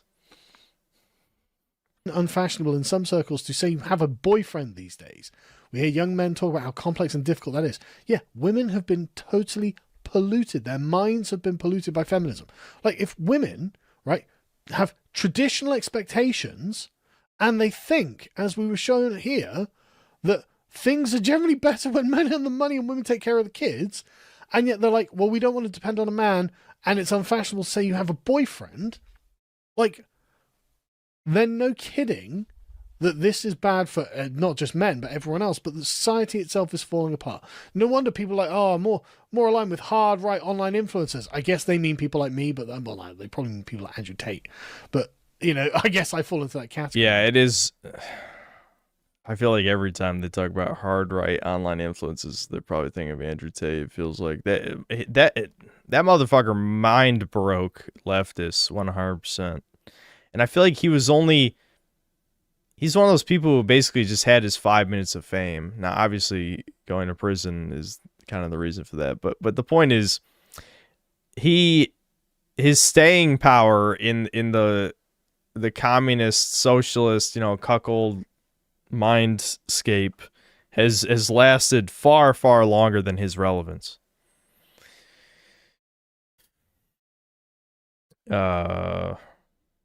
Hold on, I'll just let him read the rest of this. And men find their online social life more rewarding than real life. And it's just terrible. Like, men, of course, are more worried about having their reputations destroyed. And this is all just awful. And then when, like, this is confronted by, like, a documentarian and reviewed in The Guardian by Lucy Manigan here. It's like, oh. Mortified documentarian James Blake meets young men who have drifted towards misogynist influencers and finds them lonely, heartbreaking, and on semen retention journeys. You know who you are, chat. To control their sex drives. Men of the Manosphere Review, truly terrifying hour. But if you actually look at it, it's not terrifying. What it is like men who are like, yeah, I broke up out of a 5-year relationship that I thought we were going to end in marriage, and so I found myself looking for masculinity and a social area that I could deal with other men in, rather than dealing with women. All right. I was hurting. This content gave it a voice. 16-year-old Sam says he pays the one because he changed my life, taught me how to grow up. Well, that's the sort of thing that happens. Yeah, I do feel sad about this shit. This is like when people, you know, we've had a couple Doomer Hour stories in here where people admit they found my channel when they were like 14 or 15. And I'm just like, I'm so sorry. Like, this is not, you should not be watching this shit. Yeah, I mean, again, because it becomes sort of a self-fulfilling prophecy. If you're watching Manosphere shit from 13 years old, I mean, you know, it goes both ways. Like, all these fucking women, like, if you're like a teenage girl and you're watching bread tuber trannies, like, that's probably gonna fuck you up pretty bad. With the adult men around you, if you're a younger man. Like, if you and your dad went to like a men's club or something, you know, where you just sit down, have a beer, and like talk to the guys there, play pool, do darts, whatever it is, right? You would learn these things through contact with the other men around you. It's But if true. you're not They are getting this kind of taught contact, feminism from a young then age anyway. if Women are, these yeah. social spaces just no longer exist, then yeah, young men are going to have trouble growing up. James, 22-year-old criminology graduate, found comfort in the red pill ideology after a breakup. Well, it's because who else is he going to talk to? Nice guys get nowhere. Well, that's something that women agree with. Yeah, I mean, that is just true, though. I mean, the fucking insane copium where it's like, yeah, the fucking... It's like women have somehow forgotten about all the nerd stereotypes in movies. These fucking ugly-ass losers who are simping. Like, yeah, their pussies dry up immediately. That's the fucking nice guys you're supposed to be thinking about. But no, you're too busy virtue signaling to even think about the scenario. Jack says, no one's coming to save them. Men, in particular. So don't feel sorry for yourself. And that's true. No one is coming to save men. No one is coming to save men. A combination of confusion.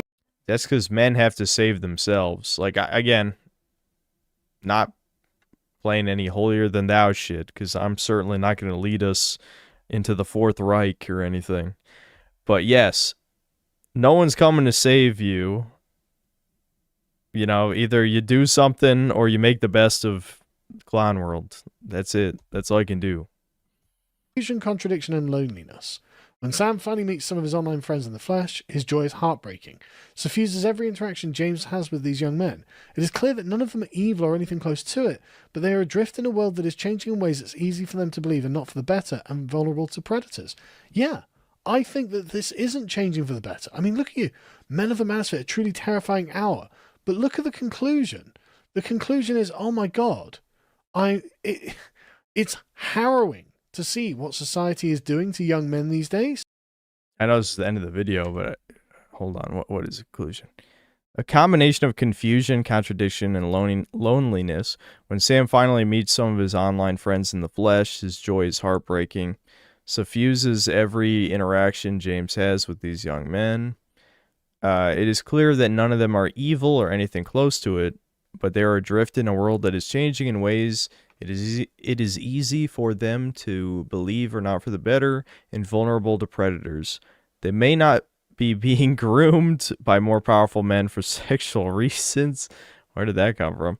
But there are plenty of other types of exploitation, many of which make them even more of a potential threat to each other's happiness and safety than they are to their own. Men of the Manosphere is a thoughtful, tender, terrifying hour. What the fuck? Fucking psycho. Wrote that last paragraph. It's harrowing to see what society is doing to young men these days. And so it's just like, right, well, something's going to have to change. Women agree. Women agree that men should be the breadwinner. Women agree that things are better when they are. Women agree that men... Okay, we got through that. All right, that was okay. You know, he had a couple very boomer takes in there.